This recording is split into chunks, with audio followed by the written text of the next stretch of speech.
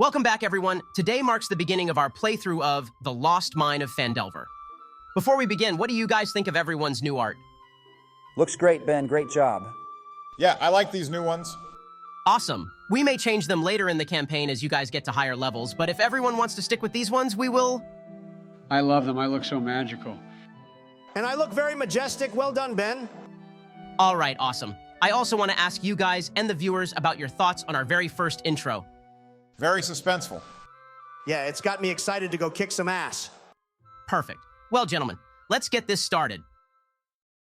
In the city of Neverwinter, a dwarf named Gundren Rockseeker asked you to bring a wagon load of provisions to the rough and tumble settlement of Phandalin, a couple of days' travel southeast of the city.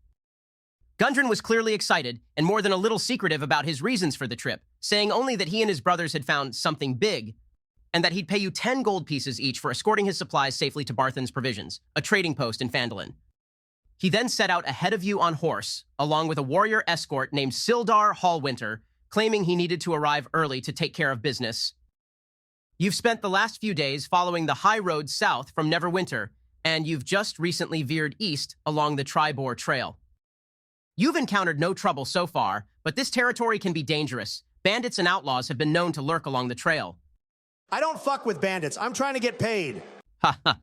You guys hear this come from one of your companions you have been traveling with these last few days. Donald, why don't you describe who they see saying this? Walking alongside the wagon, you'll see a fairly young male human. He is wearing some shoddy metal armor that seems as though it hasn't been maintained in a while. Perhaps it was a hand-me-down, or maybe he just isn't very sure on the best ways to polish it. You'll see a long mane of golden hair going down the back of said armor. It is a bit dirty after the trek these last few days, but he is still attempting to not let it get too out of control. Donnie seems to be keeping a very keen eye out for any trouble, as he knows this area and what trouble it may hold. You mentioned bandits? I assume you know of the bad rep this area gets too? Donnie, you look up towards the wagon as you hear this voice questioning your knowledge of this portion of the trail. This figure hasn't said much so far this journey, but you've noticed him keeping just as close a watch on the outskirts of the road. Barack, would you please describe who Donnie sees looking down at him from the comfort of this wagon? From atop the wagon, an elf is sat on what may be some boxes of supplies.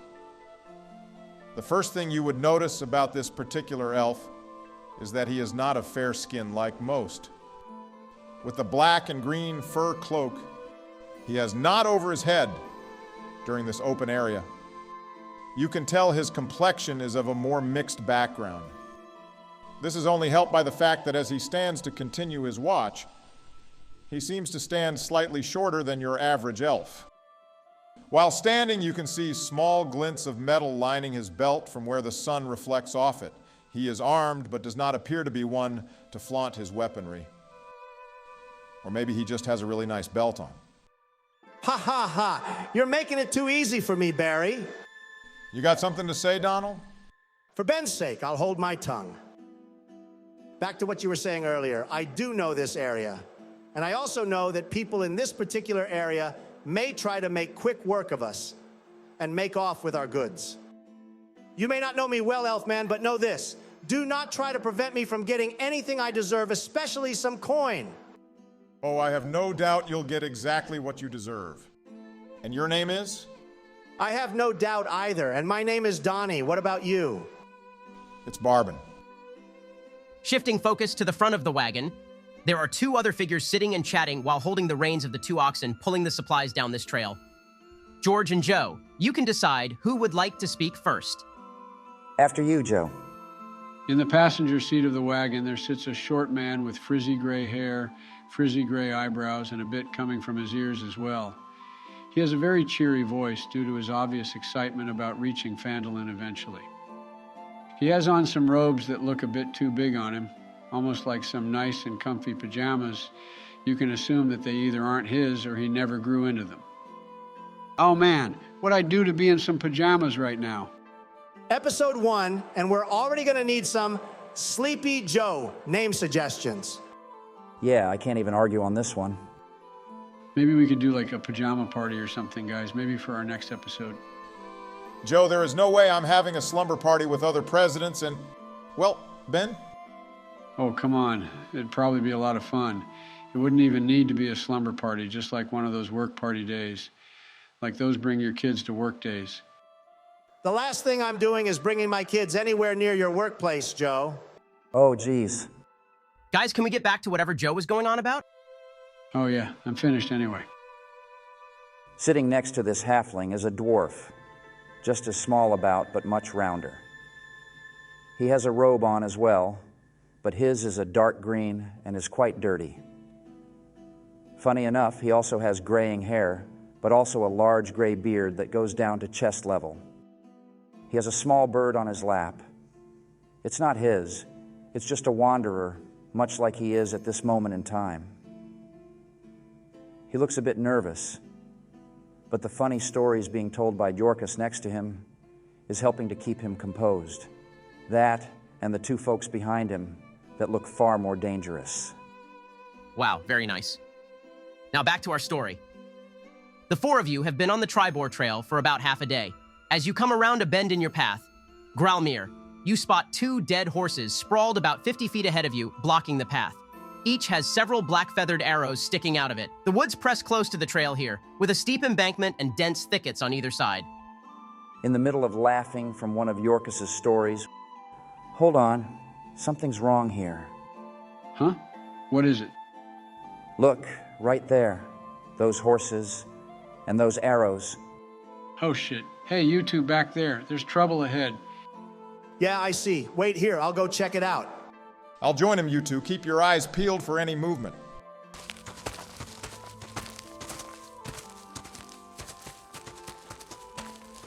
I'm going to approach these horses, Ben. Do I see anything unusual? Besides the arrows sticking out of them, of course? You see pretty quickly that the saddlebags on these horses have been emptied of anything of potential value. There's also a leather holder of sorts covered by dirt off to the side of one of the horses. Taking a closer look, maybe a map case. And what about these arrows? Do they look familiar to me? I'd say they do. You've seen arrows like this in recent trips, only they were found in the back of normal townsfolk after night raids. Oh shit, we need to back up, Donnie. As you say this, you notice a small rustle to the right of the road, Barbin. But then, from the other side of the road, a goblin jumps from the brush. He has a crude scimitar of sorts and dashes towards Donnie. Another goblin jumps out with a bow. On the other side of the road, the same thing happens. I'll need everyone to roll initiative. I got 13. Fuck, only a 9. Unnatural 20. Oh, cool. Me too. The first pair of goblins got a 19, and the second pair got 17. So our turn order will be Gralmir, Yorkus, all four goblins, Barbin, and then Donnie. Gralmir and Yorkus. You two are both still on the wagon and are about 40 feet away. Due to this, you won't be surprised in the first round. Barbin has high enough passive perception, so he won't be surprised either. Donnie, you are surprised, so your first turn is skipped. Sorry, bud. There needs to be some way to make this fight fair. I'd whoop these punks easily otherwise. All right, Gralmir, you're up first. What you doing? Since I'm a bit far away, I'll hop off the wagon and use my action to dash up to one of the goblins that has a bow out. Then, as a bonus action, I'll cast Shillelagh. I'll mutter some words and smack my club into the dirt next to me. As I do this, my ordinary wooden club begins to emit a soft, radiant glow. Sweet, you're up, Yorkus. I too will hop off this wagon and run towards those goblins. As I run over, I'll snap my fingers and launch a red bolt of fire towards the other goblin archer in the brush. First attack roll of the game, Joe. Let's do this. That's a 13 to hit. Yorkus, you send your small bolt at the goblin, but hit only the grass next to him. He snarls and prepares to retaliate. Damn it, oh well. Now, it's the goblin's turns. The first goblin swings his sword in anticipation at Donnie, but he deftly parries it away.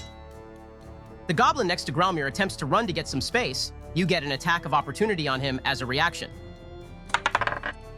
Dang, only a 13 as well. All right, he'll take a shot at you, hoping to catch you off balance after missing your swing. That's a crit fail. The goblin prepares to fire at you, but steps in some horse shit off the side of the road and shoots far wide in his disgust. I'll give you advantage on your next hit on him since he's a bit preoccupied at the moment. Ha ha ha, hell yeah. The second goblin with a sword lunges at Barbin while this is going on. That's a 16 to hit and 7 slashing. Shit, okay. The last goblin fires at Jorkus after having flames flung at him. Yikes, that's a 3. You're up, Barbin. You and Donnie are back to back, with goblins on either side of you.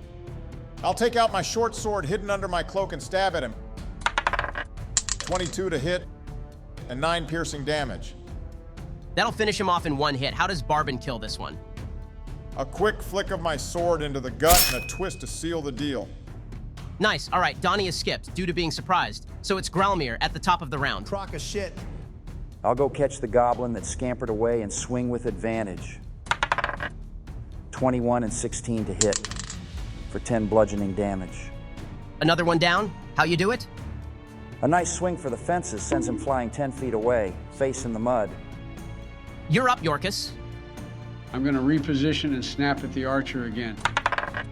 16 to hit, 7 fire damage. He's still up, but it looks like he's going to try to book it after being scorched by an elderly halfling. Now the goblin attacking Donnie pivots behind him to take a stab at Barbin while he isn't looking. 13 to hit for 7 slashing. That just misses, thank God. You're welcome. What? Oh, shut up, Donnie. That archer that was hurt decides to take another shot at Jorkus, determined to finish him off. That's a 6. Man, this guy sucks. Old Jorkus is untouchable. Go ahead, Barbin. A stab at the weaselly goblin that tried to cheap shot me. 19 to hit for 8 piercing. How's he fall? I'm gonna slice at his hand to make him drop that sword, then knock him out with the butt of mine. We can definitely use this guy. Very smart. You're up now, Donnie. At last, I'll sprint up to the last goblin and swing my great sword. Hell yes, a 20. That doubles damage, right? Oh, nice. Yeah, I don't think I explained how we'll be doing crits in this campaign.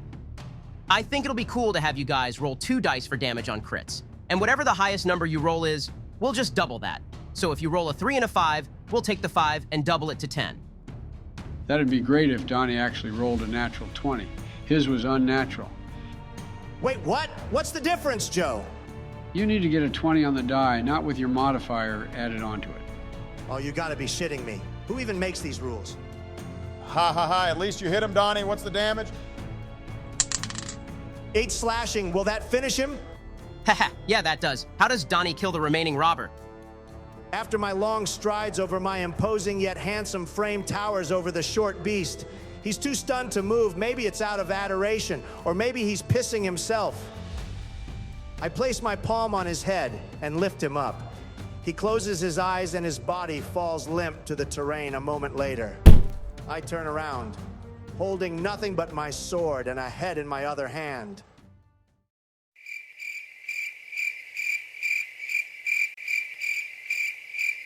What? Jesus Christ. Wait, how did you do that? Do you know magic too, Donnie? Yes, old one, I do.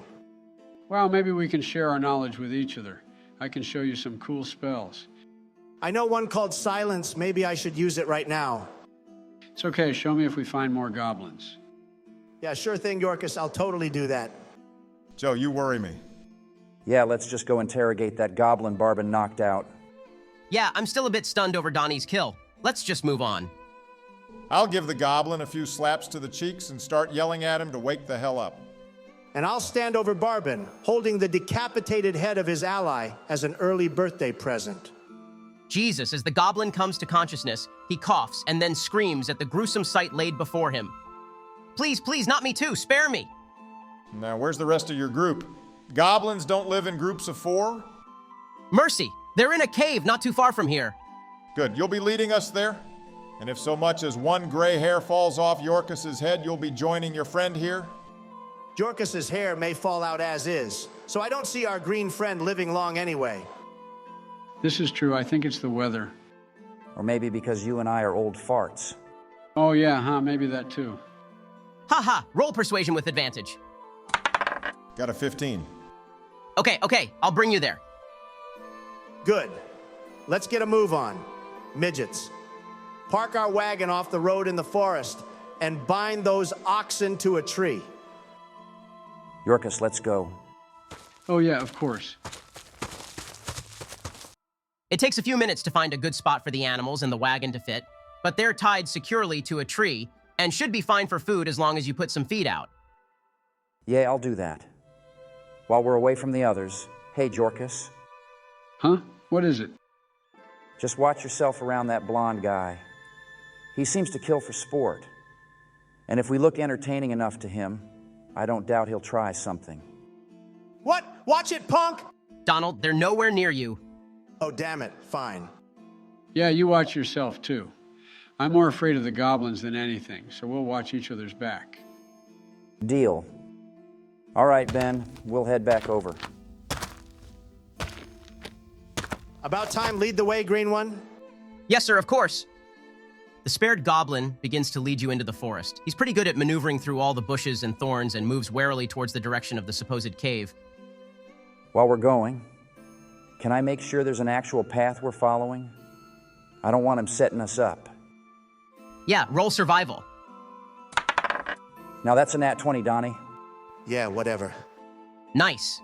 Yeah, you see faint, small footsteps coming back and forth through the weeds and other foliage. It's safe to assume this is the right way.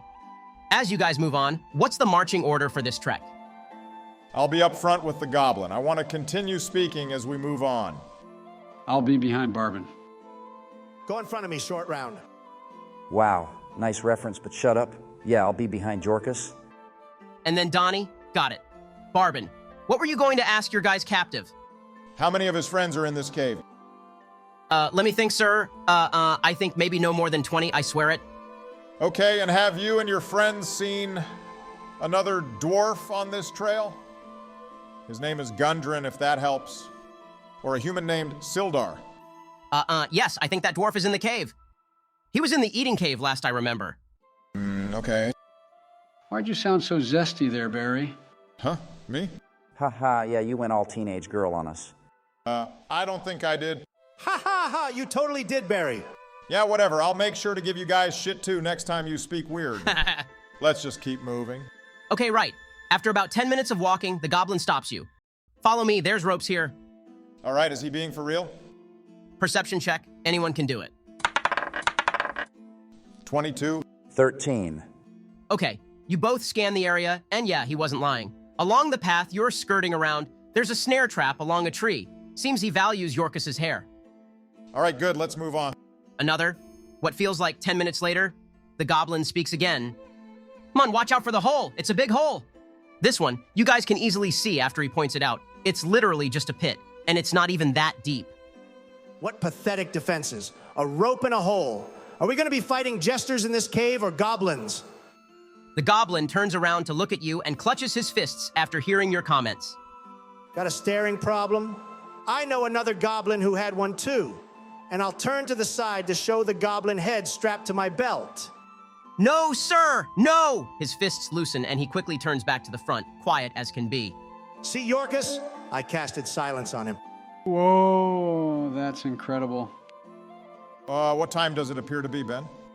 You were ambushed around a bit past 2 to 3 in the afternoon, you assume. And after fighting, talking to the goblin, hiding your wagon, and journeying, it's probably around 4, give or take a bit. All right, I say when we get to the outskirt of that cave, we wait in the forest and take a break for a moment. I want to talk to our guide some more and could use a rest before we go fighting. Maybe we could also surprise them at night. Yeah, good thinking, Barbin. All right, following the goblin's trail, you come across a large cave in a hillside 5 miles from the scene of the ambush. A shallow stream flows out of the cave mouth, which is screened by dense briar thickets. A narrow, dry path leads into the cave on the right-hand side of the stream. Donnie and Yorkus, stick with our guide. Gralmir and I can scout ahead while there's still light. Yeah, let's go check it out. I'm gonna stealth over. You two can roll stealth and perception. 14 on stealth and 11 perception, not amazing. 9 stealth, 20 perception. While you two aren't the sneakiest this time around, snapping twigs and brushing through leaves, nobody is on this side of the stream. Due to the thickets, however, you can't see much without crossing. I don't think we should chance it. Let's wait till dark and cross. Agreed. We'll make our way back. Well, anything? Too risky to be spotted in the middle of a stream. We'll wait till dark and see what else this guy knows. All right, are there any good dense spots for us to wait?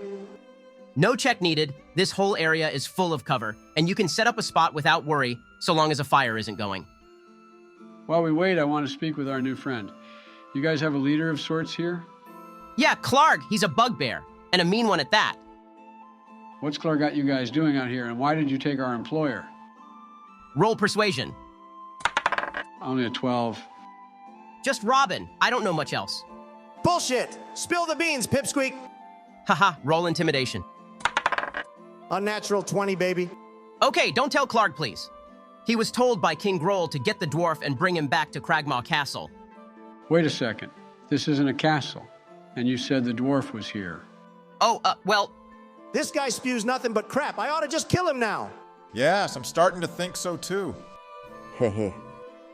Barak got zesty again, hee. Ha ha! Damn it, why did Groll want Gundren? I got a peek at the letter Klarg received. Something from the Black Spider. Ow! Spiders! Chill out, Joe. She wanted all his stuff, including some map. You found a map, right, Donnie? No, just the empty holder for it. Am I good to kill this guy now? No, please! How about we keep him alive? Use him as a way to get across the stream easily. They may not shoot if they see us with him. Yeah, I'll help! Fine. Let's just rest for a bit now. Yeah, I'll make sure to tie up the goblin to a tree and sit next to him as we wait for night. Same. All right, so our party has made their way to the goblin hideout with the help of their goblin guide. They wait for dark, hoping to use their new companion as a way to gain safe passage across the stream and gain the upper hand in their upcoming fight. Before the moon rises on this brisk night, however, we'll end tonight's session. That was great, guys. Well done. Yeah, that was awesome. You guys want to go do something? What you got in mind? That slumber party? Hell no, Joe. How about we play some magic? I'd be down for that. Yeah, sure, why not? All right, we can all gather our things and meet at Joe's to play some Commander. Are you allowed back there now, Donald? We'll find out. Yeah, we can play at the White House so long as Donald doesn't bring that bullshit Stacks deck again. What's wrong with Liesa? It's Stacks Donald. We want to have fun. How about Winota? Dude, that's the same thing. I'd rather go against your sliver deck, Donnie. Deal, say no more. All right, my place at 5:30 sound good? Cool with me. Sure. Yep. Yeah, it sounds good. All right, see you guys later.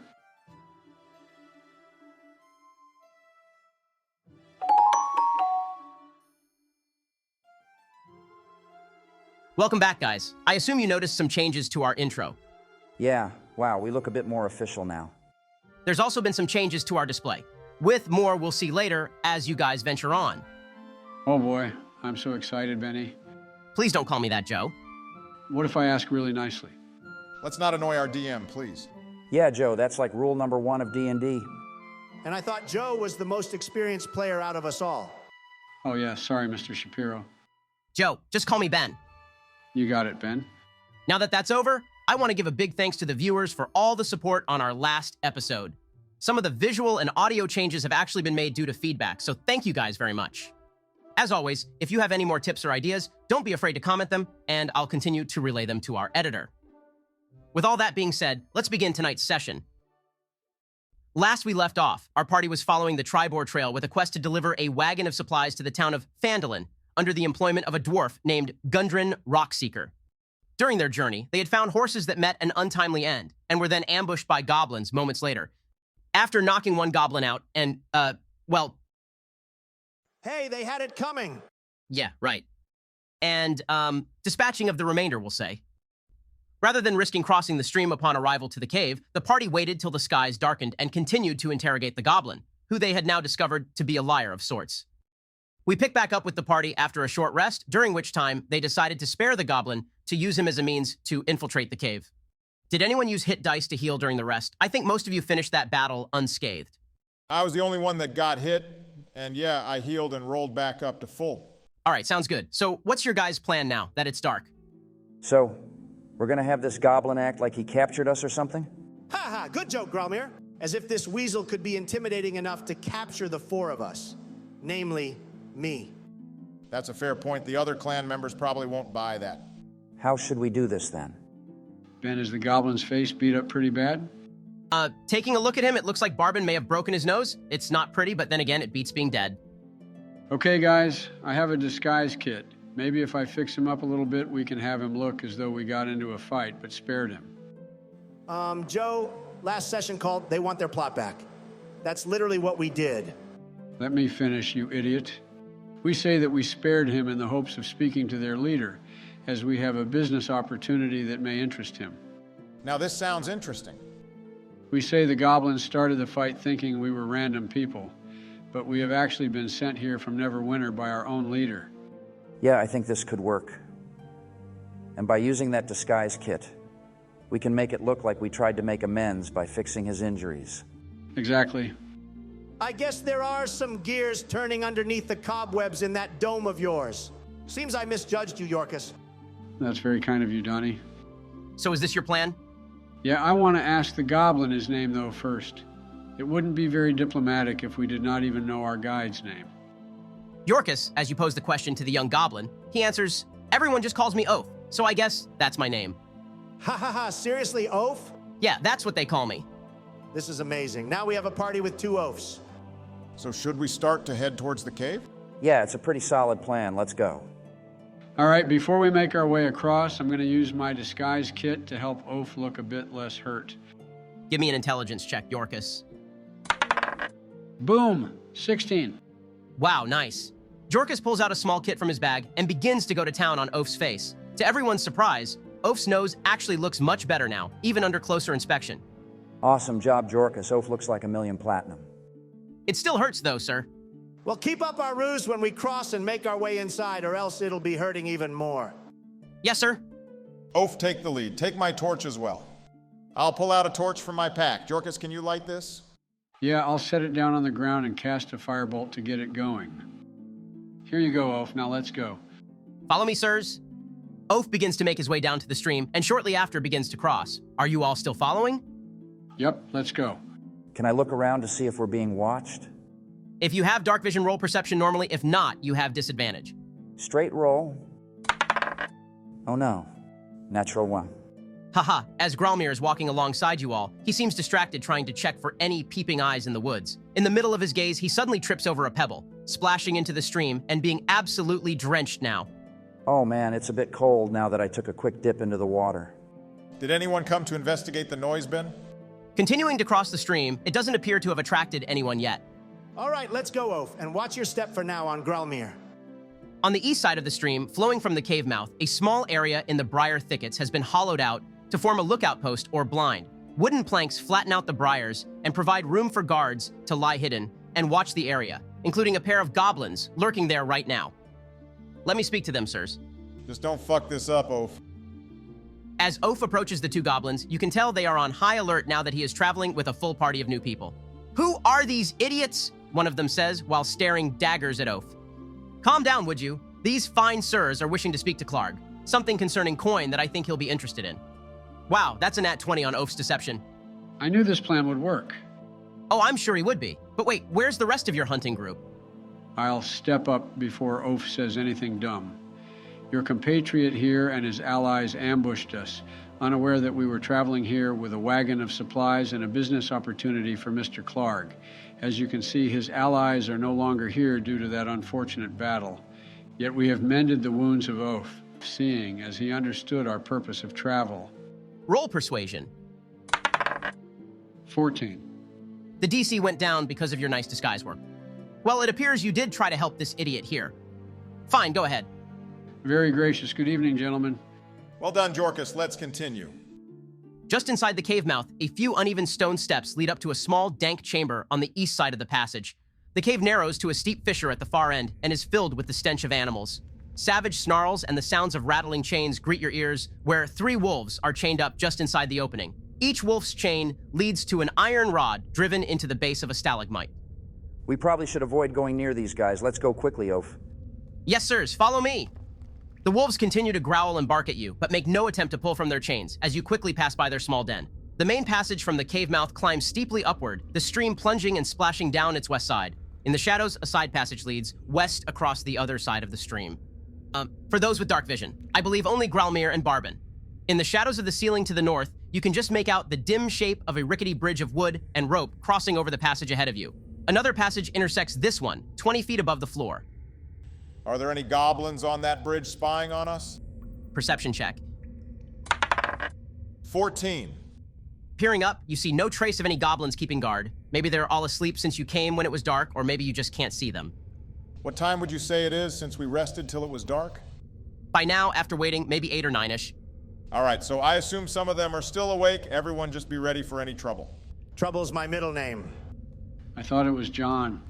Holy shit, Joe, seriously? Yeah, wow, Joe, you're right. Silly me. Let's just press on. As you continue forward, you all see a dark shape making its way away from the bridge to the right. Small pebbles kick off the edge of the overpass above you as this figure begins to shift. Wait, you! We're here with Oaf to speak to Klarg. I'm sure he would not want his guests injured. Yeah, it's me. A few moments pass, no sound, and then a small goblin looks over the bridge. Oaf, what you doing with these chumps? You heard the dwarf, here to see boss.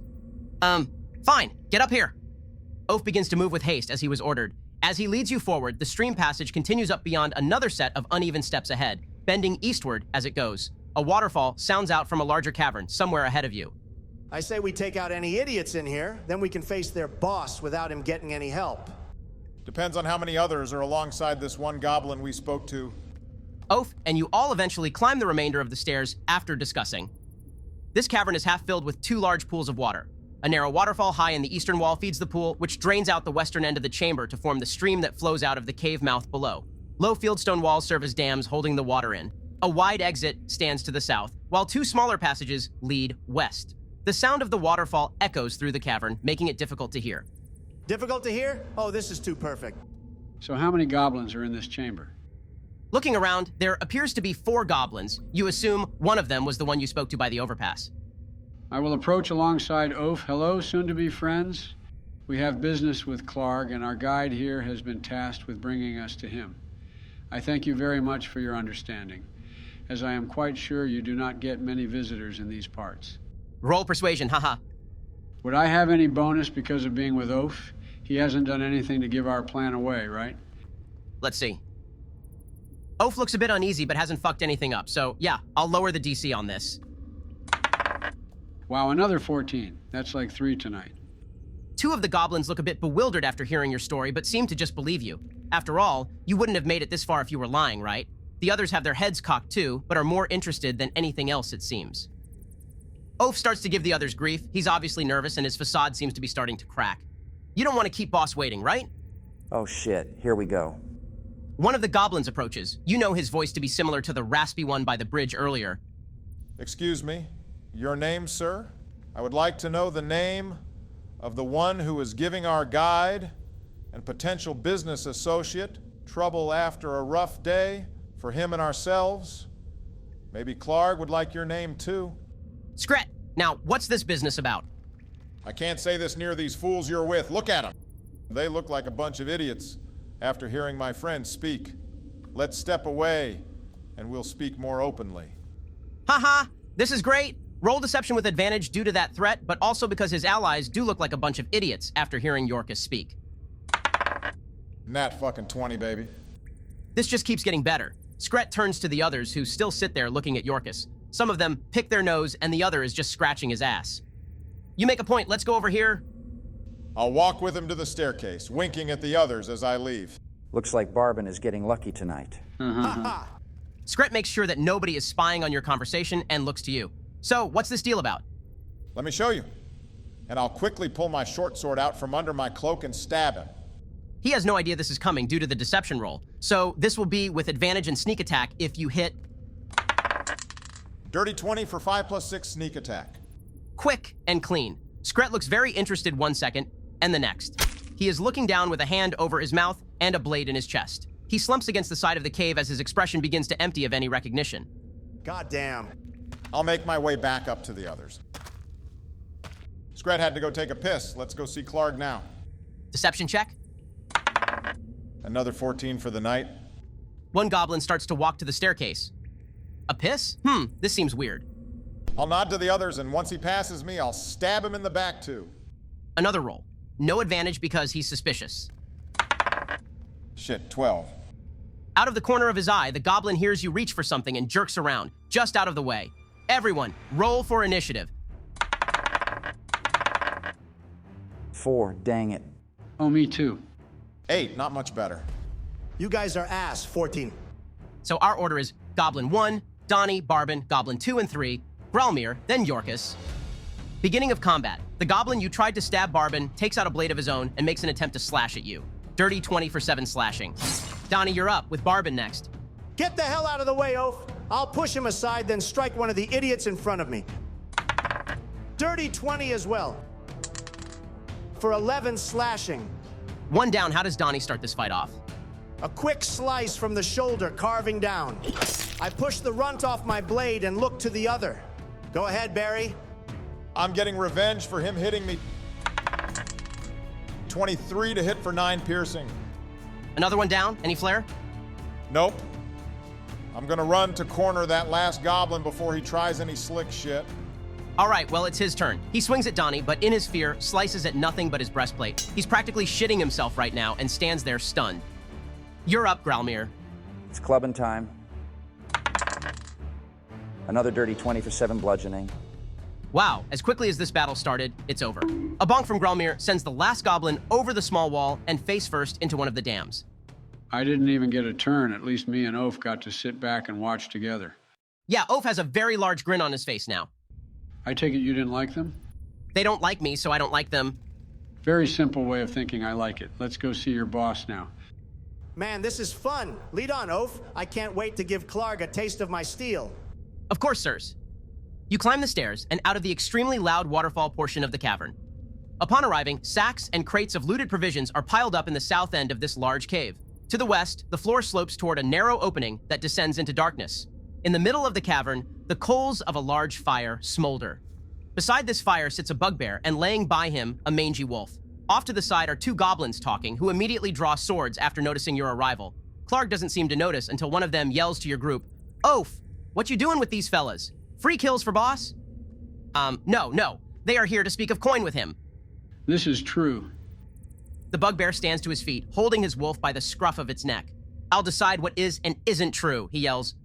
"Oaf, you bring Klarg outsiders as though they could give him anything he needs. I ought to kill you now for this." "No, please, they mean to bring Klarg great wealth." "And how so? Speak up, outsiders."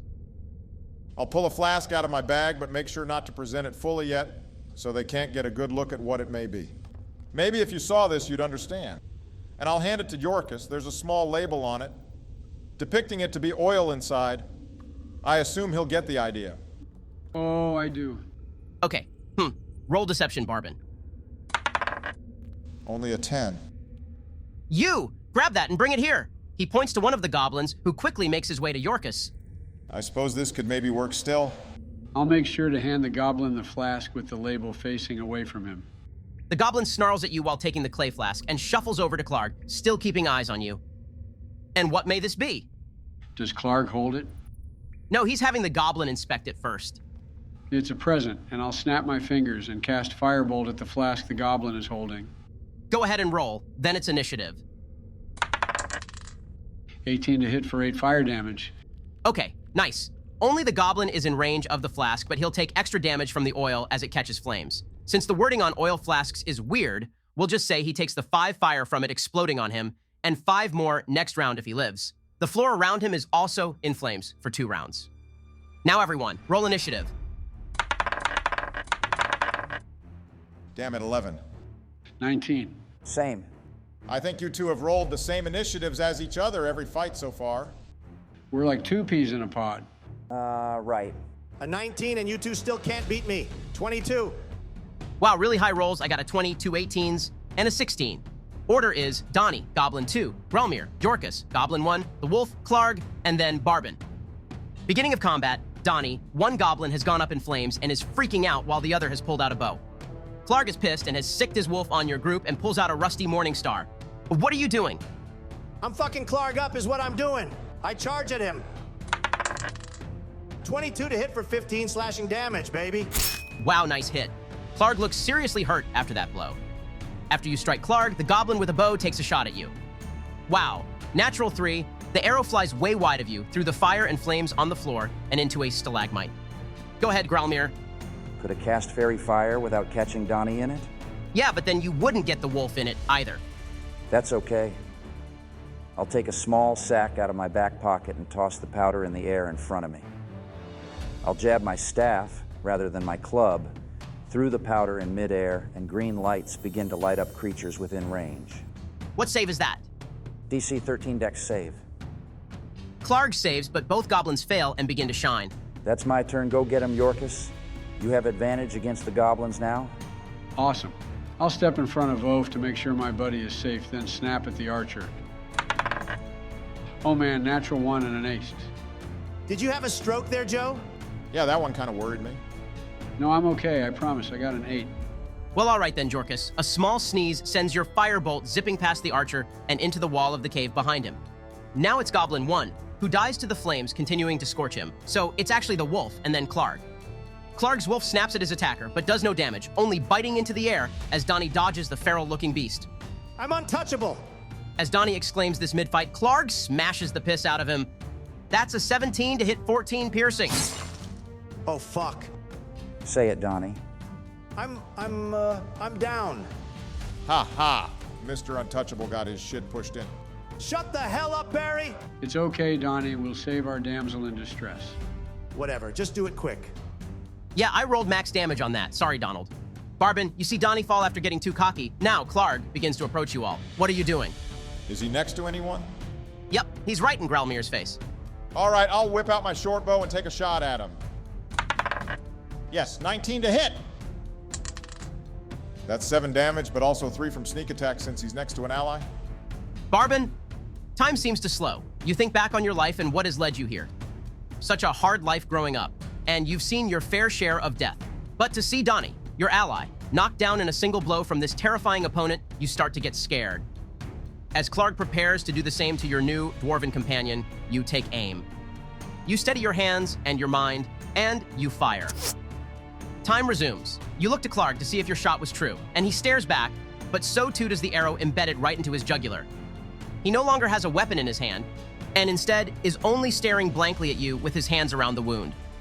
He drops to his knees, maintaining eye contact until his eyelids drop, as well as him to the interior of the now getting fairly hot cavern. Holy shit, Barbin, you just saved me. I'll run to the Goblin Archer now to close the distance and prevent him taking more easy shots at us. Okay, Donnie, give us a death saving throw. Roll a d20. 2 to 9 is 1 fail. 10 to 20 is 1 success. A natural 1 is 2 fails. And a natural 20 lets you stand back up at 1 health. 3 fails and you are dead. 3 successes and you are stabilized. Here we go. 3 fuck. All right, Archer's turn. He's going to disengage as a bonus action and shoot at you, Barbin. A 10 for sure misses. His arrow again flies astray. These archers are ass. Growlmere is up, then Jorkus. Bonking time. I'll first smack my club on the floor and cast Shillelagh, then go bonk that wolf. Natural 1. Karma! You prepare to take a baseball-esque swing at the wolf, but you miss and throw your club 10 feet away. The wolf thinks you're trying to play fetch, but only barks at you, preparing to bite. Last spell slot, I'm gonna healing word on Donnie. That's 5 HP. Finally, take your turn, Yorkus, so I can go soon. All right, I'll snap at the goblin again with advantage. A 21 and a nat 20, baby. Okay, so roll 2d10 first, then double the highest roll. That's 10 damage doubled to 20. Jorkus sends another bolt of fire at the archer. This time, it flies past Barbin and smashes right into its target. The goblin is instantly decimated, leaving nothing but a cartoon-like burn mark on the wall where he once was. The wolf will now bite at the clubless Growlmere. Another 10 to hit. Man, these dice are going into dice jail. Time to do what I do best. Get one shot? Very funny. Dang it, only a 9 to hit. Haha. Just go, George. I don't want to have the wolf opportunity attack me, so I guess I'll just punch him in the nose. Wow. A 22 to hit for 4. A nice bonk from your hand has the wolf looking on its last leg. Finish this, Jorkus. Firebolt time. 50 to hit for 6 fire damage. Barry, it's happening again. I'm actually starting to worry now. Yeah, Joe, did you take your pills before I picked you up? I can't really remember. So that's a no. Here, just finish off my Red Bull. What flavor is it? Just drink it, Joe. You're over there slurring your words, for God's sake. Fine, okay. Ben, do I kill the wolf? Well, yeah, it's dead. Let us know if you're feeling okay, though, please. I'd really rather not have to explain why the current president collapsed at the table in my basement. Good point. Maybe we should just call that tonight's session. Yeah, we can end here. You should get Joe home. We'll pick up next week. Our party has defeated the bugbear, Klarg, through their wits, steel, and magic. Next up on their list is to find where Sildar is being held and hope they aren't too late. Thanks for having us, Ben. I'm going to go get Joe home now. Come on, buddy. Yeah, thanks for having us, Ben. That was lots of fun. Oh, God. Let's go, Joe.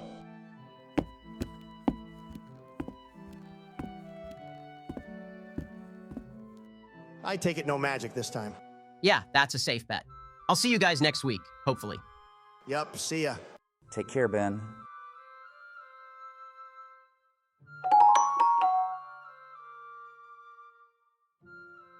Barack just texted me. They'll be here in a second, guys. Did we really have to wear these pajamas, Ben? I mean, I look ridiculous. Maybe you look ridiculous because your pajamas are just another suit. Yeah, well, you wouldn't get it. A good businessman always looks his best. You must be a very poor businessman then, Donald. Real zinger, George. Hey, we decided we would wear pajamas as a nice gift to Joe since he wasn't feeling well last time. It's not exactly the slumber party he asked for, but it's something. He had me worried last week. Yeah, I hope he's doing better. As much as I give him grief, I don't wish ill upon him. Don't expect me to do this again, though? It's the thought that counts. That's the door. They're here. Hey, guys. Oh my gosh, you guys are in PJs too? Yeah, Joe, we wanted to make you feel better, so we decided to give you a little surprise. Donnie even has his mud stompers out. Wow, this is the best day ever. My what? What the hell are mud stompers? Oh, wait. Joe, you creepy old bat? I'm kidding, chill out. This is really nice of you though, guys. I'm feeling a lot better than last week. Excited to get into the session? Ben said we should be leveling up today. Oh, awesome. Yeah, that sounds great. Yeah, I've been looking forward to this one. All right, well, take a seat and we'll get started. Last we left off, the party of adventurers had waited until the dark of night while devising a plan on how best to infiltrate the goblin cave across the stream.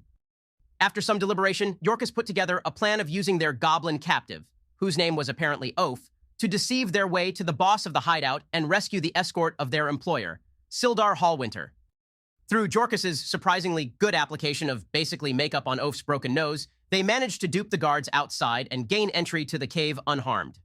Further in the cave, an excellent stealth kill on one goblin from Barbin and the quick beatdown of the remainder cleared the path to the cavern where the bugbear, Klarg, was resting by a campfire.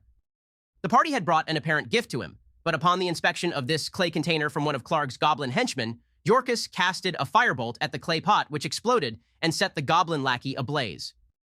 Battle ensued, with Donnie getting a great hit on Klarg and dodging multiple hits from his wolf and the goblins. The battle seemed lost, however, when Donnie was brought down in one fell swoop of Klarg's spiked and rusty Morningstar. Before he could do the same to the remainder of the group, Barbin turned the tides with a well-placed shot to Klarg's neck, killing him on the spot. This opened up the chance for Gralmir to heal Donnie, and the remainder of the enemies were defeated without more casualties. We now pick up after the fight. With Barbin and Donnie still hurt, the party knows they still must find where Sildar is and save him. So guys, what would you like to do? Hold the fuck on, Ben. Where's our badass art? I kind of like these new ones. We'll be keeping the art like this for the episode unless you get into a fight. Then we'll switch to the other ones. You're kidding, right? It's okay, Don. I think we'll be fighting soon anyways. We still have to find Sildar. Well, let's just go find something to fight then. We should probably check Klarg and his belongings for anything of value. I could use some heals. Well, can't you heal us, Gralmir? You healed Donnie. I can't at the moment. I need a rest first. Fuck, all right. Let's check this cavern before we go on. Oof! Get over here and help us. It's the least you could do after hiding in every fight we've gotten into so far. Yes, sir. Sorry. Do we need to roll, Ben? Not for this. In this cavern, there are boxes of supplies scattered across the room, as well as a chest along the right wall by you, Barbin. A chest? Let me open it. I'm gonna go look at the boxes. Want to help, Yorkus? Yeah, I'll check those out with Gralmir. I open it. Inside the chest, Barbin, there is 600 copper pieces and 110 silver pieces. There's also 2 potions of healing and some kind of a jade statuette of a frog with tiny golden orbs for eyes. I'll approach the chest alongside Barbin. What the hell is that thing? Did you find anything of actual value? Just some copper and silver coin. There are healing potions, though. Here, take one. Awesome, thanks. How much silver, though? I don't want the shit coin, just the shiny ones. There's 110 pieces. Split it with those two. I'll keep the shit coin, as you called it. And this frog thing, Suit yourself. I'm gonna drink my healing potion and join the others. I'll use mine too before joining the others. Okay, 2d4 plus 2. That's 5 HP, so I'm back to 10. Back to full, awesome. Okay, nice. So while you two were checking the chest, you guys were looking at the boxes. You can both roll investigation real quick. Oh man, that's a 4. Well, you can't do much worse than that, at least. Oh yeah? 2 minus 1, so 1. Haha, what the hell? Oh, wow. As Donnie and Barbin come to help aid the search of Gralmir and Jorkus, they are stunned at what they see. On one hand, Gralmir is thrashing about in one of the boxes while sneezing uncontrollably. It's not obvious why he's in the box or why he's sneezing, but he is. On the other hand, Jorkus is trying to help him out of this large box, but is constantly slipping on some kind of liquid seeping out of the box next to him. What are you two doing? We need to get going. The Chuckle Brothers are doing what they do best, obviously. We just wouldn't get it, Barbin. Yeah, apparently so. You guys are making Oaf look like a scholar. Speaking of which, did you find anything? Oaf is waiting next to a different box and is holding another potion of healing in his hand. Yeah, looks. Oaf, you make me proud. Let's get these idiots out of here now and continue on. Donnie, dex saving throw. You gotta be shitting me. Dirty 20, thank God. Haha. Donnie walks to the box and avoids what he can now see as ale on the stone floor. He lifts Gralmir, who is now covered in spices, out of the box with ease. You smell like a back alley kitchen, Gralmir. Let's just go find Sildar now. You saved my life, Donnie, thank you. Yeah, that was a close one. Let's get out of here, quick. Okay, make sure you guys split your coins as you wish, and Barbin, you can add that potion from Oaf. Sweet. Okay, Oaf. Which way to the eating place or whatever it was called? Follow me, sirs. Just be quiet. Oaf leads you back past the wells in the previous room, and this time across the poorly built bridge. As you all bend the corner, the air is hazy with the smoke of a cooking fire, and pungent from the smell of poorly cured hides and unwashed goblins. You begin to cringe at the foul smell in this area. All but Gralmir, that is, who is still sneezing at times due to the spices. We come here when they're hopefully asleep to surprise them, but this guy's gonna wake all of them up. Yeah, maybe you should hold back for a minute, Gralmir. Yeah, you guys go on without me. I'm gonna try to rid myself of all this stuff. I'll miss you, Gralmir. Be safe. You're the one going to the eating den, Yorkus. I think I'll be okay. Oh man, that's right. Enough, lovebirds. Let's go, Yorkus. Pushing deeper into the stench, this large cave is divided in half by a 10-foot-high escarpment. A steep, natural staircase leads from the lower portion to the upper ledge. On this lower portion, a fire is still burning, and around it lays 4 goblins sound asleep. On the upper level, however, there are 2 more goblins, and they're awake but busy at the moment. Stealth checks from you guys, and I'll roll for Oath. Nat 20 for 22. Got 24? 8. You all enter this room as quiet as can be, but one of you has a bit of a wardrobe malfunction. Donnie, as you all enter, the small pouch you stored the silver from Klarg's chest unravels from a poorly tied knot on your belt. A once quiet approach now turned into a cacophony of clinking across the den, as your earnings have not just drawn the attention of the 2 goblins awake, but also awoken 3 of the goblins that were sleeping. Oh, shit. One of the goblins on the upper level turns around and yells, "Yimik!" The other goblin turns around excited from the sound of coin hitting the floor, but is frightened to see your group standing right behind Oaf. Oaf, watch out. Get up, you worthless sacks. Kill them. Roll for initiative. Got 19. Me too. George and I didn't get the same initiatives this time, 15. Only a 5. Okay, our order is Donnie, Gralmir, Jorkus, Yimik, 4 goblins, Barbin, and then the last goblin. Donnie, you're up first.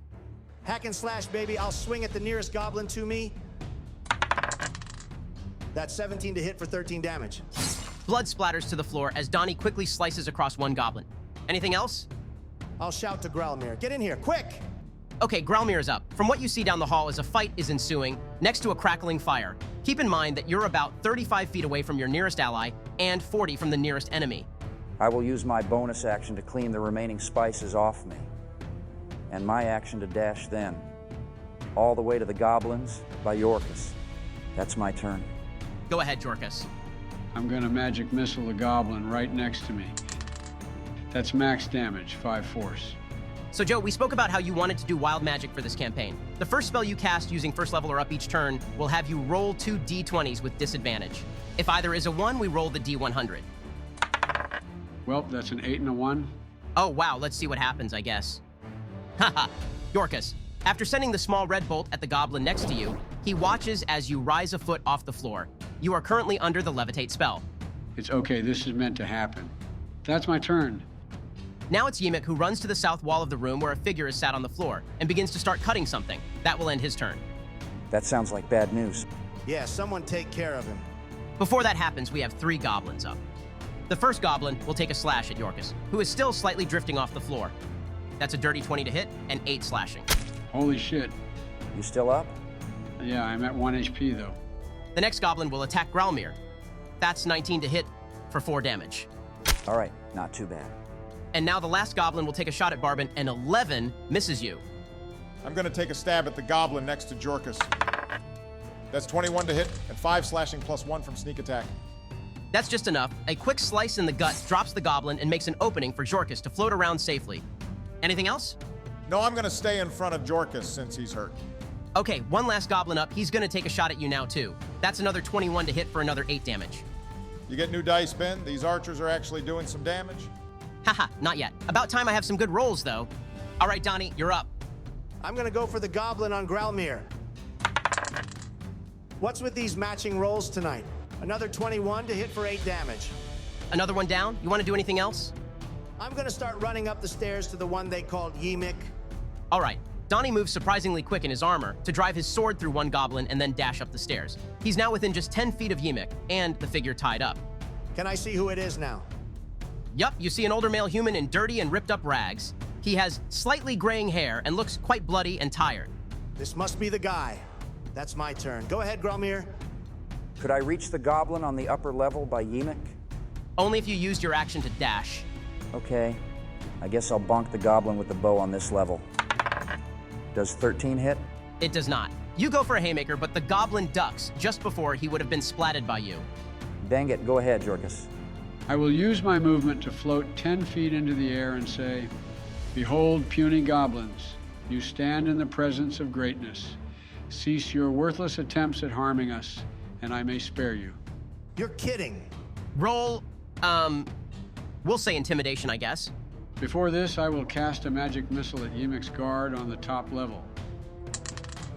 That's 4 force damage. He looks very hurt now, so roll with advantage, Jorkus. A 3 and a 19. Oh, we also have to roll wild magic. 2 more d20s. A nat 20 and a 6. Okay, you're good. After saying these words and sending a bolt of pure force at the first goblin to look at you strangely, we'll go to Ymik's turn.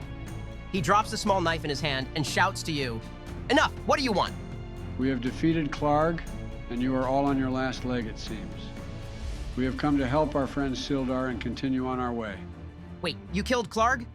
You're damn right we did. Why didn't you say so? We hate him! Because you immediately tried to kill us. Well, of course I did. Now that Klarg's gone, I can rule in his place. Just take the human and be gone. I don't like the cut of this schmuck's jib. Shut it. What do you say, small floating man? I say you leave this place, and Oaf will take Klarg's spot. Oaf, that guy's an idiot.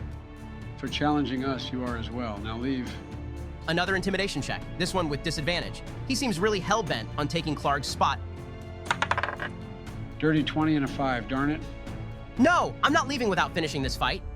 We'll go back into combat now, same initiatives. Ymik is up. He picks the knife back up and stabs the wounded human bound along the cave walls. It will be an instant hit.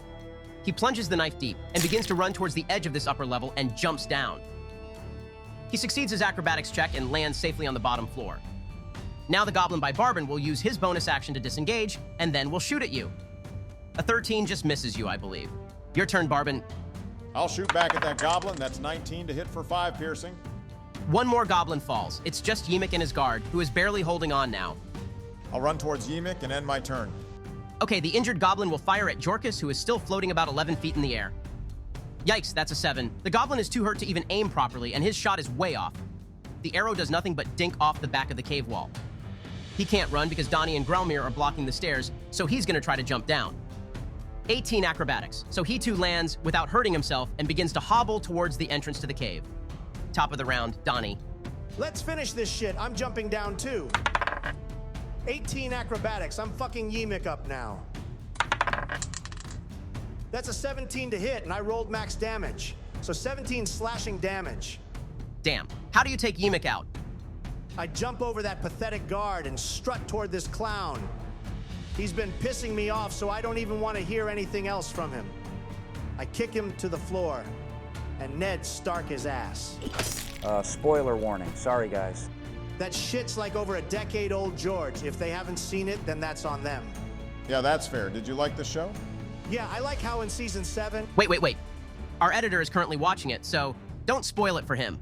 Oh, for real? Is this some kind of bit? It's not. I think he's on season 4. Oh, so he saw the Red Wedding? Yeah, he was saying how wild it was. The Red Wedding will change a man. Yeah, it was crazy. Those scenes were messed up, man. Oh, by the way, that's my turn. Go ahead, Gralmir. Oh yeah, Ben, is the human down currently? I forgot to roll a death save for him, actually, but yeah, he is. All right, I'm gonna try to stabilize him. Give me a medicine check. DC of 10. He got a 13 on his first save, by the way. That's an 11. Awesome. After some minor wound patching with the limited supplies you have, the man who was on the brink of death is now breathing a bit more, and the bleeding seems to have halted for the time being. I'm gonna wait here with him and pass to Jorkus. I'm going to firebolt the goblin while I'm flying still. Dirty 20 for 6 fire. Last one down. Anything to add? I look down at him while still levitating and say, "I'm sorry, little one." Nice reference. Okay, that will end combat. After all the fighting, you all look around, bodies lay strewn about, and the dim fire and billowing of smoke has begun to die down. Among the scenes, your party has once again claimed victory, and now has found the man you were told would be here by oath. What would you like to do? Barbin, get up here. You still have that potion? That's right. Yeah, I'll run up to the top level and hand it to Gralmir. Thank you. I'll tilt the human's head up and pour the red potion into his mouth. This man has been very hurt. You're not sure how long it's been or what they did to him, but it's obvious that he's in bad shape. He consumes the potion with the help of Gralmir, but after a minute, nothing has changed. Until a sudden gasp. Bill, could you come in, please? Wait, what? No way. How's it hanging, boys? Holy shit, this is gonna be awesome. Oh, hey, Bill. Haha, glad to have you join us. Bill will be playing as Sildar for this campaign, and we even have his own character sheet separate from the NPC Sildar. Oh, hell yeah. Thanks for saving my ass, guys. Let's get back to it. So does he come to consciousness? The beat-up warrior will wake up, coughing as though he had just been punched in the gut numerous times. It's a safe bet he has been before you guys arrive. Who are you guys, and why in the 7 hells are you all here?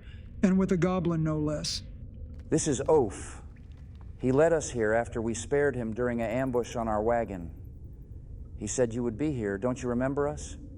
Give me a second. Oh yeah, a wagon. You were the ones that Gundren hired, right? Yeah, and you're his escort, Sildar? That's the name. Look, we need to get the hell out of here.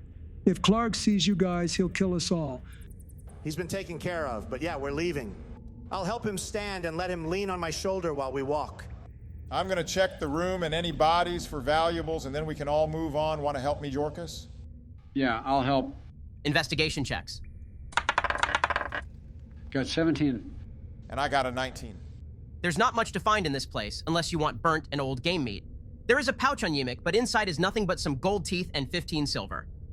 What the hell? I'll just take the pouch, I guess. All done? We need to get going. What about Oaf? I mean, I don't think he'd be welcome in Phandalin. It's best he go his own separate ways. Yeah, he'd be asking to get killed if he went there. Oh man, I promised myself I wouldn't cry. Jesus Christ, yeah, we're going... I'll catch up. I need to say goodbye. Wait, there's still guards outside. Oh shit, I forgot. Let me distract them. Then you can leave, sir. Oaf, you are a true hero. We can all wait by the cave entrance while Oaf does his thing. Let's go then. I need to lay down soon. All right, the party backtracks through the eating den of the cave, across the bridge, back down the stairs by the wells, and past the wolves, who are all now asleep. Before Oaf leaves to go distract the others, he looks to Jorkus. Safe travel, sir. And before you can respond, he walks to the guards posted by the woods. One is asleep, and the other begins to talk with Oaf as he approaches. Oaf stands in a way as to direct the goblin's attention away from the stream and continues to talk to him. This is our chance. Let's go. Give me a group stealth check. We'll add them into one total to see how you all do. Got a 7. That's 12. 16 for me. I got 13. Me too. All right, nice. We'll say that beyond one stumble from Donnie due to Sildar leaning on him, you all make it past the stream and begin your journey into the woods back to your wagon. Maybe we should stop in the woods for tonight. Sildar needs some rest, and I think the rest of us could use some too. We could go back to where we waited for night with Oaf. It was pretty secluded over there. If this spot has room for me to lay down, then I'm okay with it. Yeah, it's not too far off the path, and there's room. We'll make camp there and then head out to our wagons in the morning. All right, so after the small trek into the forest, you guys come across the familiar small clearing where you had devised your plan to free Sildar. Although you are no longer accompanied by your goblin guide, you now have the somewhat familiar face of Gundren's escort to continue with you after morning breaks. With the moon now high in the sky and in the silence of the forest, you can all find some rest. We will pick back up next week. But before we end, you guys have all now leveled up to level 2. So how about Bill goes over his character first? I'm playing as a human paladin, and at second level I get to choose my fighting style. I think I'm going to go with protection to help everyone a little bit. I now also get smites, which can deal a bunch of damage, as well as some support spells. Ben told me about the HP rules, and I decided to roll for mine this level. I got 5, which is my average. Who's next? I'll do mine. I get to pick my druid circle at second level, and I chose Circle of the Shepherd. I can speak freely with animals, and can now summon totems to give us buffs. Thanks to the commenter who recommended this one. I'm going to roll for my HP too. That's a 3 plus my modifier of 4. That's my character. Mine is short. I get to do the same thing the goblins had to dash, hide, or disengage as a bonus action. I'm going to be taking the average for my HP, which is 4 plus my modifier of 3. That's all for me. Mine is pretty short, too. I get Action Surge to give myself an extra action in combat, and I'm going to be rolling for my HP. Hell yeah, that's an 8 plus my con modifier of 2. Go ahead, Joe. I'm taking the average of 3 plus my modifier of 3 this level for HP. I also get my sorcery points, which don't do too much yet, but they will soon. All right, with that covered, we'll end the session. You guys still want to go hang at Joe's? Yeah, sure. Sounds fun.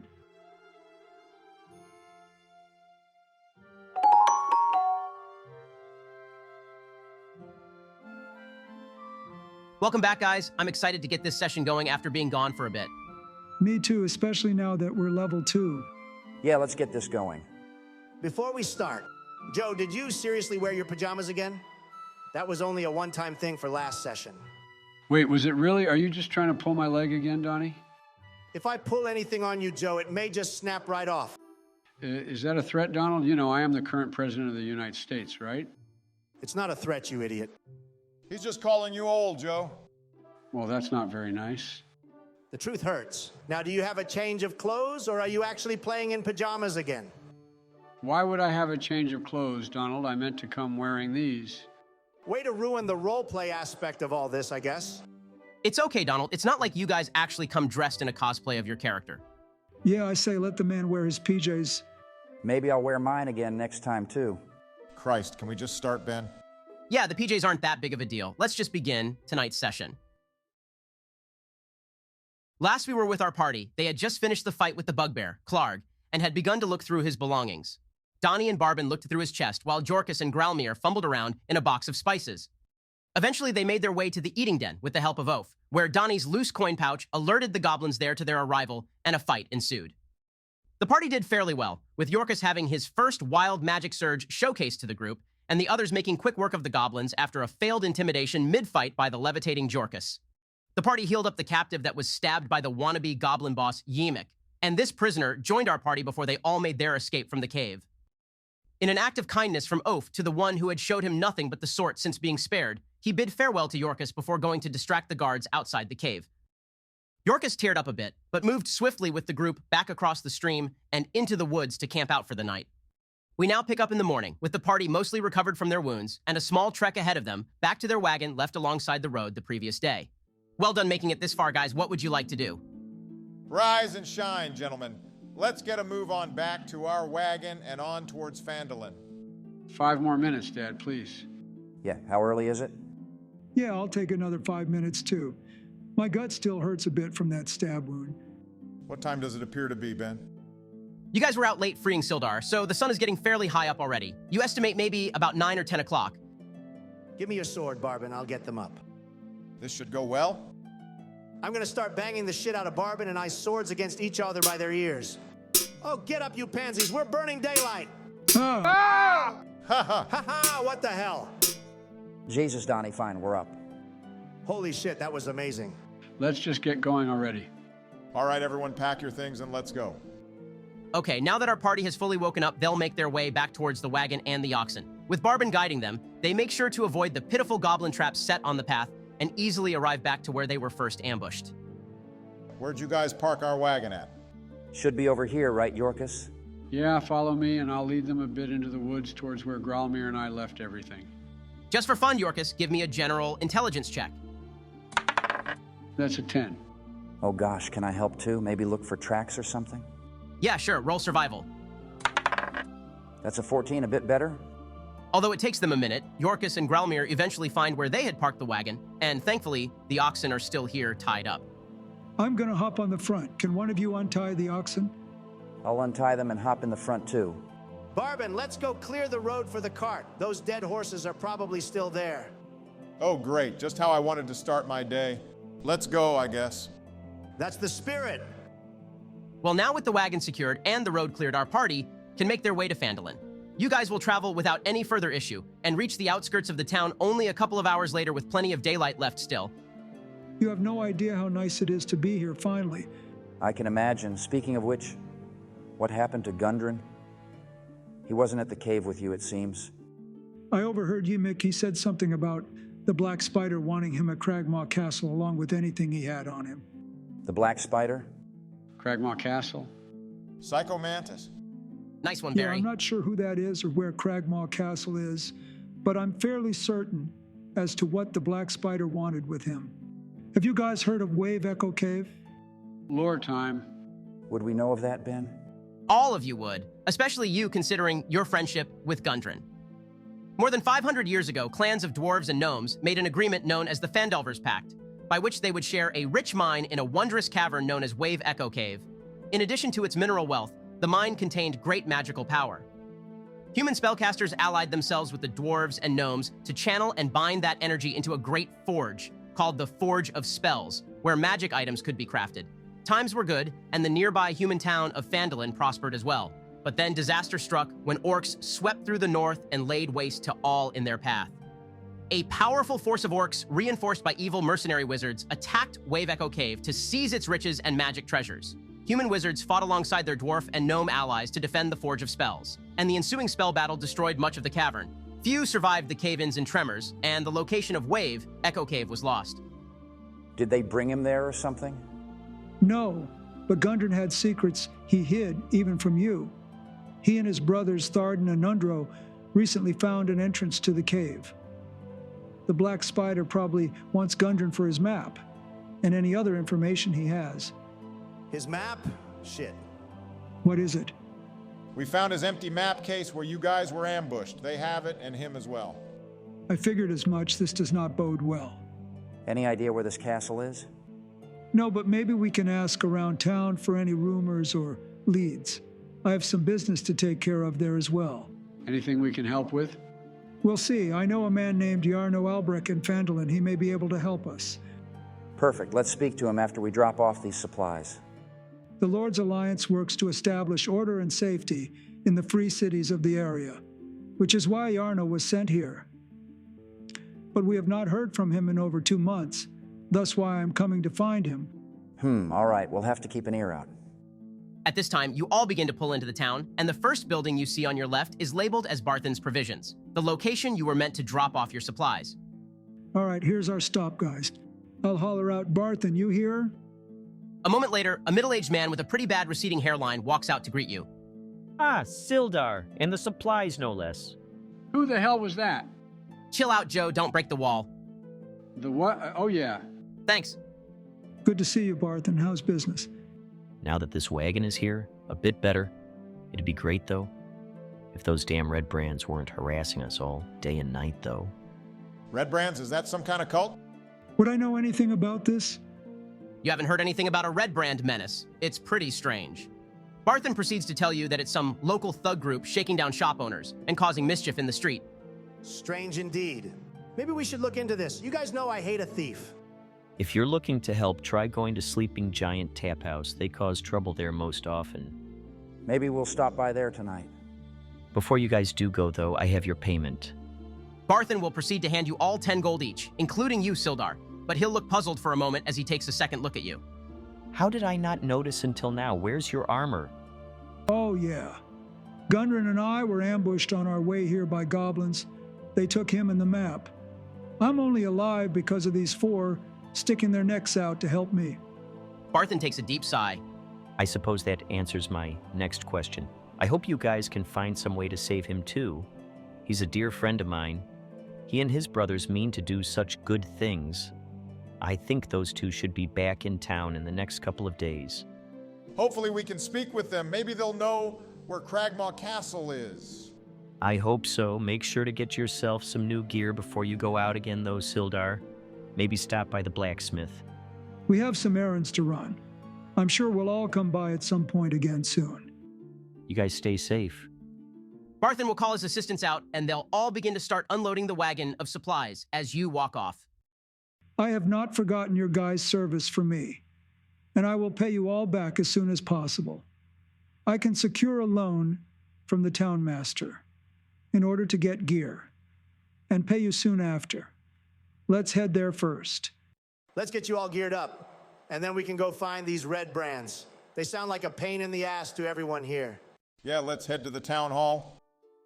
You all take in the site. The town consists of 40 or 50 simple log buildings, some built on old fieldstone foundations. More old ruins, crumbling stone walls covered in ivy and briars, surround the newer houses and shops, showing how this must have been a much larger town in centuries past. Most of the newer buildings are set on the sides of the cart track, which widens into a muddy main street of sorts as it climbs toward a ruined manor house on a hillside at the east side of town. As you approach, you see children playing on the town green and townsfolk tending to chores or running errands at shops. Many people look up as you approach, but all return to their business as you go by. After the short walk, you arrive. The town master's hall has sturdy stone walls, a pitched wooden roof, and a bell tower at the back. Posted on a board next to the front door is a notice written in common. It reads, "Reward, Orcs near Wyvern Tor. Those of a mind to face the Orc menace should inquire within." The notice bears the town's seal and an indecipherable signature. Sounds interesting. Maybe we should ask the town master about this. A wyvern tour sounds scary as shit. You sure? Well, apparently the issue is orcs, not wyverns. We'll just ask about it first and decide later. That's fine with me, yeah? As you all enter the hall, you see quite a mess, along with a handful of people trying to make some semblance of order out of it all. Among them all is a pompous, older man with small glasses. Sildar, you would recognize this as Harbin Wester, the town master, banker, and judge of sorts. Harbin looks as tidy as ever in here. Sildar, well, what might you be doing here? I take it you did not open the letter from the guild. I was to be expected. Oh, of course I opened it. It must have just slipped my mind. He's totally full of it, isn't he? Roll insight. Got 13. This guy cracks like an egg. He's obviously lying. This is only helped by the pile of unopened letters on a desk to the side. Yeah, it must have. Well, I am here to acquire a loan as payment for these folk who helped me, and to supply myself with new gear as a result of a recent predicament. Yeah, you look like hell. What happened? Goblins happened, and I heard things have not gone great here recently either. What do you mean? This guy's annoying me already.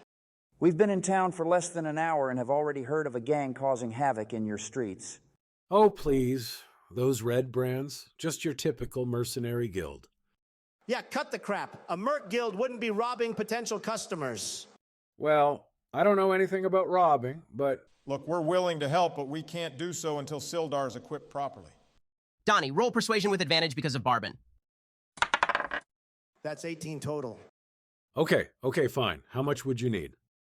How much is chain armor at the smith, as well as a decent sword and shield? I'll do a loan for, say, 110 gold. That should cover it. And 40 extra to pay these four who saved my ass. Fine. The Alliance better make good on this, though. We'll make good by clearing your town of vermin. Speaking of which, who was sent here to do that before us? Ah, yes, Iarno. What has he been up to? We have not heard word from him. Haven't seen him in maybe a couple of months. Any of you lot know what happened to that Iarno fella? One of the maids looks up and quietly states they heard he disappeared while exploring near Tresendar Manor. There you have it. Check the manor, maybe. Now wait here a sec while I fetch your loan. A minute goes by, and then another. Then two more. This guy better hurry up. I'm going to go get some fresh air. Same here. We'll meet you guys outside. Finally, after about 8 minutes, Harbin returns from around the corridor holding a medium-sized pouch. Sign here and you're good to go. I'll sign it. Will that be all? I'm quite busy, as you can see. We wanted to ask about the sign outside, something about orcs? Yeah, there's a whole band of them east on the Tribor Trail by the Wyvern Tor. If you guys want to look into it, there's a reward of 100 gold for anyone able to get rid of them. All right, thanks. I believe that's all. Well, then you folks have a good one. You as well, Harbin. You guys finished in there? Let's go to the blacksmith and get Sildar kitted up. On the way there, Ben, I'll tell those two about the quest to get rid of the orcs and the reward involved with it. We got a new quest? Yippee! This guy, man. I'm not your guy, pal. I'm not your pal, buddy. I'm not your buddy, friend. Oh, would you two shut up? After speaking to some locals, you find the best place to get some equipment would be the Lion's Healed Coster. Would you like to make your way there? Yep, time to splash some cash. Oh, and I'll give each of them 10 gold that I got from the loan for helping me out. Thanks, Sildar. Yeah, appreciate it. Only seems fair. You all find the place, and hanging above the front door of this modest trading post is a sign shaped like a wooden shield with a blue lion painted on it. A middle-aged woman with brown hair gives a quick greeting as you all come in. Hey, what can I help you with? Mama! What the hell, Donald? Let the man cook. Hell fucking no, you two are insane. This is literally make-believe. But... Bill, just buy what you need so we can get the hell out of here. Isn't your character like 20-something, Donald? Ben said she's middle-aged, dude. I'm old enough. Let me rizz her up. Yeah, let's just speed this up. I'm getting creeped out too. I'm going to approach her and ask about armor, a sword, and shield. She'll show you a selection of each, totaling 100 gold. Sounds good to me. I'll also ask her how business is, and about the red brands. Before she takes your gold and hands over the items, she asks, You ain't with them, are you? No, ma'am, we're actually working to bring them to justice. roll persuasion. That's 14. She'll laugh a bit. Justice in this place? Well, I wish you luck. Here, if you're working to take them down, then I'll do business with you.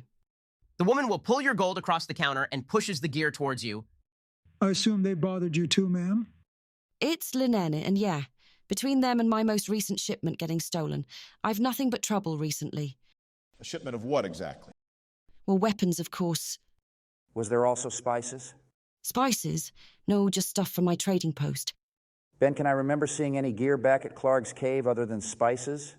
Try to roll intelligence. Got a 13. From best you remember, and due to leaving pretty quick after getting free from the shipment of spices, you don't recall any weapons in those boxes. Dang it, maybe they weren't hers anyway. Another one of them had ale in it.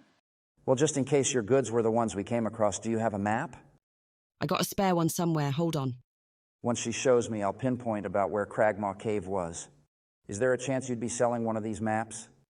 You can have this one, and I'll mark the location on my personal one. Let's say 7 gold and it's yours. I'll do that, thank you, ma'am. Anything else? She gives Donnie a strange look while he sits there looking like a lost dog. Haha, I think that'll be all. All right, be careful, you guys. Thank you, you too. Right. Real smooth, Donnie. She didn't seem creeped out by you at all. I agree. I think she has the hots for me. More like not. Yeah, you're jealous. It's okay, Jorkus. After an awkward encounter, Sildar has some fresh gear and the evening is yours. Let's secure ourselves some rooms for tonight and then head to that tap house to meet some red brands. It's only a short walk. In the center of town stands a large, newly built roadhouse of fieldstone and rough-hewn timbers. As your party walks in, the common room is filled with locals nursing mugs of ale or cider, all of them eyeing you with curiosity. Come on, Donnie, let's go see how much for rooms. There's some new faces. What can I do for you two? We're hoping to rent some rooms for the next few nights. We can do that. And how many you needin'? I'd rather not share a room. Spend your money then, that's up to you. How many beds to a room? Usually it's 2 per room, but seeing as you want your own, we do have a more comfortable one, though it costs a bit more. Yeah, that's fine. How much for the one-person room? That's 8 silver a day for that one, and 5 silver a day for the regular rooms. I'll pay enough for 2 rooms for maybe like 10 days. 10 days? Fuck. I'll put up 80 silver for mine. Very nice. All right, guys, here's your keys to the rooms. Come on back down whenever you want a drink or meal. Thank you. Your name? It's Toblin. Stay safe, guys. As we're walking back to the others, why does everyone say to stay safe? Probably because there's a gang roaming about, duh. These guys that scared? I mean, people here have families. You don't want your kids getting mixed up in bad business? I suppose, yeah, let's take care of these punks as quick as we can then. I like your attitude, Donnie. Got some rooms? Yep, we're all good for the next 10 days. Let's go check out the tap house now. Should be interesting. You begin to walk around town until you spot it. The Sleeping Giant is a ramshackle tap room at the east end of town. 4 human ruffians linger on the covered porch, perched on empty ale barrels or leaning against the wall. They all wear grimy scarlet cloaks, their sullen stares fixed on you as you approach. Oh man, I'm getting excited. Yeah, this should be fun. One of the thugs spits on the ground. Well, well, he snarls. Here's a whole pack of little puppies. What do you want, puppies? Come here to bark at us? You guys respond? Nope, we're walking in this bitch. Oh shit, okay. The thugs look perplexed as you all seem to just ignore them and walk into the bar. There any more thugs in here? You spot about 3 more scattered amongst some other citizens in crappy attire. They haven't looked over yet as they're all at the bar drinking. Do I need to roll wild magic for mage armor? I'd say not unless you really want to. Okay, I'll just cast it, but not roll going forward. Let's go take a seat, boys. Bar looks lively. Excuse me, is this seat taken? And I'll push him out of the chair. Haha, he's surprised, so I won't have you roll. The red brand stands up, pissed now that his drink has spilled all over him. Who the hell are you? We're new here. Sorry I didn't learn my manners growing up. How about I teach you some? How about you shut the hell up? I'm gonna take the mug from the idiot next to me and smash this clown over the head with it. If you're gonna do that, we're gonna roll initiative. Let's do it, guys. Yes, dirty 20. Why are my initiatives always so good? That's a 5. Why are mine always so bad? I only got 4. Got 6 over here. Jesus, guys. Got 14. There we go. Okay, order is Donnie, 2 red brands, Jorkus, the 3rd red brand, Sildar, Barbin, then Gralmir. How you starting us off, Donnie? I'll throw my sword onto the floor and say, "Fight me like a man, you punk!" I'm going for a swing with an ale mug. Go ahead and roll for a persuasion to see if he takes up the challenge, and then roll for an attack. 12 persuasion and 17 to hit. Use a d6 for the mug damage. 3 bludgeoning. All right, nice. Although you got a good hit on him, it seems like he'd rather use his sword than his fist. Anything else for your turn? I'm just gonna stand here goading him and yelling, "Bar fight!" All right, that red brand is gonna take a stab at you. A 12 misses. I'm gonna anticipate his lunge and parry his arms out of the way, baby. Using that momentum, the thug will use his movement to shift to behind you and end his turn. Now it's the 2nd red brand. This one is gonna stumble out of his stool and go for Jorkus. He's gonna multi-attack, and that's 2 16s to hit. Oh man, that just gets me. That's 9 slashing damage from the 2 attacks. Go ahead now, Jorkus. Shit, I'm already hurting. I'm gonna run away and hope he misses me. 19 to hit, and 5 slashing from the opportunity attack. Holy shit, I'm at 1. I'm gonna run to the far west corner of the bar and cast a Chaos Bolt at that red brand. Ooh, nice. Let's see it. Oh man, I crit failed. Jorkus's bolt of wild magic flies right past the drunken red brand and through the roof, letting in a bit of the evening sky. Go ahead and do that wild magic roll. That's 16 and 15, I'm good. That's gonna end my turn. The 3rd red brand will run to Gralmir and attack now. That's an 8, so his turn is already over. Going to Sildar's turn, you begin to hear shuffling from the front door. If I lock that door, it may buy us some more time. Yeah, I would do that. Solid plan, Sildar. All right, Ben, I'm going to run to the door to slam it shut completely and lock it. Could I pull a bench over in front of it too? That'd be all your movement, but yeah. Fair enough, that's my turn. Ha! You're locked in here with us now, boys. All right, I'm going to run to back up Jorkus and take a shot at the one next to Growlmere. 23 to hit and 10 total damage, including sneak attack. Nice, this guy is seriously fucked up now. Go ahead, Growlmere. Casting Shillelagh, then gonna go for the one on me. 21 to hit and 11 damage. That's one down. Say it with me, boys. Bonking Bonking time. time. I'm gonna run to flank the guy near Donnie and end my turn. Top of the round, let's see how the door wedge fares. The thugs outside are putting some serious pressure on it, and it looks like they'll be able to make their way in any second. But for now, it's holding, and Donnie is up. I'm punching the shit out of this guy. Roll with advantage. Growlmere is flanking. 18 to hit and 6 damage. Come at me! A 16 just gets you. That's 8 damage. The other attack misses. The other red brand is going to go for you now, and he's flanking too. Wow, out of 4 rolls, 1 hit. That's another 6 slashing. You're up, Jorkus. I'm going to firebolt the guy behind Donnie. Nice, that's 22 to hit and 8 damage. I'm going to move back further into the bar and cower in the corner. Well, all right then. Go ahead, Sildar. I'm going to hold my action to take a strike at the first red brand to get in range of me from the front door. Smart. That all for now? Yep. Shooting at the same guy as Jorkus. Damn it, a 9 misses. I'm going to go to hide behind one of the benches in the corner to get the jump on the guys entering and end my turn. Roll stealth. Then you're up, Growlmere. Got 21. Noted. Bro just got critted on. Didn't you want to change the rules on 20s? Yeah, we'll roll 2 dice still, but the first will always be max damage. The other will remain rolled. Well, then that's 17 damage. Holy crap. Jesus, nice one. This guy gets flung over the bar. He's out cold. That's all from me. Top of the round, the 4 thugs from outside barge in. I'll be adding them to the initiative. Go ahead, Donnie.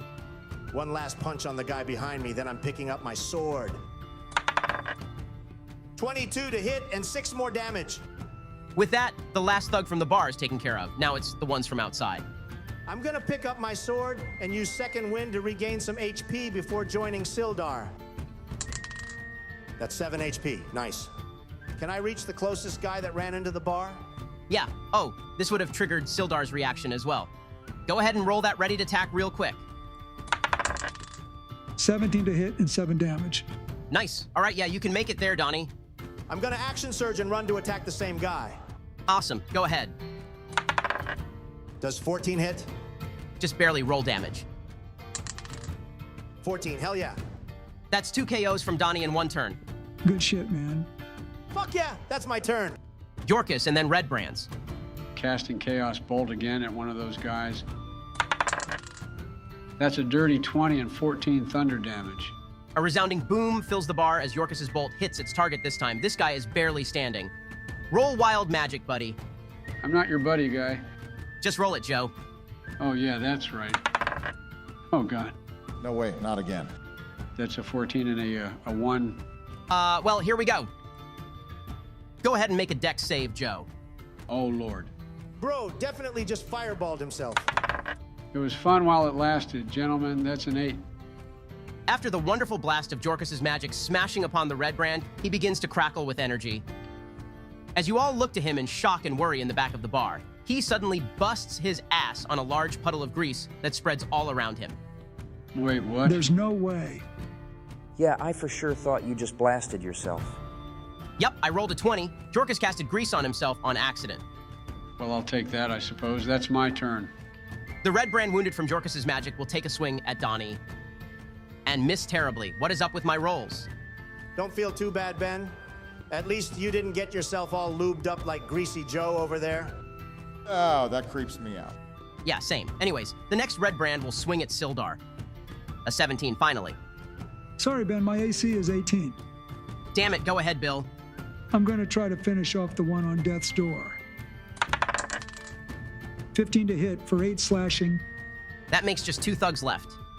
All right, I'm all done. Another red brand is going to go for you too.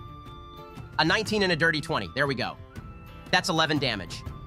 You now, Barbin, and you're hidden, so attack with advantage. 16 to hit. That's 7, including sneak on the one fighting Sildar. Then I'll use my cunning action to dash all the way to behind the bar and pass to Grelmir. I'm going to do my usual muttering of random crap under my breath and cast Earth Tremor under the 2 thugs. They need to make a DC 13 Dex save. Okay, the uninjured one failed and the other saved. Okay. He will take 5 damage and be knocked prone. The other is unaffected. Prone? Oh man, this is too perfect. I'm also going to Healing Word on Yorkus for 4 HP. And that's all. Go get him, Donnie. Attacking at advantage on the prone dude. 17 to hit, and that's 12 damage. Night-night. Indeed, you stab him clean through, and the last guy is standing there, helpless, basically.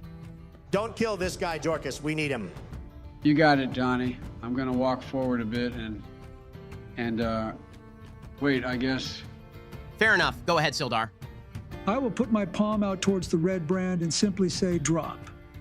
That's command, with a wisdom DC of 14. Interesting. Let's see what happens. This guy just got a natural 1 and has a -1 modifier. I'm kind of glad you're rolling like Dookie. We took on a bit more than I would have liked, to be honest. Yeah, a risk, but it seems to have paid off. What's this guy doing then? He will drop his sword and end his turn. We'll end combat here then. I assume you're all going to tie him up and get to talking? Yeah, this guy can hopefully lead us to whoever's the head honcho. Okay, well, with the bar fight finished, we'll end this session. That was one hell of a fight, guys. Took some balls to stroll in there. I doubt the owner will be happy, but we can take care of that next session. Oh man, I didn't really consider that. Yeah, we'll have to find a way to make it up to him. So, our party has finally made it to Phandalin. In just the short time they've been here, they've made some money, secured some rooms for the next 10 day, creeped out a trader, and had a bar fight to round the day off. I'd say that was a pretty productive session. Lots of things to do next time as well. We're still doing magic though, right? Yeah, Michelle is still cool with us doing it at our place this time. God, she isn't cooking, is she? I'll make sure she knows you said that. Fuck! Don't do that! Let's just head over there and get to playing. Good choice. All right, let's pack our stuff and head over.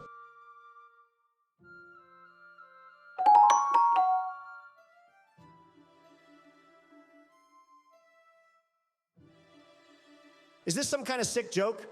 We haven't played D&D in like 2 weeks, and this is what I'm forced to endure? They must have planned this, Donnie, but I don't think it matters that much. It looks like a retirement home, Ben. What are you, their caregiver? Hey, we said we're probably going to wear PJs with Joe the next time we play. Not our fault you missed the memo.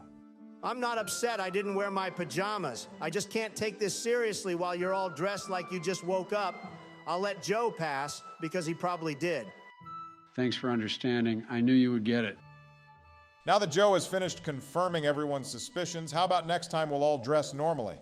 I get why Donald may be a bit upset, but let's not get into an argument before we even start playing. One last thing, though. Don't forget you're like the same age as most of us, Donnie. Yeah, goo goo gaga, whatever. Let's get this going, Ben. A quick disclaimer for this video and going forward. A particular service has begun to claim some voices are no-goes. For this reason, some voices may seem different or may switch mid-video. We are not going through puberty. We are just adapting to no-goes. No-goes? Like, are you serious? We're not babies. I know, it's dumb. Puberty was hard enough. I don't want to do it again. It's okay, guys. Maybe it'll make us stronger as a group. Oh, shut up, Ben. Let's just play. Yeah, fine. Last we were with our party, the group had begun the travel to Phandalin after saving Sildar. The ride there was uneventful, but information on a black spider was passed on by Sildar, along with why they may have taken Gundren and what their plans are. Eventually, they reached Phandalin, where they spent time meeting Elmar Barthen, who they could finally bring the supplies in the wagon to. They then met the townmaster, Harbin Wester, before going to secure gear for Sildar and rooms for the group in the local inn. Rather than going to sleep early, the party visited the Sleeping Giant Inn, a different one from the one they were staying at, and one that a local gang known as the Red Brands frequents.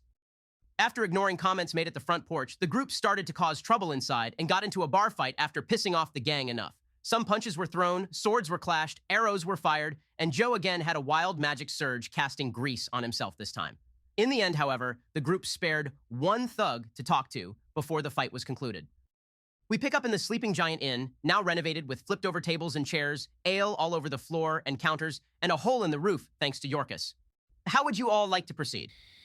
We sure caused a real ruckus in here, huh? Yeah, that sums it up pretty well, actually.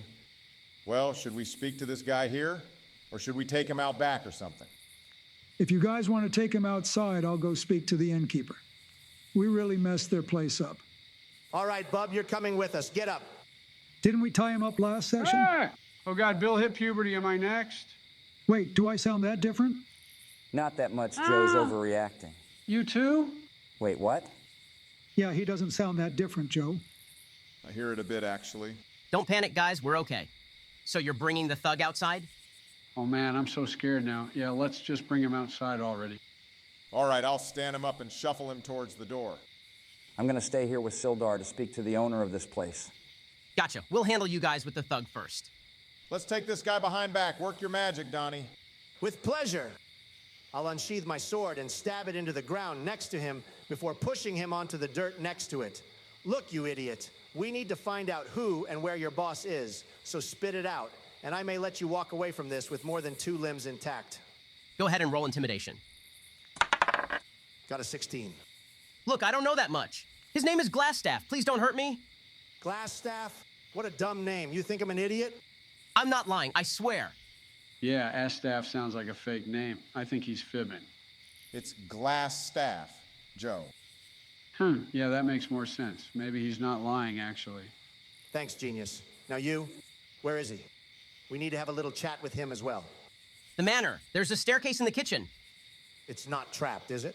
No, it's not. I promise. You two want to ask him anything, or are we done here? Before that, we'll go to Sildar and Grelmir inside. What are you two doing? I'm gonna hop over the bar. Is anyone back here? No sign of anyone. Back here, there's simple kitchen supplies, buckets, and a weathered stove. There are 2 doors back here, one on the left and one on the right. Hey, Grelmir, is there a door on the left of the bar? I'm going to go look. Is there a door? Yep, right next to a big puddle of grease. Okay, I'm going to walk around that and open the door. Opening the door, you see, just Sildar. Okay, well then I guess it's this one. I'm gonna open the other door. Hello, the fight's over. You open the door to a small bedroom, very small, but no sign of anyone still. Could I step in and take a look around? Yeah, roll investigation. Only an 8. As far as you can tell, the innkeeper isn't here. Maybe they left or are just too good at hiding. Who knows? Nothing? I guess we should just go join the others. Yeah, let's go, I guess. Back outside, what were you guys doing now? I don't think we have any more questions. I guess this guy can just get lost now. Get lost?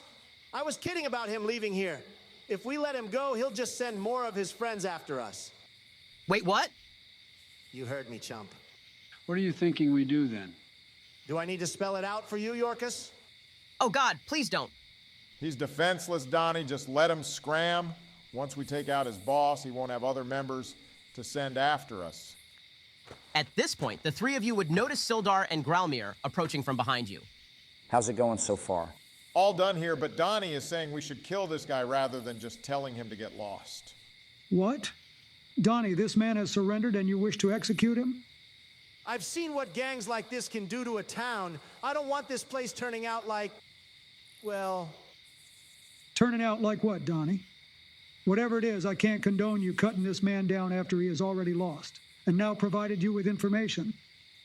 I'm not asking for you to condone it, Sildar. Hate me all you want, but I have morals, too. You can either stay and walk back to our inn with me afterwards, or walk back now by yourself. I'll be walking back with Sildar. You can do whatever, Donnie. Yeah, I'm leaving. You coming, Jorkus? Go on without me, please. I'll stay with Donnie. I fear you two are making a mistake. I won't take part in this. I'm walking back, Ben. With emotions high, our party splits for the night. The fate of a thug's life now in the hands of Donnie and Jorkus, while Sildar, Grelmir, and Barbin walk back to their rooms for the night, obviously displeased with the ideas of those two. You 3 have anything you want to do before you rest? I'm all good. I'm all right. Yeah, same here, I think. Well then, Donnie and Jorkus, what will you be doing now? Let's get this over with, Donnie. Please, no! Can't take the risk, man. I'm sorry. Truly, I am. Jorkus, give me your dagger, please. Here. I'll cut across his neck, Ben. As the life fades from his eyes, I will close them and fold his hands over each other on his lap. Thanks, Jorkus. I don't judge you, Donnie. I'm not the best with weapons and all that, but I would have done what you did as well, including what you did after he had passed. I'm surprised you stayed. Why is that? We have to deal with enough shit already, and I could tell when you said you've seen what gangs can do, you meant it. You have the face of someone who's seen it firsthand. You think so? What kind of face is that? The same face as mine. Come on, let's get walking back. You've experienced gangs as well? Hell, Donnie, my whole town has. They probably still are to this day. Well, we did pretty good in our recent fights. Why not go back home and bring an end to it? My usual excuse is I'm traveling to learn secret and powerful magic. In reality, though, Donnie, I'm scared, that's all. I'm scared I'll go home to a massacre, or go home and be too weak to do anything. I understand. Maybe eventually, when you decide to return, I can, maybe help. I appreciate the thought, Donnie. I'll keep it in mind. Well, the remainder of the walk back to the inn is silent, beyond the small chirping of crickets and rustling of trees in the wind. You open the doors, the inn is still somewhat lively, but quickly dying down. What would you like to do? Come sit with me, Jorkus. Ben, I'll order the two of us some wine to drink at the bar. I'll shoot the shit with Jorkus a bit and then head to bed. All right, 4 silver, and we'll call that our long rest. Nice guys. You all awake, a bit sore, but with plenty to do. I'll be downstairs having breakfast. You two want to join me so I can catch you up on the information we got? Yeah, that sounds good. How much is some food? Some decent food? 3 silver each. All right, so I guess we should head to the manor today. We may also find that Yarno guy you mentioned. Yeah, I think that's the best bet. If we can find Yarno, it would help restore some stability to this place. If he's alive, that is. Ben, are Donnie and Jorkus down here yet? No, not yet. They did stay out later after all. While you two finish your food, I'll go get them up. Wait, who slept in what room? Oh yeah, we didn't cover the rooms. I guess you guys can pick real quick. I'll just say I was in the same room as Jorkus, Sildar, and Gralmir can have the other. I'm going to open up our door and wake him up. Come on, Jorkus, get Donnie up. We're going to the manor today. I'm all nasty from that grease, Barbin. Yeah, no shit. You left an imprint on the bed. Go wake Donnie up and get yourself situated. Ben, I'm gonna go wake Donnie up and then go find a stream or something to clean myself. Yeah, we can just say you went to the well behind the inn or something. I'd rather not have you roleplay taking a shower. Afraid I might riz you up? Okay, I've heard enough. I'm going downstairs, Ben. I'm gonna get myself some food, too, before we head out. I'll order some for Jorkus since he's bathing or whatever.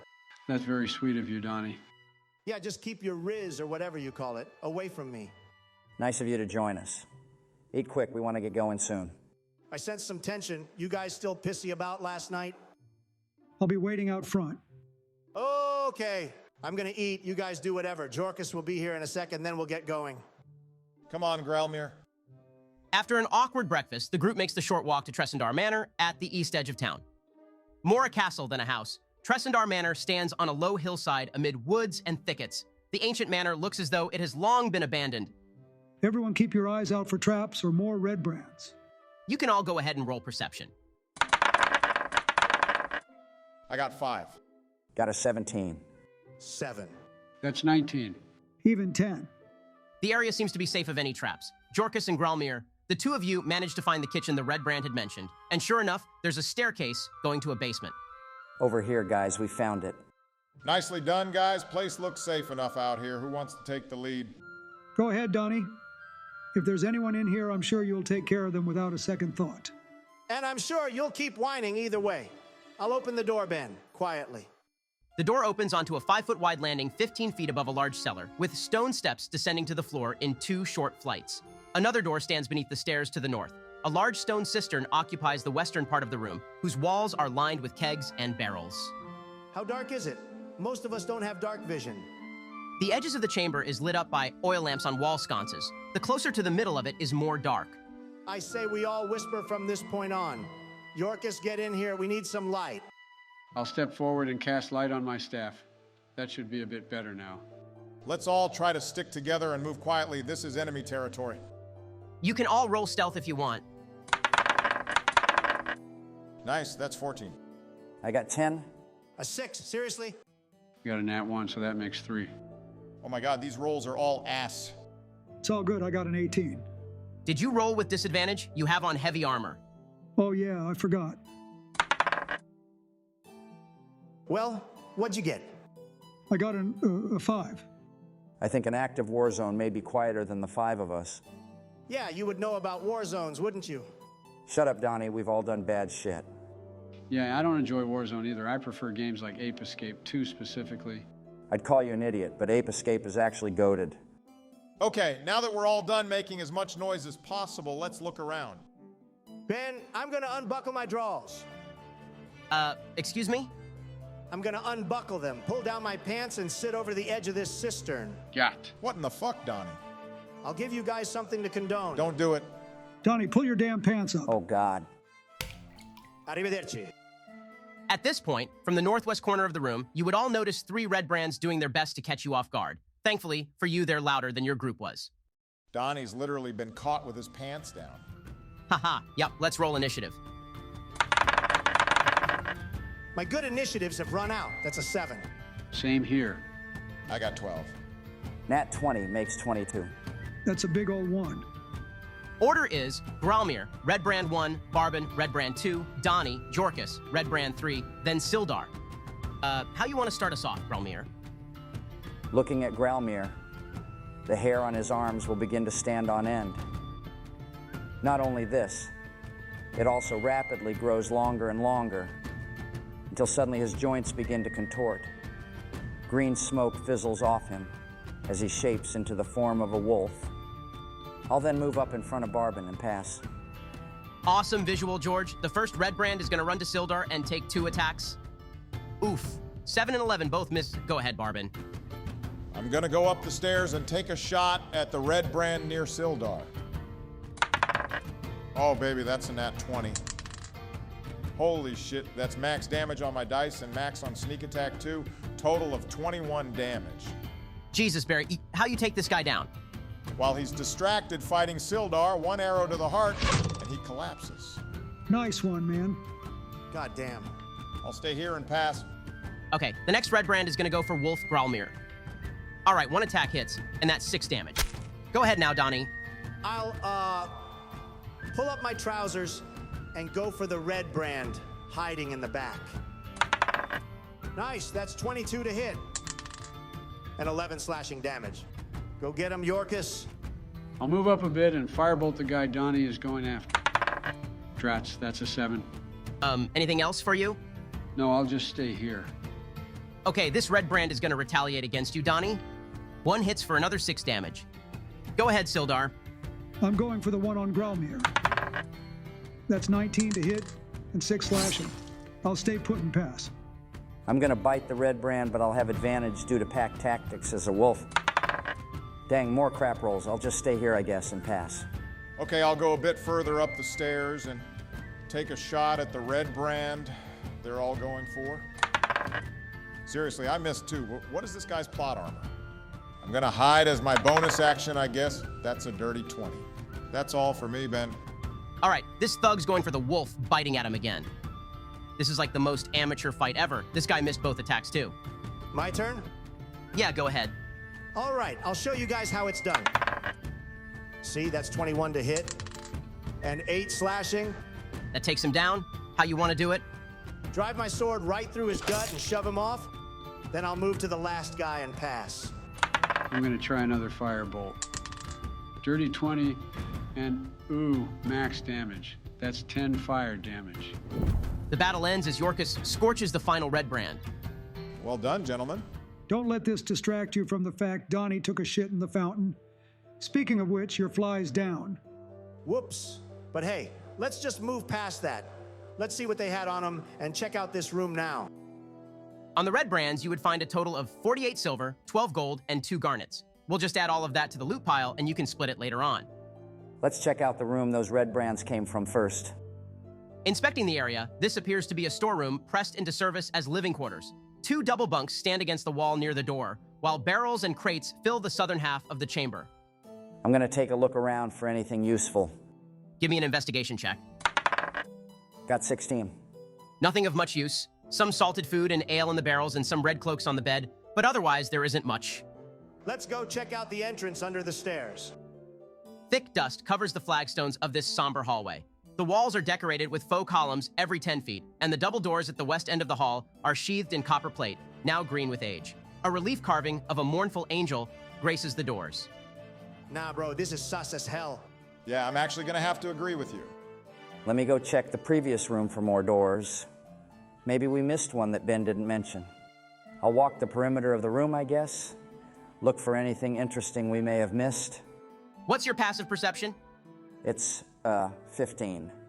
Interestingly enough, Gralmir, as you give the room a once-over, you notice strange discrepancies in the stonework in the southwest corner of the room. I know stone. Is there some kind of button or lever? Doesn't seem to be, no. Maybe if I just push on it. After you put some weight behind it, the stone wall creaks open. It turns out this was a hidden door on iron hinges. Geez, nice work, Gralmir. Thanks, now let's move ahead quietly again. Roll some new stealth checks. Rolled 6. Man, same here. 21. 14 for me. And I got 18. Better than last time, at least. As you all proceed, a cold breeze fills this large natural cavern, carrying with it the faint scent of decaying flesh. A crevasse divides the cavern and is flanked by 2 rough stone columns that support the 20-foot-high ceiling. 2 arched wooden bridges span the chasm. Smells like ass in here. I'm getting the heebie-jeebies. All right, fuck stealth. Let's just move forward. Yeah, let's get the hell out of here. You guys want to go across the bridge or go along this wall to the north? Donnie, give me a deception check. Wait, what? I didn't even do anything. I know, just give me one. A 7. Okay, carry on. What the hell? Which way, guys? I'm going to step onto the bridge, Ben. All right, Barbin, you feel a slight force in your head, as if something is trying to pry. Something's off. We're being watched, I think. Is it this damn bridge? Is it haunted? You can investigate the bridge, I guess. Nice, nat 15. It's haunted, isn't it? No, but that is exactly the roll you needed to discover how faulty this bridge is. Any weight over, say 50 pounds, would cause it to collapse most likely.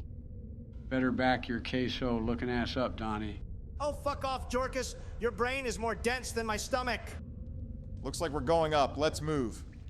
Are you guys going all the way up, or to the second bridge? Let me check this one. Maybe it won't be as shitty as the other. Given you had seen the poor craftsmanship on the previous bridge, you can tell this one is safe enough. Though you're better off not taking your time when crossing. By the way, Jorkus, give me a deception check. Me too now. Oh, gosh. 10. Got it, thanks. Ben's freaking me the fuck out. Let's cross this bridge, one at a time. You all make it across without issue. Where would you like to go? I'm going to begin walking down the side of the crevasse. I'm going to keep a close listen out for anything while I do so. Perception check. As a wolf, I have advantage on perception checks using hearing. Man, that's still only a 13. It's silent, almost as if this place is deliberately being avoided. Nope, let's move it. Turn that corner right there. You that scared of some ambiance, Donnie? I'm scared of the reason for it. Let's get moving. At the end of this side of the chasm, there is an opening to the south, which you assume is the reason for the draft in here, and a staircase going down to 2 doors, one on the left and one on the right. I'm going to approach the left door and put my ear to it. Perception check. Nice, that's 22. The language is lost on you, but what you can obviously hear is the sound of laughing and yelling on the other side of the door. At least 2 or 3 voices. This looks like a job for Donnie. Everyone get into position. All right, Ben, I'm gonna break the wall down, Chris Jericho style. This barracks contains 4 roughly built wooden bunks with heaped up blankets and dirty dishes scattered about. A strong smell of unwashed bodies and rotten meat fills the air. 3 tall, furry humanoids are lounging among the mess, barking orders at a sad little goblin that demeans itself for their amusement. Your sudden appearance causes the goblin to faint. Surprise round, roll initiative. Got 17. Yes! Natural 20 makes 23. 13. Only 3.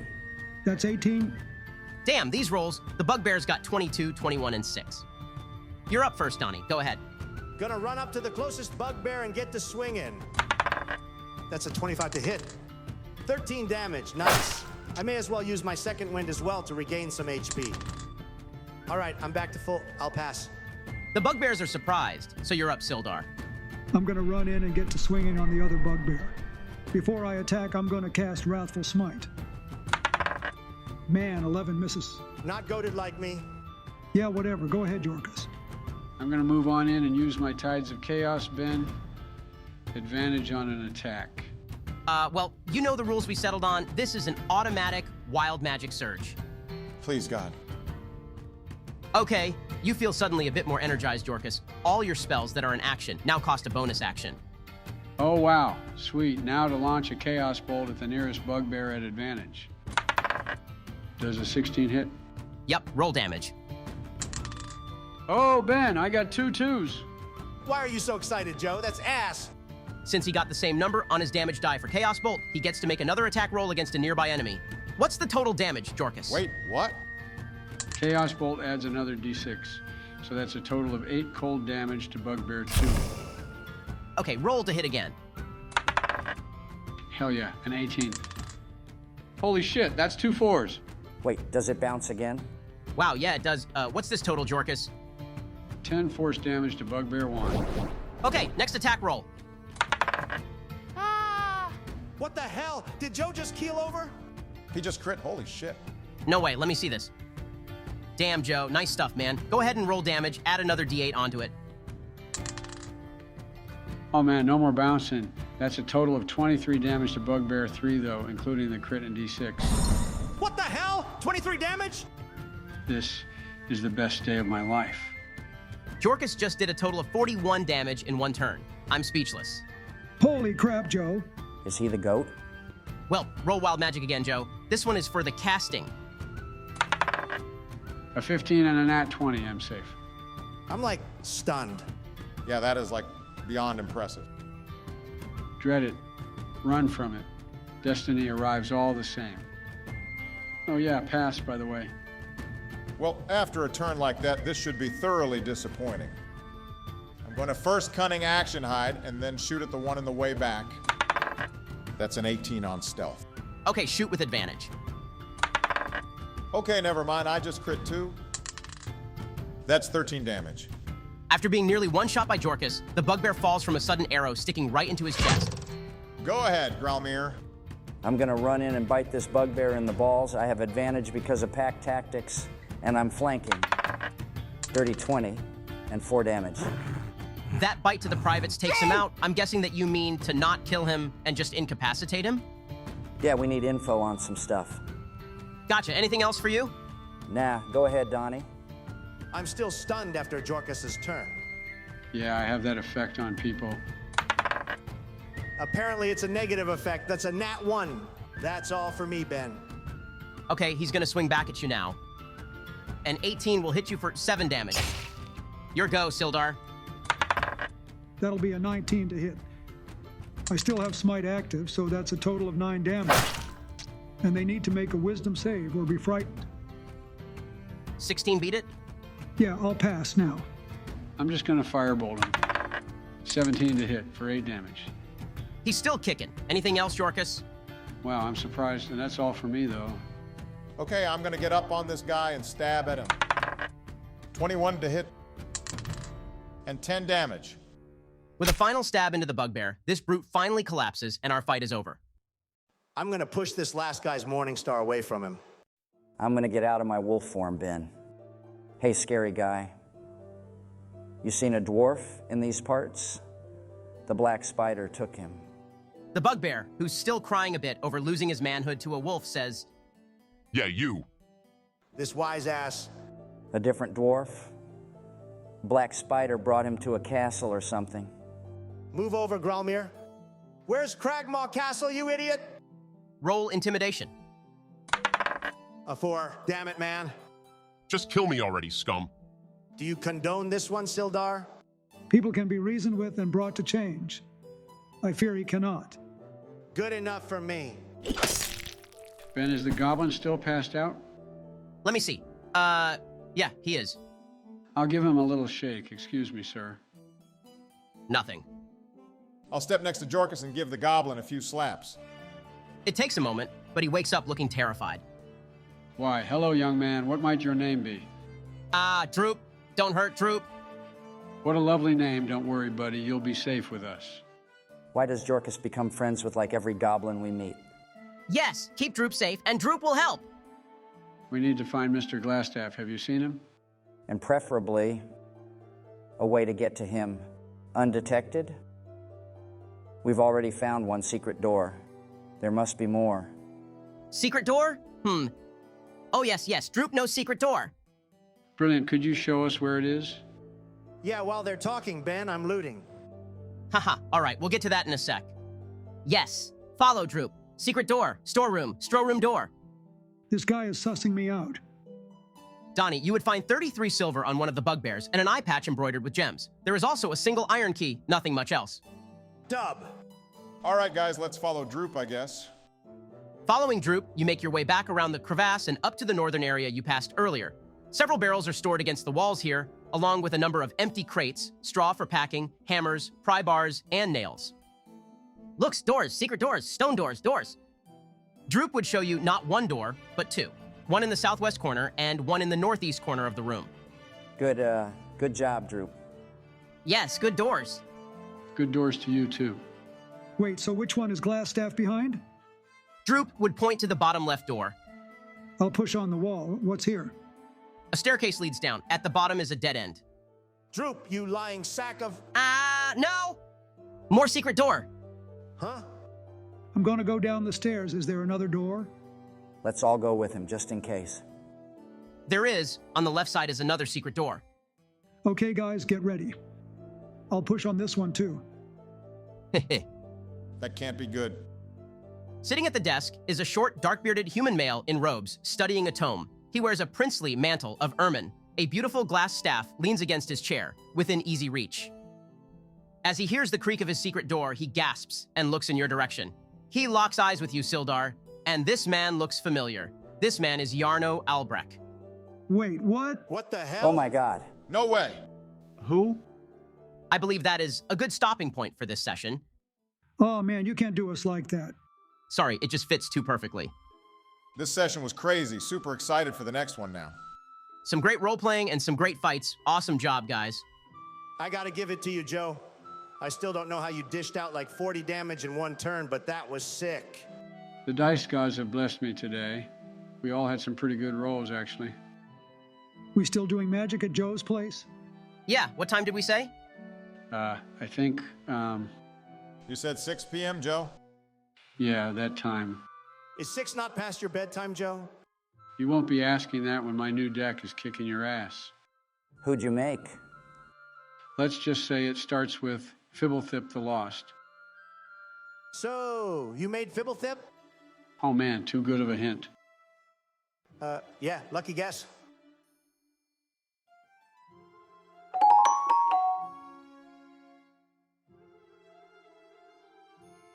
Welcome back, guys. Excited to get back into it? Yeah, especially since we found Yarno now. That cliffhanger was brutal. I didn't expect him to be the leader of these guys. Glad you're all having fun with it so far. Should we just jump straight into it? I actually wanted to do something new, Benjamin. Joe, we've been over this. Just call me Ben. Yeah, that's what I said. Anyway, I wanted to do this thing where we highlight a comment or two from the last video. That sounds fine, I guess. Did you have any comments already picked out? Yeah, check this one out. This is a very good episode, and Yorkus is goated. Isn't that so sweet? Seems a bit biased, Joe. Where's the ones complimenting me? Ooh, and look at this one. Bruh. Ape Escape reference FTW. That would be a really fun President's Let's Play. Not sure what FTW is. I don't remember that from Ape Escape, but isn't this comment nice too? It means for the win, Joe. Also, you said you liked Ape Escape 2 last session, when you never actually played that one. You played number 3. Yeah, good times. Enough reminiscing, you old geezer. Check this comment out. Barack consistently rolling so low on initiative for a rogue gives his class a bad name. Ha ha ha ha. I still do more than you in combat, though. We'll see. All right, well, thanks, Joe. Maybe we can look at more comments next session. How about we start tonight's? Yeah, I'm ready. Let's do it. Last we were with our party, in the aftermath of a successful bar fight, some members of the group questioned the one thug they had spared, while the others hoped to find the barkeep in order to pay for the damage they had caused inside. While those searching the interior of the bar found nothing, the group outside managed to find out who the leader of the Red Brands was and where they could potentially find him. A disagreement on morals, however, left Donnie and, surprisingly, Yorkus, the executioners of this thug, while the others turned into bed, noticeably pissed off. After doing what they saw as justice, Donnie and Yorkus spoke about their past before getting some rest as well. The next day, the group made their way to Tresendar Manor to hunt down the Red Brand leader, Glassstaff. Donnie took a shit in a fountain, Gralmir showed off his new wolf transformation, and Yorkus damn near one-shot an entire encounter as they made their way through the enormous cellar and caverns beneath the manor. The group rescued a small goblin named Droop along the way, with Yorkus almost instantly befriending him. It worked out, though, as Droop led the party to Glassstaff's secret escape door. We now pick up with the party, led by Sildar, into the personal chambers of who he now knows is Jarno Albrecht, the Lord's Alliance member sent to Phandalin to keep the peace, now gone rogue. We're starting this one off quick, boys. Roll for initiative. I got 17. Boom, baby. Nat 20 makes 23. That's how you do it, Barack.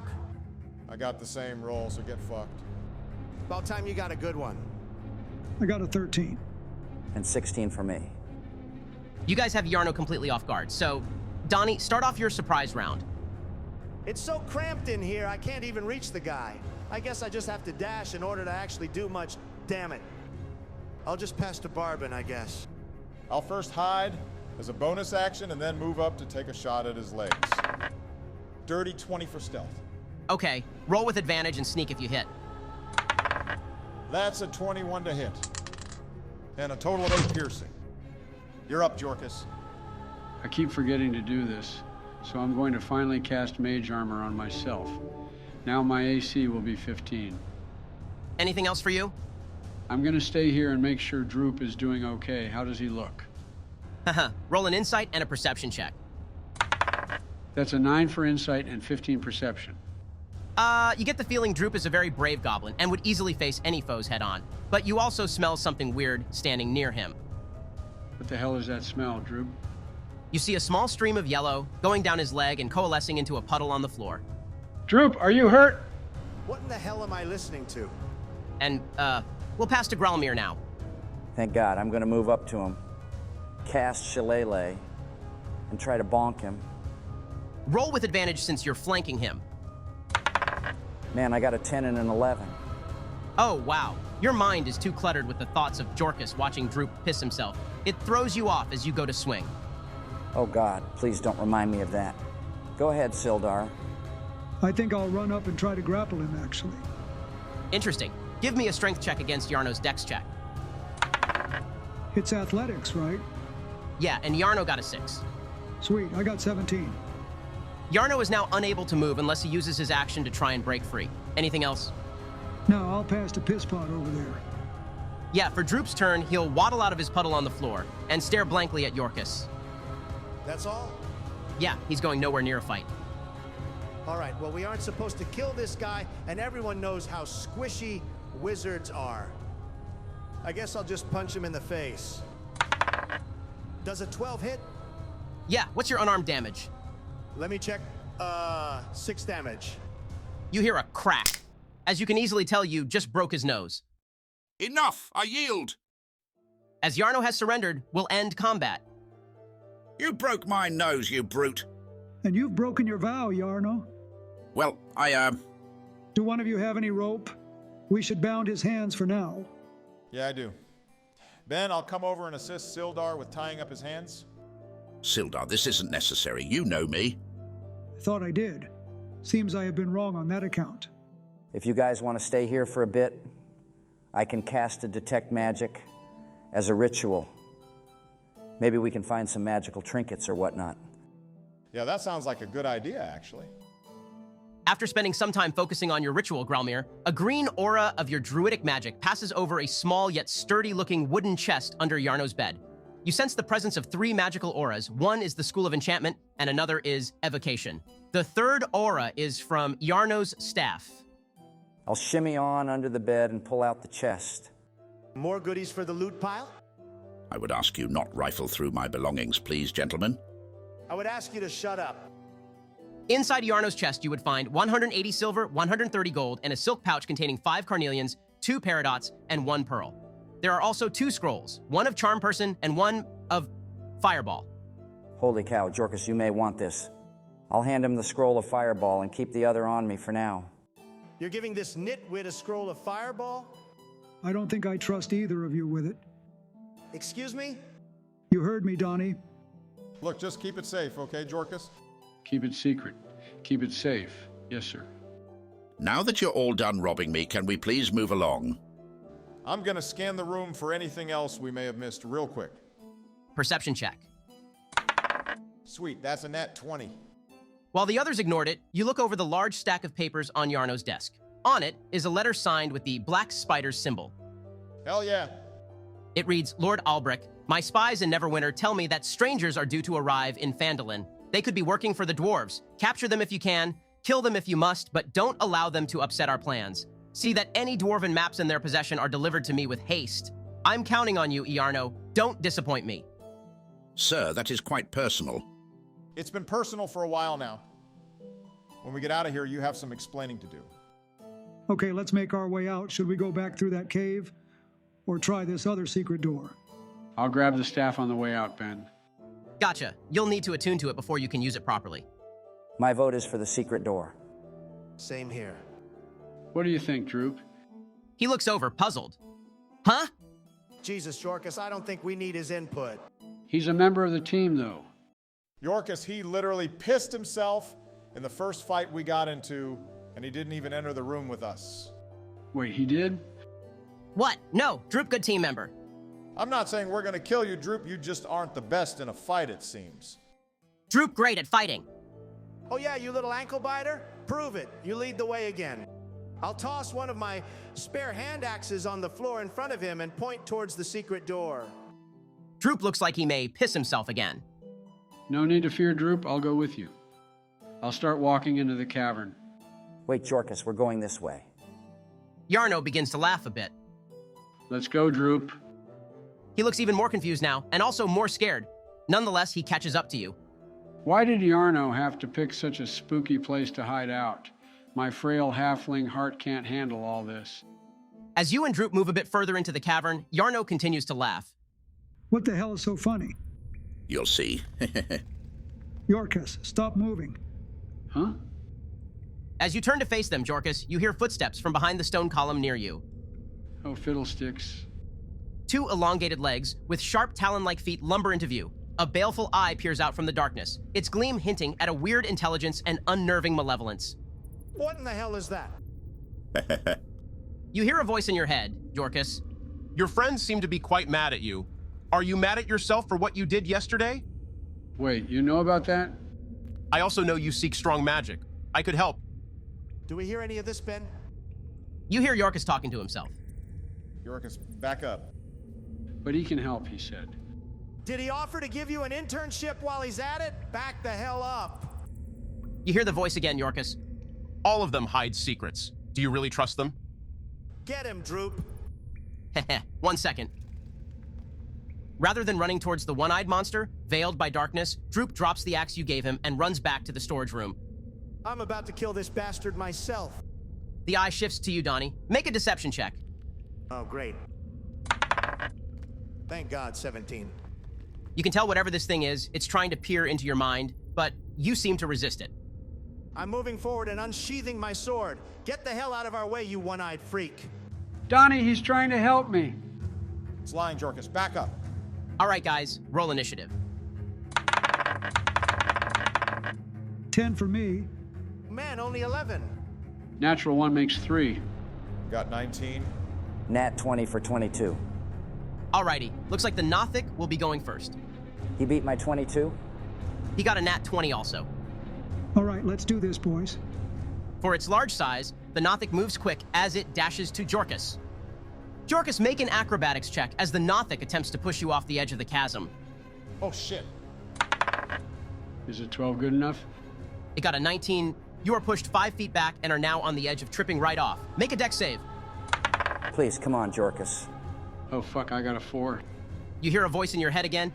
Your allies will spell your doom. You all watch as Yorkus is sent off the edge of this dark pit. Yorkus, no! Kill this fucking thing. Yorkus, you crash down onto heaps of rubbish and what appears to be bones. Staring you in the face is a human skull, and the cold air down here smells of rot and death. I think I'm gonna be sick. Where's your bathroom at? Upstairs and turn right. Second door on the left. I'll be back. Well, someone marked down 5 damage from the fall on his sheet. Then we'll pass to Growlmere. Wow, that was something. I'm going to try something new. Ben, I will slap my hands on the rough stone floor, concentrate, and summon a totem of the bear spirit near us all. Awesome. What does that one do again? We all have 7 extra temporary hit points, an advantage on strength checks and saves. Then for my action, I will cast Earth Tremor underneath the Nothic. What's the save? DC 13 Dex save. It fails. What's the damage?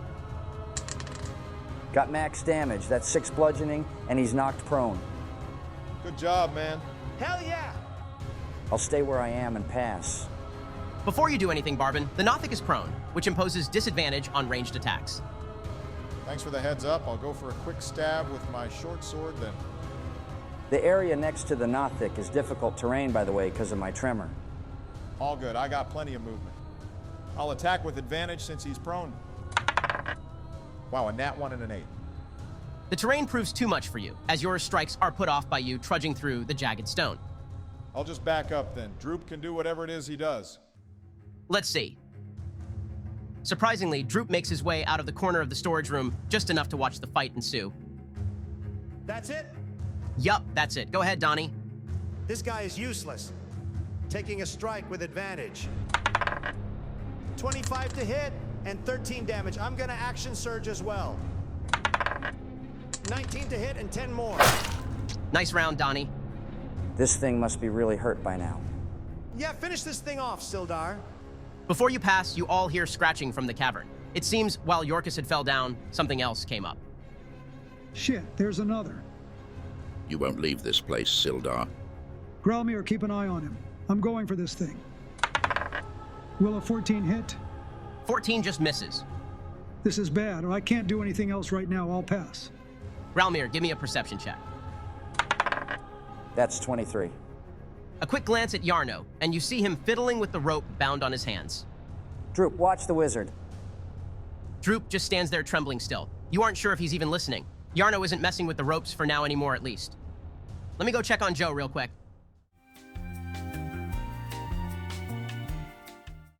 I'm all pumped up again, boys. Let's do this. What took so long? Quick snooze in the shitter? No, I think his stomach was a bit upset. But I'm all good now. Is it my turn? Yeah, Joe, you are currently prone on the bottom of the chasm amongst a pile of bones and trash, which will be difficult terrain. If I dash, could I get all the way out? Yeah, it's not a hard climb, just a big drop. Okay, I will climb out, but onto the other side of the chasm. Before I pass, I'm going to turn my 2 sorcery points into an extra spell slot. All right, sounds good. The second Nothic will be up now. It's going to slash at you twice with its claws, Sildar. An 18 and a 24 will both hit. Man, bad rolls. That's 8 damage total. Could have been worse. Yeah, the second Nothic will go now. Donnie, make a con save, DC 12. Oh, come on, that's 9. As the Nothic stands up, its eye pierces into your psyche. Dark energy fills your head as you take 10 necrotic damage. Your go, Growlmere. Damn, okay. I'll take my bag of random shit and mutter some words to it, like I tend to do. I'll then cast Fairy Fire, making sure to catch the Nothics in it, but not the others. That will be another DC 13 Dex save for them both. The damaged one succeeds, but the newly appeared Nothic will fail. Good enough. I'll then back up to keep a closer eye on Yarno. Okay, I'll have advantage on both already, so I'll take a shot at the damaged one. I missed again, seriously, man. Geez, Barry, really pulling your weight for the team, huh? Fuck off, Donald. I'll pass, Ben. Time to see what Droop does.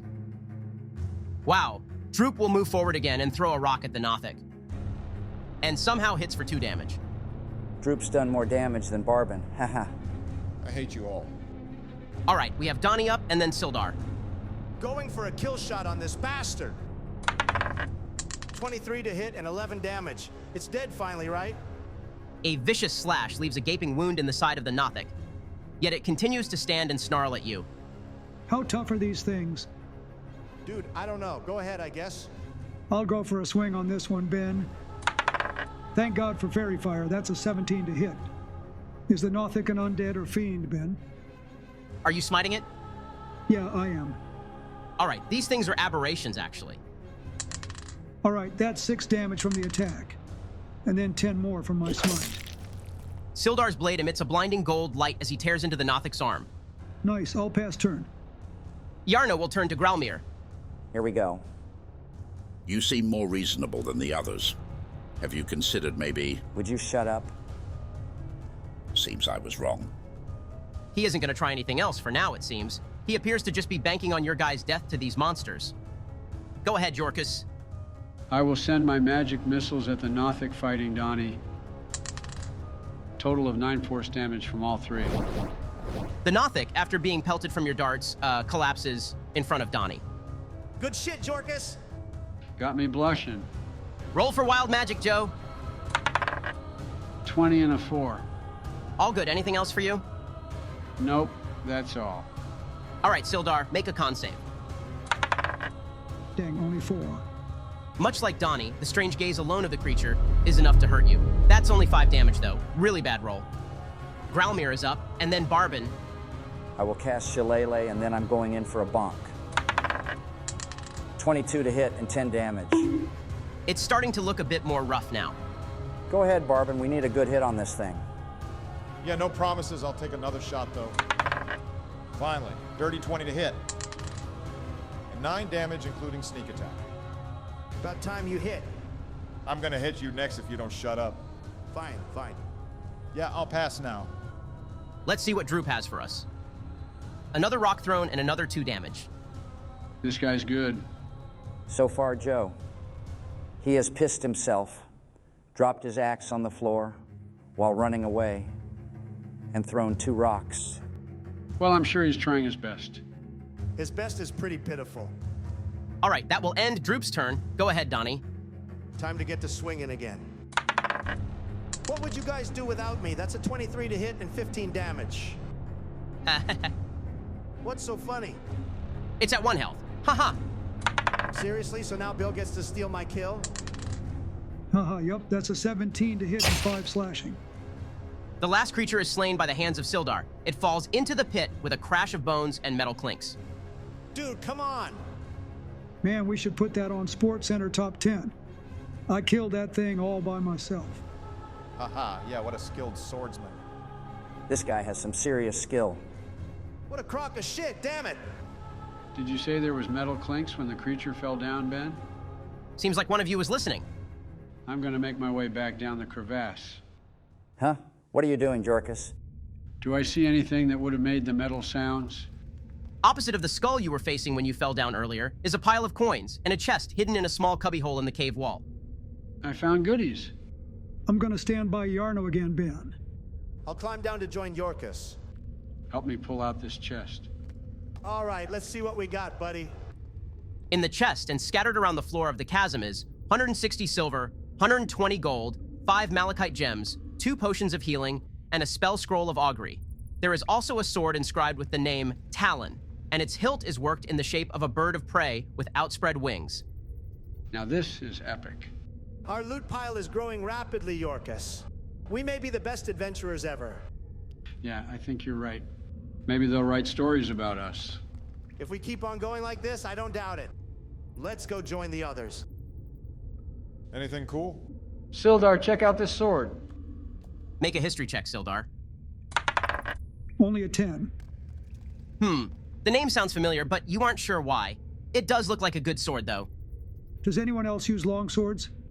Think that's all you... It's a +1 longsword, by the way. Well, if nobody else needs it, I'll use it. Well, should we get out of here? What about the other secret door? What's down that way, Yarno? Any more tricks? No, no more tricks. I want to insight check him. I also want to use Divine Sense to see if there are any Celestials, Fiends, or Undead within 60 feet of us. All right, go ahead. That'll be a 17 Insight. He shifts uneasily, giving off the vibe that he isn't being very forthcoming about what he's saying. As for Divine Sense, there is nothing that catches your interest. You're lying, Yarno. What's down that way? And what tricks are there? Persuasion check. 24. Wow. Yeah, nice. Okay, fine. The crypts are over there, as well as our weapons and cells. And what's in the crypts? Dead people. Da! What's over there, asshole? I'm not exactly lying.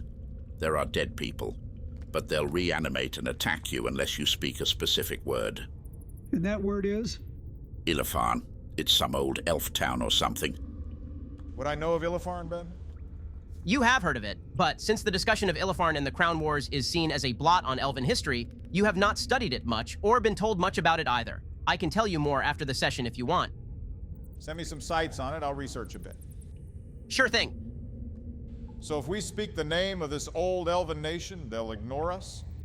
They have so far. And what about the cells? Are they occupied currently?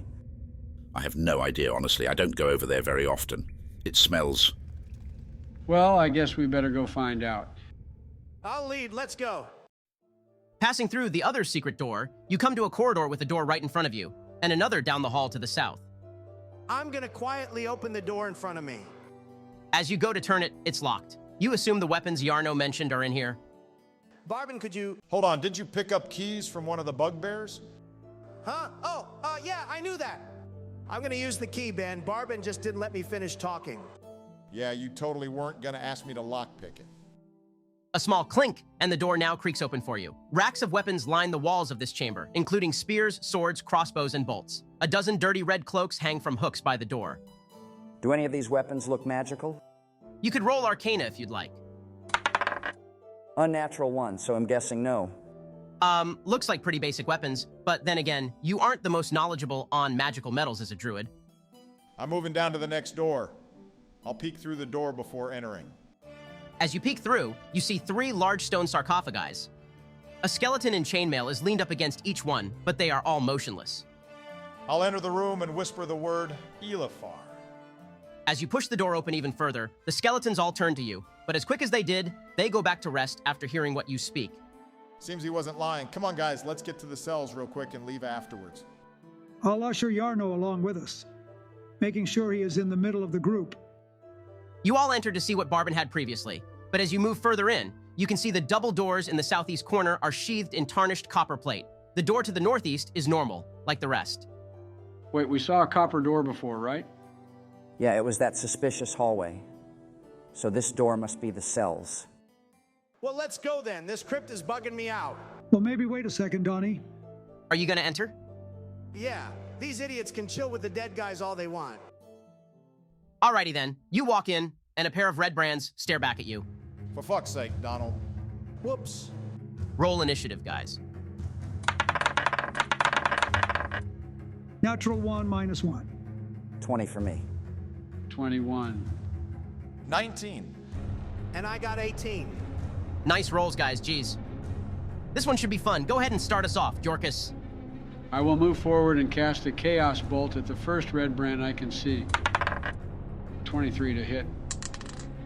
I'll swirl my hands under my cloak and launch a ball of ice at the thug. That's 8 cold damage. No more bouncing this time, though, so I'll pass. A fair chunk of damage. You're up, Growlmere. Green smoke will erupt around me as I transform into a wolf once again. I even got custom wolf art. Check that out. I'm then going to go behind this red brand to give Donnie a flanking bonus. Thanks, Growlmere. Don't mention it. I'll pass. I'll step forward and launch an arrow at the red brand that isn't hurt yet. Is he aware of where I am? He actually doesn't have an angle on you. The other one does. So you'll have advantage. Nice, that's a 17 to hit. And a total of 9 damage. I'll back up to where I was and pass to Donnie. All right, I'm gonna go for the guy I can flank.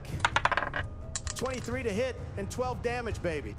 That's one red brand down. How do you take him out? While he's focusing on the wolf surrounding him, I'll run up behind him and shish kebab him.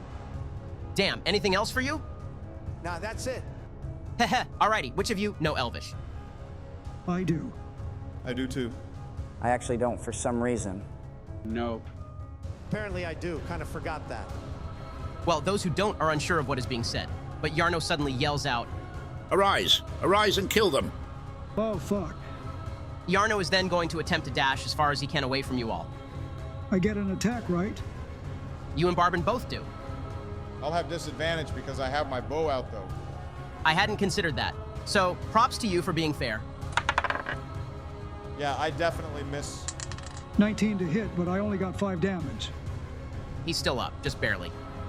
On the end of his turn, the skeletons that had previously stood motionless after Barbin used the word that Yarno said to, suddenly begin to again crackle to life. Green energy leaks from their eye sockets, and they also prepare to attack now. This is really bad. Sildar, can you deal with these things on your turn and I'll chase him down? Yeah, just make sure not to kill him. For Droop's turn, he is going to attempt to hide behind the sarcophagus next to him. Not the best roll, but that's his turn. Now the red brand is going to swing at Donnie.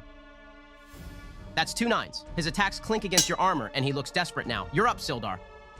The Don is an impenetrable wall of determination and handsomeness. He stands no chance. Yeah, sure. I'm all out of spell slots, so I'm going to try to tank some hits for the guys in the back. I'll run up and take a slice at the first skeleton.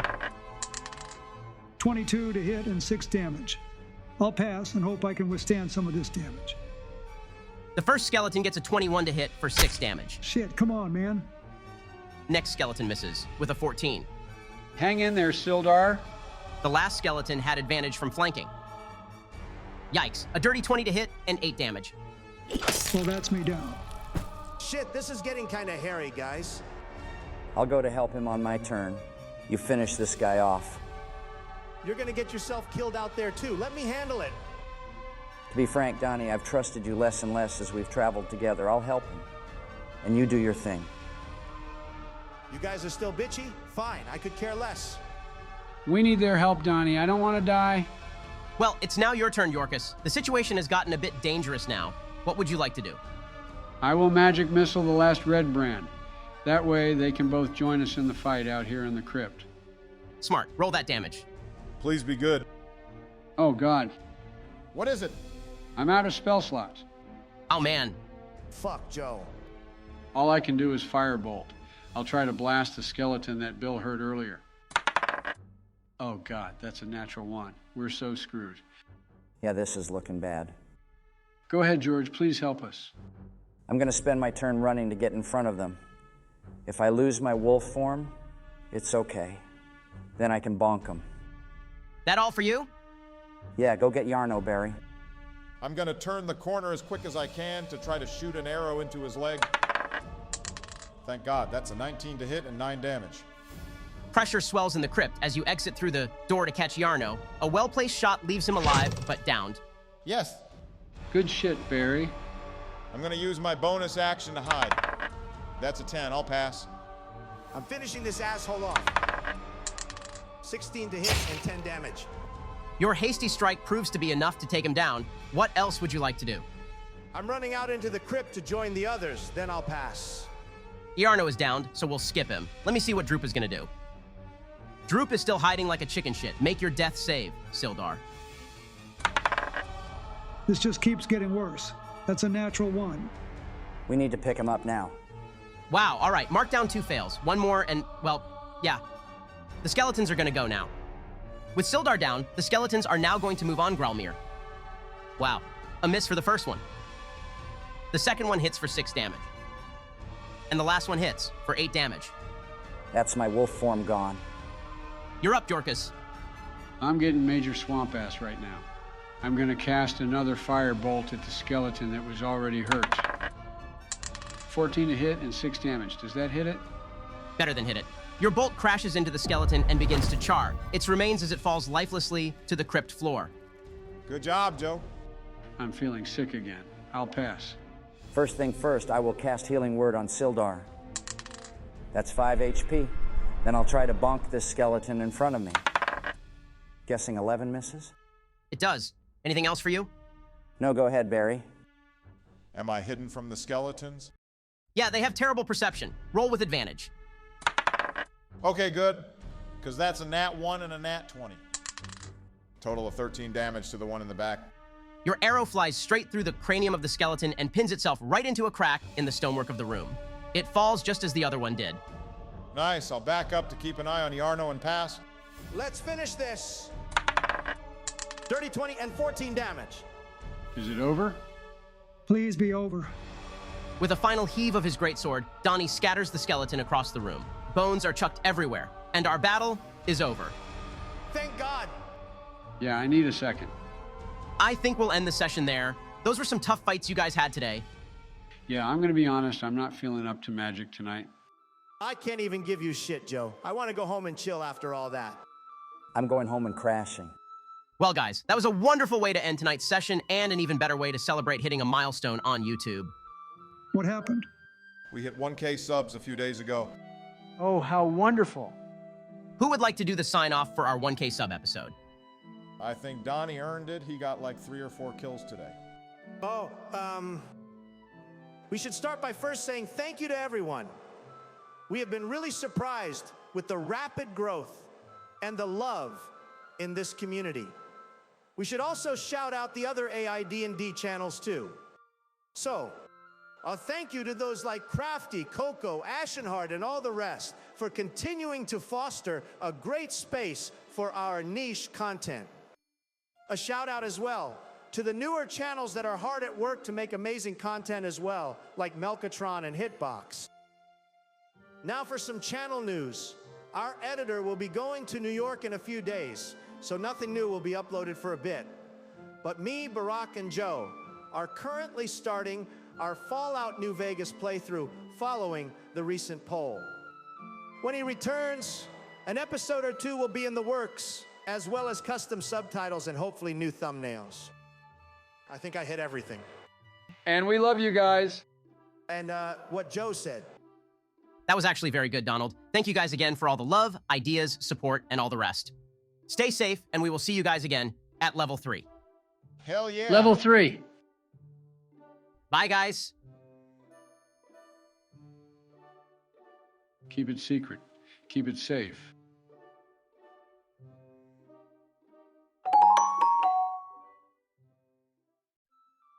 It's nice to be back, guys. How have you all been? It's been weird not playing D&D for a little while, but I've been busy anyway. I've been doing re-election stuff. It's pretty boring, to be honest. Great to hear our current president is bored with his job. I bet you make great decisions. 34 charges says what? What? Did you guys have fun playing Fallout? Yeah, it was pretty cool. Gave us some time to just chat while Donnie played for a bit. Yeah. And these assholes kept making fun of my aim half the time. The viewers seem to like the video though, right, Joe? Yeah, it's our most viewed video, actually. Glad you guys had a good time. Do you want to do your comment shout-outs, Joe? Oh yeah, I almost forgot. Big surprise. This first comment we got is actually our first super chat. Thanks, Tex Rex. Yeah, that's very generous of him. This next one is from Ashenheart, who also donated. Make sure you guys check his channel out. I like to rewatch it every now and then. This next comment is for Bill. Great episode. I thought Sildar was going to die. Thank God he didn't. That gives me PTSD of that last fight. I didn't think I was going to make it either, to be honest. Last comment is for Ben, actually. They love you as a DM so much that you inspired them to want to try it out. I hope they also enjoyed the Fallout episode. That's very sweet of them. It means a whole lot. Nice picks, Joe. You guys ready to get into your changes for Level 3? Oh yeah, I forgot we leveled up after that fight. Sure did. How about we start off with Bill? Starting off, I am now immune to diseases as a paladin. Not sure if it'll come in handy, but it helps. I also get to pick my oath now. I am going for Oath of Devotion. I considered Oath of the Watchers since it fit thematically, but the abilities aren't very useful in this campaign as far as I know. With my Oath of Devotion, I follow a path of compassion, courage, duty, honesty, and honor. Should I fail to follow these tenets I live by, I risk being relieved of the powers it grants me. Starting off for my powers, I get Sacred Weapon, Turn Unholy, Protection from Evil and Good, and Sanctuary. Lastly, for my HP, I'm taking the average of 5 plus my modifier of 2. Who wants to go next? I can do mine next. First off, I'm going to roll my HP. Damn, I got my max of 8 plus my modifier of 3. Nice roll, Barack. For my subclass, you know, I had to go Arcane Trickster. It's just so cool looking. I get 3 cantrips, which will be Minor, Illusion, Message, and Mage Hand, since I have to choose that one. My Mage Hand is better, though, since it is invisible and can do more actions than a regular Mage Hand. For my spells, I chose Disguise Self, Featherfall, and Tasha's Hideous Laughter. That should be all for me. Why don't you go next, Joe? All right, like Barry, I'm going to roll my HP to start. Okay, that's my average of 3 plus 3. I now get to choose my meta magic finally.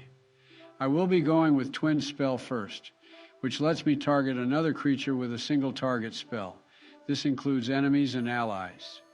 For my second one, I'm choosing Heightened Spell, which lets me give one creature disadvantage on its next saving throw against my spell. Nice picks, Joe. You get some good options for second-level spells now. What did you decide on? It was a tough choice, but after long deliberation, I chose Web. Excuse me? Joe, are you fucking selling? I'm kidding. Chill out. I actually chose Enlarge and Reduce. Oh, wow, Joe. That's actually a really cool choice. Then if you twin spell it, you can make 2 of us big. Ha ha. See? I know what I'm doing. That's all for me, though. All right, I want to go. I've been dying to roll my HP. Dang, man, that's only my average, too. 5 plus 2. For my subclass, I was really wanting to pick Echo Knight, but decided not to for lore reasons. Yeah, because what's better than one loot-hungry fighter? Exactly, 2 of them. But I decided to use Samurai. And don't you get started on all your guys' weeb shit. I know Joe and George are both nerds like that. Nani? Why did you choose that subclass, if not for the anime potential? In D&D, a samurai is focused on the spirit of achieving balance in and out of combat. I want to be seen as someone who thrives in a fight, but can also hold their own in a social dispute. Very thoughtful, Donald. Speaking of thoughtful, I get a new language as a samurai. I have chosen to pick up learning Halfling to better speak with what may be my closest ally in Jorkus. Oh, Donnie. Are you tearing up, Joe? Joe, this is about role-playing, you creep. Get the hell away from me. You want to meet up for ice cream after the session? I would normally say yeah. But now? Hell no, dude. Darn. My last thing for level 3 is being able to give myself advantage on attacks. I can do this, I think, 3 times per long rest. All right, looking good. You're up, George. I'll roll for HP too, why not? I got my average too, wow. 4 plus my modifier of 3. All I get at this level is a second level spell. I chose to prepare Heat Metal and leave the others for now. Heat Metal forces my enemies to either drop what they have on them or take consistent burning damage. And don't forget you can change those spells out during a long rest. Okay, guys, time for our recap, then we'll jump into it for tonight. Last we were with our party. The group jumped into a sudden but short fight with Jarno Albrecht, the leader of the Red Brands and supposed ally of Sildar. Since he was caught off guard, he stood no chance and was easily overpowered by the group and bound at the wrists. The group rummaged through his quarters, finding useful scrolls, his staff, of course, and a letter from the Black Spider, detailing the arrival of our party in town and orders to take them out. The group then had a tough fight with a pair of Nothics after Jorkus was pushed into a cavern as the rest of the group fended them off. Although victorious, the members had all took some damage at this point, but pushed on anyway. They made their way to the cells in the hideout, passing through a crypt. This allowed Jarno the opportunity to call an ambush on them in the middle of a fight with other Red Brand guards. Jarno nearly escaped, but a great shot from Barbin left him immobilized down the hall, as Sildar was also brought down by a trio of skeletons. The group again argued a bit, but came together in the end to save Sildar from the brink of death and finish off the remaining enemies. We now pick up with our party in the crypt. Jarno lays down the hall bleeding, while the others clutch their wounds. The task remains: bring Jarno to justice and escape this place in one piece. What would you guys like to do? I think the first thing we should do is get Yarno up. Can I try to stabilize him? Give me a DC 10 medicine check. Nice dirty 20. Yarno yells in pain as you pull your arrow out of his leg. The puncture is deep, and you know that although it is stable for now, it won't hold forever. All right, I'll pick him up and have him lean on my shoulder while we walk to the others. I'll come over to help as well. We need to get out of here, guys. Yarno's fucked up, and we are too. Let's check those cells and book it. I'll stand up slowly, grunting from all the stab wounds I received. Let's make this quick. I'm not feeling good. This long room is partitioned into 3 areas, with iron bars walling off the north and south. Filthy straw lines the floors of those cells, the hinged doors of which are secured by chains and padlocks. A pair of disheveled human women are held in the cell to the south, while a human boy is confined to the north. All are dressed in plain gray tunics and have iron collars fitted around their necks. A heap of discarded clothing is piled carelessly against the far wall. Donnie, give me the keys you got from the bugbear. You stick with Yarno for now.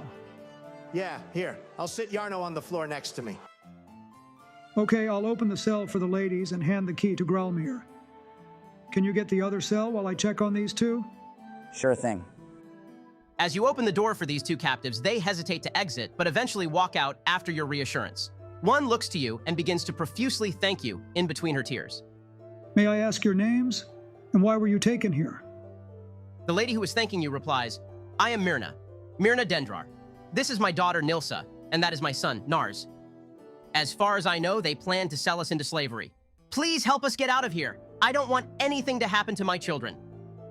Don't worry, we have come to dismantle this Red Brand Guild and are now leaving. I urge you to stick as close as you can. She replies, oh, thank goodness, please, lead on. Does anyone want to do something before you leave the hideout? You can always come back, but it's up to you. I think we all want to get the hell out of here. This was tougher than I thought it would be. Yeah, I think we should just go. Well then, our party makes their way back through the cellar of Tresendar Manor without any further surprises, and now with extra company. A successful raid on the Red Brand hideout results in the capture of Yarno Albrecht and the freeing of the Dendrar family. To your surprise, you still have some daylight left as you return to the town square. If you all plan to turn Yarno in Sildar, you would know your best bet is to bring him to the town hall. I think that should be our first stop then. That way we can also notify Harbin of what the Red Brands have been doing to families like this one, since he seems to be in denial of it. Upon your return to the town hall, you are greeted with the similar mess of papers covering numerous desks and Harbin walking around barking orders at others. He looks to you, and his expression quickly fluctuates between confusion and worry. Well, I see you found Yarno, but the Dendrar family as well. What have you all been up to? We decided to check out the manor this morning. Yeah, since nobody else here could be bothered, apparently. That was meant to be Yarno's job. And why do you 5 have him prisoner? Yarno clearly had values that trumped that of the Lord's Alliance. He's the leader of the Red Brands that have been harassing your town and destroying families like the Dendrars here. Excuse me? This is how the Lord's Alliance handles business, huh? The Lord's Alliance has helped plenty. Clearly you can see that not all of us follow paths of greed. And I would suggest sending word for transport of him to Neverwinter to see punishment for his crimes. It would surely help these fine folks sleep well at night knowing this man is facing justice. And I would sleep well if we received some payment for all this shit we had to go through. Fine, very well. I will have him held here under watch while I await transport for him. And I'll give you each 40 gold for doing this. Clearly, I was mistaken about the severity of this group. My apologies again, Myrna. Our loot pile is huge now, Donnie. Yeah, and we still got other shit to sell, baby. In classic Harbin fashion, he takes forever to gather your payment, but eventually returns with pouches for each of you, as well as a pouch for the Dendrar family. Myrna takes the pouch from him, without saying a word, and ushers her children out the door. Well, thank you again, gentlemen. Hopefully this rabble will die down now that their leader is out of the picture. If you'll excuse me now, I must send word to folks. Still got some time today. Let's go see what we can get up to.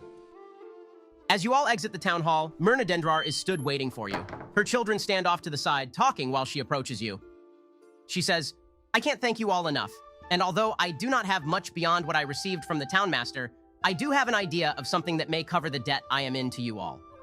You guys have been through enough. We really don't... Please, I was only a girl when my family abandoned the town of Thundertree. Those who know of it know of the undead that overtook the area. If you all find yourselves there at some point, try to find an alchemy shop. In there, under the storage shelves, should be an emerald necklace in an ornate case. It is yours if you come by it. Very kind of you, Myrna. I'm glad we could help you and your family out. She responds, if you are all looking to help out other folks, I know some others were having difficulties before my family and I were abducted. Darren Ettermath was looking for adventurers by his orchard, something about a well. Sister Garaeli, who tends to the shrine down the street, was looking for help with a delivery of sorts. I'm sure they would all appreciate your help and could offer far more than I could in payment. Looks like we have some people we can speak to before we hit the hay. I'm gonna go sell some of my stuff. Anyone want to join? Or are you all gonna talk to them? We distributed all the stuff, right? Yeah, we did. I'm probably gonna do more selling than buying, though. I'll come along so I can buy some healing potions. I think I'll stop by that orchard. I'll join you, but could we take a short rest here for a bit? We could say you are all discussing this around a table at the inn after speaking to Myrna. That way, you can count yourselves taking a rest. Heal up if you want to. Okay, I'll just use one of mine. Oh yeah, I'm gonna attune to this staff while we rest, then I'm good to head out. You guys can go to the orchard. I want to check out the shrine. All right, we'll handle you two first. Your best bet to sell those gems would probably be talking to Linen at the Lion Shield Coster. You doubt Barthen would want them, since he is a general goods store. Isn't she the lady you creeped out?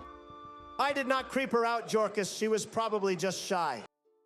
Well, I guess we'll see. She didn't seem like the kind of lady to play hard to get. We'll head there, Ben. Upon entering her shop, Linen stands up from reading to peek over the counter. As she sees who it is visiting, her face visibly cringes a bit. Can I help you? Well, hello, Mrs. Linene. You are looking quite fine this evening. Okay, can I help you? I happen to be in the market of selling some of my collection. My treasury has just gotten far too full, and I thought a woman of taste could use some gems of pristine condition for her shop. Right. Well, let's see them, I guess.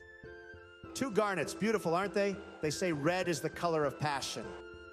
Coming on a bit strong there, Donnie. Let me do my thing, man. This is painful to watch. Yeah, they look all right. I would do maybe 100 gold for the 2 of them.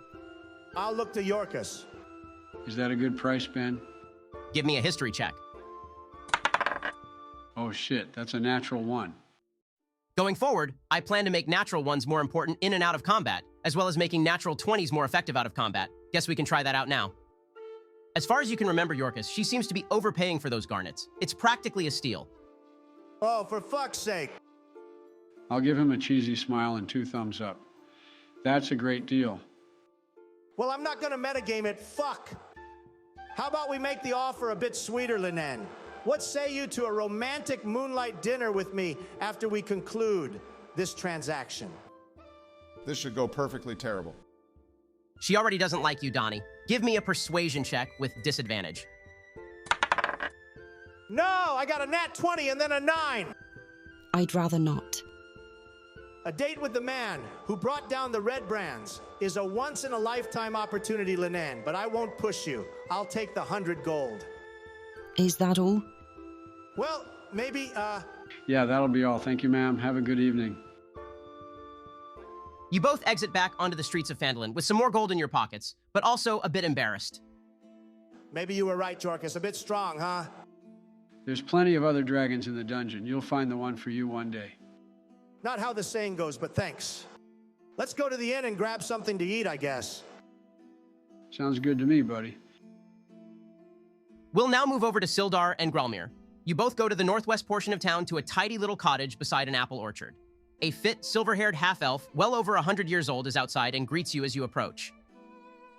Greetings. How have you been, Sildar? He says. Not terrible. This is Grelmir, by the way. He is new to town and has been assisting me and some others in helping folks.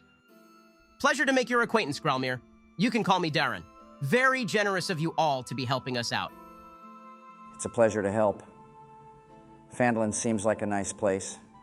We actually stopped by to inquire about your need for help. He responds, I didn't know if anyone would actually be willing to come by. I had almost forgotten. I have heard rumors of undead lurking in the area, as well as someone digging around that well. It all reeks of trouble. I fear that these apparent undead may move closer towards us, or worse, that person digging around has plans to control them. I'll pull out my map. Could you mark where this well is? Darren takes a moment to look it over. It should be around here. It's fairly close to that wyvern tor, so if you plan to go over there, please, exercise caution. We'll see what we can do to help you guys out. We've taken care of the red brands in town, so the last thing we want is a different trouble to befall your town. Very admirable of you all, he says. You remind me of myself when I used to travel and seek adventure. Please take care, and come by whenever you see fit. Have a good evening, Darren. Let's head back to the inn. I'm guessing that's where the others will meet us. Yeah, probably. Lastly, Barbin. You make the short walk to the shrine in the center of town to meet with Sister Garael. To your surprise, the shrine is small and made of stones taken from the nearby ruins.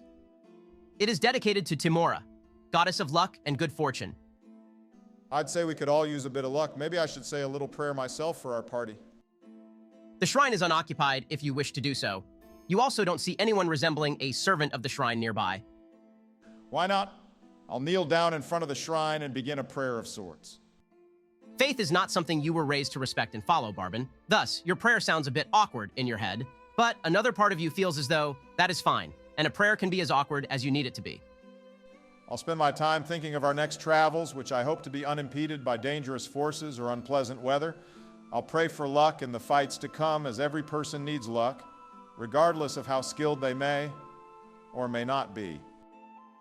You aren't sure how long you were in front of the shrine, but you suddenly open your eyes to find yourself sitting at the shrine rather than kneeling once you finish your thoughts. You also then hear a voice off to your left. A newcomer to Timora? I pray she takes good care of you. You turn to see a young elven woman in robes, with her hands behind her back and a small smile across her face. Oh, sorry, I didn't know you were there. But yeah, I'm kind of new to this. I didn't want to interrupt you, she replies. What made you visit her, if you don't mind me asking? I came to speak to Sister Garael, I believe her name was. I didn't see anyone here, but thought that my friends and I could use some good luck on our next travels. Well, a pleasure to meet you. I happen to be Sister Garael, and I hope the goddess can look brightly upon you. Oh, wonderful. I was looking into an apparent delivery you needed done. Oh yes, I would greatly appreciate some help. Would you follow me? Sure, I'll stand up from the shrine and give it one last look as I begin to walk alongside her. In that quick look back, you swear you see a faint glimmer of gold. But after a second look, it's gone. Strange. As you walk alongside Sister Garael, she speaks to you about her desire to bring a gift to a Banshee lurking within the woods along the Tribor Trail. Her superiors hope to learn the location of a spellbook belonging to a legendary mage named Bo Gentle through trade, but the Banshee never appeared when Sister Garael visited. As you approach a house down the street, she states, "This is my home. Please come in while I fetch the gift we had for her." While she goes to find it, I'll call out, though, the house. A Banshee is a dangerous prospect, possibly even a deadly one. Why would you want to visit her so bad? She calls out as she rummages through her belongings. Her name is Agatha, and apparently, she may know the location of this book. Such strong magic is much safer with my group than it would be to some random goblins or thugs who found it. And what exactly is your group? If you can learn of the book's whereabouts, I just may tell you. She then returns to the main room holding a jeweled silver comb. Agatha is known to be very vain, so a gift like this should be suitable when paired with praise and flattery. Sounds simple enough. Butter up this Banshee, ask her about a legendary book, and leave without an issue. She laughs. I know sarcasm when I hear it. Well, who knows? Maybe it'll be that easy. I'll pack the comb in my bag and begin to head out. I didn't catch your name? She calls out. Apologies, it's Barbin. Have a good rest of your day, Sister Garael. I'll head over to the inn as well, Ben. Grab myself a drink. With this, our party reconvenes at the inn and now has a list of opportunities to undertake. So, you're telling me our options are to go investigate either rumors of zombies or rumors of a Banshee. Don't forget the group of orcs as well. Oh yeah, perfect. I'll mark where the Banshee's lair is meant to be, on Graumir's map, following what Sister Garael told me. They all seem fairly close to each other, at least. But yeah, all of these options don't sound particularly easy. Well, what's the biggest threat to the town? From the sounds of it, maybe the zombies. Yeah, and we don't know how many there are. and if the person digging around actually plans to do something with them. If the guy is digging people up and making them zombie minions, he likely has bad intentions. Sounds like our minds are made up. We can go by Old Owl Well and then maybe to the Wyvern Tor since it's nearby. I say we get some rest, though. That way we can set out early in the morning. The well looks to be a few days' journey. Before that, did you guys find out how much they're paying us to do all this stuff? We better not be getting scammed. Oh, I kind of forgot to ask that. Oh shit, me too. Unbelievable. There better be some good loot we get along the way then. Otherwise, I'm gonna be pissed. Oh man, I forgot to buy healing potions while we were out as well. It's all right, we have 2, I think, in case we really need them. All right, we'll take our long rest here. For each of you to eat, that's 6 silver for dinner. Barbin and Yorkus, you two are sharing a room, right? Yeah. As the two of you are winding down for the night and sleep begins to take you, can you both give me a perception check at disadvantage? Oh no. Fuck. All right. Great, that's a nat 1. I only got a 5. You two are fucking dead. Barbin, time continues to pass and shortly you fall asleep.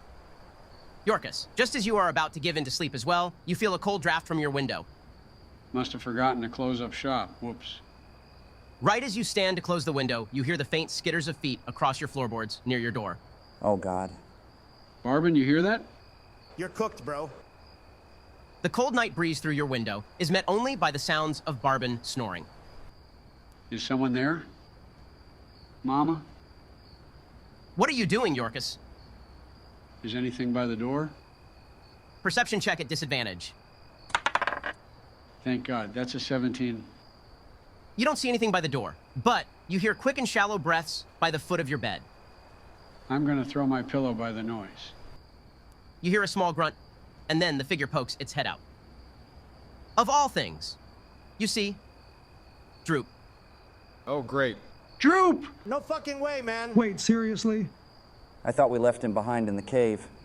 Damn. Where have you been, buddy? Droop whispers to you, follows you. Droop need to leave town. Well, we're leaving tomorrow to go fight some monsters, bud. I may know of a place nearby where you'll be safe, though. Yes, Droop not's good at fighting. Help! Tell you what, sleep in here for the night and in the morning we can show you where to go. Thanks as you. Of course, Droop. Now I'm going to bed. Good night. Jesus Christ, man. Haha, all right, guys, mark down your long rest. You all wake bright and early after going to sleep at a reasonable time. And to your surprise, Barbin, you see Droop laying at the foot of Jorkus's bed, like a dog almost. I'll shake him up, careful to not wake Droop. Jorkus, why is Droop here? Huh? Oh, yeah. He needs help finding somewhere to go. Okay, and how did he get here? Through the window. Well, he's probably going to have to leave through the window as well. The folks in town are not going to want to see him. Get him up and have him wait at the edge of town for us. We need to get packing. After a nice surprise in the morning, the party packs their belongings and makes their way to the edge of town. In an even greater surprise to Growlmere, Donnie, and Sildar, Droop jumps out from the bushes with a wide, toothy smile. I thought we got rid of this guy, man. He just needs some help, guys. Can we show him where Cragmaw Cave is on your map, Growlmere? Yeah, we need to get moving, though. I want to make some good distance before we need to rest. I'll do my best to explain to Droop where the cave is on the map, Ben. Alrighty, Droop walks with your party until you reach the Tribor Trail from Phandalin. The path here splits left where the cave is, and right where you guys are heading. Remember, Droop, follow the trail until you come along either dead goblins or horses. Then travel into the woods until you find the stream. That will lead you to the other goblins. Horses, woodses, stream. Thanks as yous. Be careful, buddy, till we meet again. I'm not dealing with Joe crying IRL again over goblins. Let's go. All right, you all begin your journey after saying goodbye to Droop. What's the marching order going to be? Our best tracker is probably Growlmere, right? Yeah, I'll go up front so we don't lose the trail. I'll go behind him. Go in the middle, Yorkus. I'll be behind you. I'll be at the back then, keeping an eye out for things. Alrighty then, go ahead and roll me a d20. Is this a perception check? Nope, just a straight roll. All right then. I got an 8. What's that do? The first leg of your guys' journey is met by light showers from time to time. But otherwise, you make decent time, and Gralmir is able to find a nice spot to rest for the night off the edge of the trail. Do you guys want to have a watch rotation for the night? Should we have one? Up to you. It's probably best we have one. Okay, decide who's taking the third watch. It'll be late at night, so keep that in mind. I've got dark vision. I'll do it. All right, roll a d20.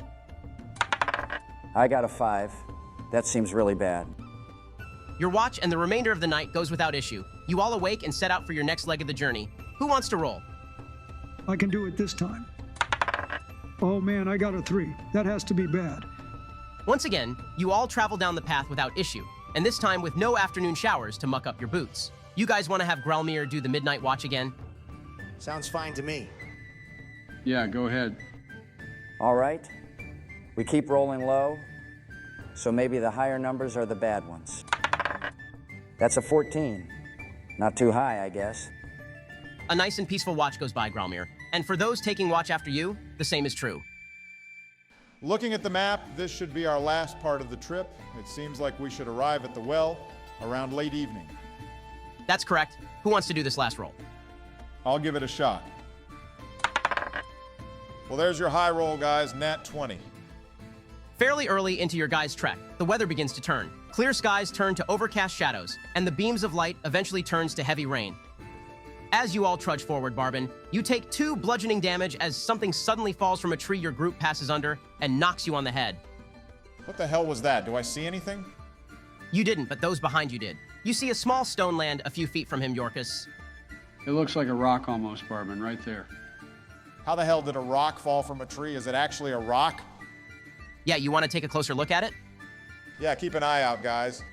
Do I see anything in the tree? Perception check. That's a 2, so I'm guessing not. Yeah, looks ordinary. Inspecting the rock closer, Barbin. This stone seems to be worked in the shape of a cat's face. The craftsmanship is actually quite impressive, and it doesn't look worn or eroded somehow. You would notice that while one of the cat's eyes is stone, the other is a deep purple hue and shimmers even in this heavy rain. Is that a stone shaped like a cat? Would I know anything about this, Ben? You can roll religion. You as well, Sildar. 12. Not great. Awesome, that's a 21. You both recognize this as an agate, and purple agates, specifically, are seen as talismans to ward off sudden peril or unluck. Sildar, you would have heard old tales of stones such as this. You aren't certain if these kinds of stones are all in the face of a cat, but they are bestowed upon those who have earned the favor of gods. The fact that the agate is purple leads you to believe that this was bestowed by the goddess Tymora. Very interesting. I'll speak to Barbin about this at a more fitting time. I bet it would fetch a decent price. You better not even consider pawning that stone, Barbin. Yeah, I mean, look how cute it is. I'll look up to the tree, Ben. Just like yesterday, you swear you see a flicker of golden dust, but then it's gone. I don't plan on selling it, Sildar, don't worry. I'll just keep it in my hand for the time being, Ben. You all continue your walk through the rain. After a few hours, it still doesn't let up, and you're all drenched at this point. I will also need 2 perception checks. Who wants to do it? I'll do one. I'll help. Only got a 9. That's an 18. Nice. As you lead the party along the trail, you would see movement a bit further ahead along the left side of the woods, amongst the dense bushes and trees. Did it look familiar at all? In this heavy rain, no, but it looked about the same height as Donnie or Sildar. Something's up ahead, guys. Straight ahead, and to the left of the path. I say one of us shoots at it. It'll either scare it off or make it come out of hiding. About how far away are we from the movement, Ben? Give or take 10 to 15 yards in front of you. I'll fire an arrow into the bushes where Gralmir pointed to. Roll an attack. Got 15. No movement. I'll move up a little bit. How far? Like 15 feet, I guess. Anybody else going up with him? Sure. As Donnie and Sildar both tread closer to the movement that Gralmir pointed out, rustles come from behind the group as well. Wait, behind us? Simultaneously, 2 gray-skinned orcs jump in front of your party, brandishing great axes, while 2 more jump out from behind you all. Oh, we're in the shits now, huh? Yeah, so much for that lucky rock. And I think we will end our session there. should make for a fun return next time. I'm pretty hyped to get into our first battle at level 3. Yeah, it was cool to explore the town a bit more too, though. I'm excited to check out the well. It sounds fancy. So Ben, what was that rock? Maybe you'll have time to discover it next episode. I told you I planned on making Nat 1s and 20s more interesting. You guys all brought over your magic decks, right? Yeah, baby, it's game time. I got that new Modern Horizons 3 Eldrazi Precon. I've been wanting to try it out. Eldrazi are a pain in the ass. I would have used that graveyard one. Cry about it and get to shuffling. I'm trying to own you guys. Who wants to do our outro this time? Thanks for coming by and watching the session, everyone. Our editor said he plans to start releasing videos more often now, and is also beginning work on custom subtitles and the next Fallout episode. As always, if you have any tips or ideas for the campaign, comment them down below as we read through all the comments when we can. Hope you all enjoyed, and we'll see you in the next one. Take care. Droop!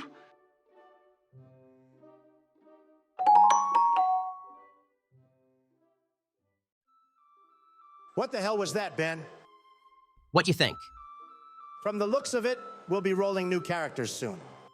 That new intro is super cool, Ben. Great job. Our new pictures look so cool. Yeah, it was awesome. I agree with Donald, though. I feel a bit more worried now about what we may face in the future. Phooey to all that. Nobody's stopping us. Consider me worried. I don't know what Ben has planned. Don't look into it so much, guys. You're level 3 now, so of course you'll have harder fights, but you guys have a good team. I'm sure you'll be fine. Don't worry, I'll carry you all. Before we jump into the session, Joe, you want to do your shout-outs? Yep, I got some picked out from the last D&D session. First one is from Zero, who donated $10, so thank you. They said they really enjoyed seeing the subclasses that everyone chose, and also mentioned something about the rock that Barry... Hold on, let's not get too far ahead for the time. We'll learn about the rock soon, I'm sure. Haha, no spoilers, Joe. Oh yeah, that's right. The next comment was from Dinosaur King, who said they think Donnie is hiding something. Once again, Joe, spoilers. Oh crap, I forgot. Good thing I have one more comment. This one's from Wendy, and she said, thanks. Wendy also donated $10, so thank you to her as well. Thanks, Joe. And thank you to all those commenting, donating, and leaving likes and subs to show your support. You guys ready to get started? Yep. Let's do it. Last we were with our party, the group had successfully cleared the crypt and jail in the Red Brand hideout, while also preventing Yarno's escape attempt during the fight. After the fight, the group released a mother and her 2 children from the cells before escorting them, and Yarno Albrecht to the town hall to speak to Harbin Wester. Yarno was held until he would be transported away to Neverwinter, and Myrna Dendrar, the mother that was freed by the group, spoke to them of an old heirloom of her family's somewhere at Thunder Tree. After speaking with her, the party split to speak to multiple people in town, as well as sell some of the loot they had gathered in the hideout. Donnie and Yorkus unknowingly got scammed while selling some gems, as Gralmir and Sildar spoke to a retired adventurer named Darren Ettermath at his orchard, and Barbin spent time at a local shrine and talked to an acolyte of the shrine, Sister Garaele. Sildar and Gralmir spoke to Darren about rumors of undead located in an area known as Old Owl Well, and Barbin learned of a Banshee residing in the woods not far away from the well the others learned about. Upon reconvening that evening, the group decided to make their way towards the well. And although the group got some much-needed sleep, Jorkus was surprised to see Droop, the goblin from the hideout, had followed them back to their rented rooms at the inn and pleaded to Yorkus for help on a safe place to stay. In the morning, the party met Droop on the outskirts of town and gave him the directions back to Cragmaw Cave, where he could potentially find Oaf from their earlier encounters. They then began their journey, which went without any issue, until being stuck in a storm on the last day of their way to the well. During this storm, Barbin was hit on the head by a stone falling from a tree, and although nobody saw anyone, Barbin did notice a small glimmer of gold, much akin to that at the shrine the previous day. Shortly after pocketing the strange stone, shaped like a cat's face, the party began to hear rustles in nearby bushes ahead of them. As Donnie and Sildar moved up to investigate the noises, the party was caught in a pincer attack as orcs jumped out to ambush them from the front and rear of the group.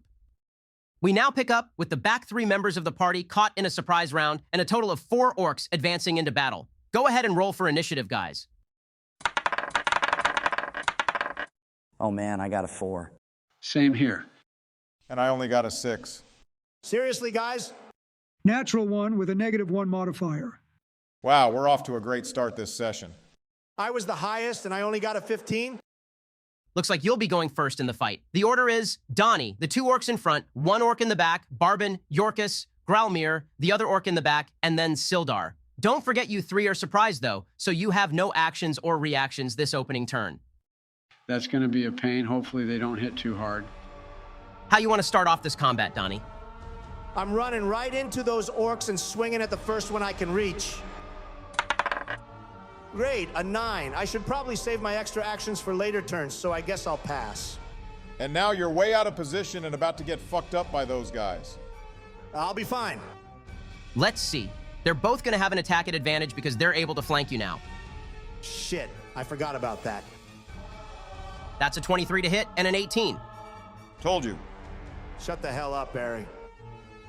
Oh, God.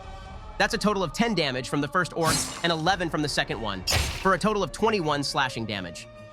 Holy shit. What the hell? Told you. Are you still up? Yeah, barely. Jesus, man. In the shock of the orcs jumping out from behind your group, you 3 don't bear witness, but Sildar does. Both orcs in front of your party take advantage of Donnie charging ahead and cleave deep into him with their weapons. Blood spews across the mud at his feet as 2 Greytaxes reel back from his shoulder and arm. I'll try to help as much as I can, Donnie. Don't worry. Yeah, not worried at all over here. I'm doing just peachy. Now for one of the orcs in the back, who is going to run to Yorkus since he's at the very back of the group. Come on, please, miss. I'm rolling super well right now, geez. That's a 24 to hit. Oh, man. Yorkus, you take 14 slashing damage as this orc slams his great axe into your side. It easily shreds through your soft wizard robes and leaves you gasping for air after the ferocity of the attack. Oh my God, I'm so close to dying already. Gralmir and I are here to back you up, Yorkus. We gotta wait until our next turn, though. This is bad. Real bad. I didn't know orcs were this strong. Since you 3 are surprised, your turn is skipped, and we now go to the last orc behind the party. This one is also able to get a flanking bonus against Yorkus. I'm so boned, guys. Save yourselves. If you go down, I'll heal you. Don't worry. That's a nat 20. Jesus, man, this is going terribly. Gralmir and Barbin, you watch in horror as the second orc digs his great axe into Yorkus's gut for an insane 25 slashing damage. 25? Yorkus is sent tumbling to the floor and is profusely bleeding as the orc laughs and points to you. Oh my God, man. That nearly killed me outright. Save yourselves, guys. Shit, man. All right, Sildar, go ahead. I gotta help Donnie first. I'm gonna run into a flanking spot with him and attack one of the orcs ganging up on him. Before I swing, I'm gonna cast Thunderous Smite to try and knock him prone if I hit. All right, nice. That's a dirty 20 to hit and 6 damage. He now needs to make a DC 14 strength save. A crackling boom fills the air as Sildar retaliates against this orc. The purple light emanating from your sword, Talon, slices across him and launches him 10 feet away onto his back. Thank God. I'm then going to move the last bit of my distance towards the middle of the ambush. That way I can run to whoever needs help next. Good shit, Sildar. Try to finish that one off. For my turn, I'm gonna attack the orc that's prone with advantage. That's a 16 to hit and 9 damage. How hurt is he looking, Ben? You cut across his chest fairly deep. You don't think he'll be able to hang on much longer. All right, then I'm gonna action surge and attack again. Nice. That's 17 to hit and 13 more damage. With a final stab into his chest, the orc ceases to move, and the other prepares himself to avenge his comrade. Before I pass, I'm now gonna use my second wind to heal. That's 6 HP gained. All right, this orc is gonna swing his great axe at you. That's an 18 to hit, but only 5 damage as he connects with your arm, but his balance is thrown off as you push back against his attack. I'm still kicking. We got this, guys. Now for the next orc's turn, who is also able to get another flanking bonus against Barbin this time. Jeez. Not even kidding, I just got another nat 20. These orcs are doing really well against us. Are you cheating, Ben? You can check it if you want, Donnie. An 8 on the dice and a 20. Sit down, Donald. Tell me the damage, Ben. You take 16 slashing damage as the orc lunges forward and catches you with his axe and opens a nasty wound across your leg. These crits are really becoming a problem. We need to prevent them from flanking us. Well, it's your turn now, Barbin. What you want to do? I'm going to first disengage as a bonus action and head towards Sildar. Then I'm going to cast Tasha's Hideous Laughter on the orc that took out Jorkus. What save is that one? It's a DC 13 Wisdom save. That's a 15. Sorry, bud. All good. I figured I'd try that rather than shoot without sneak attack. I'll stay further back where I am and pass. All right, Joe, go ahead and roll a death save. Awesome, I got a 19. That's one success so far. Good stuff. Go ahead now, Grelmir. I can't heal Jorkus yet, because then they might attack him again. I think the best thing to do is to just get more damage on these guys. I'll be all right. I passed my first save. Okay, then I'm going to cast Shillelagh on my wooden club and try to do my usual bonks. Damn, that's only a 9. Your swing towards the orc is thrown off as you can't help but glance towards Jorkus every few seconds. The orc easily parries your wooden club and laughs, about to attack. Now, for the orc's turn. The orc swings wildly at you with his great axe. And although he gets a 23 to hit, you take only 4 slashing damage as his weapon grazes your arm and leaves only a mild cut. You're up now, Sildar. Realize that I forgot to add the bonus damage from my smite onto that other orc, but that's on me. I'm going to go to the orc that attacked Barbin and attack him, so that Barbin can hopefully get sneak attack damage next round. I completely missed that. I'll make sure I remember too, going forward, just in case you don't. No worries.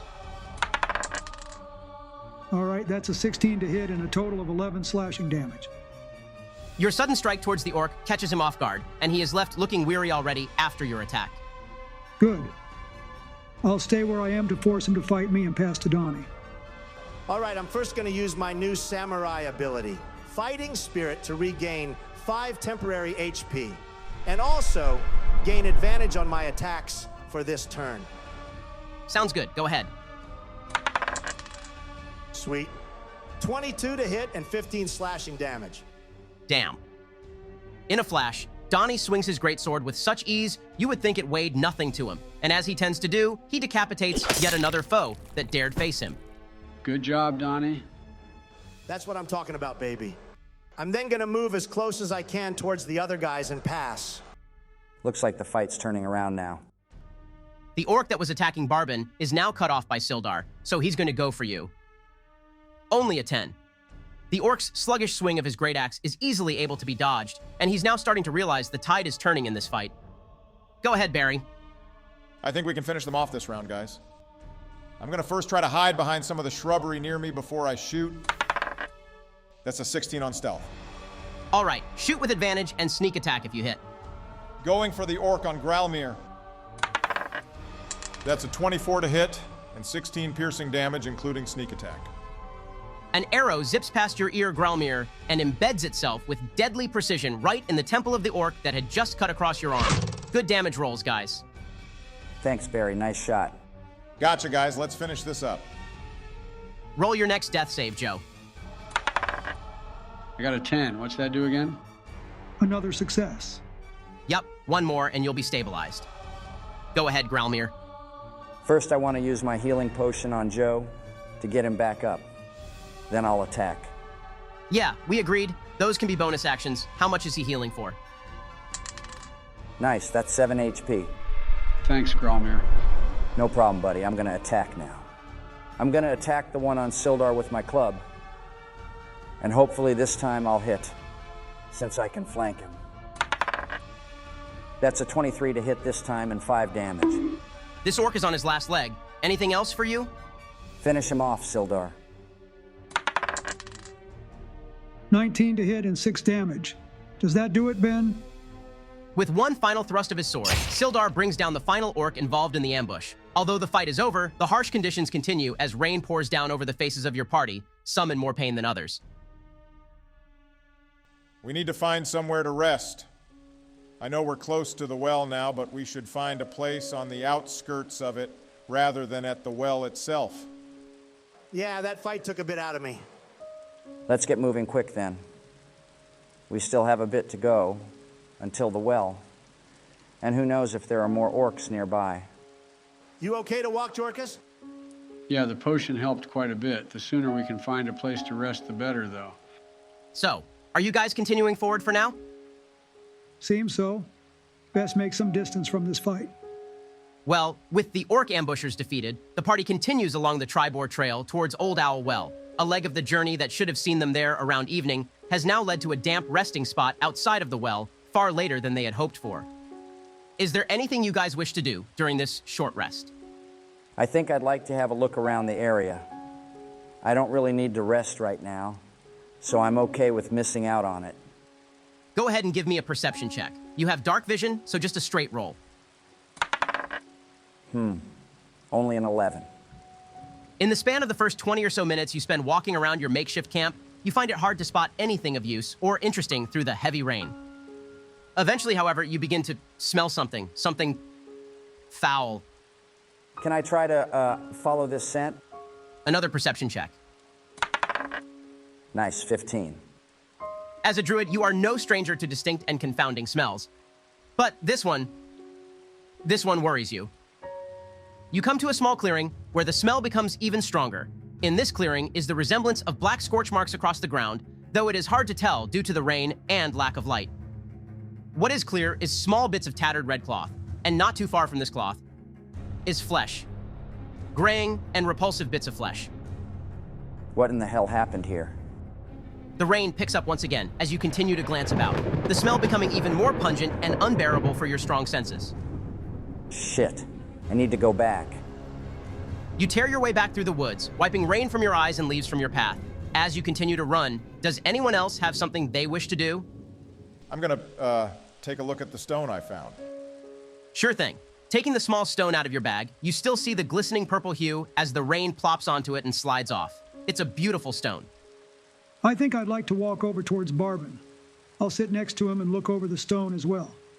Quite a find, huh? A rock like that falling out of the sky? I'd say it's more than just a find. Yeah, pretty lucky, I guess. That's not what I mean exactly, Barbin. Huh? Are you a man of faith? Not really. My parents were, but it didn't do them much good. It may sound silly, but I believe some people are drawn to faith, and sometimes faith may be drawn towards people. I guess, but it's just a rock, Sildar. But I don't think it really is just a rock.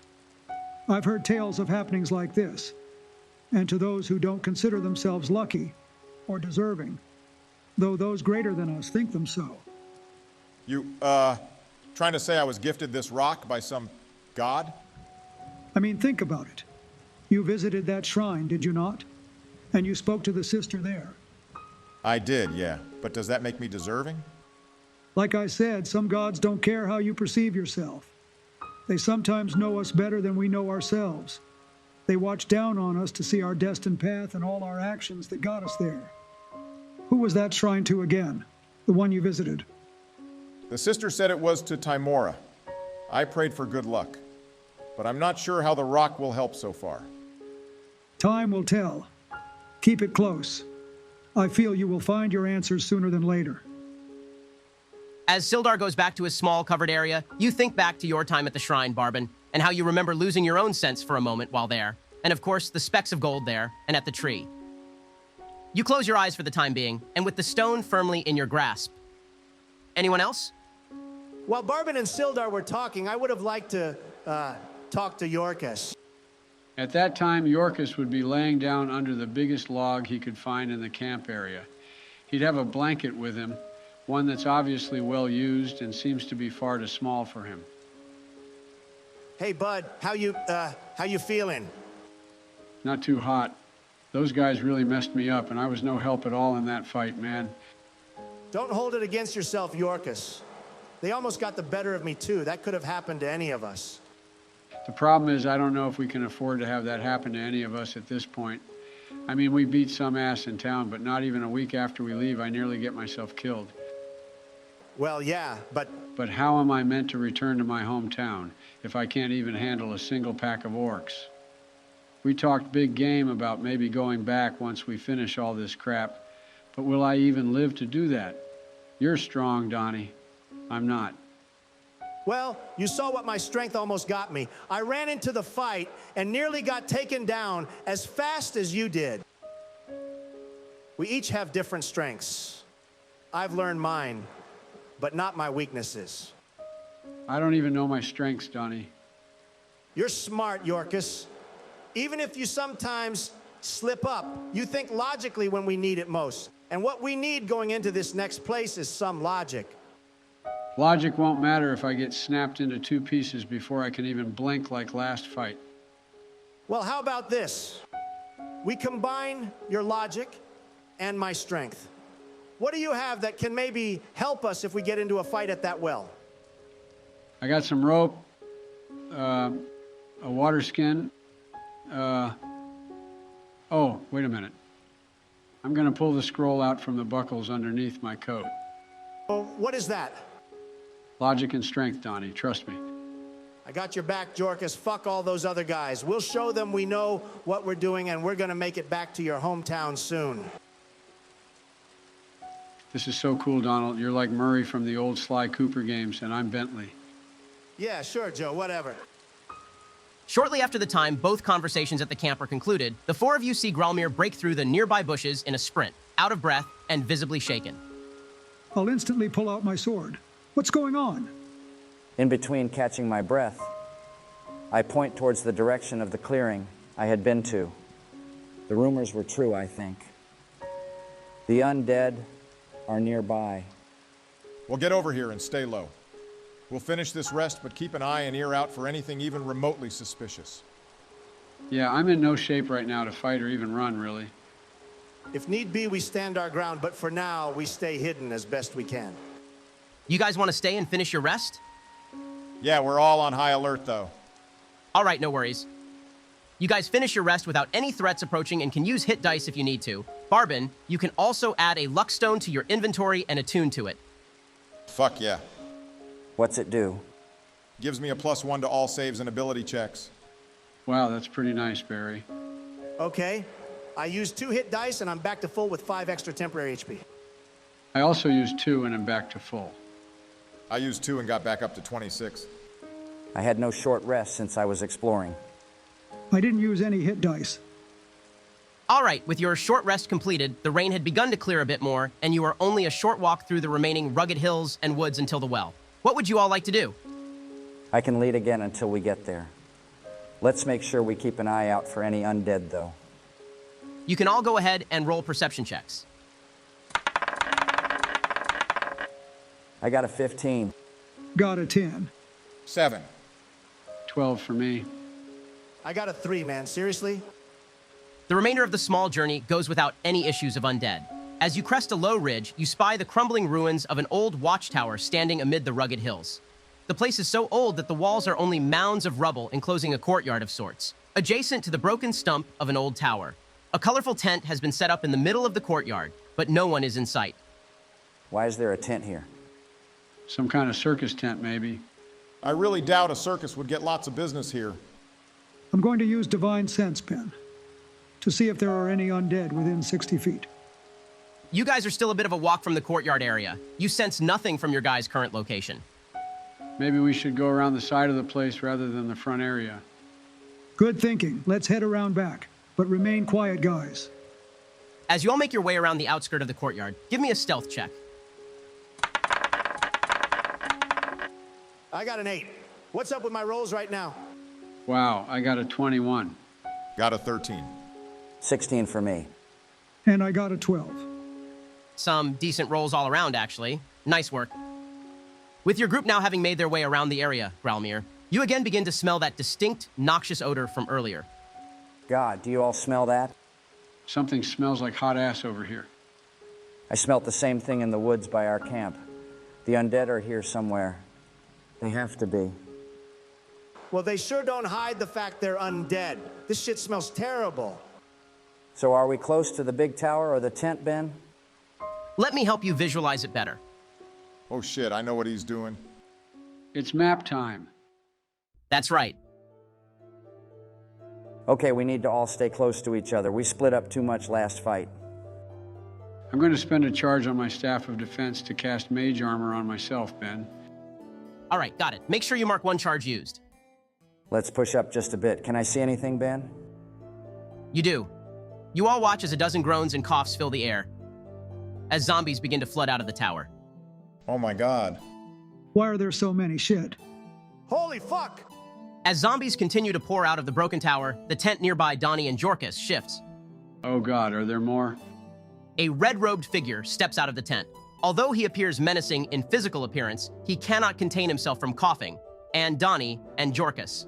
Since you are so close, you would notice his graying skin in areas, as well as a black tattoo on his forehead. This guy looks like death. What is the meaning of all this racket? What's the meaning of all the zombies you got corralled here like a herd of sheep? As he approaches your group, he waves the zombies back into the tower. Never mind them. Why are you here? Investigating rumors, which seem to be more than just tales and hearsay. We should be asking why you're out here. Gralmir and Sildar, both of you give me an Arcana and History check.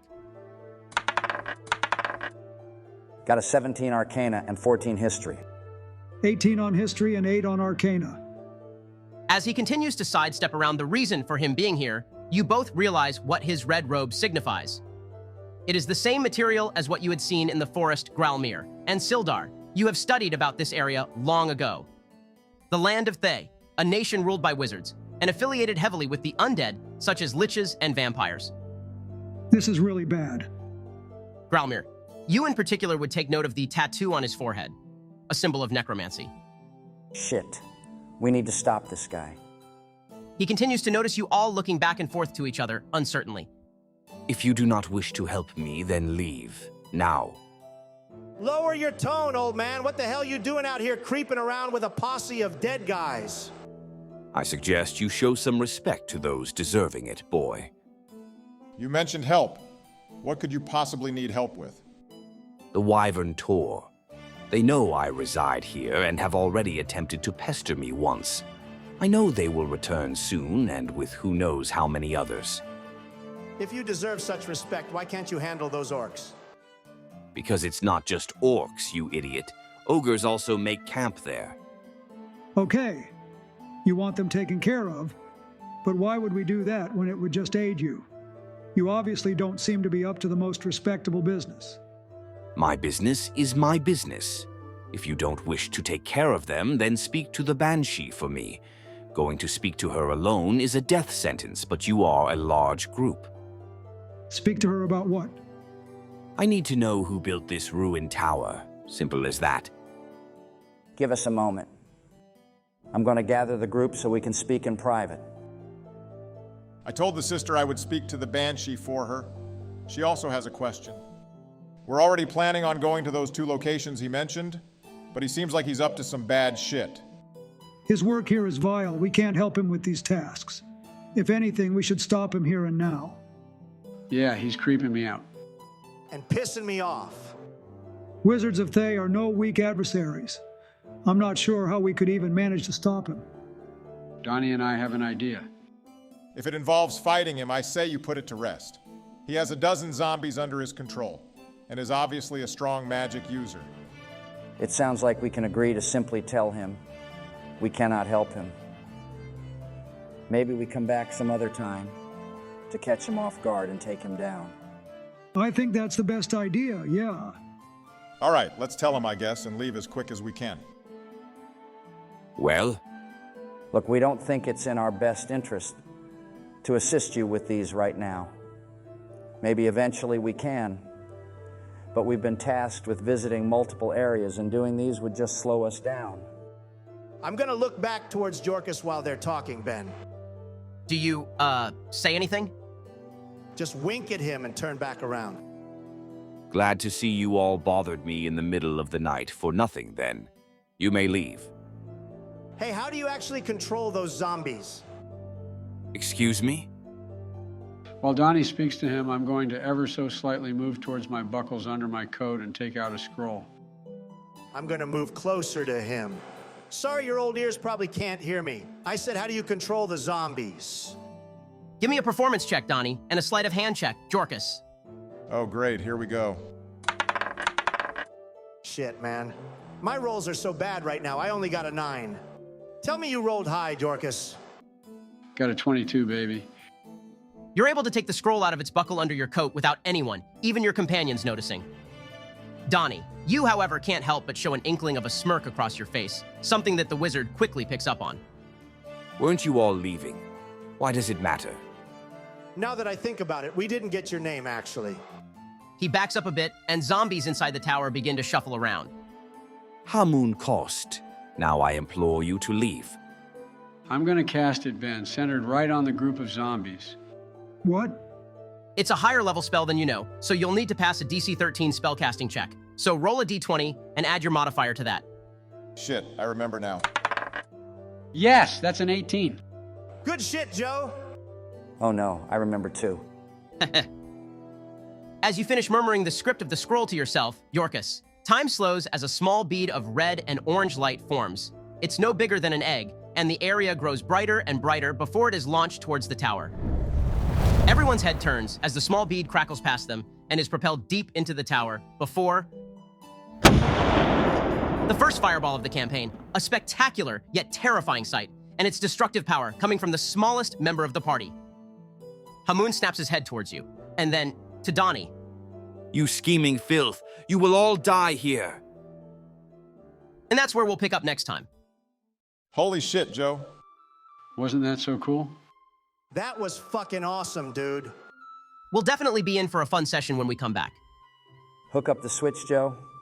I'm trying to play some Smash Bros. I've been waiting for this. Want to do the outro, Donald? Sure. Let's start with yes. I will still be holding rallies in the near future. If you know, you know. Shut up, Joe. Next. The editor is going to be moving soon, so there is likely going to be a bit of a gap between either the next upload or the one after. Don't worry, though. We will be continuing to make videos when we have the chance. And we still read all the comments you leave on the videos, no matter how old the video is. So thank you guys for coming to watch another session, and in advance for the support as always. It really means a bunch to us, so we'll catch you in the next one. Take care. They sometimes know us better than we know ourselves.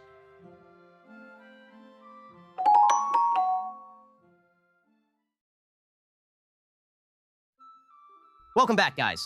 Hope you're all ready for a good session. I'm interested to see how things will go. Yeah, these two really put us in a bad spot after launching a fireball at this wizard's horde of undead. Hopefully we can negotiate our way out of this. I don't want to kill him, really. Yeah, I was hoping to convince him to leave the area. Now we're in a bit of a pickle. Well, before we get into the session, we have some shout-outs from Joe. That's right, boys. The first comment from last session is from Summoner 4.0. He brought up the idea of giving undead occasional classes to reflect who they once were. That way could have some variety in fights and more immersion. That sounds pretty cool, actually. Yeah, that is definitely something I can look into balancing properly for our second campaign.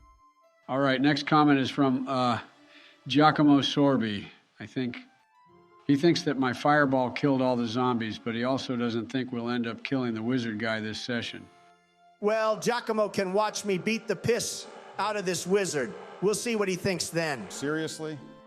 All right, last comment is from Mr. Brazga. He's a big fan of the quiet moments in our campaign. Aren't they romantic, Donald? Excuse me? Don't say that ever again, Joe. Oh, Savoie, that's all the fan comments, though. Back to you, Ben. Okay, thanks, Joe. No further wait. Let's begin tonight's session.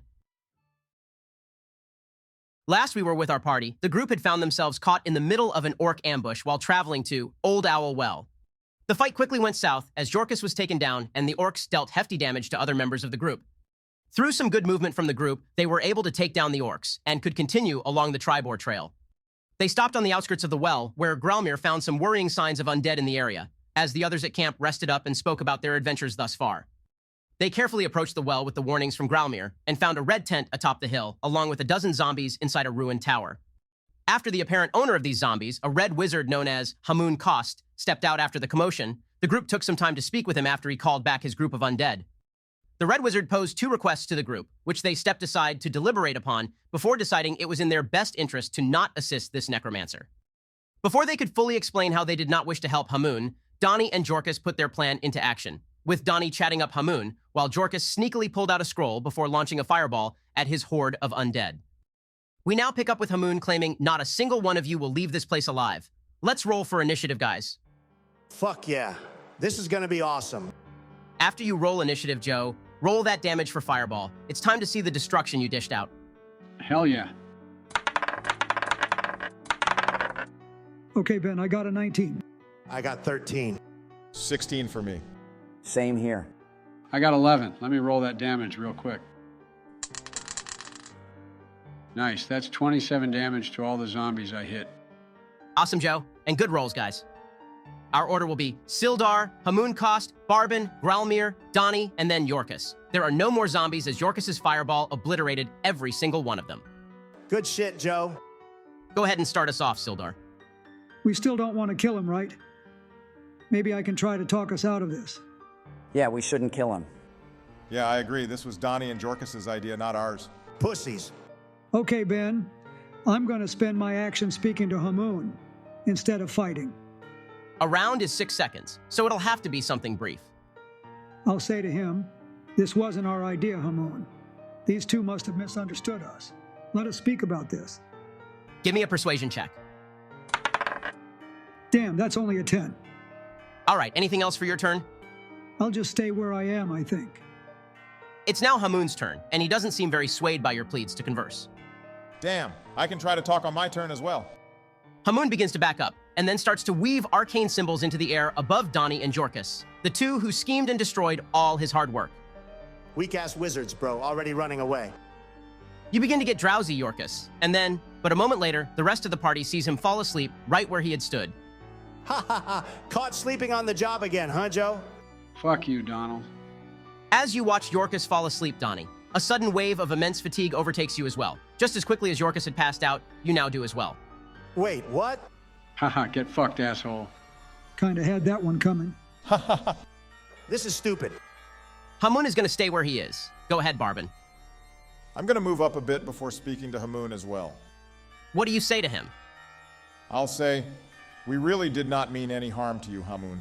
If completing those tasks you had mentioned could help fix this, we could do that. All right, another persuasion check. I got a 16, nice. All right, we'll see what happens when it gets back to his turn. Anything else? That's all for me. I'll stay where I am, but I'm also going to shout out to Hamun. These two acted without speaking with us. We were planning to leave and return when we had more time to help. One last persuasion check. Holy shit, I got a 17. Okay. Anything else for you? That's all. For my turn, I think I'm just going to pass. Hopefully we were able to sway Hamun. All right, fair enough. We'll go to his turn. Hamun looks between the three of you after your continued pleads at conversation rather than bloodshed. You can tell he is contemplating. Do the rest of you wish to make any further actions? If not, we can leave combat. I'm assuming Donnie and I don't get a say. Correct. You two are still asleep.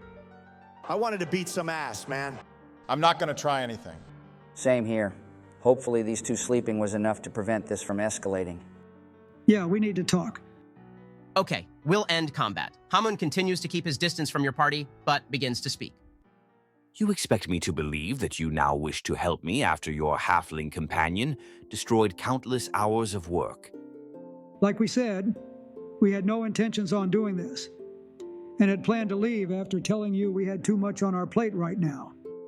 Did these two not get the message, or are you continuing to spit out nothing but lies? They got the message. We aren't sure why they decided to do this. They will wake soon. If you wish to help, then do so and leave me be. Fair enough. Hamun begins to walk into the ruined tower, still smoldering as ashes litter the floor, following Jorkus's fireball. And do not expect payment. With his last remark, he enters the tower and begins to take in the wreckage. Well, at least we avoided that for now. Yeah, we'll still have to come back eventually. We won't kill him. But he needs to be evicted from the area. We can speak to that Banshee for him, I guess. Maybe then he'll get his answer and leave without an issue. That's probably the best bet. We want to make our way there first then, or go take care of the Orcs? At this point, Yorkus and Donnie, you would both slowly begin to stir from your magic-induced slumber. I say we make our way to the Orc camp first. We can probably make it to the outside of the area within 2 hours, and then we can long rest. In the morning, we can take them by surprise and then make the trek to the Banshee. Huh? What happened? Yeah, I think we should get going now. It's already dark. Where's Hamoon? Did you guys get him? Okay, sounds good. Come on, you two. Wait, what's going on? Not yet. Let's make some distance first. Well then, our party once again sets out, this time towards the Wyvern Tor. Although 3 members know the reasoning behind why they are going, Donnie and Jorkus are left in the dark following their stunt at Old Owl Well. Thankfully, your walk through the night is peaceful, and it allows for time to converse as you see fit. You guys want to explain what's going on now? If anyone has some explaining to do, it's you two. We had no intentions of killing that wizard. Yet you two get us dragged into a fight. And we're now heading to the Wyvern Tor in order to make up for your lack of foresight. Oh man, I'm sorry, guys. Show some balls, Jorkus. That guy was raising undead, and that's the one guy you don't want to kill, Sildar? He's a red wizard, Donnie. He for sure knows others. And by killing him, we only ensure that more will follow in his path. If we can convince him to leave, we are doing what's best for the region. But how? He wants to know who built the tower at Old Owl Well. If he gets his answer, he'll likely leave because it won't be of use to him. I bet he was raising those undead to go confront the Banshee himself. I hadn't considered that. He also was probably raising them due to the orcs harassing him. We take care of his issues, and we can speed up whatever he was here to find out. Then he leaves, and nearby towns aren't at risk. You ask me, I say killing him solves all our issues. Whatever, though. When we go back, I'm still going to rob him, at least as you all talk to him. Yeah, a demonstration of force would deter him and others from coming back, probably. Well, after you demonstrated force, he put you 2 dumbasses to sleep, and we had to convince him to chill out. Yeah. You need to know when to show force, and when to play by another set of rules. This time, we need to gain leverage to indirectly push him towards going. Whatever. I'll walk in silence for the rest of the way, Ben. As does the rest of the party, it seems. After the around 2-hour walk Barbin had estimated, you spot your destination. The faint smell of smoke hangs on the air as you ascend a rugged ridge on the lower slopes of the hill. 50 yards away, a cave mouth opens up at the bottom of a ravine. Hunkered down by a boulder 20 yards outside the cave, keeping watch, is a single orc. Part of me wonders if we could take all these guys on right now. I've got plenty of spells. Let's do it. This could be a good time. They're all probably asleep and reliant on just this one orc. Finally, let's do this shit. I think this may be our best shot at easily taking care of these guys. Ben, I'm gonna sneak up to a vantage point to get a clear shot at the orc. In that case, let's take out our map. Yeah, this looks like a good spot for me to climb. Go ahead and give me a stealth check as you climb on up this small ledge. That's a 24. Nice. You make your way up with ease, careful to not knock down a single pebble on your way. I'll move up a little bit and cast Minor Illusion behind the boulder he's next to. I'll create a sound of small stones being overturned in order to draw his attention away. The orc, who was looking bored and tired for the moment, suddenly perks up as he hears a noise behind him. As soon as he moves to investigate it, I'll signal to the others to move on up. He arrives at the origin of the noise, but doesn't see anything. He's going to investigate real quick. What's your spell DC? 13. That's a 14, so he begins to brush off whatever noise he had heard and prepares to head back to his post. I'm gonna take a shot the second he rounds that boulder and sees them. It'll be with advantage since he doesn't know you're there. Go ahead. 14 to hit and 13 damage, including sneak attack. Damn. A staggering shot to the stomach leaves the orc on the brink of death. I won't even have you guys roll initiative because this guy is as good as dead. Sildar and Donnie are the closest, and the orc is surprised, so you both have advantage. Step aside, Sildar. That's an 18 to hit and 12 slashing damage. And just like that, an arrow to the stomach and a cleave from Donnie's sword leaves the orc killed on the spot. Hell yeah, let's finish the rest of these guys off.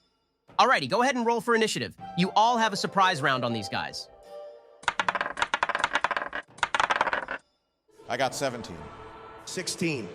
9 for me. 7. And I got 13.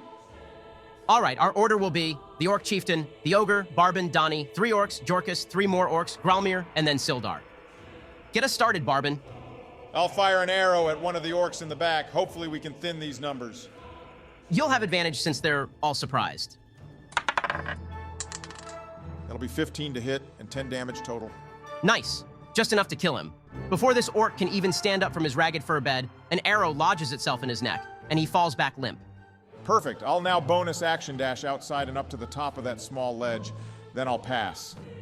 Okay, I'm gonna take a slash at the Orc right in front of me. Damn, that's a 23 to hit and 15 damage. Just like that, another Orc is dispatched of as Donnie fatally strikes him. All right, I'll back up and get into position outside the cave, then pass. Time for my next trick, Donnie. You'll like this one. I'll run outside and cast Enlarge on Donnie, causing him to grow and become as large as the ogre now. Haha, awesome. Donnie suddenly starts to swell and grows an extra 4 feet tall. His muscles widen, and his obnoxiously big head grows even more. I also brought you this. You need to talk through it while you're this big. What does it do? Ha ha ha ha, that's amazing. Puberty hit like a truck.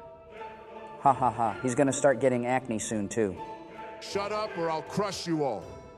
Before you pass Joe, we gotta roll wild magic. I got a 3 and a 16, all good. I'll pass. Mine will be pretty quick. I'm gonna wild shape into my wolf form again first. Then I'll run outside the cave and wait next to Giant Donnie to attack. Am I some kind of meat shield now? Sure, why not? I'll pass, Ben. For my turn, I'm also going to run outside. I'm going to cast Bless on Jorkus, Giant Donnie, and myself. We'll all have an additional D4 to attack rolls and saving throws. Oh, that reminds me, Donnie. You have another D4 to damage while you're enlarged. Sweet, thanks, guys. I'll pass now, Ben. The Orc Chieftain is up first. His entire turn will consist of using the dash action, as well as his bonus action to move towards a hostile creature he can see. In this case, Sildar. The Ogre's turn will be similar, as he'll stand up and dash to Donnie before passing. For my turn, I'll go ahead and shoot at the Orc Chieftain. That's a tainted 20 to hit. A what now? You wouldn't get it, George. Holy shit, that's 17 damage, including sneak attack. Nice shot, man. The Chieftain is looking worse for wear already. I'll reposition to the other ledge and attempt to hide as my bonus action. Okay, that's a 23 on stealth. I'll pass now. First, I'm going to use my fighting spirit to gain advantage on attacks until my next turn. Then I'll swing at the ogre. That's a 24 to hit, and a total of 16 damage, including the D4 from Jorkus. Now I'll action surge and attack him again. Nat fucking 20, baby. Nice. Since you roll 2d6 for your damage, we'll automatically have you deal 12 plus whatever you roll, along with the modifier and Joe's additional d4 from Enlarge. Well then, that's a total of 25 slashing damage. Damn. That's my goat. Wow. 2 incredible swings from the giant and ambitious Donnie lead to slashes across the ogre, who now looks terrified after being nearly killed outright. He is in terrible shape already. Take notes, gentlemen. I'll pass. Next up is 2 orcs. One of them is able to get in range for a javelin attack on Donnie, but the other can only dash. You guys played this really well. And the orc misses horribly with a natural 2. Not to jinx it, but this fight's going really well, guys. You're definitely going to jinx it. Time to find out, Ben. I'm going to use Tides of Chaos to have advantage on my next attack roll. Then I'm going to twin cast Chaos Bolt. For those wondering, we are homebrewing to allow twin casting for Chaos Bolt, just for some added fun. Go ahead, Jorkus. That'll be a 17 to hit on the Chieftain and a 13 to hit on the Ogre. Roll the Chieftain's damage first. Okay, that'll be a total of 14 psychic damage to him. The spell doesn't bounce. Let me roll the Ogres now. Again, no bouncing, but that's 17 psychic damage to the Ogre as well.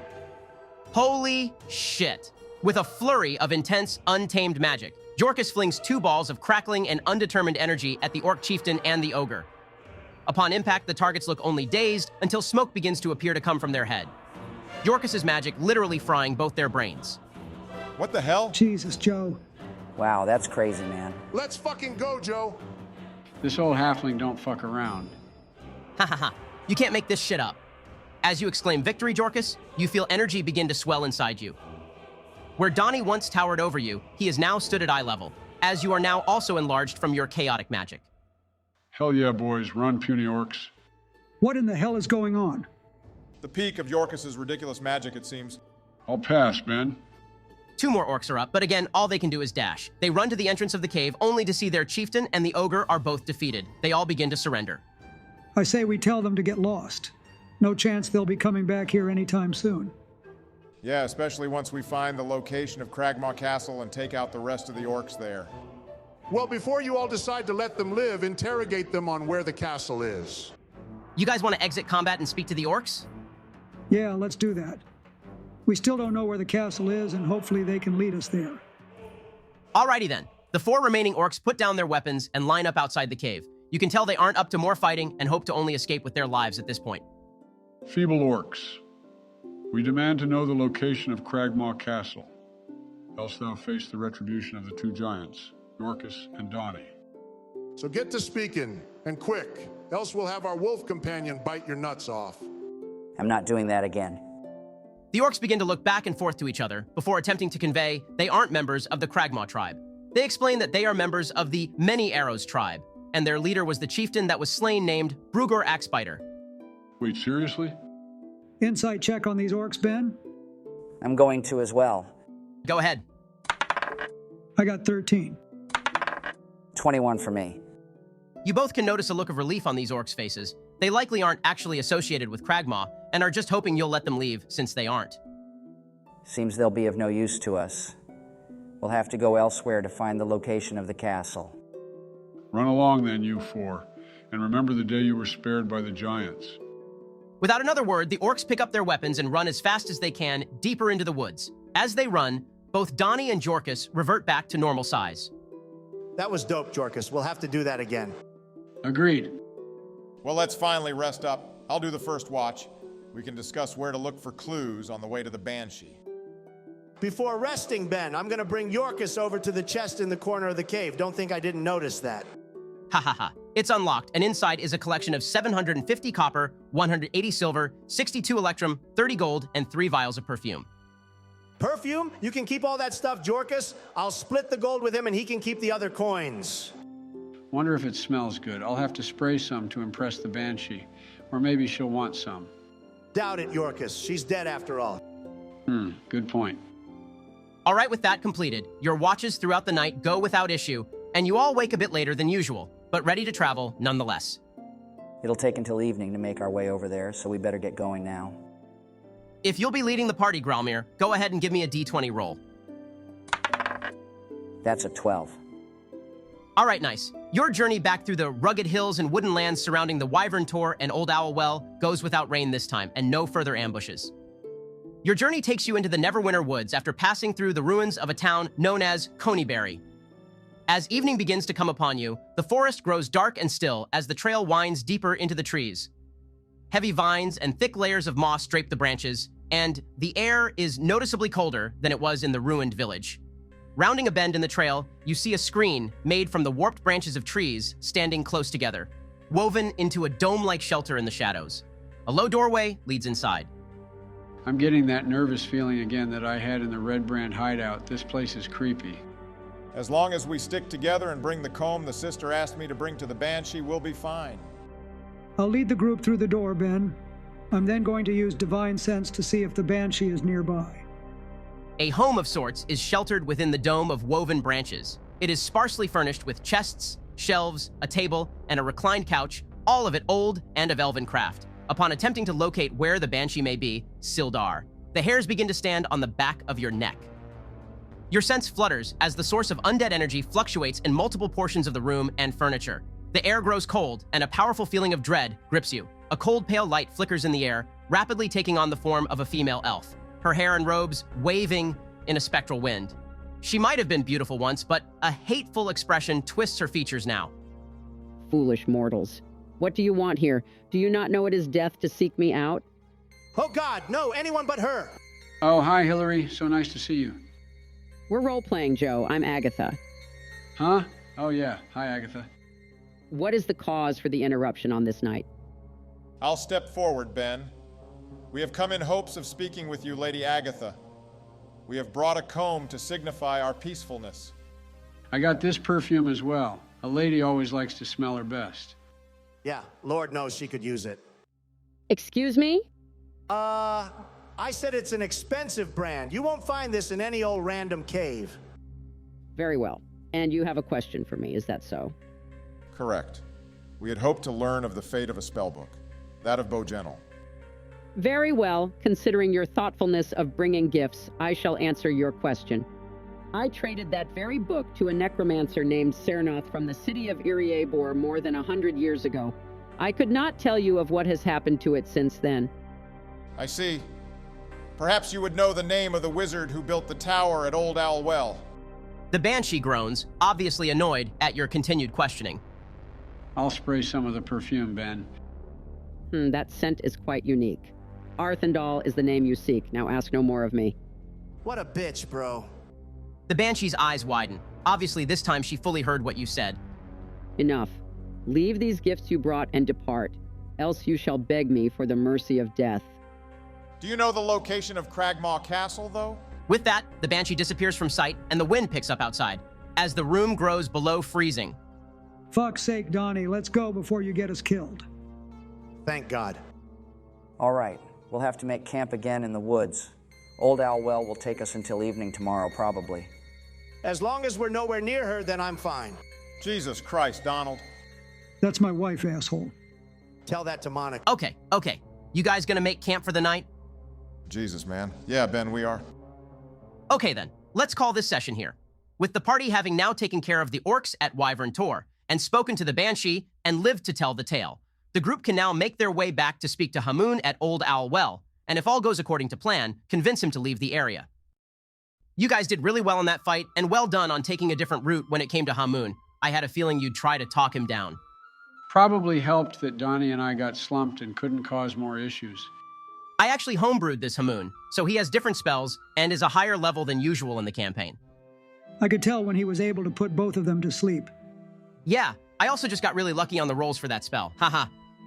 Well, I'll catch you guys later. I gotta go help Kamala on some upcoming stuff for the election, Joe. I'm helping you guys with it too, remember? Huh? Oh yeah. You ready, Barry? Yeah, I'll drive as usual. See y'all next week. I got election stuff to do too. All right, we'll see you guys next week. I'm out of here too.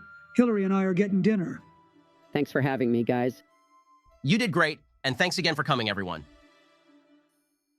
Thanks for watching, everyone. This video was a bit shorter than usual, but no guarantee on what the length of videos will be going forward. We may experiment with videos this length, as well as ones a bit longer than usual. Thank you for all the support recently, and we are planning on adding memberships to the channel, as well as opening a Discord and Patreon for those looking to support or join the community. We'll have more updates on these as they get closer to becoming a reality, but for the time being, we still appreciate all your comments, likes, donations, and sharing to help us grow. Catch you guys in the next session. Foolish mortals. What do you want here? Do you not know it is death to seek me out?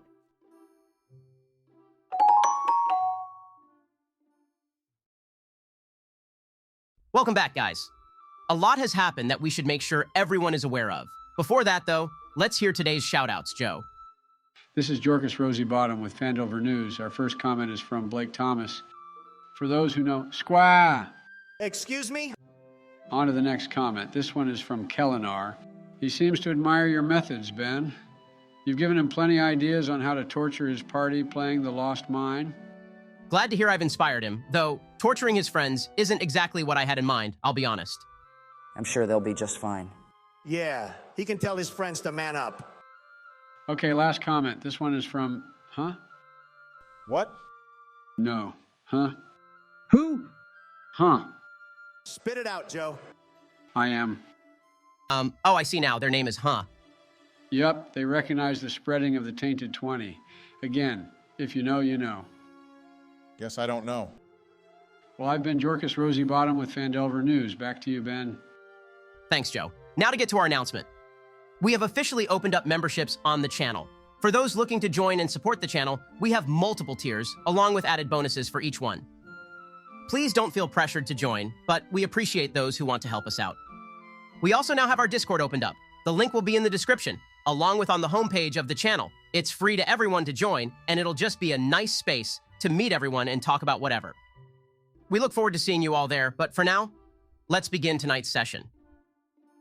Last we were with our party, the group had been put into a stalemate with Hamun, a red wizard of Thay practicing necromancy within the region surrounding Old Owl Well.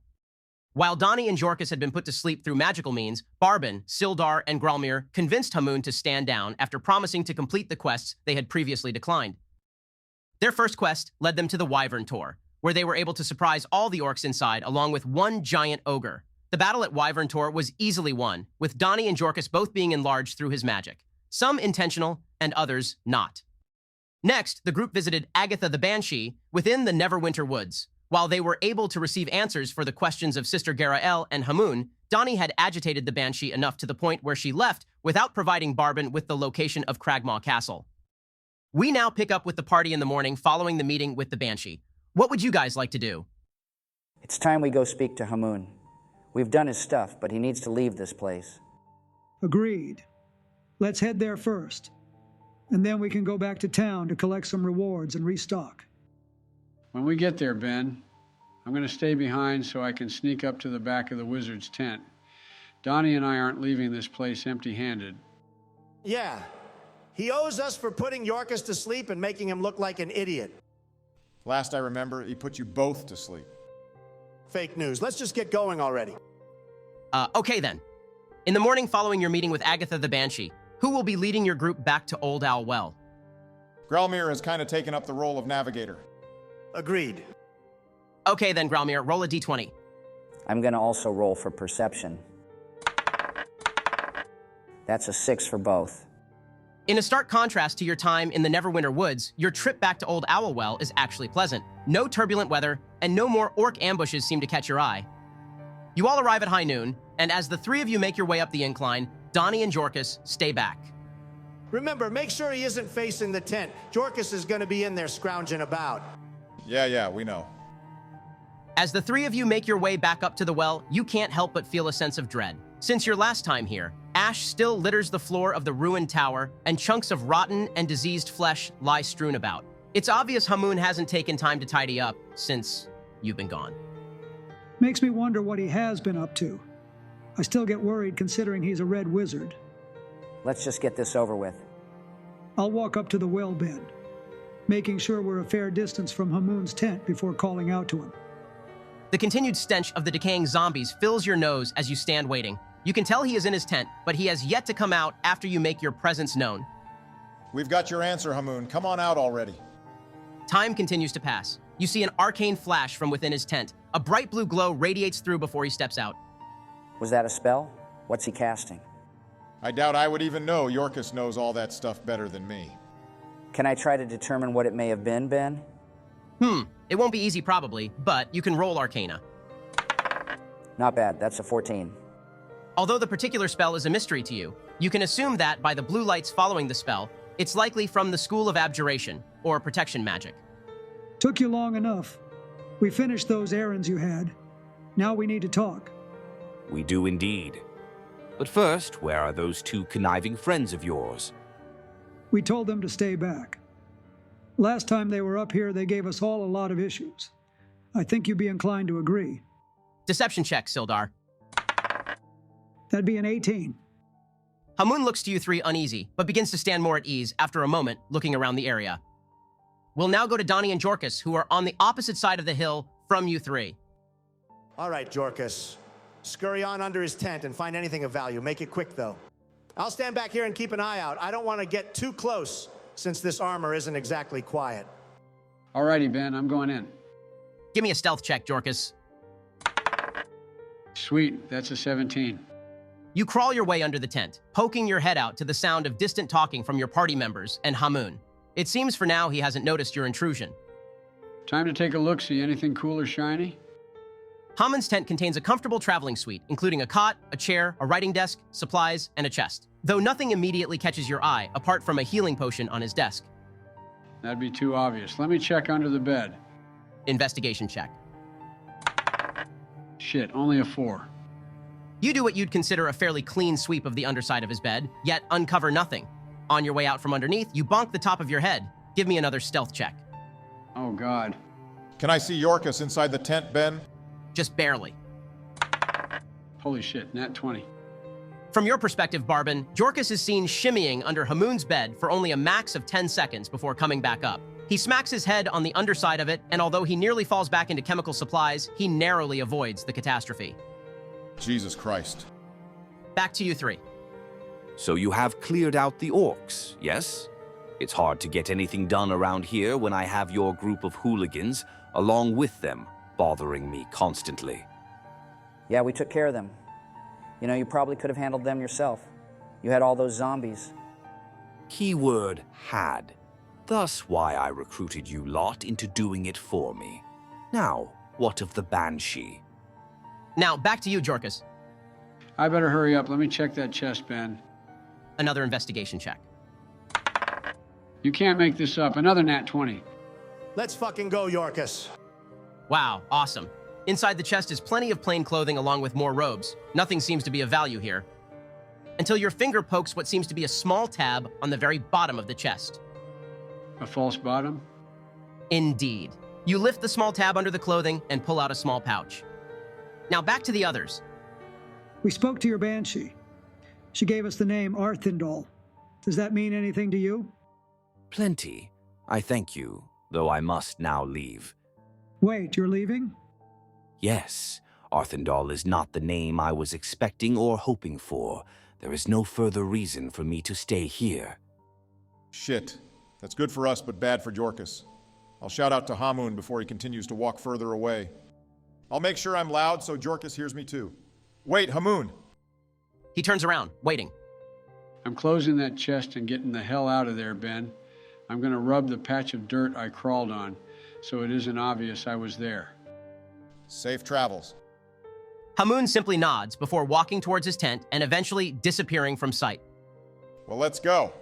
We should head back around to meet with those two, and then we can head back to town. Wonder if they actually found something.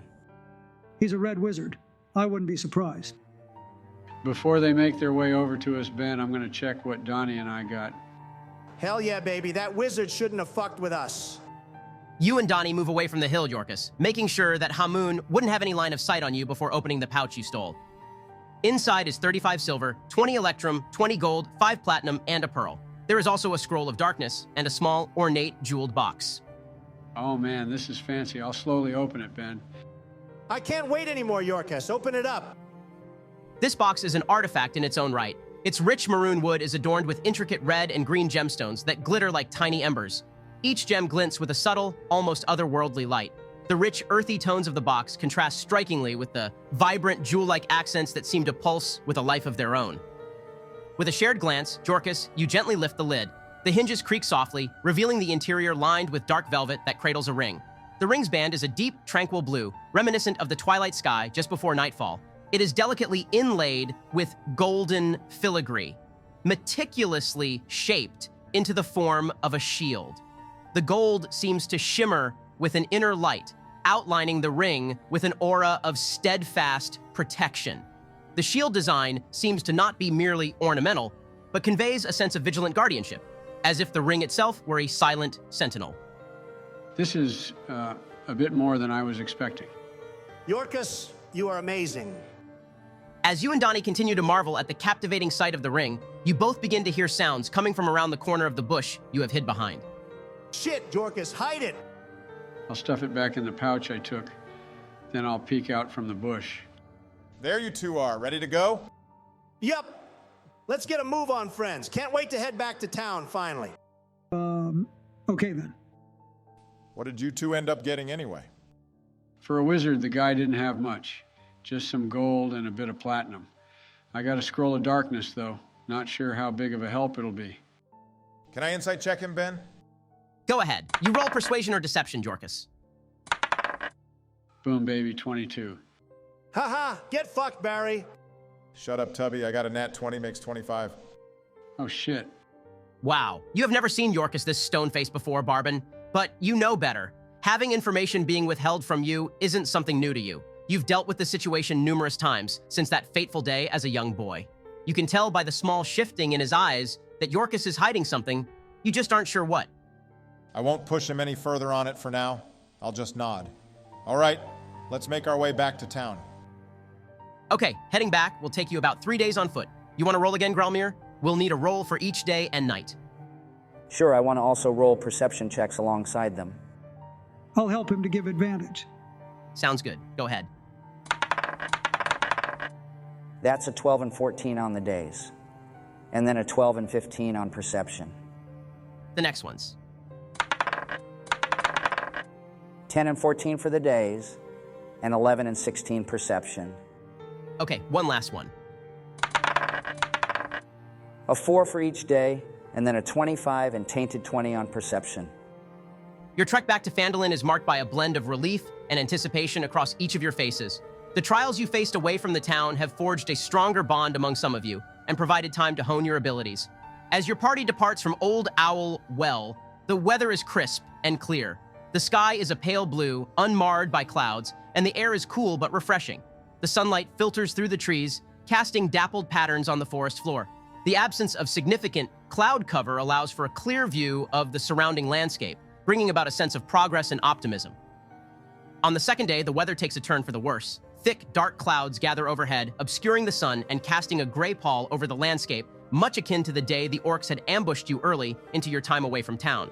By midday, a steady, heavy rain begins to fall, drumming persistently on the forest canopy. The rain is substantial, creating a constant downpour that soon turns the trails into muddy, slippery paths. The heavier rainfall significantly slows your party's progress and leads to you likely taking an extra day to return to town.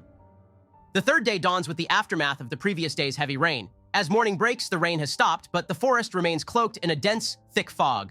The mist hangs low, curling around the trees and obscuring the landscape in a ghostly veil. Visibility is greatly reduced, and the once muddy trails are now damp, but more navigable. Just as the Banshee's lair was shrouded in sorrowful, spectral energy, the fog envelops the forest in a ghostly, almost magical mist. The fog's ethereal quality evokes a similar sense of otherworldliness, blurring the line between the natural and the supernatural. On the fourth day, the fog lifts, revealing clear skies and a gentle breeze. The fresh, revitalizing air and improved weather provide a stark contrast to the previous day's gloom, symbolizing a new beginning and a return to normalcy. The lifting of the fog brings clarity and ease, as the absence of the necromancer removes a major source of danger and uncertainty from the area. The shift in weather mirroring the calm and optimism that replaced the fear and tension that plagued your party during the necromancer's unwelcome presence. Your party's return is met with a palpable sense of excitement and relief from the townsfolk. Word of your arrival spreads quickly, and as you make your way further into town, you are greeted with a flurry of activity. Lanterns and torches are lit, casting a welcoming glow across the streets and buildings. The town square becomes a focal point of gathering, with residents emerging from their homes to see if you've truly returned. We're the hottest shit in town, baby. What's the odds I score myself a lady? As much as I'd want to crack a joke, Donnie, I'd say you have a shot. This is awesome. Children dart between the legs of adults, their voices filled with enthusiasm as they pass rumors of your party's whereabouts. The elderly and families alike gather around, eager to hear firsthand about the adventures and the resolution of the town's threats. There's a general sense of festivity in the air as the people of Phandalin prepare to celebrate your party's successful return. I say we take this party to the inn. Nothing like celebrating with some music and friends. And some drinks, ha ha ha ha. Can't pass that up, count me in. You all enter the inn to a raucous welcome. The inn's proprietor, Toblin Stonehill, rushes forward with a broad smile, extending hearty handshakes and offers of refreshment. The crowd cheers and applauds as you all make your way through the room, each of you being greeted with enthusiastic pats on the back and congratulatory remarks. Although entering together, you all eventually find your ways to your own corner of the room, mingling with various groups of people and recounting the adventure in your own way.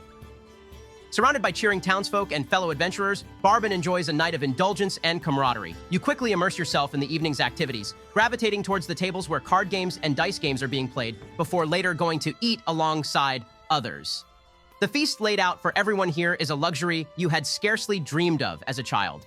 And the vibrant energy of the dance floor, coupled with the enthusiastic crowd, is a sharp departure from the cold, empty streets where you once spent your evenings. The evening's revelry is not just a moment of fun, but a poignant reminder of how far you have come from the harsh realities of your youth. It represents the triumph over the adversity you once faced and the fulfillment of a dream to live a life filled with joy, connection, and celebration. Gralmere, your night at the Stonehill Inn is a sharp contrast to your usual solitary existence in the wild. The bustling activity, warmth, and camaraderie of the inn are a vibrant shift from the serene quiet of your natural surroundings. While you value your solitude and the tranquility of nature, the lively and communal atmosphere of the inn provides a refreshing change of pace. At times, you draw upon your druidic magic to enhance the atmosphere, conjuring a gentle, aromatic breeze that carries the scent of forest flowers, adding a touch of nature's magic to the celebration. While mingling with the townsfolk, you're offered one of those drinks that Donnie had mentioned. Fairly quickly, your night becomes a blur as you recall only Sildar helping you to your bed upstairs before your night comes to an end. Sildar, ever the embodiment of honor and duty, is greeted with reverence and gratitude. You sit with the town's leaders and elders, discussing the implications of your party's recent victories and offering words of reassurance and hope for the future. You participate in numerous toasts, raising your mug to honor the town's resilience, your fellow adventurers, and the shared spirit of the townsfolk. Your words are filled with sincerity and gratitude, reflecting your deep connection to the people of Phandalin. After ensuring Gralmere's safety, you return to the common room to rejoin the festivities. The night continues with shared stories and laughter, but your thoughts occasionally drift back to your responsibility for your fellow adventurers. You take pride in your role as a supportive and caring friend, contributing to the night's joy while also fulfilling your duty. As the evening progresses, Yorkus becomes the center of attention with his wild magic antics. You perform an impromptu magic show, your spells causing unexpected but delightful effects. One moment you conjure a burst of colorful sparks that rain down like confetti, and the next, you cause small, harmless illusions of dancing lights and magical creatures that frolic around the room. Your magic is unpredictable, but always entertaining, drawing gasps of amazement and bursts of laughter from the audience. Your natural charisma shines through as you mingle with the crowd. You are often seen surrounded by groups of fascinated listeners, their faces lit up with smiles and curiosity.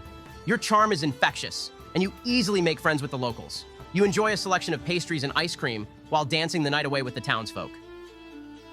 Following what he set out to do tonight, Donnie makes a grand entrance, his confidence and charm evident in every step.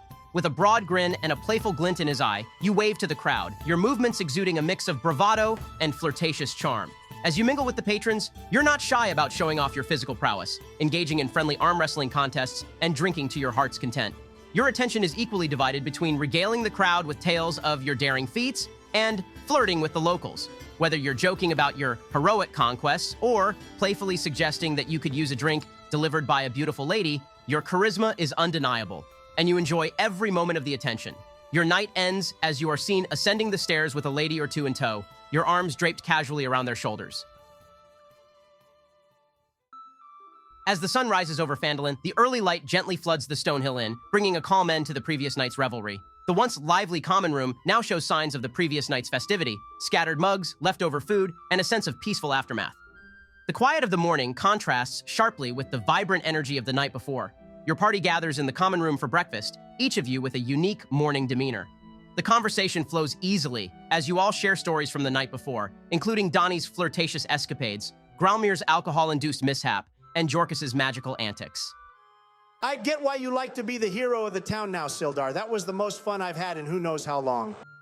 Phandalin's a great place. I'm glad you all got to see this side of it. It's way easier to have fun when there's less danger about. I'd say we did a damn good job of handling that danger. We all make a great team. Hell yeah, we do. I'm going to go take a stop by the shrine to see if the sister is there. I want to let her know I spoke to the Banshee for her. I've got to go stop by Darren's orchard. I'll join you again.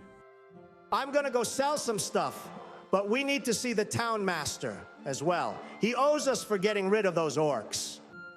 I'll go with you again. I want to ask Linen about something. We'll take care of Barbin first. As you make your way to the Shrine of Luck, you see Sister Garael watering the surrounding area. She is again wearing the same robes she typically does and greets you with a warm smile and wave. Good morning, Barbin. A pleasure to see you again. I'm glad to see your return. You, look nice today, Sister Garael. Performance check, Barbin. Wait, what? Go ahead. Bruh, a 7. You start to blush, and it's quite obvious to Sister Garael that you aren't too sure how to hide it. Haha, how was your group's journey? It, went pretty well. I was able to speak to the Banshee for you. Brilliant. I hope it wasn't too much trouble. Thankfully, the gift you had us bring seemed to be sufficient. We even managed to get an answer to your question. Oh, did you? Please follow me. Sister Garael leads you back to her residence, ushering you inside while quickly closing the door behind you. You spoke to her? And what did she say of the spell book? She said that she traded the book to a necromancer hundreds of years ago. Apparently his name was Cernoth. Cernoth? The name does not sound familiar to me, but my superiors may know. What of a location? Did she say where this necromancer resided? This is seeming fishy. Why do her and her superiors care so much about some spell book that was sold to a necromancer so long ago? Sister Garael waits, looking at you with hopeful eyes. What is so important about this spell book? Surely if it's lost to time, why go around trying to find it? Persuasion check. 18 total. You deserve to know. I am a member of the Harpers. You may know of us. You may not. Does that ring a bell, Ben? You would absolutely know of the Harpers, a scattered network of adventurers and spies who advocate equality and covertly oppose the abuse of power. It seems Sister Garael participates in more than she lets on. If you're a member of the Harpers, you must trust me enough to tell me. The Banshee said the necromancer was from the city of Iriabor. Hopefully that means something to you. I do trust you, and that means plenty. I thank you so much.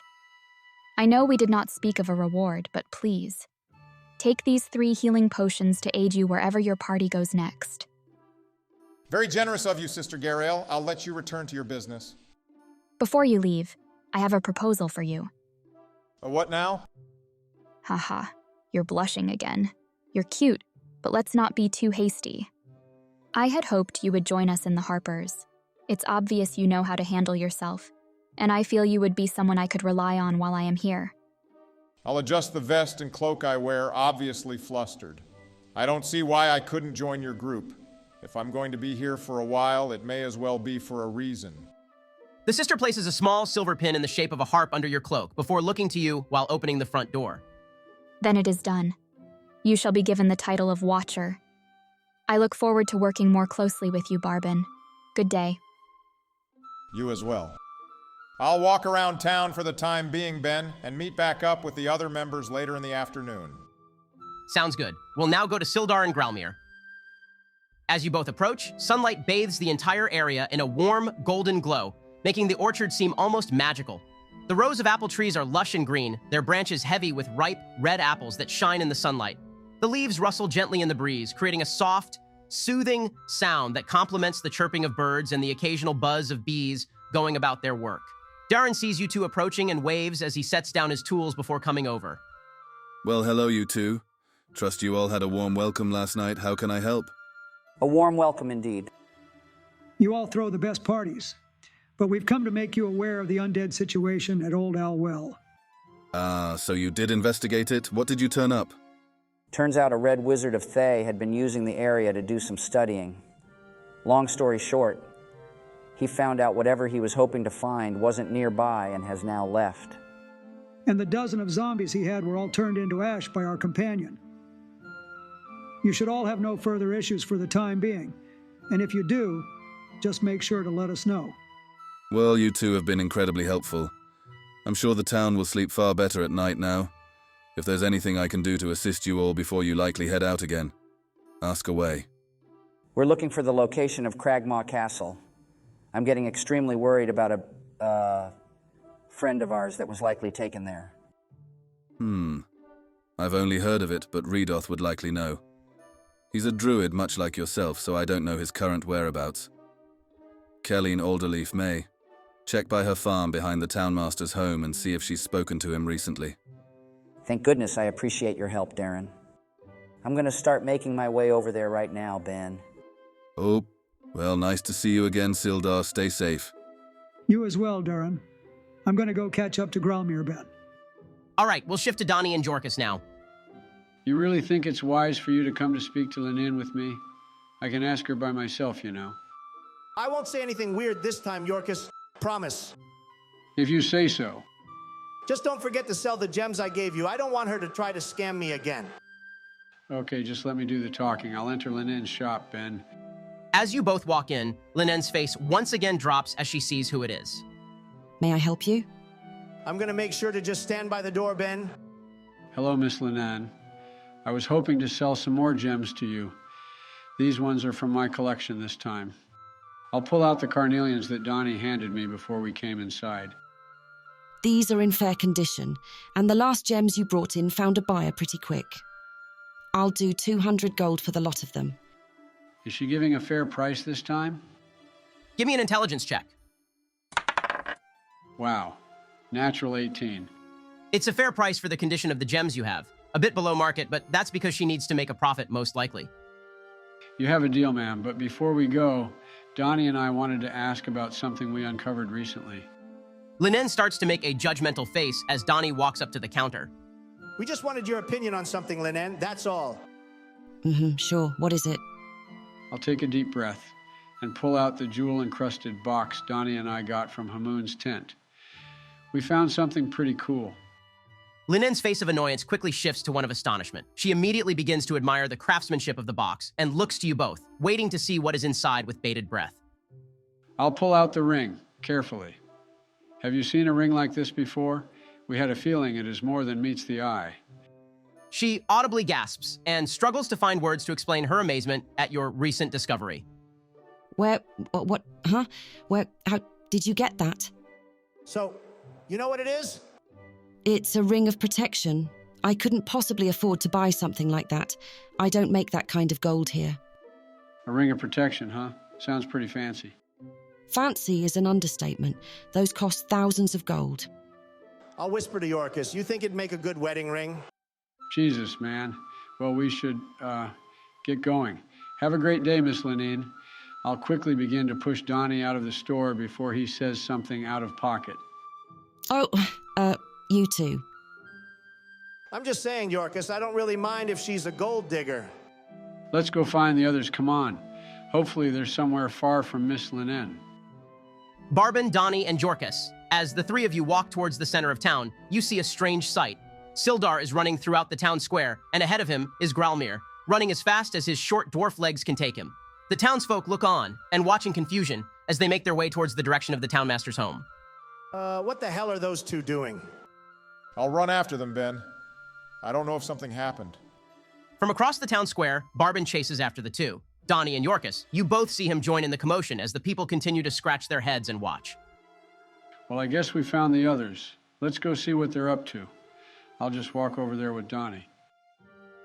Sildar, Gralmir, and Barbin, not long after, you soon arrive to Alderleaf Farm. The property is characterized by its neat and well-kept appearance. The farmhouse is a cozy, two-story building with a steep, gabled roof and a wide, welcoming porch. Its exterior is made of warm, honey-colored wood with white trim, giving it a homey, inviting feel.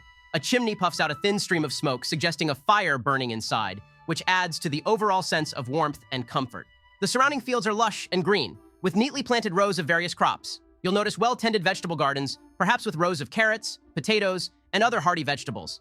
Near the farmhouse, there are also pens and stables for livestock, such as chickens, goats, or a few cows, all of which contribute to the farm's self-sufficient charm.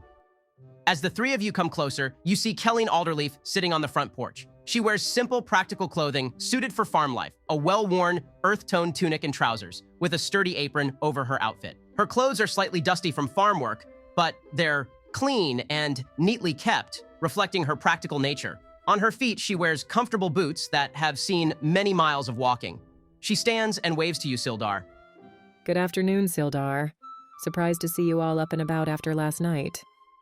Well, I didn't exactly plan on running today, but Gralmir had different plans.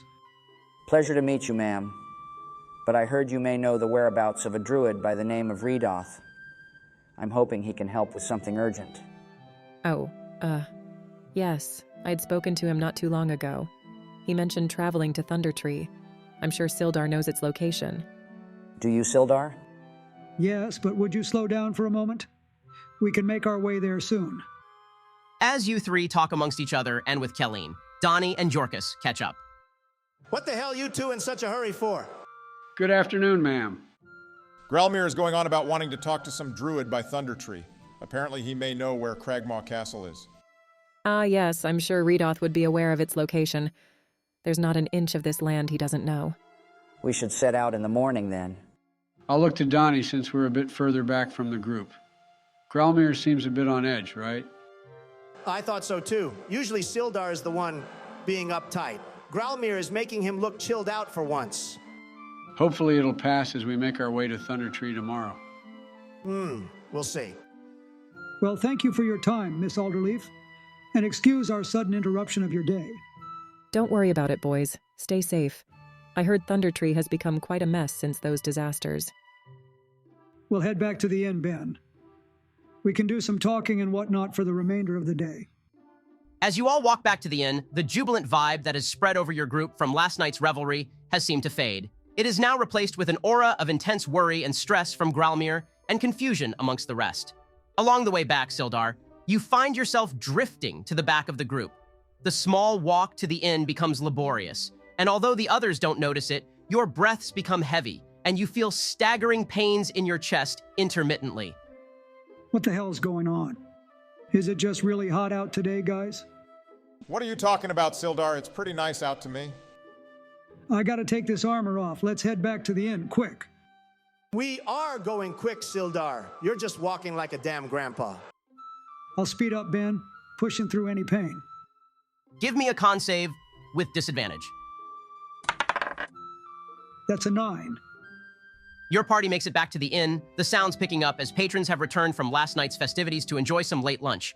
As the four of you enter through the front doors, Sildar collapses just outside, his face slamming into the dirt just before the steps, and a paleness spreading over his face as he struggles to get to a knee. What the fuck, Sildar? What the hell's going on with him? I don't know. Quick, stand him up. The folks from inside the inn and outside in the town center drop what they were doing and approach the turbulent situation. Multiple people asking if he's okay and what happened. Would you all back up? Give him some space. We need to bring him upstairs. Come on. As you four maneuver through the crowd, the innkeeper, Toblin, rushes forward. His wife, standing beside him, clasps her hands together in distress, her eyes wide with concern. He assists in carefully carrying your fallen comrade up the wooden staircase to the rooms above. The inn's narrow, winding corridors are lit by flickering sconces, casting long, dancing shadows. Sildar's once proud and vigilant figure now seems frail and vulnerable, his heavy armor clinking softly with each step. Upon reaching Sildar's room, you all gently lay him down on the bed, the linens rustling softly. Donnie assists Sildar in removing his armor, while Gralmir begins to inspect him for any injuries.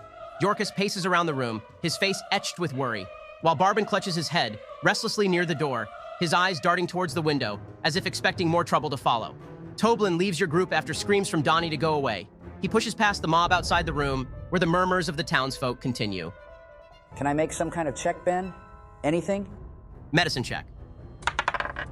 Thank God, that's a 22.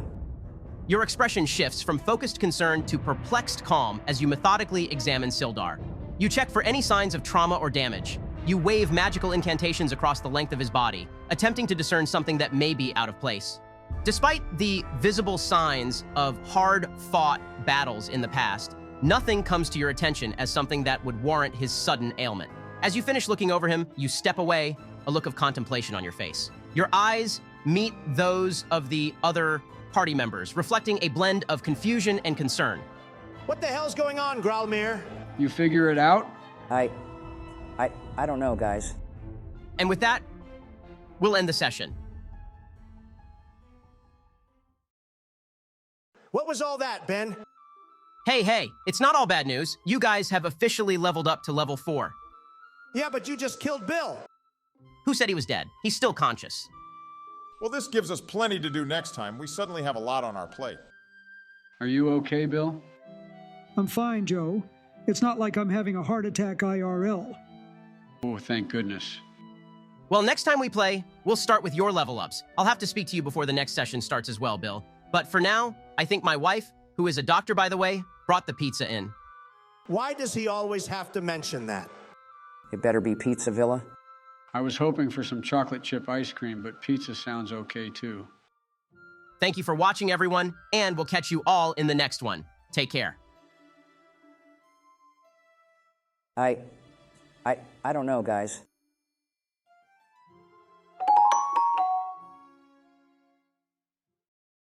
Welcome back, guys. Hope you're all excited to get into your level ups. I've been waiting all week, Ben. Let's do it. Level 4 seems awesome. I'm ready. Well, before we do that, go ahead and do our shout-outs, Joe. This is Jorkus Rosy Bottom reporting once again from Phandalin, this time in the Stonehill Inn. Our first comment is from D. Lawrence. They're just happy to see all of us having a fun time in the last session. I think we all earned it after all that traveling. Next up, we got Shadow Emblem, who said they were always shipping Barbin and Sister Gariel. Hashtag Bayrail. I made that one up. What do you guys think? Very thoughtful of you, Joe. Weirdo. They also think Donnie or Sildar should take that tough feat in order to become super beefy. I guess we'll see when we get to our turns. Last one is from Zathurius. Like most of us, they think that Sildar must have broken his oath, specifically by letting the Red Wizard leave. I'm sure more will come to light soon. And thank you, Joe. You want to start us off with doing your level up first? Sure thing. I'm going to roll for my HP first. Damn, that's only a 2 plus my modifier of 3. It's okay because I now get a new cantrip, another spell, and can replace one of my old spells. For my cantrip, I'm taking Message. That will let me basically make phone calls to you guys using the old string and cup method. I'll be replacing my mage armor since I get that from my staff, and I'll be picking up 2 level 2 spells. I'll be taking Hold Person, which allows me to potentially render my foes paralyzed, essentially a death sentence. Then I'll be taking Invisibility because it's awesome. Finally, I chose a feat, which is Bountiful Luck. This lets me, once per round as a reaction, allow an ally within 30 feet of me to re-roll an attack roll, ability check, or saving throw. It's kind of like the lucky trait for halflings that I keep forgetting I actually have. Oh yeah, it has to be a natural one for them to re-roll it though. You mean to tell me you've forgotten about an entire trait of yours that lets you re-roll when you get a natural one? Yeah, it's okay though. I'll remember it going forward.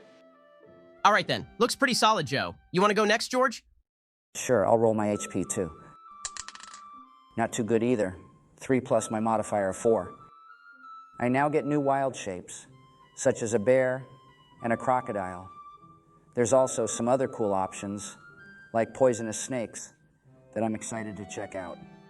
What I'm really excited about is the feat I chose, which is Fey Touched. First off, I can now buff my wisdom up to 18, but I also can learn a first level spell. I chose Bless so I can help buff the party a bit more in case Bill can't. Awesome, George. I'll do mine next. That's a 6 for my HP, plus my modifier of 3. Ben was nice enough to let me change one of my cantrips, so I took off Message and got Booming Blade. Now my melee attacks can leave lingering thunder damage that triggers when they move. For my new spell, I took Fog Cloud. It may seem kind of mid, but wait till you see this. I'm going with Fighting Initiate for my feat. This allows me to take Blind Sense as a trait. So now I can cast Fog Cloud on an area. And although others inside it will be blinded, I can fight normally without any drawbacks. Whoa. Wow, that's really cool, Barry. Hell yeah, sounds dope. I'm gonna roll my HP as well. I also got a 6, and I have a modifier of 2. I decided I'll be taking that tough feat, so now my HP is buffed even more to a total of 45 now. Damn. Wow, nice. That's all for me, though. Fighter is really simple. Ben simply just told me to level up like I usually would, but I got a feeling it's not that simple. I'll be rolling my HP. That's a total of 6 with my modifier. I'm going with Martial Adept for my feat, which lets me get 2 maneuvers from the Battlemaster subclass. The first I chose is Commanding Presence. I can roll a D6 superiority die and add it to an Intimidation, Persuasion, or Performance check. Then I took Precision Attack, which lets me add a superiority die to an attack roll. That's all for me, but I'm sure Ben has something planned for the future. Maybe. You'll have to wait and find out. With all your level ups finished, let's begin tonight's session. Last we were with our party, the group made their way back to Old Owlwell to speak to Hamoon and inform him of their success on the quests he gave them. While Barbin, Sildar, and Gralmir spoke to Hamoon, Jorkus snuck into his tent while Donnie stayed back to hide. Jorkus narrowly escaped in time after managing to rob Hamoon of some coin and, most importantly, a ring of protection. With the quests completed, Hamoon left the area on his own accord after finding out the knowledge he was seeking could not be uncovered here, and the party made their way back to Phandalin. The group was greeted by the townsfolk and participated in a raucous evening of games, drinks, and socializing to celebrate their victories away from town and their safe return. The next day, the group split to inform some townsfolk that they had completed their quest, with Gralmere making his way over to the Alderleaf farm in a hurry after learning he could potentially find a way to Cragmaw Castle. Kelleen Alderleaf informed the panicked Gralmere that the group should speak to Redoth, a druid in Thundertree, who would likely know of the castle's location. On their way back to the inn to pack for their next journey, Sildar began to feel ill, and eventually collapsed after making it to the doorstep of the Stonehill Inn. The party quickly brought him upstairs and began to assess the situation, realizing that there was likely nothing they could do and unsure of what was the source of Sildar's sudden distress. We now pick up with the party, tired after a night of poor rest from constantly waking to check on Sildar. You all lay in his bedroom, sprawled across the floor, and nestled into corners, finding whatever comfort you could during last night's hectic events. Sildar, you wake first, your body and bedsheets drenched in sweat, and with those lingering pains in your chest. They have subsided from what they were yesterday, but you can still feel a deep weight inside you. What would you like to do? Geez, I'll slowly sit up, I guess. I'll quietly stand up and walk to the mirror in the room. You approach the mirror, expecting to be horrified at what you'll see given how you felt yesterday. You inspect yourself, looking into your eyes, across your body, and your throat, though nothing seems to be changed except for the excessive sweating from your rough night. This makes me fear for the worst. I think what I'll do is leave a note on the bed. I'll write saying I will meet the group at the edge of town. You quickly write up a short notice to your fellow party members before gathering your belongings and suiting back up into your armor. As you make your way down the stairs, you remember the events of yesterday evening, the immense pain within you, the sea of people gathering like a wake of vultures, eyeing you on your deathbed, the shadows throughout the hall pulling at you like thousands of undead souls. You shudder, yet make your way through the town and out to the main pathway out. Nobody utters a word to you, but watches on in concern as you exit Phandalin once more. You wake next, Gralmere. Your night was flooded with anxiety, and that feeling has yet to pass. It only escalates as you see Sildar is not in the room with you all, and neither are any of his belongings, except for a single piece of parchment left on his bed. I'll pick it up and read it. Realizing he has left, I'll wake the others. You all need to wake up. Sildar has left town. Wait, why? Not sure, but he left a note saying he'll be waiting for us at the beginning of the Tribor Trail. I didn't think he'd be so eager to set out for Thundertree, considering he looked like death yesterday. Well, if he's waiting for us, let's get a move on. I'll grab my things, Ben, and make my way out towards the trail. Same here, I guess. You go with them, Gralmere.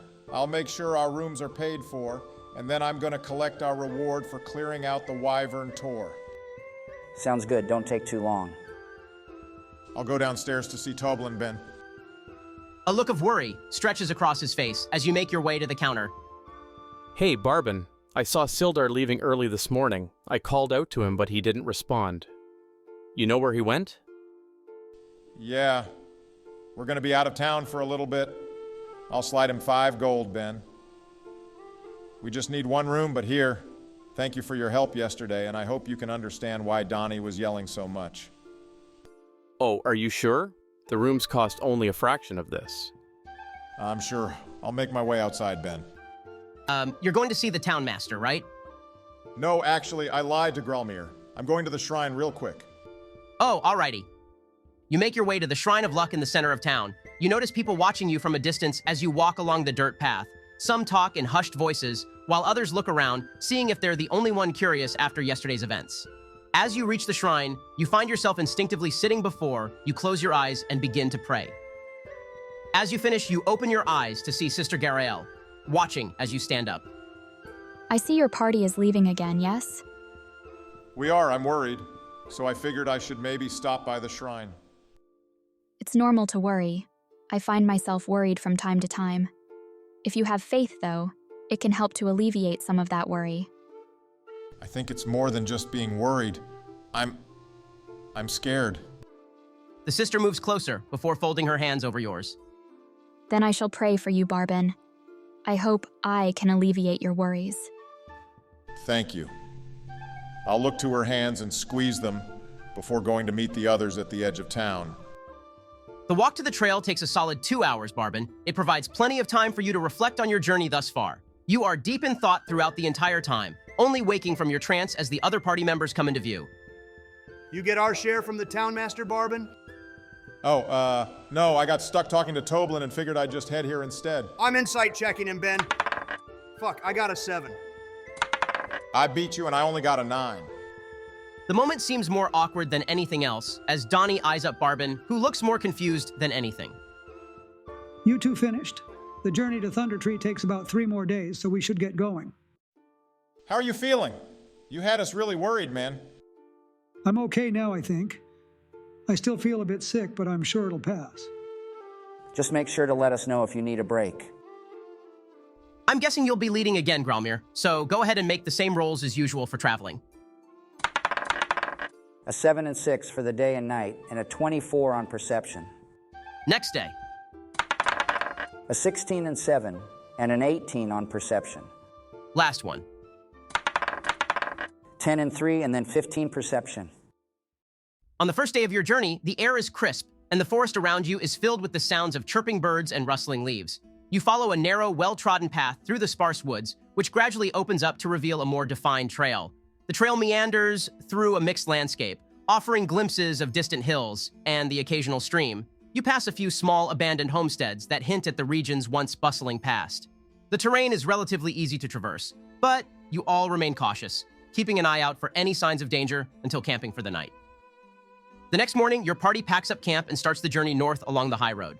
The road itself is well-maintained and relatively flat, making for a faster and easier travel compared to the winding paths of the previous day. Your group enjoys the openness of the road, with occasional breaks to admire the surrounding countryside.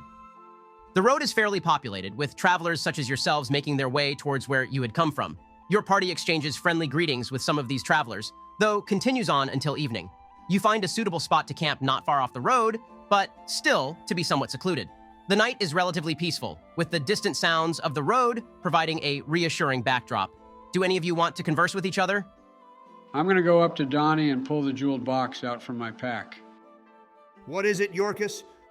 I want you to have this. You need it more than I do. Seriously? You're the one who snuck in there and got it, though. Yeah, seriously.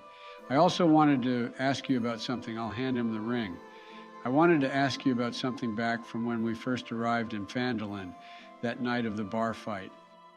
I'll hold the ring in my hand, not yet putting it on, and just observing it as I speak to Yorkus without looking directly at him. Yeah, what about it? I already know you've had issues back where you're from with bandits and all that, but how did that lead to you meeting us all at Neverwinter? I'll continue to stare at the ring as I talk. I'm from Waterdeep, and I have a lot of debt there. Well, how much? I'm sure I could help you out. I can't even remember. I just hope that when I return eventually, Xanathar is lenient. Well, I ain't never heard of him, but I'm sure I can help you out, Donnie. With the ring we have now, we'll be able to collect a lot of gold from bad guys. Where are you from, Yorkus? I'm from Greenest. It's a small hamlet southeast of Baldur's Gate. Sounds like a nice place, but, hey, I'm still gonna keep to that promise, by the way, to help your town out once we finish all this. And I'll promise to face Xanathar with you. We're a team, buddy. Thanks, Yorkus. It means a lot. Sure thing, bud. Good night. I'm going to go away from the camp a little bit, Ben. I'll find a small spot behind a rock and sit down to start praying. I'd like to follow Barbin, Ben. I'll clear my throat as I get closer to him. Hope I'm not interrupting, Barbin. I had hoped to speak to you about something, or I guess someone really. Is it Gralmir? He's been seeming even more off than you. It is, and I can't understand why he is so stressed over reaching Cragmaw Castle as soon as possible. Well, why don't we ask him? I'm not sure if it's a good idea. Only one way to find out. Let's go see what he's up to. Gralmir would be sitting under a tree, sketching something in a small journal he has. Hey, Gralmir, Sildar and I wanted to ask you about something.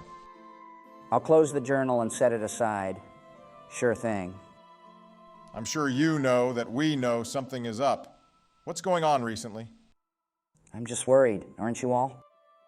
But you seem more than worried. It's like you're trying to race to Cragmaw. Well, we're almost certain that Gundren is there. And that means the map to Wave Echo Cave is probably there too. I'm just hoping we aren't too late. So is it Gundren you're stressing so much over, or is it the map? That map is property of the dwarves. I can't let it fall into enemy hands. Insight check? Insight check. Haha, go ahead, guys. You roll persuasion or deception, Growlmere. Just don't say which. 16 total. Haha, same here. I got a 3, damn. The days of stress are showing, and even Growlmere knows he isn't able to put up a good facade. Okay, it's about Gundren. We're good friends, and I just want to make sure he's okay. I thought we would have learned the location of the castle by now, but we still haven't. I understand, and thank you for telling us. We'll do everything we can to help you get to him as soon as possible. I'm going to return to the rock I was behind, Ben, and pray before going to sleep. Before you go to sleep as well, Sildar, what do you think was the cause of you collapsing back in town? I fear the worst, honestly. I've never seen it myself, but I've heard stories of paladins who have been forsaken. I think I have made an error in my judgment, and I'm sure I'll face more harsh consequences in the near future. What judgment, though? You've always been fair and kind. Maybe too much. Perhaps allowing the Red Wizard to leave was what sealed my fate. Now I must face whatever comes next.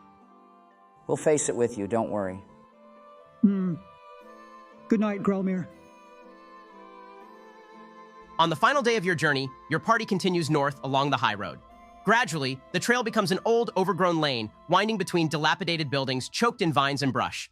Ahead of you, in the middle of the settlement, rises a steep hill, upon which stands a stone tower with a partially collapsed roof and an adjoining cottage. A dirt road hugs the base of the hill and wends its way between old stone houses, many of which are roofless ruins with interiors open to the weather. Other buildings appear more or less intact. The whole place is eerily silent. A wooden sign is nailed to a post nearby. It reads, "Danger, plant monsters, and zombies. Turn back now." Plant monsters? Give me a break. I'm going up to the closest house, Ben. This small house appears to be in better condition than the ruined and dilapidated structures nearby. The doors are reinforced with heavy iron bands, and thick shutters protect the windows. Why is this place all locked up? I'll knock on the door, Ben. Hello? Anyone here? You hear shuffling before a man comes to the door. He is a stocky build and is sporting a long brown beard with hair just as long. What is it? What's up with the sign? Plant monsters? Plant monsters. Would you happen to be Redoth? We're looking for Cragmaw Castle. Kelly and Alderleaf said you may know where it is. So, could you tell us where? No. The figure then moves away from the door.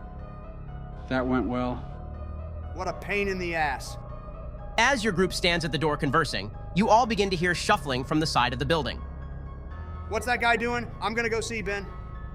As you peer through the gaps in the door, Barbin, you see Redoth is still inside. That's not him, Donnie. Back up. You turn the corner, Donnie, coming face to face with an undead husk, along with 5 more behind it. The creature smells foul, but also with a mix of soot and ash, which you notice covers its entire body. Ah, fuck. Roll for initiative, guys. You'll be surprised, Donnie. I got a 12. Same. 15 for me. I got 6. Me too. All right, our order will be Yorkus, Barbin, Sildar, the zombies, Donnie, and then Growlmere. Get us started, Yorkus. Okay, I'm going to move to get a view on the zombies and then twin cast Chaos Bolts. One towards the zombie in front and one up top. That's a 21 to hit and a 10. Those both hit. These guys have an AC of 8. Sweet. The zombie in front of Donnie is taking 13 fire damage, and the one up top is taking 15 fire damage. None of the attacks bounced. Donnie, make a con save. Great. What'd you do, Joe? Whoopsie. That's a 10. A puff of ash covering the zombie in front of you is propelled into your face after Yorkus's attack. Thankfully, just before you breathe it in, you're able to turn away. Before you pass, Joe, roll Wild Magic. A 4 and a 12. I'll pass. I'll also move up and take a shot at the zombie in front of Donnie. Hopefully I can finish it off. 14 to hit and 11 damage. A well-placed arrow to the brain takes the zombie down. Nice.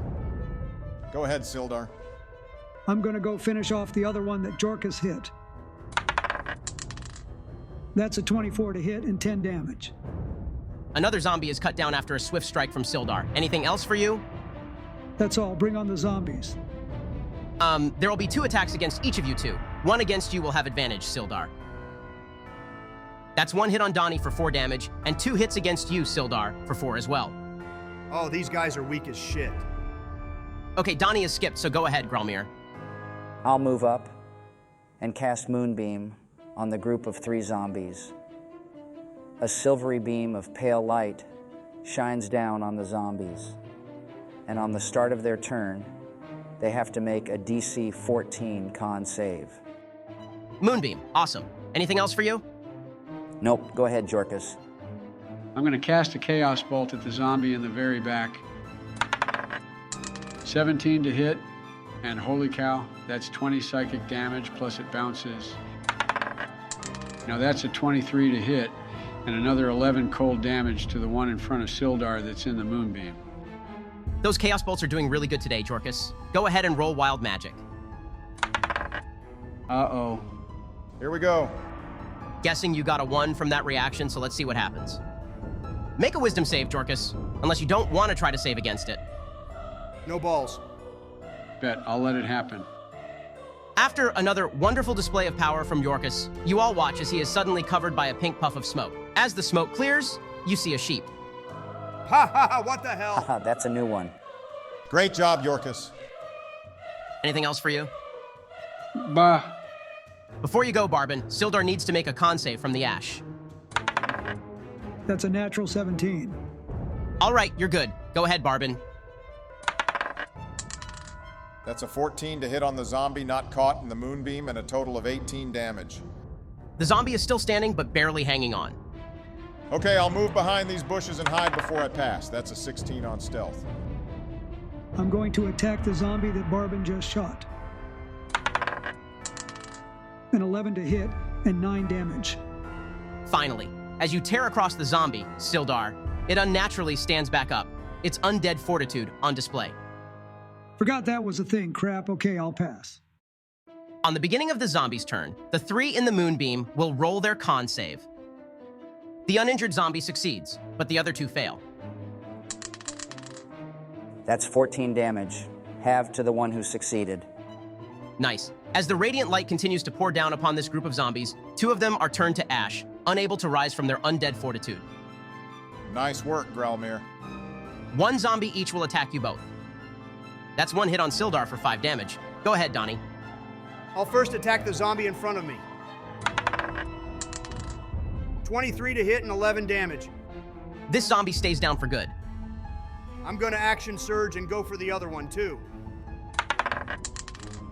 21 to hit for 10 damage this time. Once again, another zombie falls, and with that, our battle is over. I'm going right back up to that door, Ben, and banging on it. Was it you that put the sign up, Redoth? Aye, that was me. Look, we see why you ignored us, probably hoping we would just leave. But we need to find where Cragmaw Castle is.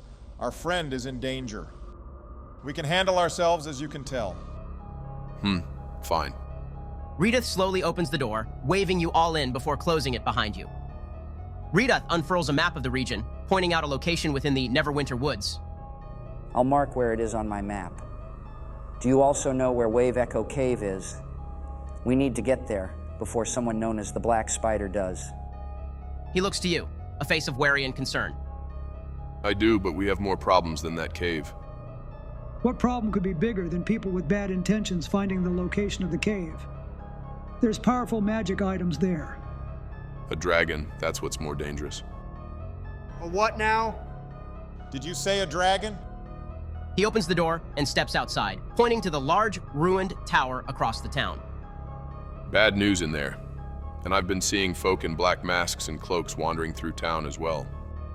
You mean to tell us a dragon is nesting in that tower? A green one. It's young, but it's a dragon still. You scare it off or convince it to leave, and I'll show you where the cave is. Can we stay with you tonight, Redoth? We can spend some time formulating a plan. Redoth, a man of few words, simply nods and heads back inside where he begins to cook a small meal for himself. I think before we go and spend the night at Redoth's, we should go find those figures in black masks he mentioned. That's not a bad idea. Let's just be quiet, though. There's probably more zombies about. Who wants to roll for perception? Let me do it. I'm trying to find something while we're here. I'll help to give him advantage. Sweet, that's a natural 18. You all pass by a handful of buildings as you traverse the town. At an intersection near the middle of the village, a narrow lane winds up the steep hillside to the north. Directly to the south is a ruined building that might have been a store or workshop. Webs stretch across the lane, from the building to the trees on the north side of the road. Any people wandering about wouldn't be holed up in a place that has webs covering the door. Let's go around and keep checking.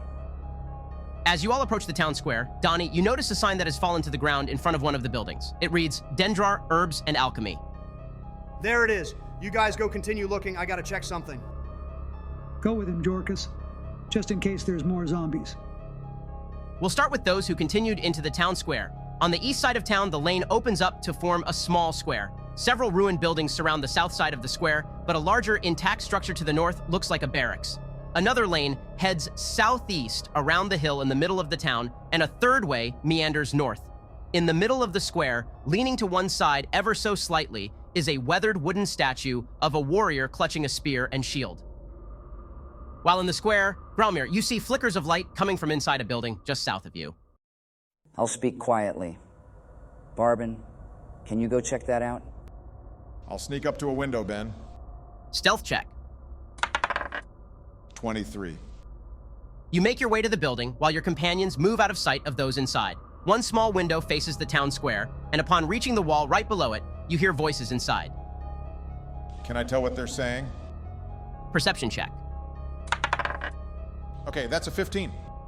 Although the full conversation is lost on you, you hear muffles inside about waiting for someone named Favrik to return.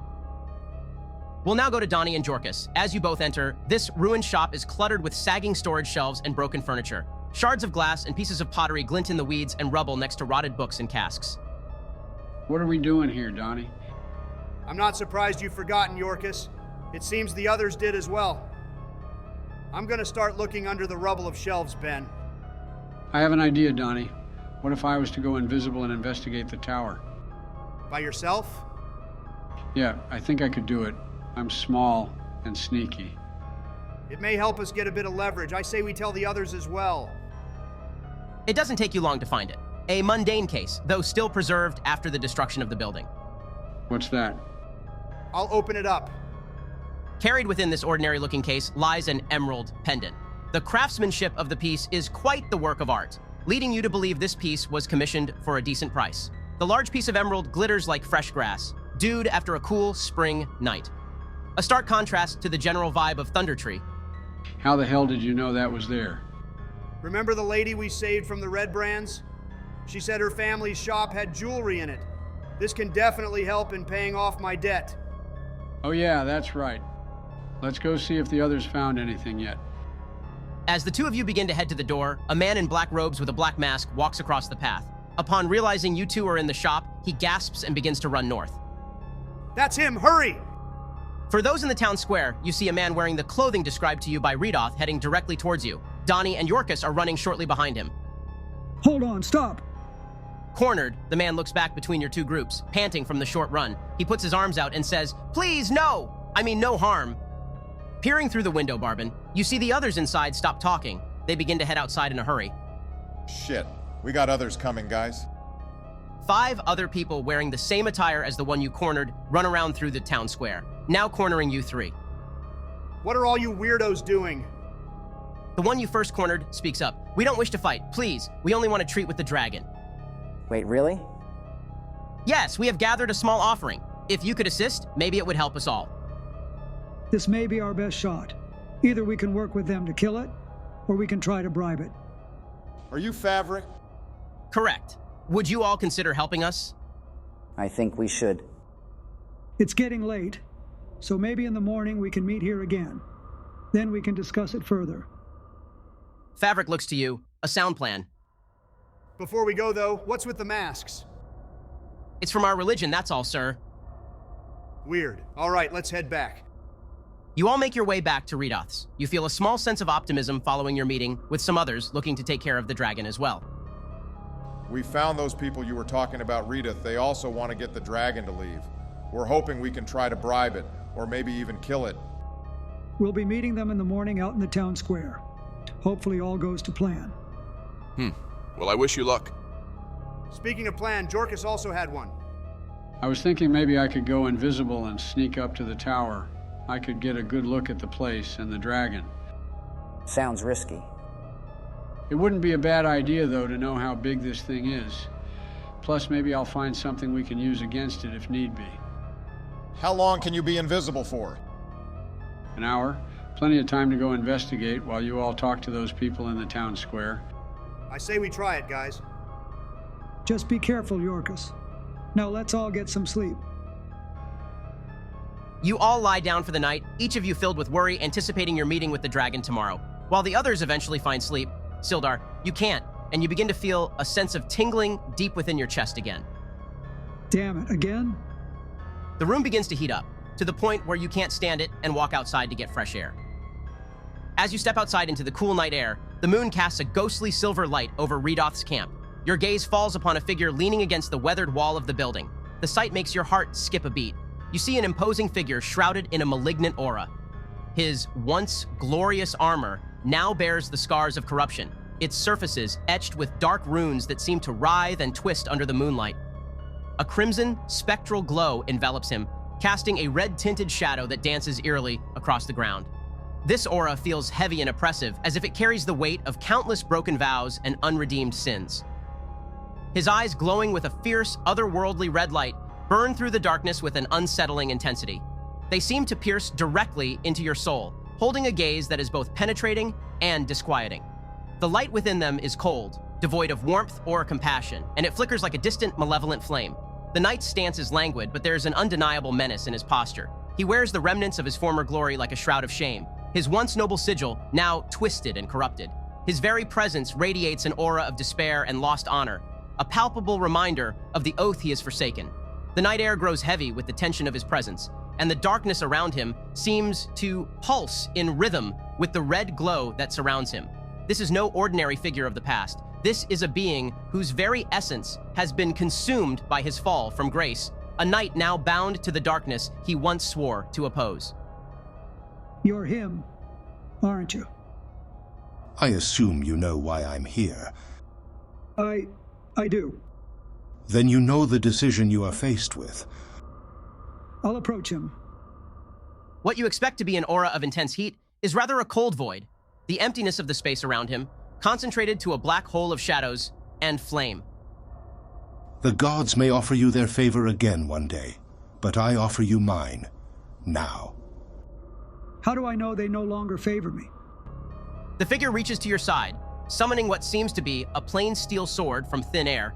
Then he speaks. If you have faith in the gods still, then demonstrate their gifts. I'll grip the sword, my hands sweating, and use my channel divinity sacred weapon on it. Nothing happens. Shit. I'll attempt to cast Bless on myself. The knight watches on as again. Nothing happens. There is your proof. The gods, as fickle as usual. They care not for accidental blunders or error of judgment. They care not for any of us. I do not fault you for your decisions. I value the choices you make, the choices of your own free will, without constraints and without guidelines. I tried my best. I truly did. Some gods don't care how you perceive yourself. A quote from you, if I remember correctly. The knight stabs his sword into the ground. Take up a new oath, Paladin. An oath of my design. An oath from the first true Oathbreaker. I'll kneel. The Oathbreaker knight pulls his sword back up and speaks your new oath to uphold. Once finished, he again speaks. Arise, Sildar. Arise, knowing you can now make a true difference in the world. He places his hand on your shoulder as you stand back up. I'm certain we will meet again soon. Get some rest. With that, you awake the next day, back in the house and with no further feelings of intense pain or heat. Now, a soft coldness, one that is more soothing. The others are already up and finishing preparing for the day. Good morning, Sleepyhead. Come on, Jorkus already set out for the tower. Oh, sorry. Let's get going. You all make your way to the town square while Jorkus heads to the tower. Already waiting for your group is Fabric and the other members. They carry with them 3 diamonds, along with pouches of what you assume to be gold. He speaks as you all approach. Good morning. Are we ready?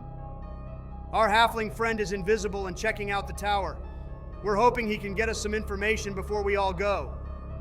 We told him we'd wait here for his return. Fabric looks uneasy at you all. Very well. Let us hope he does not anger it.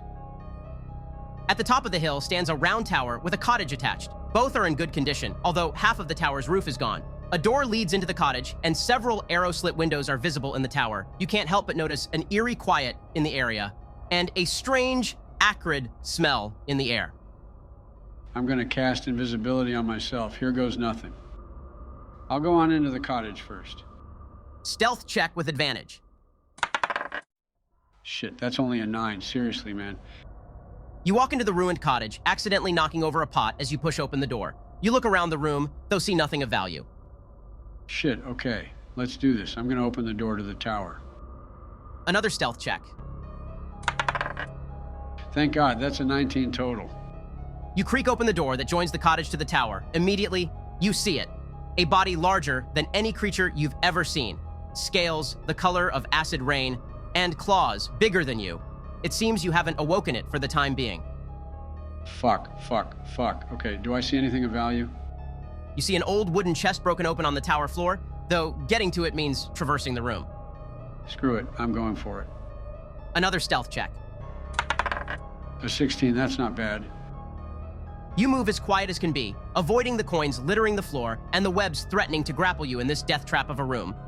Just as you reach the chest, you trip for but only a moment. Then you hear it. Trespasser, where are you? Holy shit, I'm staying right where I am, Ben. You said the chest is open, Ben. Do I see anything of value? You see 2 scrolls, a bunch of various coins, and silver goblets with gems encrusted into them. Come out of the shadows. Are you a thief, or have you come to bargain? Fuck this. I'm gonna quietly pick up the scrolls and book it out of this place. Roll a stealth check, Jorkus. 18. Now get me the fuck out of here. You quickly grab the scrolls, Jorkus, making sure to stay as quiet as you can for as long as you can. Before the dragon has time to react, you have begun to run out of the tower and are into the cottage. You feel the foundations of the tower start to tremble. The wooden supports inside snapping. The stone crumbling. And a voice rings out before the tower starts to collapse as the dragon takes flight. Thief, you will all remember the name Venom Fang.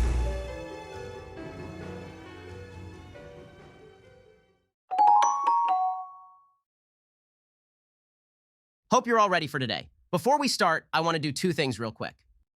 We need to correct your armor class, Donnie. The Ring of Protection gives you +1 to your AC as well as all saves. We forgot to adjust that in the last session, so I wanted to make sure it was good before this fight. I completely forgot. Thanks, Ben. I also want to make sure you're all now aware that Bill is officially an Oathbreaker Paladin. Did you have time to go over your new sheet? Yeah, I got some new spells prepared and abilities I'm excited to try out. All right, sounds good. Let's get into this, guys. Roll for initiative. Let's do this shit, guys. 11 for me. 19. 14. I got 5. Got a 12. All right, our order will be Donnie, Venom Fang, Jorkus, 3 of the robed people, Sildar, Barbin, the other 3 people, and then Gralmir. Go ahead and start us off, Donnie. I'm gonna move up and hold my action. I want to swing at the dragon if he lands by me. All right, go ahead and roll that attack, because the dragon is doing just that on his turn. That's a 24 to hit and 12 slashing damage. Venom Fang booms forth from the tower, pieces of stone being launched throughout the ruins of Thunder Tree. He lands in front of you, taking a hefty slash along his front leg, though ignoring it for the most part. Insolent pests. Venom Fang then inhales, before a cloud of toxic fumes is propelled forth towards Sildar, Donnie, and 2 of the robed figures. You need to both make a DC 14 con save. My ass cheeks are fully clenched already. I got a 14 exactly. Fuck me, man. I got a 9. The two robed figures immediately drop dead, their bodies instantly beginning to burn as the horrendous gas fills their lungs. You're taking 41 poison damage, Donnie, and 20 for you, Sildar. Oh my god, man. Holy shit. Don't worry, boys. Yorkus is on the way. Would I have had time to read those scrolls, Ben? Yeah, you would have been able to after you escaped the tower. One is a scroll of Misty Step, and one is a scroll of Lightning Bolt. I'm going to move down the hill. Can I see into the building where those robed figures were meeting yesterday? Make a perception check. 12. That'll do it. You can barely see into the room through a window that's cracked open. Okay, I'm going to use the scroll of Misty Step to teleport in there. That'll end my invisibility. Then I'm going to use my staff and cast mage armor on myself for my action. I'll end my turn. We'll now go to Fabric and 2 others. All 3 of them pull out scimitars from under their robes and attack you, Gralmir. Each one will be with advantage. Wait, what? They lied to us. That'll be a 15 to hit, a 19, and a natural 20. Oh shit. In a shocking twist, Fabric and his colleagues attack Gralmir in the heat of battle against Venom Fang. In his surprise, Gralmir is an easy target, taking 25 slashing damage from the assault of blades. We gotta find a way to take care of these guys quick. Just focus on that dragon for now, Sildar. All right. I'm going to run closer to Venom Fang and cast Inflict Wounds on him. Holy shit, that's a nat 20. Hell yeah. Good shit, Sildar. Awesome. So roll your damage and add an additional 10 damage after your modifier. Holy hell, that's 52 necrotic. Fuck yeah. Wow! Sildar rushes into the fight, determination on his face. He grabs a hold of the cut across Venom Fang's leg from Donnie's attack. Crackling green energy sparks around him and shoots up the dragon. The dragon roars out, determined to now cause as much destruction as possible. Okay, for my turn, I'm first going to disengage from the cultist next to me. Then I'm going to shoot at the one who hasn't gone yet. That's a 14 to hit. That hits. Roll damage. 11 total. Just enough. You back away from the chaos, determined to chip away at the number of cultists threatening your companions. With one arrow, you manage to take one down before he can even attack Gralmir. Thank God. At the end of your turn, Barbin, you all begin to see movement from the bushes and trees behind nearby buildings. It seems all the commotion attracted the attention of more zombies, hungry for sustenance. Okay, this is kind of good, but also bad for us. They can hopefully attack some of those cultists. I'm going to wild shape into a bear, Ben. That's all I can really do for now, I think. At the end of your turn, another unexpected visitor joins the battle. Sprinting from another portion of the town square is Redoth. About time he shows up. You guys really stirred shit up over here. They're cultists, Redoth. Be careful. For my turn, I'm going to first use my fighting spirit. I'll gain 5 temporary hit points and have advantage on attacks this turn. That's a 17 to hit on the dragon. That's actually a miss. Seriously? Fuck. You slice across Venom Fang with what should have been a direct hit, but instead, you're left staggering after his tough scales hold back the blow. Thunder Tree is not up for grabs. Venom Fang prepares to take flight. Donnie and Sildar, you can both take attacks against him. Another 17 to hit, man. Damn it. I'm going to save my reaction, actually. The ground trembles and cries out as Venom Fang again lands. Fabric yells out in glee, "Yes! Oh, glorious Venom Fang! We bring you an offering. Take this dwarf as our tribute." Tribute? Oh shit. Allow me to reward your loyalty. Make a con save, Gralmir. 15, thank God. Venom Fang laughs at the cultists cheering and praising him, right before again releasing toxic fumes across the town square. The cultists are gripped by pain and horror as their savior has been their undoing. And you take 21 poison damage, Gralmir. I'm downed. You may just need to run, guys. We're getting you out of here, Gralmir. I'm going to run around the corner and twin cast Chaos Bolts, Ben. I can't get an angle on Venom Fang, so I'll target a zombie near us and one up top. I'm also going to use Tides of Chaos to get advantage on the attacks. At second level, that's a 17 to hit and a 23. That's 16 lightning damage to the zombie closest to me, and 14 force damage to the one in front of Donnie. None of the attacks bounced this time. All right, let's roll wild magic since you used Tides of Chaos. A 9. You can teleport to any place you can see within 60 feet. Oh, awesome. I think I'll go to the roof by Sildar. Okay, I'm going to cast Bless. I'm targeting Donnie, myself, and Gralmir. Hopefully this can buy us some more time. Back to back with Sildar, Donnie, fiery light shines upon you both. The same aura is present amongst Gralmir, unconscious after the inhalation of Venom Fang's poison. I'm gonna hide as my bonus action before going to shoot at Venom Fang. That's a 24 for stealth. Shoot with advantage. 21 to hit for a total of 16 damage. Venom Fang is caught off guard as your arrow suddenly pierces his neck. He yells out in pain, though still standing. Damn it, we need to kill this thing already. I'll try on my turn. The zombies now attack with 2 going for Donnie, 2 at Sildar, and 1 at Redoth. 1 zombie claws through Donnie's armor, dealing 6 damage. Both of the zombies going for Sildar are unable to get past his heavy armor, and Redoth is able to fend off the one gnawing at him. Make your death save, Gralmir. Don't forget, you can add Bless to the roll. Oh man, okay. That's a 19 on my first save. On his turn, Redoth is going to move away from the zombie attacking him to get a good angle on Venom Fang. He takes 4 damage from the opportunity attack. Kill that thing, Redoth. Redoth raises his hands to the sky. A dark cloud forms over the towering head of Venom Fang. Crackles stir as lightning comes forth from the sky at his command. Die, you beast! Venom Fang succeeds the dex save, just barely, but still takes a total of 12 lightning damage. His wings are visibly beginning to tear, and he cries out in pain. Damn druids, I will not show mercy any longer. Top of the round, Donnie. Finish his bitch ass off. Get him, Donnie. I'm using my fighting spirit again, Ben. Then I'm going in to finish this. There will be 3 opportunity attacks from zombies, 2 of which hit for a total of, holy shit, 7 damage. That's a 17 to hit. Come on, I'm action surging, Ben. 21 to hit. And 10 damage. Venom Fang is profusely bleeding. He again yells out. You have brought this upon yourselves. Venom Fang swiftly snatches up Gralmir, unconscious and limp in his clutches. He pierces his chest with his claw, going deeper and deeper, until it rips completely through his chest. Gralmir, no! Venom Fang drops his lifeless body back down to the town square next to you, Donnie, before taking flight. You can, take your attack of opportunity. God damn it, that's a natural one. I'll use my bountiful luck. Reroll it, Donnie. Finish him off, come on! 19 to hit and 10 more damage. Your attack once again cuts deep, though it proves to be futile as he continues to ascend. No!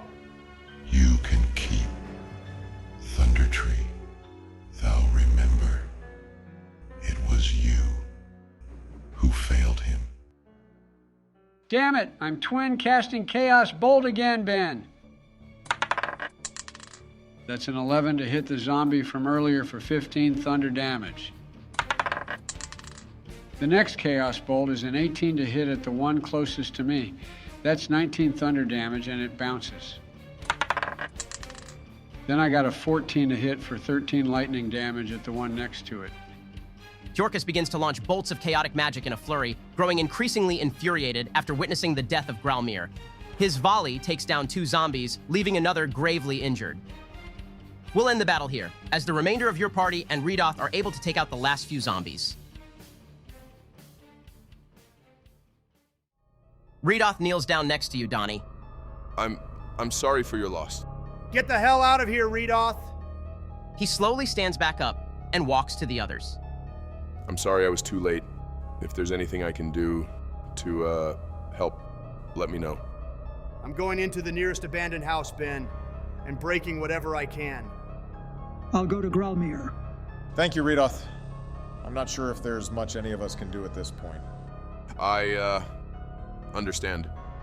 As you speak to Redoth, Barbin, you all hear the shatters of glass from the nearby ruin. Yells echo out from the building as Donnie lets out his frustration. We need to bury him. This isn't exactly an area fitting for him. He deserves better. He never told us where he's from. I wish we had more time. Maybe check his stuff. I don't know. Is there anything that would tell us where Gralmir is from, Ben? The contents of Gralmir's bag lay strewn across the town square. Old papers and herbs are left to the open air, some extra clothing, rations, and spare supplies, and a journal. I'll look through it. Can it tell me anything? There's multiple notes that mean little to you, speaking of ancient history, events in nature, and different species in the area that Gralmir had documented. 2 pages do stand out to you. One seems to be a sketch of what seems to be a cave. Make an intelligence check. Natural 17. Many parts of this sketch are crossed out as though he had restarted multiple times while trying to recreate a picture of something. Yorkus, check some of the other papers on the ground. What's on them? You pick up a small handful of the papers Gralmir had ripped out of his journal. You notice a common theme. A majority of them are a similar sketch of this particular cave. You both begin to gather this may be Wave Echo Cave. Gralmir must have seen Gundren's map before you all set out with that wagon of supplies, but you aren't sure why he would have shown the map to him in the first place. What was the other page that was different? Another sketch, this one of multiple dwarves standing outside a tavern. The closer you both look at the sketch, you realize this is where Gundren had gathered you all, the day he offered you this job. Is Gralmir from Neverwinter? I think the only way we're going to find out is by speaking to Gundren. Donnie comes back outside to where the remainder of you are. Then let's get fucking going. I know a cleric. She can delay anywhere that would come under Gralmir in this state. It's the least I can do. I trust you, Redoth. I'll take the map Gralmir had marked with the location of Cragmaw Castle, Ben. Redoth gathers the remainder of Gralmir's belongings before picking him up. He begins to walk back to his house. Let's get going, guys. We'll have to travel through the Neverwinter woods, it seems. Thankfully, it's still early. I'll grab the diamonds the cultist had brought before joining the rest, Ben. Let's go save Gundren for Gralmir. For Gralmir. For Gralmir. For Gralmir. Your trip to Cragmaw Castle through the Neverwinter woods will take about 2 days on foot. Who do you want to lead the way there? I've probably got the best stats now for this, so I'll do it, I suppose. Go ahead and make your D20 rolls for 2 days and your perception checks. 14 and 16 on the first day, and a tainted 20 for perception. Then I got a 3 and 13 for the second day, and an 8 on perception. The first day of your trek through the woods is filled by a lingering shadow. Although the day is bright, your minds are overcast following the passing of a beloved member of your group.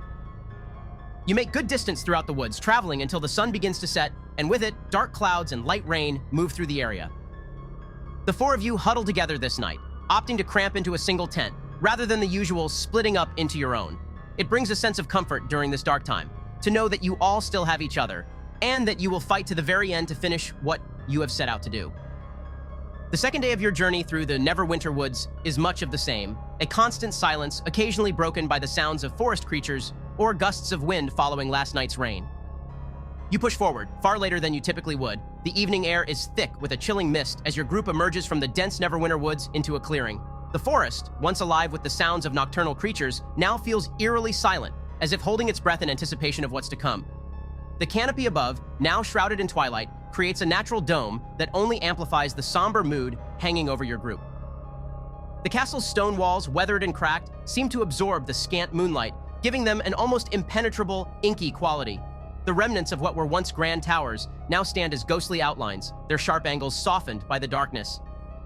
As you survey the scene, the castle stands as both a physical and psychological barrier, a place of dark history and looming threats, where the ambition of your lost companion fuels your resolve. We camp here, guys. Tomorrow we make our move. Do we have a plan? Yeah, here's one. We go there, kick some ass, and find Gundren for Gralmir. So we're just going up to the front gate? Doesn't seem like the best idea. I don't care. I'll backtrack a bit back into the woods, Ben, and set my stuff down. I'll sit down as well. Well, it's not a dragon we're facing in there. We've fought plenty of goblins and the like on our adventures so far. I suppose I'm just a bit wary still since what happened. Same here. But I know how strong we are as a group. I have no doubt we'll find Gundren, and no doubt we'll make Gralmir proud. I feel like there's no reason for us to hide secrets from each other anymore. Where are you guys from? I'm from Neverwinter. Never been able to travel that far away either. Same here. I also lived in Waterdeep, though. I was part of the Griffin Cavalry. I'm retired now, though, so I only work as a sellsword and help the Lord's Alliance. I was born in Waterdeep, but got into trouble there and had to leave everything I had behind. I don't doubt I probably saw you flying throughout the city every now and then. I do miss it from time to time, I'll be honest. But working to help smaller towns like Phandalin comes with its own reward, I suppose. Are you only here as a sellsword too, Barbin? Basically. I scrape together whatever I can, and whenever I can, really. I lost my parents when I was only a kid, and have been on the street since. I've tried to get away from doing all the shady stuff I used to with the others when I was a kid. Thankfully, this extended job has earned me much more than I thought I would get out of it. Where are you from, Yorkus? I'm from Greenest. It's pretty far from here, but it's a nice place. I've been traveling the coast for the past few years, hoping to get better at my magic. I've been to Baldur's Gate and Waterdeep for a little bit, but ended up coming further north to Neverwinter only recently. I'd say your magic has definitely improved. It may be a bit crazy at times still, but in the short time I've known you, you've taught me quite a bit. I appreciate that. I'm glad I was able to help you with your studying too. Do you guys all plan to stay in Neverwinter after all this? I've wanted to see new cities for as long as I can remember. If we're able to make enough to afford the trip somewhere else, I'll be going. I think my traveling days are done. I enjoy this region, and I think it's where I'll remain. Donnie and I plan to go to Greenest after we make enough for travel. You guys are invited to come if you want. I'll let you know. I haven't decided a place yet. Well, I'm gonna go get some rest. You three can stay up if you want. I'll do the first watch. Go ahead, you two. Thanks, Barbin. Sleep well, gentlemen. Tomorrow we storm this castle. You're goddamn right. And with that, we'll end this session. Man, George, thank you so much for playing with us, bud. It's been a pleasure. If there's one way I want to go out, it's to a dragon. Growlmere was an awesome character, and I assure you all, his story is not over. The four of you have plenty to fight for now, and some more secrets to unfold. It's gonna feel weird without you here, George. I think I'm gonna cry. I'll be watching the session, so keep on pushing forward. You guys got this. Donnie's about to go on a rampage in the castle, it seems, so I'm sure he'll be doing it in your honor. You got that right. Thank you to everyone for watching. A new chapter has surely begun for our adventurers, so stick around. As always, thank you for the support, and take care. We're good friends, and I just want to make sure he's okay.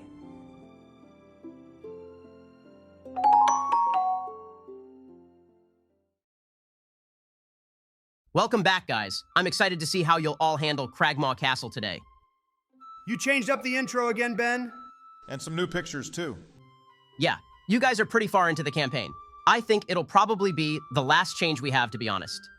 Well, this new intro is pretty cool. I'm excited to get into the castle today, too. Even if Donald insists on running through the front door. Hey, it's what my character would do. Well, before we start, let's get some comments from Joe. I made sure to grab extra ones this time around. Also, spoiler warning if you guys didn't see session 12. First comment is from Fisherman, who's been loving all the content recently. If he's a fisherman, how does he watch the videos? There's no cell towers in the water, right? Right, Joe. So, how does that work? What the hell are you even going on about, Joe? Just read the next comment. Oh, all right. Next is One Che Lee. They said that we're their favorite channel. That's very sweet of them. That's very nice. Thanks for the love. Thank you to Sigboder as well. Our videos have really helped to brighten up their days. Hang in there, bud. Next up are some comments from session 12. First up is Yabba Dabbin' Dude. It was definitely a tough fight, but we plan to get our revenge. Everything we do now is for Growlmere. You bet. Next is Senate, who is a multiple-time donator, so thank you. Shout out to him for also paying his respects to Growlmere. Last one up is Mr. Brazga. Him and some others seem to be pretty interested in how Donnie got into debt with Xanathar. Well, if Donnie continues into the next campaign, I'm sure Ben has plans to expand on all that. I have plans to continue all your backstories if any of you are in the next campaign. Sounds awesome. Really excited for that. Well, thank you, Joe, for the shoutouts again. And so now, let's begin tonight's session. Last we were with our party, the group had begun to investigate Thundertree after meeting the druid, Redoth. While exploring, the group got into a fight with zombies before also finding a group of cloaked figures within the ruins. Upon speaking to them, they claimed to want to treat with the dragon, and the party decided to work with them to either bribe the dragon to leave or kill it if need be. They planned to meet the following morning, but before that, in the dark of night, Sildar was paid a visit by none other than the Oathbreaker Knight. After speaking with him, Sildar realized his powers granted by the gods had been taken away, and took on the oath bestowed upon him by the Oathbreaker Knight. That following morning, while the others met with the cloaked figures to discuss the plan for the day, Yorkus visited the tower where the dragon had apparently claimed. The group hoped that he would find valuable items to help in the chance that they had to fight the dragon, but upon finding only 2 scrolls, Yorkus had awoken Venom Fang, and a fight had begun in the courtyard of the Thundertree ruins. In the midst of the fight, Donnie and Sildar bravely fought Venom Fang head-on, while the others had to fight who they now realized were cultists, as well as zombies drawn in by the chaos. After being caught off guard by the cultists, Gralmir had been gravely injured, and a cloud of poisonous breath from the dragon left him unconscious on the town square. With Redoth arriving to help turn the tides, Venom Fang took his chance to exact revenge on those who would evict him from his home. He pierced the chest of Gralmir with his large claws and left his lifeless body on the ground by Donnie as he took flight to fight another day. In the aftermath, Sildar and Yorkus searched through Gralmir's belongings, hoping to find something to tell them of his home. While they found nothing of where his home was, they did find multiple sketches of Wave Echo Cave, as well as the tavern they had all met at when first speaking with Gundren in Neverwinter. The group set out to Cragmaw Castle, hoping to rescue Gundren for Gralmir and learn where his home is. Rydoth promised to bring Gralmir to a cleric he knows, keeping his body safe until they could return. The 4 of them traveled through the Neverwinter woods for 2 days until finding the castle in a small clearing in the woods late at night. Rather than going in at that very moment, the group camped out for the night, dropping their things off a bit further into the woods to stay out of sight. During this time, they spoke to each other of their past, along as what they have planned for the future. After some time, they all laid down to get some rest before the impending battle to come inside the castle walls. We now pick up with the party, waking in the morning with an overwhelming sense of energy in the air. For some, it is that of worry and nervousness, and for others, it's a chance to take out their pent-up feelings from the events at Thundertree. What would you all like to do? Get up, boys. We're taking the fight to these goblins and orcs. I don't care how many there are. We're going to barge our way through all of them and find Gundren. If you're really planning on running in directly at them, I'll follow. I still think it's a bit reckless. I forgot to mention, I found a pretty strong scroll I can use if need be. I didn't have a good chance to when we were fighting Venom Fang, but with how crowded the inside of this castle is bound to be, it should work wonders. Now that I have better up-close capabilities with my spells, I should have an easier time fighting up close as well. Maybe it's not a bad idea for us to charge them. They might not expect it. Well, if that's what we're going to do, let's at least stay along the tree line until we get to directly in front of the castle. Then we can get a look around the place before we make our move. Fine with me. I'm going to gather my things, Ben. As the morning sun begins to cast its first golden rays through the dense canopy of the forest, you find yourselves huddled together in the shadow of the towering trees that fringe the clearing where Cragmaw Castle stands. The castle looms before you, its crumbling walls and jagged battlements silhouetted against the sky like the grim teeth of a long-forgotten beast. You and your companions edge cautiously along the tree line, your movements a whisper among the rustling leaves. Donnie leads the way, his heavy armor surprisingly quiet as he treads carefully, each footfall deliberate. He scans the perimeter of the castle with a warrior's vigilance, ready to signal any immediate danger. Jorkus follows closely, his small form maneuvering with incredible ease through the underbrush, the nervous look across his face shifting numerous times to deep thought, strategic considerations, and back to nervousness. Sildar follows next. His hand rests on the hilt of his sword, though he makes no overt movement. His eyes steadily sweep over the castle walls, picking out the locations of guards and potential entry points. Barbin follows at the back of the group, his every movement fluid and almost imperceptible. He slinks through the undergrowth, his sharp eyes catching every detail, the position of guards, the layout of the terrain, and the locations of potential traps. As you all follow the tree line, give me a perception check. No stealth check needed from this distance. 12 for me. Same here. 14. 22. As you all make your way along the tree line, Barbin spots something of interest about a certain tower, pointing it out to the remainder of you. This tower has almost completely collapsed, with rubble piled up outside. From what you estimate, it is climbable for your group, though you do see movement inside. What do you guys think? We could go in this way and cause even more chaos inside. As much as I wanted to run in through the front door, this looks perfect. We can get the drop on some of them and handle the ones who come running in to save their little friends. Not to discriminate against small people, Yorkus. That's why Kamala dogged you in the debate, bitch. Yeah, go fuck yourself. Okay. I say we go in through here. Sounds like we're in agreement. We're gonna stealth on over, Ben. Sounds good. Let me bring out our map. Go ahead and give me some stealth checks. I got a 19. Oh, man. I only got a 7. 16, nice. And I got a 4. Great, here we go. With plans changed, your group approaches the pile of rubble laid outside the nearby tower along Cragmaw Castle. Although Donnie and Barbin make their way to and up the rubble with ease, Sildar's armor constantly clangs against the stone, and Yorkus slips multiple times, sending pieces of stone tumbling down. You climb up fully and see 4 plain straw pallets and bedrolls are lined up on the floor of this barracks. Brackets on the walls hold a number of weapons: spears, swords, morning stars, and more. And waiting for your group following the large amount of noise down below is 4 hobgoblins. Roll for initiative, guys. I got 17. 16 for me. Me too. Tainted 20 over here. All right, first up will be Yorkus. Go ahead and start us off. I'm going to stay here and twin cast Chaos Bolts at the 2 hobgoblins in the back. That's a natural 1 and a 19, so I'm going to use my lucky trait for the first time finally to re-roll that. Much better, that's a 15. The 15 will miss, but the 19 hits. Go ahead and roll damage. Geez, a 15 misses? All right, that's a total of 16 poison damage to the back right hobgoblin. With crackles of unstable energy, Yorkus sends out 2 bolts of wild magic. One crashes into the wall behind the hobgoblins, leaving shards of ice embedded in the stone. But one hits its mark, taking out the strongest hobgoblin as vile poison overtakes him. I got a 4 and 17 for wild magic, by the way. Nice work, Yorkus. I'm going to first cast Shield of Faith on myself as a bonus action, Ben. Now my AC will be 20. Then I'll move up to attack the hobgoblin in front of Barbin. Oh shit, I've been critting like crazy lately. That's a total of 17 slashing damage. Let's fucking go! Hell yeah, Sildar. Wow, just as quickly as one hobgoblin had been taken out, another falls immediately after as Sildar rushes in. An intense aura emanates around him as he casts his Shield of Faith, and then with one slice, he drives his sword into the hobgoblin's heart. Go ahead, you two, let's finish this.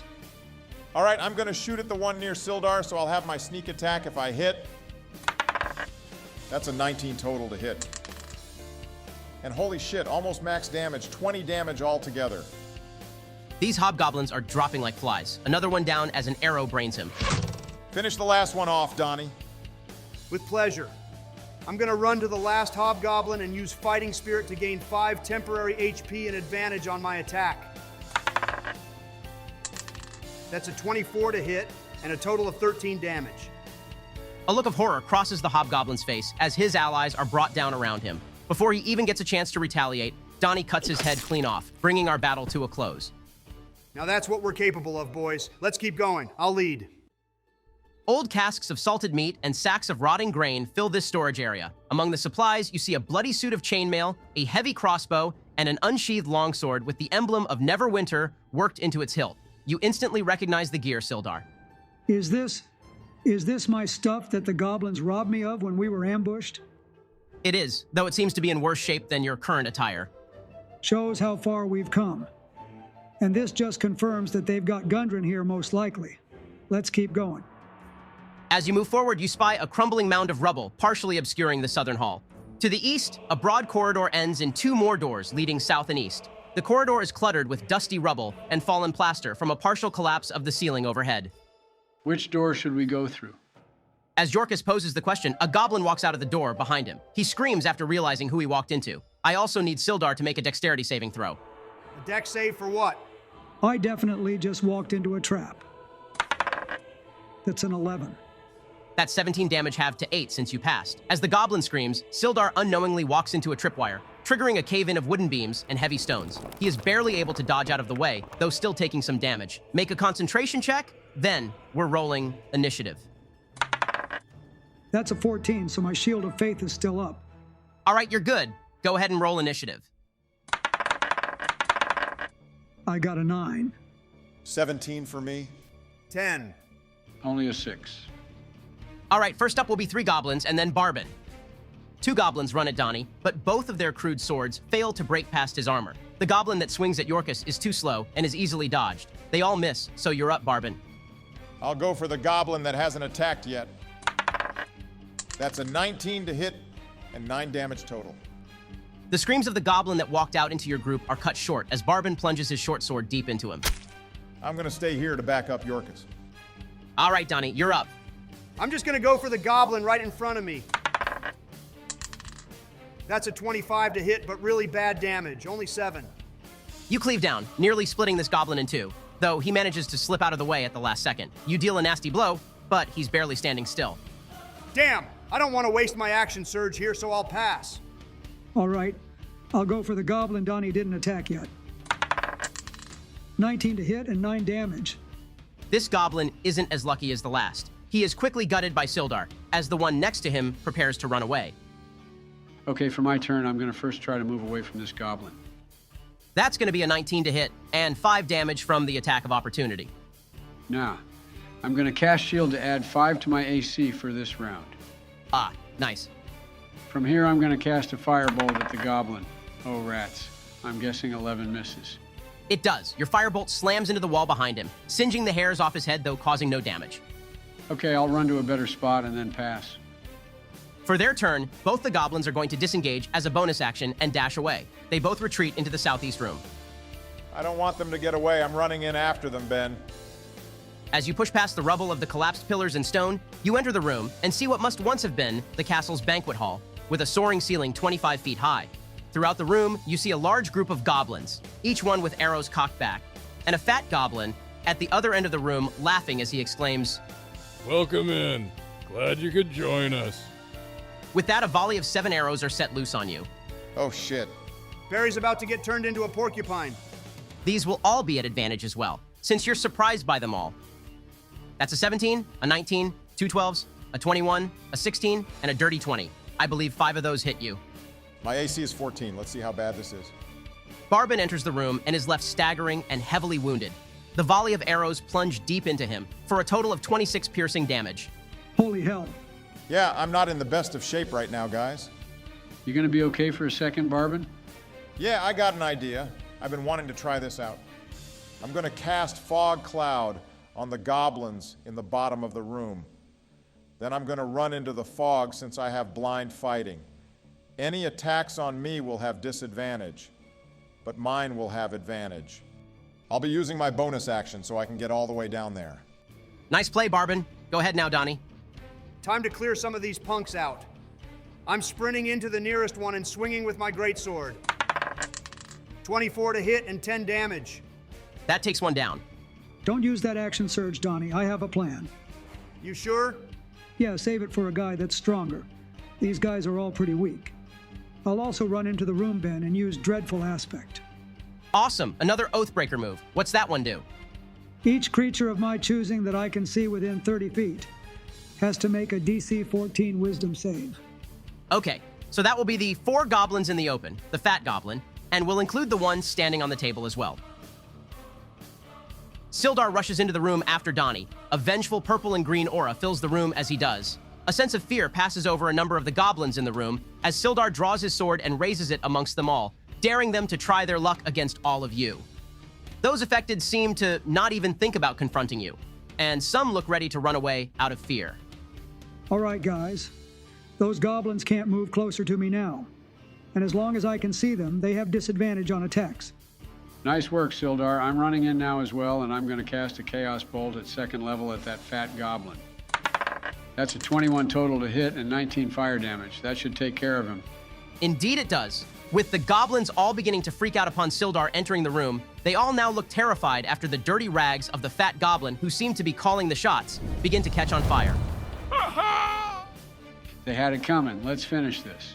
Roll for wild magic, Dorcas. All good. That's an 18 and a 7. The goblins who were here to begin with are up now. The 3 that are frightened are going to shoot at Donnie before running away. Each one will have disadvantage. One arrow sneaks past your armor, dealing a measly 6 damage, but the other shots from the shaking hands of the goblins are way off target. Those goblins are now going to run away from the fight, seeing as how badly this fight is going. Next up, 2 of the goblins in the smoke are going to try to swing at Barbin, unsure of where he went, after this large fog began to fill the room. The other goblin on the table is going to take a shot with his bow at Sildar, before also running away. You feel a sharp pain across your leg, Barbin, as rusted metal slices across it in the heavy fog. You hear another wild swing incoming, but it's off target lucky enough. The arrow aimed for Sildar's shoulder is blocked by magical energy, the power of your magical shield still holding strong. That will be 3 damage to you, Barbin. Now these goblins are also going to attempt to run away. All right, I got a 12 for my concentration check, so I'm good there. And I got a tainted 20 for the opportunity attack. Go ahead and roll sneak attack damage as well, since he's blinded in the fog cloud. 12 damage total. With all the chaos ongoing, these goblins are trying their best to leave this cramped room. While most are able to get away, you manage to stab one right in the back as he attempts to leave the fog. The remaining goblins in the room run to the door to leave, but trip over each other and are unable to push past the goblins piled up outside. Go ahead, Barbin. I'm gonna hide in the fog with my bonus action before jumping out to shoot at the goblin by the door. That's a 23 on stealth. Shoot with advantage and sneak attack. 16 to hit and 15 damage total. With the goblins clamoring to leave the room, an arrow flies out from the fog and pins one to the door. The other turns around, knowing what's next. You bet he knows what's next. That's 19 to hit and 14 damage. Blood sprays across the mossy stone as another goblin falls. Those goblins are probably going to run to get back up. I say we play this a bit smarter and wait a second. Do you all want to leave combat? I wouldn't mind. I'm not in the best of shape. Cool with me. I have an idea, actually. Let's hurry this up. I'm not finished with them. I'm going to give Barbin 15 HP from my lay on hands pool. Thanks, Sildar. I've also got a health potion I'm going to use as well.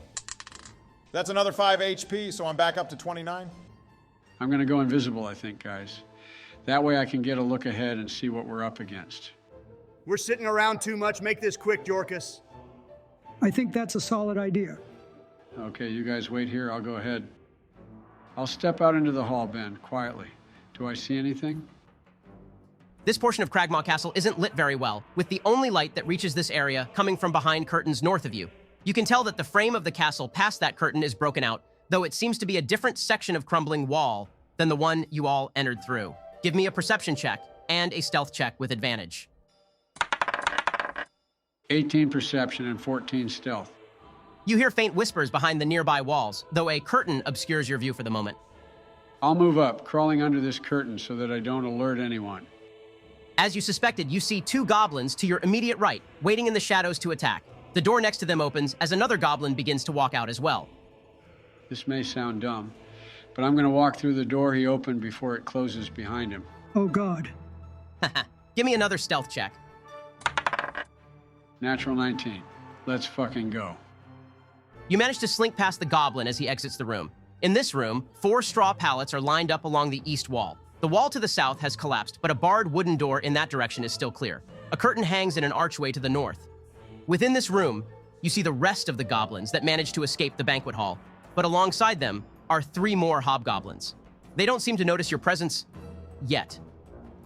Before you can take another step, one of the hobgoblins begins to walk towards the northern curtain. As he does, he points out to 2 goblins, ordering them to follow him. What are you doing? Why would they have a door barred? I bet there's some goodies in there. This is taking too long, guys. I want to kill these bastards. We should wait, Donnie. Let Jorka scout ahead. He may find out how many reinforcements they got. Yeah, you saw what happened when I rushed in. I'm going to go to that barred door. Maybe I can find another really good scroll or something. Enough waiting, guys. I'm going in. Wait, Donnie, just give him like another minute to look around. This is ridiculous. For all we know, he was found and is in trouble already. Just wait, Donnie. Have some patience. Fuck that. I'm going in. Give me another stealth check as you attempt to move the bar, holding this door sealed. That's a 15. I'm slowly moving into the hallway, Ben. Stealth check if you want. Only a 7, that's fine. I guess we're following, Ben. You're able to move the bar without those in the room with you noticing. As you silently swing open the door, you see a pitch-black room. The arrow slits here are obviously shuttered, and heavy drapes have been hung up to conceal any light from entering. Before you get a chance to enter, however, a hulking beast begins to step out of the shadows. You have to move out of the way, lest you be trampled. You see a monstrosity you have only heard of from your days in Greenest, something of a bedtime warning for kids who would go out late. An owlbear emerges from this dark tower, an expression of fury across its face, as it begins to huff and growl while moving forward. Oh, fuck. You three in the hallway hear a crash in a nearby room. Yorkus, you watch as the owlbear turns the corner from this tower and begins to attack the goblin and hobgoblins. Chaos begins to break out, and I need you all to roll initiative. Let's fucking go, baby! Got a 10 again. 16. A 4. Same here. The owlbear's up first. It begins to tear into the goblin, which stands no chance and is immediately torn up by the sharp claws of this beast. The hobgoblin is barely able to dodge the giant beak of the owlbear. You're up, Barbin, and then the goblins. I'm gonna hide as my bonus action and then hold my attack to shoot at the first enemy I can see. That's a 15 on stealth. After hearing the commotion from the eastern room, the goblins begin to flood in, each one aiming their attacks at the owlbear, hoping to bring it down as quick as possible. While both the goblins attacking with their scimitars are unable to get a good swing while avoiding being trampled, one arrow does find its mark, digging slightly into its back. The furthest I can go is to the door unless I dash. I think I'll go to there and hold my action as well. That's all for me. I have no idea what the best play is for me here. Just get out of there at this point. It's so crowded. Yeah, I'm not good when it comes to up-close fights. I'm just gonna scurry around all this chaos and leave through the door I came in, Ben. Since you're still invisible while doing this, I'll say you don't proc any opportunity attacks, though some of the enemies in here definitely see the door swing open. I'll run past Donnie and say, you do not want to go in there, and then dash further away before passing. I'll look around for him, trying to see where he ran off before saying, "What the hell happened, Yorkus?" One word, owlbear. The fuck? Now one of the hobgoblins is going to attack the owlbear with its longsword, as the other shoots with its bow. The arrow fails to dig in deep enough to cause any damage, but the hobgoblin up close manages to get a great hit on it, dealing 18 damage as he drives his sword deep into the giant beast. You all hear screams from the room over, as it seems Yorkus wasn't kidding. Well, if we're certain an owlbear is in there, I'd really rather not join the fray. I think our best bet is to just hold our actions out here. I agree. I'll move up next to Donnie and hold my action to attack if an enemy walks out of that room. Sounds good. The owlbear is going to start tearing into these guys again. The owlbear slams its colossal beak down onto one of the goblins in the room. He's immediately impaled, though the hobgoblin next to him manages to just barely dodge out of the way of his claws, moments away from also meeting a similar fate. This thing is a goddamn tank. Holy hell. I'm gonna do the same as the others, Ben. Move up and hold my action to shoot if an enemy walks out. That's all for me. Both goblins are going to shoot at the owlbear for their turn. The one goblin next to the owlbear is going to disengage before shooting. Once again, another arrow sticks into the owlbear, turning it into a pincushion at this point, yet it shakes off the blow and roars angrily, ready to attack. Then the goblins are going to continue moving away, leaving the hobgoblins to handle this issue. Enough waiting around. I crave a fight. I'm running in and attacking the hobgoblin towards the back. 23 to hit and 14 damage. With the hobgoblins in the room preoccupied, Donnie rushes in. He now gets to see what's been going on in here, and without a second thought, slices across one of the hobgoblin's stomach. In just one hit, another one has fallen. I'm going to move to the wall so I can just get an angle through the door after Donnie ran through. I'm going to cast Magic Missile, sending all 3 darts at the hobgoblin. That's a total of 8 force damage. Small, red, sharp beads streak across the hall, each one digging deep into the hobgoblin as he slumps lifelessly to the floor. Go ahead and roll Wild Magic, Yorkus. It's that time again, Ben. All right, let's see what happens. Oh, geez. I need a wisdom save from you 3 in this hallway. What's your spell DC, Yorkus? It's a 13. Here we go. I got a 5. I got a 14, nice. Great, a 12. After sending out your magic missiles, Yorkus, you begin to see sparks in the air. Although you feel just fine, Barbin and Sildar begin to hold their heads and look completely out of it at the moment. What did you just do, Joe? My bad. As you continue to watch them, Yorkus, Sildar suddenly takes a swing at Barbin. Roll to hit, Sildar. Haha, what the hell is going on? Oh, for fuck's sake. Sorry, Barbin, that's a 16 to hit. And 6 damage. Give me another wisdom save, Sildar. An 8. Come on, man. Whatever mysterious spell Yorkus seems to have casted on accident still has hold on you for the moment. And now the owlbear is up. With the hobgoblins and other enemies cleared out, the owlbear turns its sights to you, Donnie. It goes in with 2 attacks. Bring it, bitch! The owlbear attempts to peck you with its beak, though you can easily read the incoming attack. What does catch you off guard is its follow-up claw, which scrapes deep into you for 11 slashing damage. This is what I'm talking about. Let's do this shit. On Barbin's turn, he stands there, doing nothing, and that's it. I hate you so much, Joe. Don't hate the player, bro. You get to make another wisdom save, don't worry. 16, finally. With that, you snap out of whatever stupor Yorkus's magic sent you into, though your turn is up, and we're on to the goblins. As you're squaring off against the owlbear, Donnie, an arrow is sent into your back, dealing 4 damage. You hear quick footsteps afterwards, as you see the goblin retreat into a nearby room. You're up.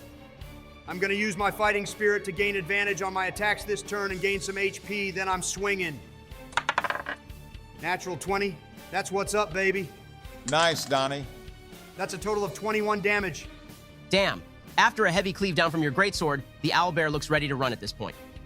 I don't think I want to finish this thing off if it's gonna run, as long as we can scare it off. If you guys aren't going to attack the owlbear, we can end combat. Sounds good to me, but am I still going to roll for this damn spell? Haha, yeah. Let's see what happens. As the owlbear begins to dash out of the room, Sildar now begins to stand there catatonic, just like Barbin did. Give me another save, bud. Finally, an 18. You shake out of this magical trance, just to see the furry behind of an owlbear running through the hallways of Cragmaw Castle. What in the hell just happened? I should be the one asking that. Where the hell were you 3? You can thank Jorkus for sending Sildar and I on a magic-induced trip. I'll take responsibility for this one. I may have had a minor magic mishap. A magic mishap, huh? Ridiculous. Come on, let's go. I saw where they ran off to. We've still got some healing potions, right, Barbin? Yeah, I especially need them after you tried to gut me. Have one too, Donnie. I'm back up to 32. I'm at 37. Let's go. Wait, guys, I wanted to check this room over here for goodies. I never got a chance after that owlbear walked out. I'll cast light on my staff since it was so dark, Ben. Anything for us to find? I won't have you roll since you're all in here actively looking. You see a chest on the 2nd floor of this tower. With enough help, you all manage to get it down. It's unlocked, and you find an assortment of items. First is 130 gold pieces. There's also 2 scrolls, one of Silence and one of Revivify. That's some good finds. Nice work, Jorkus. Looking deeper into the chest, Jorkus, under old rags and papers, you find a circlet. It's aged, but you can see this small gold headpiece carries a clear gem in the middle of it. You can tell this is magical, but you aren't sure what it does yet. Now this looks fancy. A nice spit shine, and it'll be looking brand new. I'll put it in my pack for now. You keep the scrolls, Sildar. Good job, Jorkus. Now let's go save Gundren. Following Donnie's lead, you all make it to the door of where you assume Gundren is being held. You hear no noise from this side, as though the whole keep is aware of your presence at this point and waiting for you to make a move. What do you want to do? I remember Ben saying how I could see another area of broken tower from that hallway. Barbin, come with me and maybe we can get a drop on someone. Not a bad idea. You two stay here and I'll tell Yorkus to message you if we find anything. You guys have like a minute before I barge in here. Entering this ruined tower, you indeed see a way outside, though you can also see a large pile of rubble to the northeast. Bingo. Looks like we got another door. Moving closer, this seems to be what remains of a bathroom. The room seems to be empty, but another door leads into what you assume is the same room as the door your companions are at. Send them a message, Jorkus. Tell them to enter on the count of 5. Yorkus to Donnie. Do you read me, Donnie? Hurry this shit up, Jorkus. We found a door and we're going to enter it on the count of 5. You guys do the same. Over. 5. 4. 3. 2. 1. From opposite corners of the room, your party bashes through the doors. Within, you see the bedchambers of the castle. 3 goblins stand with arrows knocked, while 2 hobgoblins stand guarding another clad in heavy armor and wielding a large sword. In the back of the room, you see an injured dwarf, barely conscious and breathing heavily.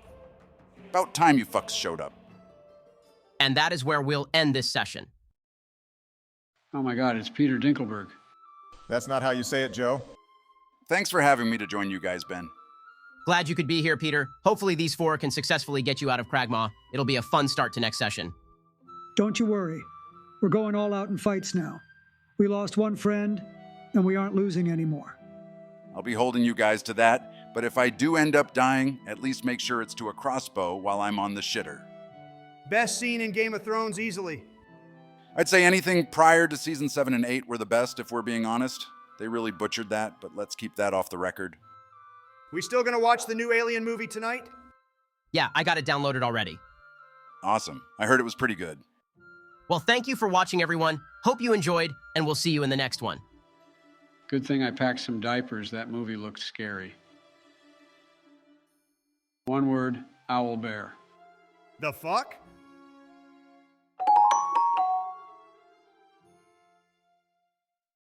Welcome back, guys. Hope you've got some ideas planned for this fight in Cragmaw.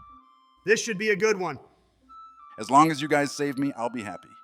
Don't you worry, Mr. Tinkle. We're the best of the best. Once again, Joe, that's not how you pronounce it. I'll get it eventually. Well, gentlemen, good luck, and let's begin tonight's session.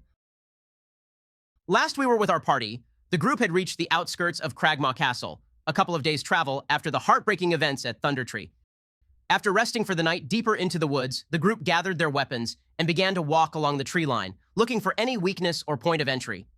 It was during this time that Barbin spotted a ruined tower that the group could use to try and get the drop on some of the goblin kin inside the castle, especially after noticing movement inside.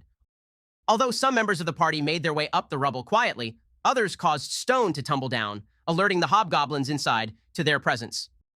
From here, a quick victory was won, with all 4 enemies being taken down before the party moved further into the castle. Multiple other fights broke out, starting in the entrance hallway of the castle before going to a banquet hall and then a small barracks. Although some members were injured badly throughout the fights, numerous goblins and hobgoblins were slain.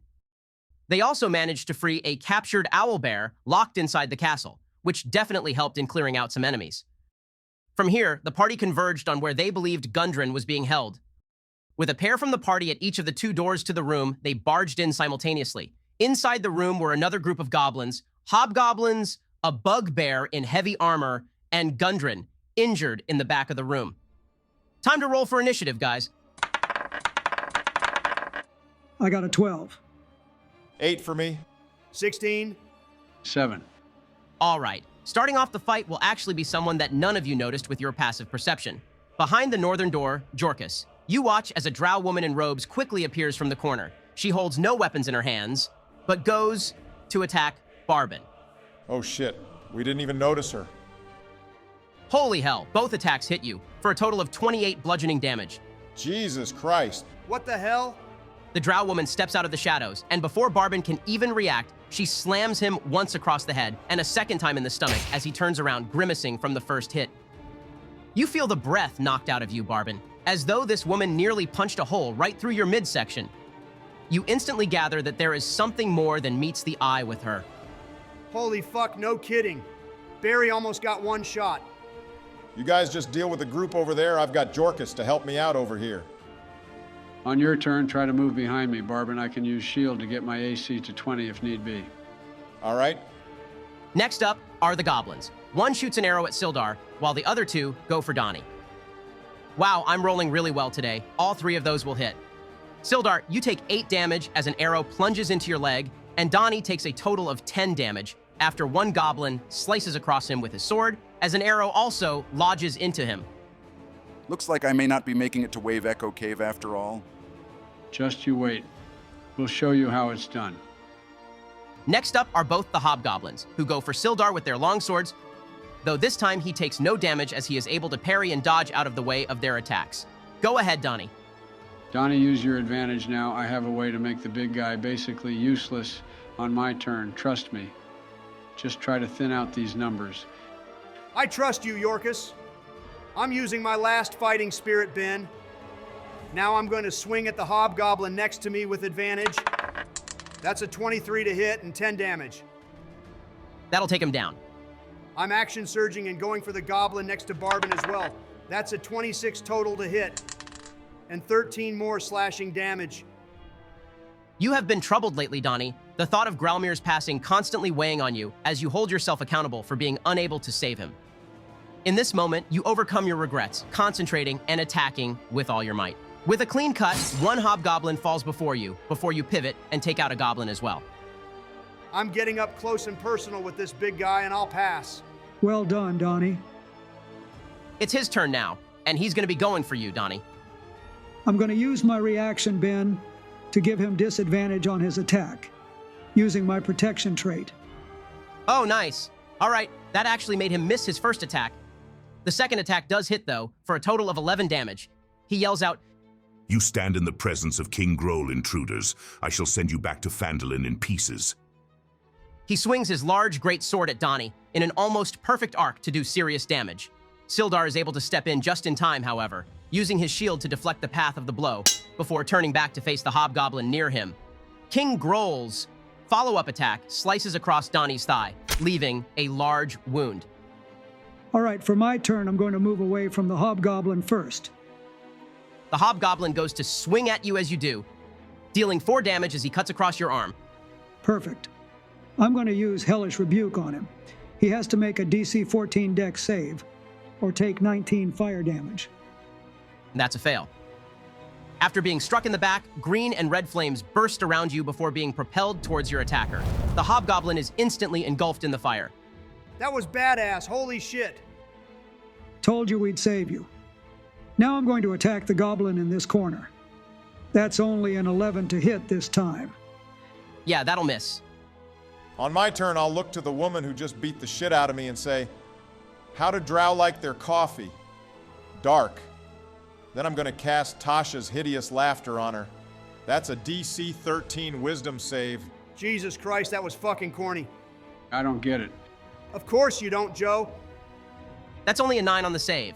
After Barbin's joke, you all wonder what the hell he's talking about. Somehow, though, the drow woman that had just pummeled him finds it very amusing, breaking into a fit of uncontrollable laughter.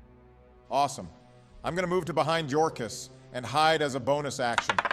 Nice, that's a 24 on stealth. Prepare yourselves for some greatness, gentlemen. I'm going to cast Hold Person on King Groll, Ben. That's a DC 13 Wisdom save. Oh shit, baby. So that's what you had planned, huh? But here's the best part. I've been saving my sorcery points, so I'm going to use my remaining 3 to make this a heightened spell. Now he'll have disadvantage on the save. Oh man, let's see how this goes. That's a natural 20, but since he has disadvantage, that's an 11 actually. Let's go! Nice work, Yorkus. In the midst of battle, purple energy whips around Yorkus. Tendrils of energy reach out to King Groll, and as much as he attempts to pull away, it's too much. Damn halfling runt, I'll kill you all. You'll beg me for... Before King Groll can finish his threats, he is overtaken by the pure force of Jorkus' magic and is now paralyzed. King Groll is now also incapacitated, just as the drow is. He cannot move, take actions, all attacks against him have advantage, and any hits within 5 feet are an auto-crit. Holy shit, Yorkus. I'm going to stay here in the doorway and pass. I got a 3 and 7 on my wild magic, by the way. The drow is continuing to laugh on her turn, and she also fails the save with a 5. We're back to the goblins now. One is going to attack Sildar, and the other is going for Donnie. Oof, those both definitely miss. The goblin swinging a sword at Sildar completely whiffs, while the arrow fired at Donnie only clinks off his armor. After this, the south door is kicked open again as now 2 more hobgoblins barge in. They won't attack this round as they dash to get here. Go ahead, Donnie. I'm going for King Groll. It'll be an auto-crit since I'm right up on him. That's a total of 23 slashing damage. King Groll's eyes dart around as he remains paralyzed. Although his expression can't shift, you know he is absolutely shitting himself. Donnie takes advantage of Yorkus' assistance, driving his sword deep into King Groll's stomach. He looks extremely weary afterwards. That spell is amazing, Yorkus. Good shit. I'm going to use Second Wind to regain some HP before passing. That's an additional 9 health. King Groll is unable to do anything, and he also fails his save. Jesus, man. Well, I guess I'll finish him off. I'm going to use Inflict Wounds on him. That will also be an auto crit. Let's see that damage, Sildar. Damn. That's a total of 47 necrotic damage. Damn! Let's go! With Donnie impaling King Groll with his greatsword, Sildar takes the opportunity to finish him off. Dark energy pours out from Sildar, concentrating on his right hand. He jams his hand deep into the wound Donnie left, releasing floods of deathly energy into King Groll. Jorkus's Hold Person spell drops, as does King Groll to the cobblestone floor of Cragmaw Castle. That was for Grolmir. Now let's finish this. Good work, boys. For my turn, I'm going to move up and take a shot at the goblin by Sildar. Shoot with advantage since you hid well. That's a nat 20 to hit, baby. And a total of 21 damage. An arrow flies across the room, nailing the goblin in the head as it prepares to attack Sildar. I'll move back to where I just was and pass. I'm going to move up and go jump on the bed, Ben. While I'm doing that, I'm going to cast a Chaos Bolt at the Drow Lady. I'm using Tides of Chaos as well. Did he just say he's jumping on the bed? Sounds about right. Does 15 hit her, Ben? Yeah, roll that damage. And I'm gonna roll Wild Magic. Heads up so everybody knows, we're using a custom Wild Magic table we found online. That way we get some more wacky effects. So that's 17 force damage. Nice, Jorkus. You feel sparks welling up inside you as you continue to bounce on the bed. Go ahead and pick up to 4 creatures in the room, because they're about to feel some of those sparks too. That sounds interesting. I guess I'll just choose all 4 of the enemies. Jorkus decides it's time to make a statement. To do so, he begins to jump on King Groll's bed before sending a wild ball of energy straight at the drow woman, who is still laughing uncontrollably from Barbin's crappy joke. As he does, thunder fills the room, and soon after it, lightning. Lightning crashes through the stone room, concentrated on all 4 enemies in the room, and instantly dropping all of them.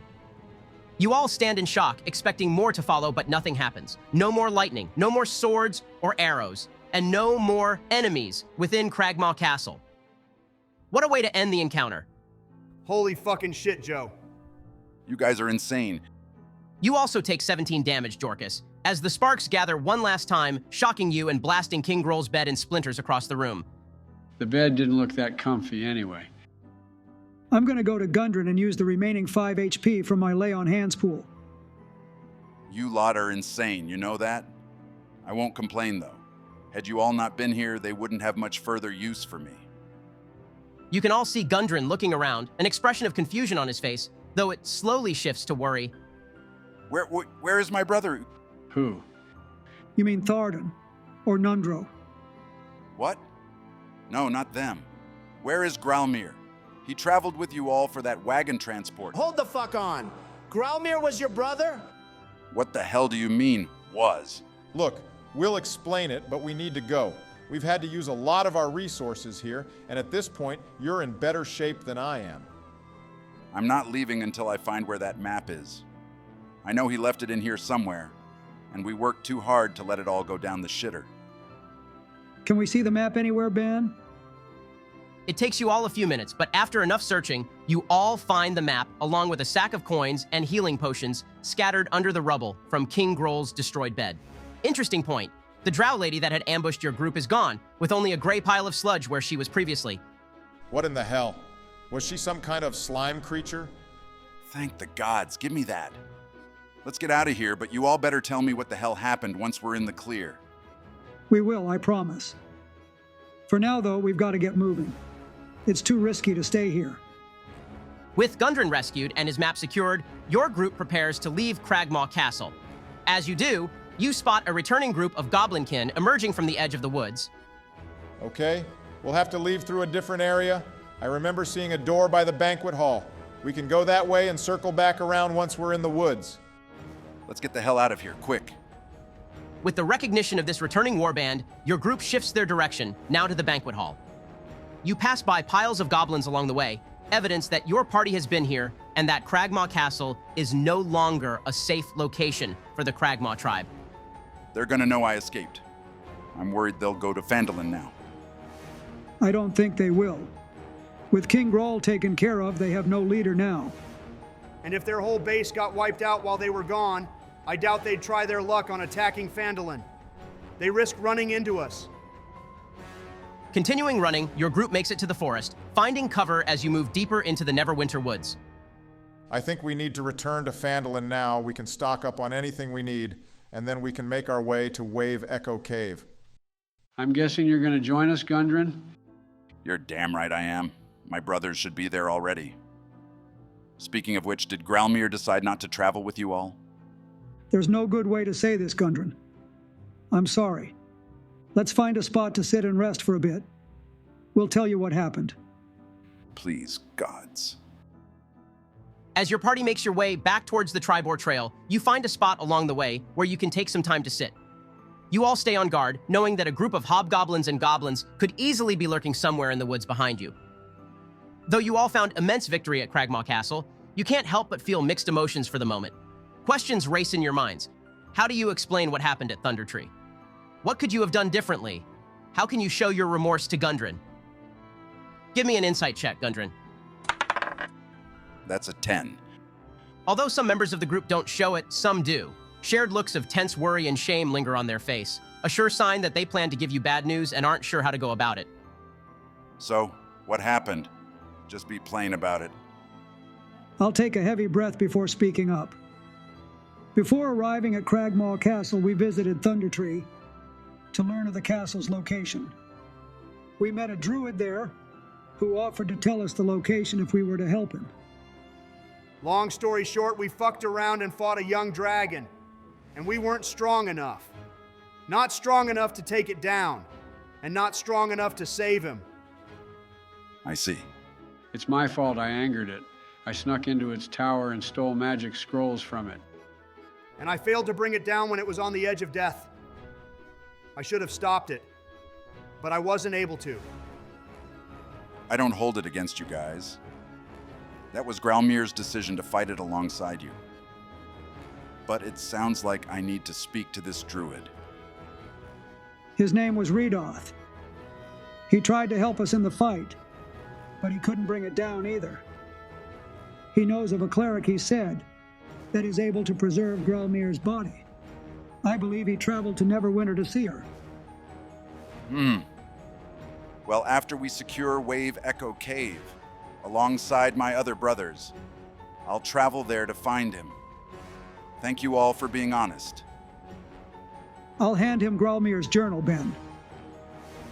This journal has a large amount of its contents ripped out, with a majority of the remaining pages containing local plants and wildlife. Some pages do stand out, however. Multiple pages contain sketches of what you instantly recognize as Wave Echo Cave. It seemed Gralmere had never lost sight of yours and his goal. Another page is one you also recognize immediately. It's the tavern in Neverwinter, where you had gathered him and the others to discuss the wagon job. This means a lot, actually. Thank you, Sildar. Of course. The rest of your short rest is silent, as you all take time to recover and maintain a watch-out for those that returned to Cragmaw Castle.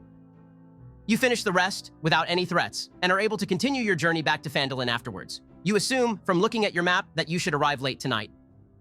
Along the journey back, Ben, I'm going to try on that circlet I found.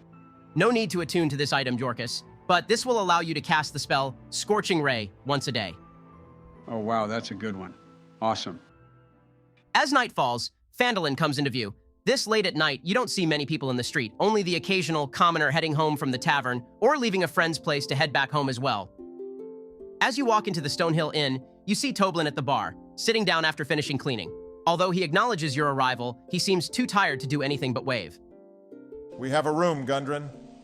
You can share it with us for tonight, and tomorrow we can help you get one of your own, as well as some gear, since the goblins robbed you of all your stuff. Sounds good to me, but all I need right now is some sleep. I'll lay down on the floor and crash, resting my head on someone's pack. You all begin to unpack your things for the night, emptying your pockets and taking off your armor. Barbin, as you are doing so before going to sleep, you notice that your luck stone is missing from its usual spot. Damn it, did I drop it somewhere? You can make a perception check if you'd like. That's an 18. You don't see it anywhere. I'll try again in the morning, I guess. I need some sleep. And sleep you all get, a much-needed rest for your party, with all of you sleeping in late. Nevertheless, you all wake the next morning, some stiff necks from those on the floor, but with plenty to do for today. I'm gonna go help get Gundren some gear, guys. If any of you want to join, you're more than welcome. Yup, need to get all prepped if we're gonna go deep into Wave Echo Cave. I wouldn't mind joining. I wonder if Linen has missed me? How about we go see the town master, Donnie? He still owes us like 200 gold, remember? That could go a long way. Oh man, that's right. I'm gonna go to the shrine, Ben. But first, I'm gonna look for my luck stone. Alrighty, we'll handle Sildar and Gundren first. With how late you all woke up, the streets at this point are quite full, and upon entering her shop, Linen greets you both, but goes back to speaking with the customer at the counter already. So, what kind of gear you wanting, Gundren? There's a good selection here. Nothing too heavy. I commend you for wearing all that every day. I need some room to breathe personally. Ha ha ha. It definitely isn't for everyone, and if you want to be able to move around freely, you're probably better off getting something like scale mail. Yeah, that sounds good to me. That, and some weapons I can dual wield. Linen looks to you two as the customer leaves the shop, a new axe in their hands. Good to see you two. Where have you been, Gundren? Similar situation to Sildar here, ambushed by goblins. Thankfully, him and some others were able to help me out. Sounds like you've been through hell, huh? Trying to get some new gear? Yeah, Sildar here is recommending some scale mail, and I'm hoping you've got a few weapons in stock. I can definitely do some scale mail. And what kind of weapons? A light hammer, a hand axe, and a great axe in case I get into another goblin situation. Lucky for you, I've got all those. Let me go check the back and see where they are. I'm also going to take out 2 gems that I want to sell, Ben. Linen returns with all the items, placing them on the counter. That's a total of 110 gold, but I'll do 100 for you two. I want to sell these gems too, Linen. So maybe we can factor these in. These look like good quality, so yeah, we can do those and say 70 gold. Sounds good to me. All right, you two, nice to see you again and take care, okay? You too, Linen. If I happen to get robbed again, I'm sure you'll see me soon. All right, let's go to Donnie and Yorkus. The town hall seems to be busy today, just as the rest of the town is. People rush across the room as you enter holding stacks of paper and with serious looks on their faces. You spot the town master, Harbin Wester, finishing a conversation with a clerk. Let's go get our dough, Yorkus. Heck yeah, we'll have a good amount saved up by the time we visit Waterdeep. Excuse me. Hey, we're here to collect that reward for the Orcs at Wyvern Tor. We cleared them all out. The clerk looks at you two, confused and a bit shook. I'll be honest, Donnie. Your people skills could use some work. You think so? Yeah, you have a knack for making people want to run away from you. I'll stand on my tippy toes and speak to the lady. We got rid of those orcs, ma'am. You guys forgot to mention the ogre there as well, but we took care of him too. The clerk goes to get Harbin, who comes over, adjusting his glasses and pulling up his trousers as he eyes you two down. Ah, you two. Where's Sildar at? He's out with Gundren right now. They're getting him some new weapons and armor. Hey, we're here to get that gold, not for small talk. Yeah, kind of what he said, just not as rude, if you know what I mean. Fine with me. I have plenty to do at the moment. I'm glad you and the rest of your friends could get rid of them. Nice to have someone else in town capable of getting things done. Let me go get your reward. He better not take... You guys wait at the desk for a good 10 minutes before the clerk speaks up, asking if you're still waiting. Jesus Christ. Yes, ma'am, we're, still waiting. She goes back to find Harbin. I swear, Yorkus, we better get additional gold for how much of our time he's wasting. It's not like we're doing much today, Donnie, don't worry. I would rather be anywhere else than standing here waiting, though. He did this last time, too. After the clerk leaves for another 5 minutes as well, Harbin returns holding a large pouch of coins. Here you go. Thanks for the patience. Thank you, sir. Yeah, see ya. Let's get the hell out of here, Yorkus. By the way, Donnie, I ended up grabbing those diamonds that the cultist had for the dragon. I think they could be worth a lot. Damn, Yorkus, I completely forgot about those. Good job. Alrighty, we'll go to Barbin now. You can go ahead and make a perception check again if you want to keep looking for the stone. Yeah, that thing was really helpful. I don't want to lose it. Awesome, that's a 23. You turn the room upside down, nearly looking for the stone, checking your old clothes, your friends' bags, but find nothing until you look under the bed. Thank God. As you reach under the bed to grab your luck stone, you end up pulling out something else, a lance board piece. Huh? Wait, what? Did I grab the wrong thing? Looking back under the bed, there's nothing else. This is what you saw. What's it look like? Maybe kind of lucky, hopefully? It's a very fancy piece, though you aren't sure how lucky it really could be. I'll just put it in my pocket and go visit the shrine, I guess. Maybe that lucky stone will find me again. You make your way to the Shrine of Luck in the center of town, no longer receiving worried looks from the villagers as you did when Sildar had his health issues. The shrine isn't occupied at the moment. Give me an intelligence check. Rolling well today. Tainted 20. As you prepare to kneel to pray, you notice how dirty the shrine is, as well as how nothing nearby the shrine seems to be taken care of. Usually Sister Guriel stays on top of maintaining it. Is she not around? You don't see her anywhere over here. I'm gonna go stop by her place after praying, check in on her real quick. After you finish your prayers, you make the short walk to the sister's residence. You knock, waiting for a good about 40 seconds or so before she comes to the door. You instantly notice a sick look about her. She coughs heavily before speaking to you. Oh, hello, Barbin. A pleasure to see you again. I'm glad you've returned safely. Are you all right? I noticed the shrine was in a bit of a state at the moment and figured something must be going on. Very thoughtful of you. I've been sick since the day you and your friends last set off. I'm not sure what it is, to be honest, but it's been quite draining. I'm sorry to hear that.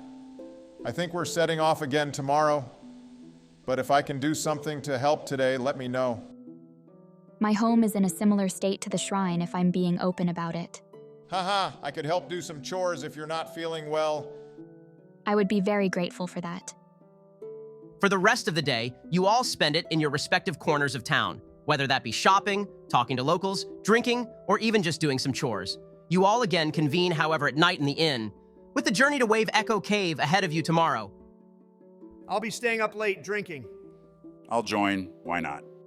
I'm going to be going to sleep early, I think. But before I go to bed, I'll make sure to get Gundren a room and give him the keys. I'm staying up a bit too. Well, I'll join in for a drink or two, but that's all. Although it takes a bit longer than last night, Sildar, you find sleep far earlier than the other members of your party. The rest of you find plenty of fun alongside the latest addition to your group, with plenty of drinking mixed with stories and jokes to be shared. While the others stay up even later, Barbin, you decide to lay down as well. As you ascend the creaking wooden stairs of the tavern, the warm glow of lanterns flickers against the walls. The air is thick with the scent of ale and wood smoke, a comforting reminder of the night's revelry. But as you reach the landing, a chill crawls down your spine. Suddenly, a laugh echoes in your mind, high-pitched and teasing like distant wind chimes. You freeze, your heart racing, straining to catch the sound again. It lingers at the edge of your consciousness, playful and taunting. Shaking off the unease, you continue down the dimly lit hallway. With each step, you notice an unusual draft, and as you approach the end, the walls fall away, revealing a vast night sky. The cool breeze rushes in carrying the scent of earth and magic while moonlight floods the corridor, illuminating a figure standing with their back to you. Dressed in stereotypical witch attire, the figure wears a dark flowing gown that sways slightly as if caught in an unseen breeze. A pointed hat tilts jauntily, casting a shadow that obscures most of their features. They stand transfixed, gazing out into the starry night, completely unaware of your presence. You squint, trying to make out their face, but the hat hides it well.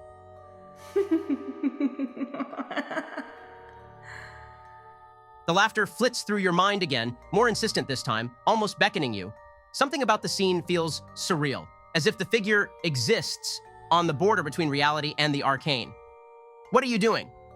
I'll call out to the figure. There's no response. Shit. I'll move a bit closer and call out again. Still nothing, though you notice a small black book in her hand. As you inch closer, she begins to walk out into the moonlight. Fuck it. I'll follow her. As you continue to walk down the hallway, time seems to warp around you. Each step feels heavier, the wood beneath your feet creaking with a resonance that echoes in your mind. The air grows thick, almost suffocating, as you move deeper into the dimness. With each step, the walls seem to shift, closing in around you, making the distance to the moonlight at the end feel impossibly far. You glance back, but the landing is obscured in shadows, the tavern's familiar sounds muffled as if they belong to another world. A sense of unease washes over you, as if the hallway itself is alive, pulling you deeper into its embrace.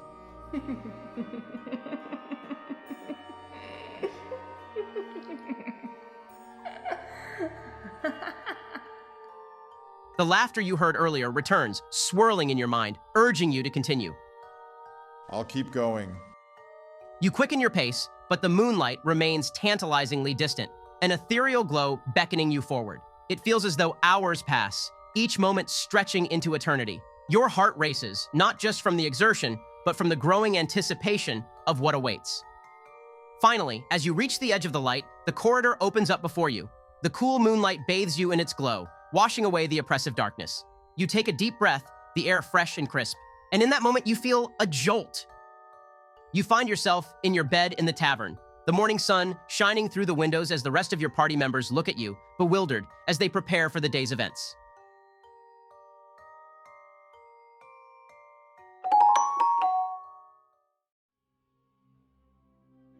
You slowly awaken, Barbin. Your body, slick with sweat despite the cool air that fills the room, lit by the morning sun. Your fists are tightly clenched, as if bracing for an unseen threat, even though you know you're safe within these walls. A lingering exhaustion weighs on you, and yet, you realize you must have slept through the night, the remnants of a restless dream still echoing in your mind. The faint sounds of the world outside filter in, grounding you in the moment as you take stock of your surroundings.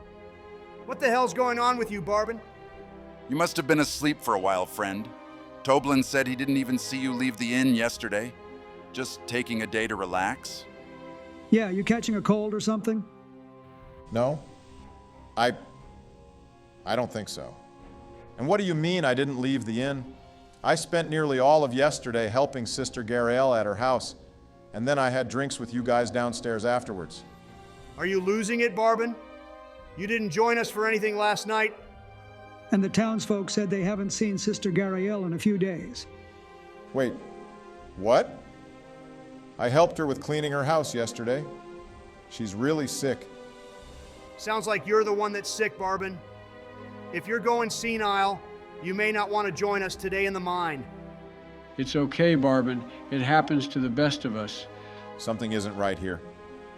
I need to go by her house again. Something must have happened. Do you need help, bud? I wouldn't mind some, yeah. I have a really bad feeling about this. Well, we're just about finished packing for the mine, and it seems like you didn't even unpack your stuff.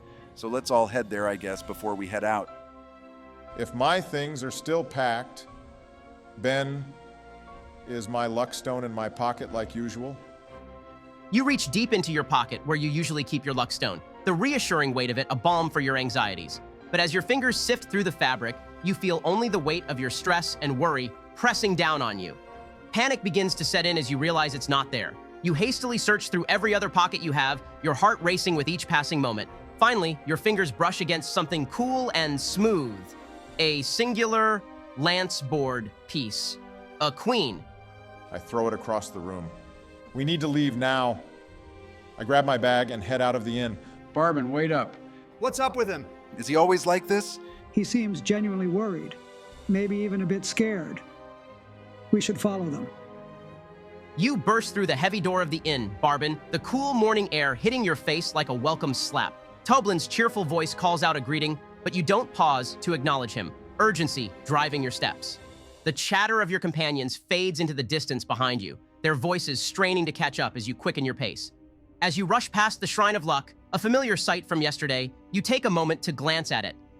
It appears unchanged, though you can't shake the feeling that it looks a bit more worn than you remember. Or perhaps it's just the haze of your restless night clouding your memory. The offerings left by townsfolk seem untouched, a silent testament to the hopes and prayers of the village. Moments later, you arrive at Sister Gariel's home. The modest structure stands quiet, the door firmly closed, and you notice an unsettling stillness in the air. No sounds of life filter through the walls, no familiar hum of activity or echoes of conversation. A knot of worry tightens in your stomach as you realize you're alone in this moment, the world around you suddenly feeling all too heavy. You move around to the back of the building, your instincts urging caution. As you approach, the silence deepens. Give me a perception check. That's a dirty 20. Come on, there must be something. As you move to the back of the building, your heart pounds in your chest. You notice the rear door is cracked open, just slightly, a thin sliver of darkness beckoning from within. The familiar scent of wood and earth mixes with an unsettling stillness that surrounds you. By this point, the rest of your party has caught up, their footsteps falling silent as they follow your petrified gaze toward the door. Their expressions shift from curiosity to concern as they register the sight before them. Whispers ripple through the group, questions unspoken hanging heavy in the air. The world feels suspended, every sound amplified in the tense silence. You can sense their unease mirroring your own, a shared instinct urging caution as you all stand at the threshold of uncertainty. Leaving the back door open? This feels like a trap. Feels more like we're too late. I agree. We need to investigate carefully, though. I'll go to push open the door, Ben. Everyone keep an eye and ear out.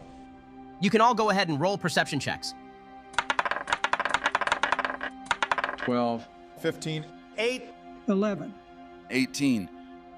With a shared glance, your party steps cautiously toward the cracked rear door, pushing it open with a soft creak that echoes in the stillness.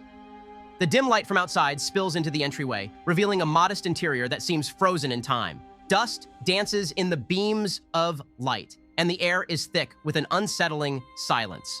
As the five of you move deeper into the house, you notice nothing amiss, just the quiet, the stillness surrounding you. Four of you exchange glances, your footsteps echoing softly on the wooden floor, yet there are no sounds of life, no rustling, no murmurs. Everything seems undisturbed, as if time itself has paused. Gundren, however, is drawn forward, his curiosity piqued. He strides purposefully toward a closed bedroom door at the end of the hallway, the others following his lead but remaining oblivious to any disturbances around them. It's only as Gundren approaches that the unsettling detail comes into view. A pool of gray sludge pooling ominously at the foot of the door. Its viscous surface glistens under the faint light, stark against the worn floorboards. We've seen this before. That drow lady at Cragmaw Castle melted into this after she died, right? I'll step forward, Ben. Is it the same sludge we saw after I sent lightning towards the drow in the castle? It is. Everyone ready attacks. Gundren, open the door. Fuck. Here we go, I guess. With a sense of foreboding, you push the door open. The sight inside sends a jolt of alarm through the group. The room is in utter disarray. Furniture is overturned. The bed lies askew, and belongings are scattered as if a frantic struggle took place. More gray sludge seeps across the floor, merging grotesquely with dark stains of dried blood that mar the wood. The air is heavy with a nauseating odor, a sharp metallic scent that clings to your nostrils. A single candle flickers on the nightstand, casting wavering shadows that accentuate the chaos and make the room feel even more menacing.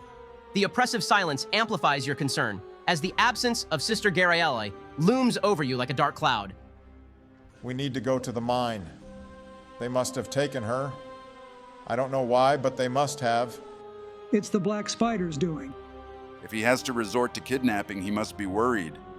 If he has to resort to kidnapping, we're gonna go kick his ass. Damn right. He must have been watching all of us this entire time.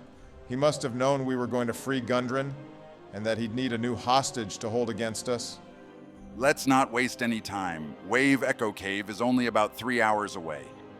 Do any of you want to handle something before you make your way there? If not, we'll make our way to the cave, and you can all go over your level ups as we discussed prior to the session. I'm all set. I'm going to make sure to cast mage armor using my staff, though, before we set out. All good over here, let's do this. Same here. I'm all good to go. Me too. All right then, as you all travel, you can now officially level up to level 5. We can start with you, Peter. Also, just so everyone knows, Peter's Barbarian is using the 2024 Player's Handbook rules, while the others are using the 2014 Player's Handbook. This will kind of be a test drive for campaigns going forward. Rolling my HP first. I rolled a 12, hell yeah. I'm now up to a max of 71. For those wondering, I rolled crazy high for my other health rolls as well when I made my character. Holy hell, Peter's a tank. We got a new frontline fighter, holy cow. At level 5, I now have 10 feet of extra movement, and I also have an extra attack. I'll end up going over all my other stuff from previous levels as it comes up. Sounds good. Who wants to go next? I'll do mine, and I'll also roll my HP. I got a 1, but we get to re-roll those. Now I got an 8. Much better. I'm up to a total of 57 health. At level 5, I also get an extra attack. Not much more than that. I rolled my HP and got a 4. I'm now up to a whopping 33 total. At this level, I get to replace one of my spells, which I chose to be Enlarge and Reduce, and I now picked up the 2 goaded spells, Fireball and Haste. Very exciting. I'm sure those will be a big help to you all in the mine. All right, time to roll my HP as well. That's a 7. Nice. I'm up to 43 health now. My level up is pretty simple too. I now have access to an extra attack per turn. I also have level 2 spells now as well. That'll be all for me. I also got a 7 for my HP, which brings me up to 48 now. I've had some good rolls. Not much change for me, but I do now have the Uncanny Dodge ability. Once around, I can use my reaction to half the damage I take from an attack. My sneak attack damage is also now changed from 2d6 to 3d6. All right, with our level ups completed, let's set our scene now as your party makes its way to Wave Echo Cave. As your party trudges along the rugged trail leading to Wave Echo Cave, the air is thick with anticipation and the scent of pine. The sun hangs low in the sky, casting long shadows across the rocky terrain, while the distant sounds of nature fill the silence. Birds chirping, leaves rustling, and the occasional scurrying of small creatures.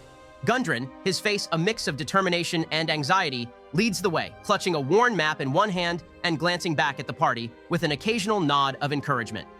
His family's legacy hangs in the balance, and you can see the weight of that responsibility pressing on him. Beside him, Donnie walks with eager anticipation, exchanging ideas with Yorkus about the treasures that might await them deep within the cave.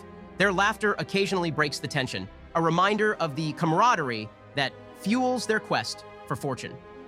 Sildar lingers a bit behind, his sharp gaze scanning the path ahead and the tree line for any signs of lurking danger. The air is thick with the lingering threat of the Black Spider and his minions, and Sildar's resolve to cleanse the region of evil is palpable. His hand rests lightly on the hilt of his sword, ready for anything that might emerge from the underbrush. Barbin, his brow furrowed in thought, feels the urgency of their mission keenly. With each step, his mind races with plans for how to confront the dangers they might face inside the cave, especially the potential presence of the Black Spider and the fate of Sister Gariel weighing heavily on his heart. The mouth of Wave Echo Cave looms before you like the gaping maw of a great beast, an imposing sight that commands respect and instills a sense of foreboding. The entrance is wide, spanning nearly 20 feet, with jagged stones framing the dark opening. The rocks are uneven and rugged, worn smooth in places by time and weather, yet rough in others, as if they were remnants of ancient geological upheaval. Moss and lichen cling to the damp stone, their colors muted greens and browns contrasting sharply with the stark grays and blacks of the rock. Small patches of wet earth lie at the cave's mouth, evidence of moisture seeping from the depths, giving off a musty, earthy scent that mixes with the crispness of the surrounding air. To either side of the entrance, tufts of wild grass and hardy shrubs struggle for life in the rocky soil, while the towering cliffs above create a natural arch, framing the cave like a doorway into another world. The sound of dripping water echoes from deep within, a rhythmic reminder that this place is alive and teeming with unseen activity. As you stand before the cave, you can almost hear the whispers of long-forgotten tales and the promise of secrets waiting to be uncovered, drawing you closer to its mysterious depths. The atmosphere is thick with anticipation, the darkness inside both inviting and menacing, urging you to take the first step into the unknown. You boys ready? One final step. We've come this far, and we're not going to back down from a fight now. We're going to take down the Black Spider, rescue Sister Gariel, and avenge Gromir. Let's do this. Remember, stick together and watch your backs. This place is filled with twists and turns from what I have gathered. Lead on, Gundren. Barbin and I can stay at the back of the party to watch for any movement. Show no mercy, boys. We're all going in together, and I want us to all come back once we accomplish what we came here to do. I'll begin to walk into the mine, Ben. The entrance tunnel leads into a large cavern supported by a natural pillar of rock and containing 3 stalagmites. In the western part of the cave, behind the column of rock, are 3 bedrolls and a heap of ordinary supplies. Sacks of flour, bags of salt, casks of salted meat, lanterns, flasks of lamp oil, pickaxes, shovels, and other gear. The northeastern section of the cavern has collapsed, forming a 10-foot wide, 20-foot deep pit. A sturdy hemp rope is tied off around a nearby stalagmite and dangles down the side of the pit, at the bottom of which is a rough-hewn tunnel heading northwest and east. Can I get a better look at the camp, Ben? I'll say you wouldn't need to roll. You've seen this gear before. These bedrolls and tools belong to your brothers, though they're nowhere near from what it seems. Looks like we're going down, everyone. My brothers should be deeper in the mine somewhere. I'm going to cast light on my staff to get a better look. Everything seem okay down at the bottom before we head on down? Perception check. Just an 11. Looking down into the pit, you can't make out the shapes of any creatures or any movement at the moment. You take some more time to listen in, but still nothing grabs your attention. One at a time, guys. We don't want to strain this rope. One at a time, you all make your way down into the pit. Laid before you is the first of many winding trails you expect the deeper you go into the mine. A path leads northwest, while another leads east. Which way should we go? I remember Growlmere had some parts of the cave sketched out. Do you have a map of the interior of the cave, Gundren? The problem is Growlmere has never been in the cave, and I have only ventured a small amount. Wait, what? But Growlmere had those sketches in his journal. How could he have the sketches if he had never been here? Maybe he had just drawn what my brothers told him about. I've only been to the northwest and found nothing but oozes and spiders. Maybe the oozes and spiders got into a turf war, and they're all gone now. I seriously doubt that, Jorkus. Maybe it's best if we just go east. If Gundren didn't find anything going northwest, maybe we can at least find something this way. I agree. If we can avoid certain danger, we should. As much as I want to fight some stuff, I don't want us all worn down before we find the black spider. I say we go east. I'll move to look down the path, Ben. Can I see anything? Perception check. Man, only a 9. Even with the assistance of Jorkus's light, you can see only as far as a bend in the path. The small corridor of the cave seems motionless from your brief look into it, though you can only see this portion of it. I'll begin to move through the tunnel. Let's see where this gets us. As you turn the bend in the tunnel, you come to an open section of the mine. Many tunnels intersect at this natural 30-foot-high cavern.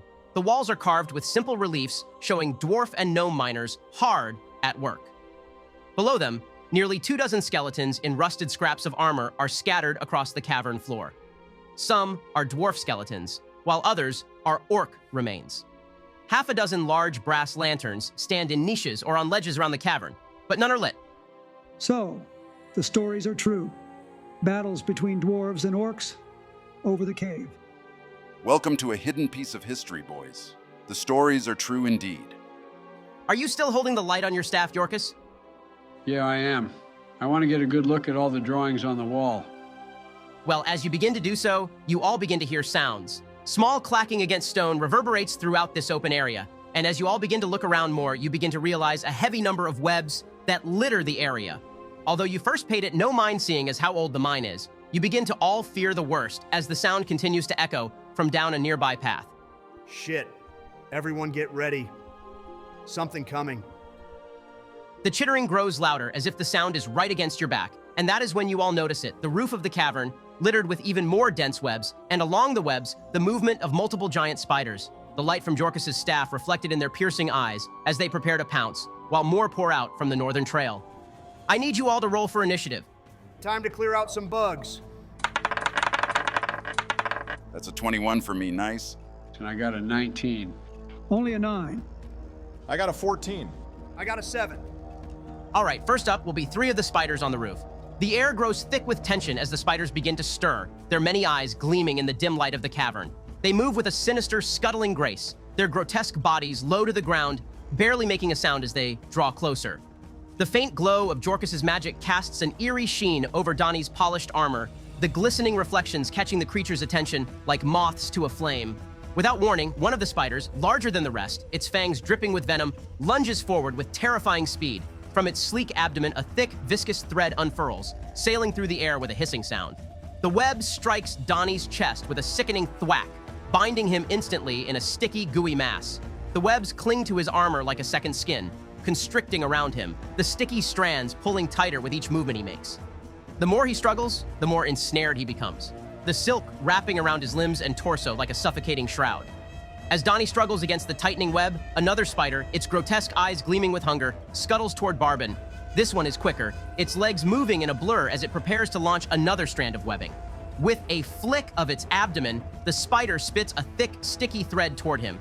In a fluid motion, however, he ducks low, barely making a sound as he rolls to the side, the web missing him by mere inches. A spider then goes in to attack Donnie, now with advantage since he is being held back by the webs.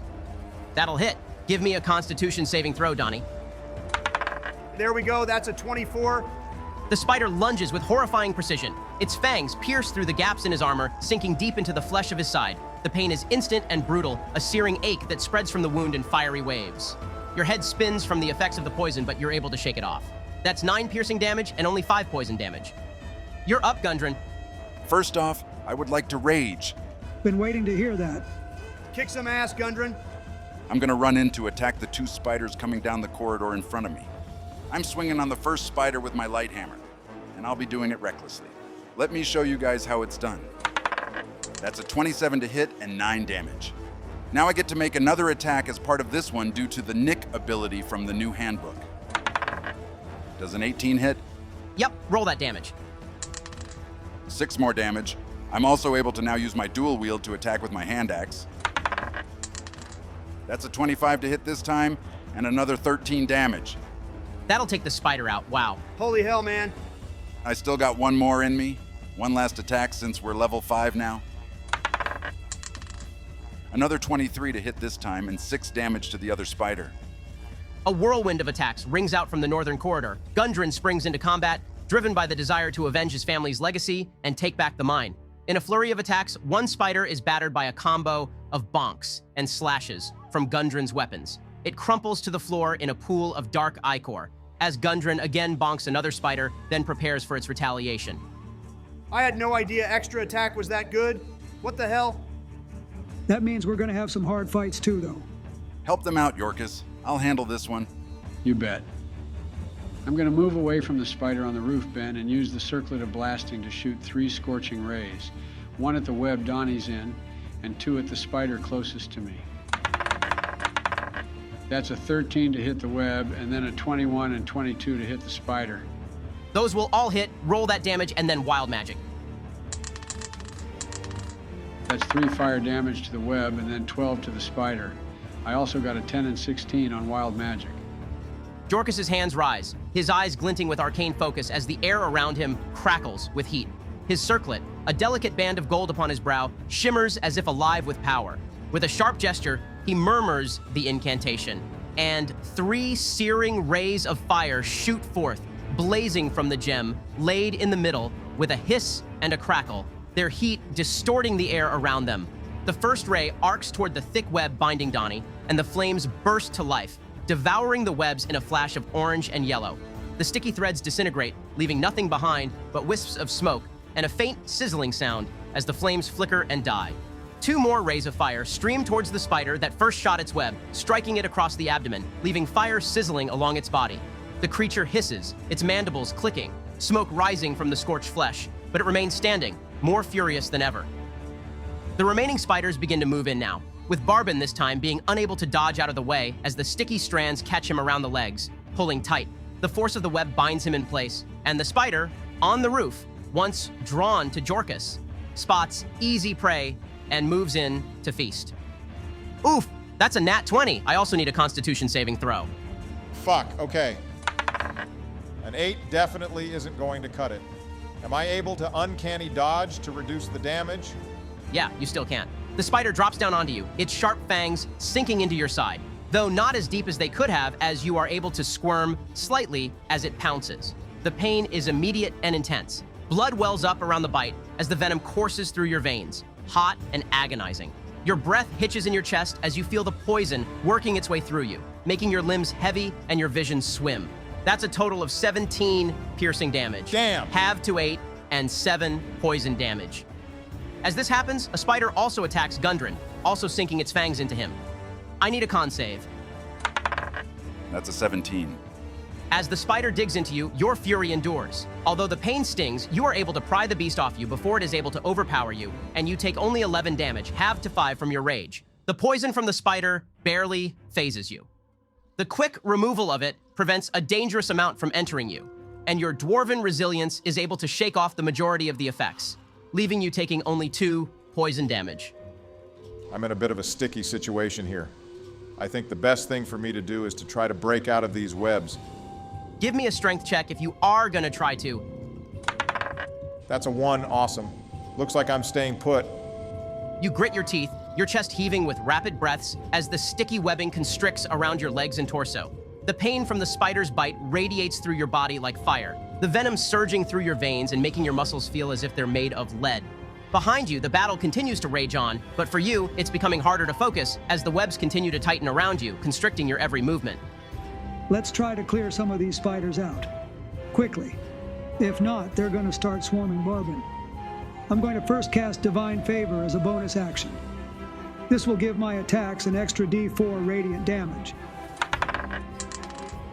Now that's an 18 to hit, and a total of 8 damage. For my second attack, that's a 23 to hit, and 11 more damage. Sildar's sword begins to shine in the cave, a gleaming beacon of destined fury reflecting off the eyes of the numerous spiders surrounding him and the rest of you.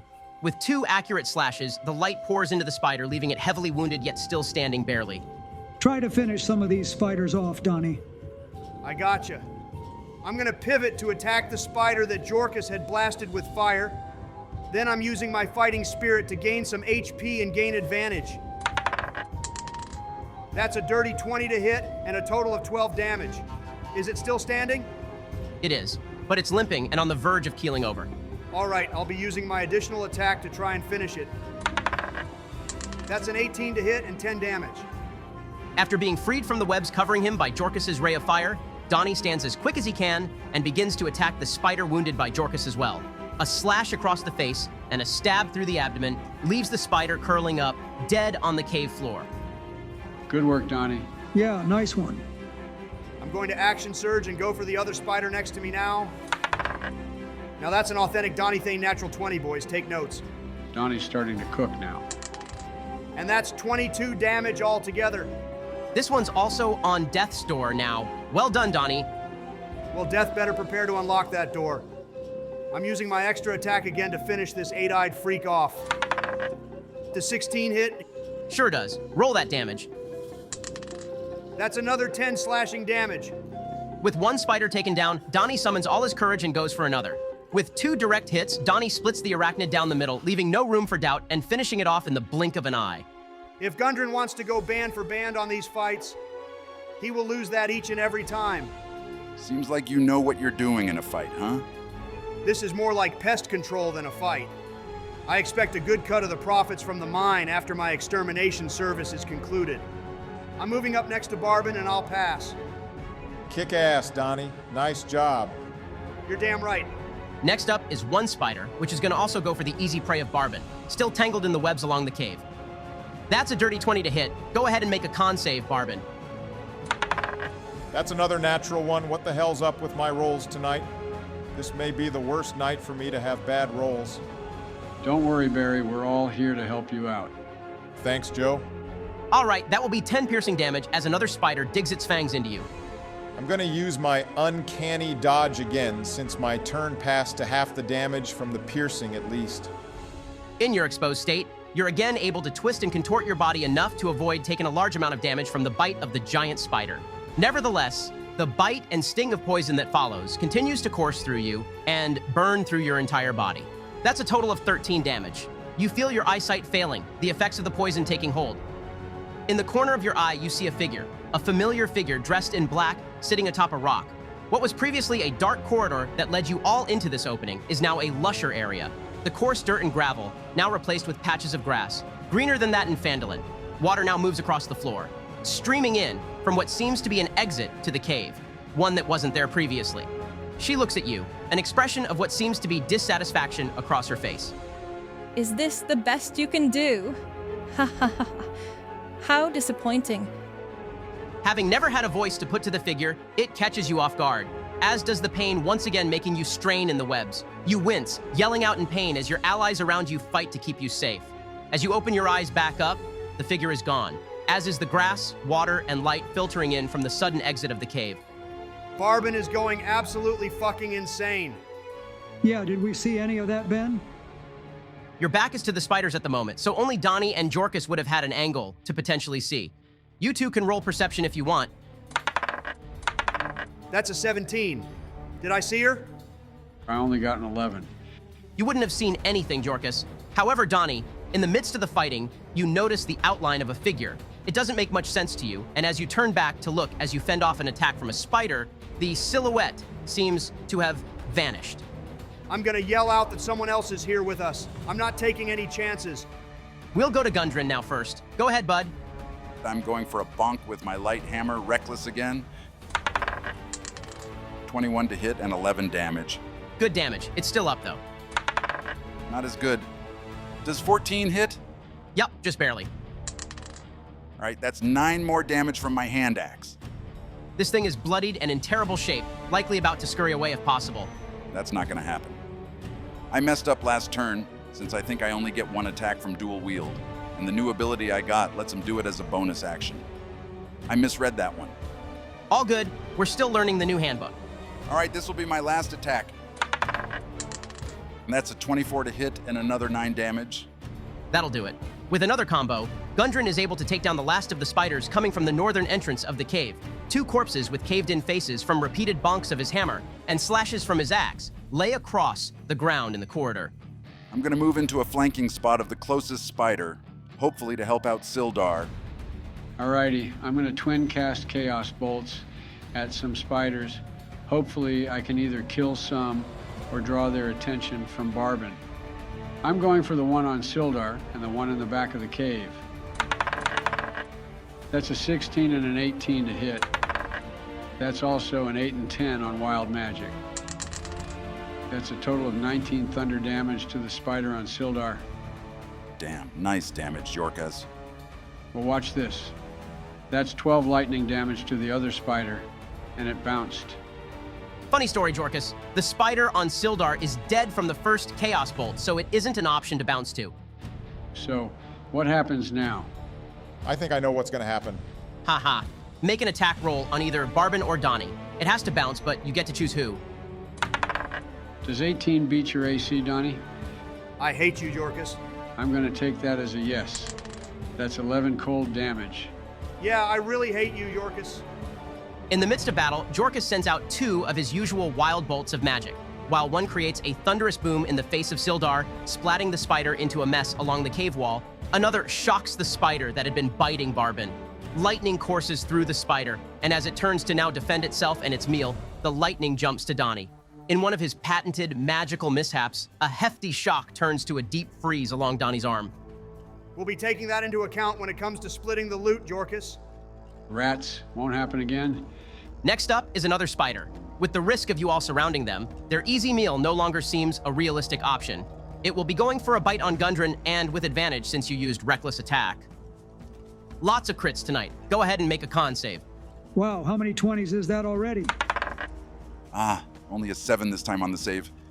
The spider pounces on you, dealing 17 piercing damage, halved to 8, as its fangs dig into your shoulder. The same poison that you were affected by earlier, this time feels more potent. It burns throughout your body, making you nauseous as you take 13 poison damage, reduced to 6. These things are starting to really piss me off. Let's finish this. I'm just going to go for an attack, I think. I'd rather not waste my turn trying to leave this web, and the spiders seem occupied now. That's a 15, thank God. Yep, that'll hit. Roll some damage, including sneak attack, since Donnie is there. 15 damage total, not too bad. Barbin, who has spent the majority of this fight entangled in webbing, manages to still assist in the fight. A quick slash across the side of the spider from his prone position leaves it dripping blood across the ground. This spider is really hurt, from what you can all tell. Glad I could still help. Finish these pests off, guys. I'm moving into the flanking spot with Gundren and attacking. That's a 21 to hit and 10 damage. Nice. This spider seems to be the weakest of the bunch and is already looking very hurt as well.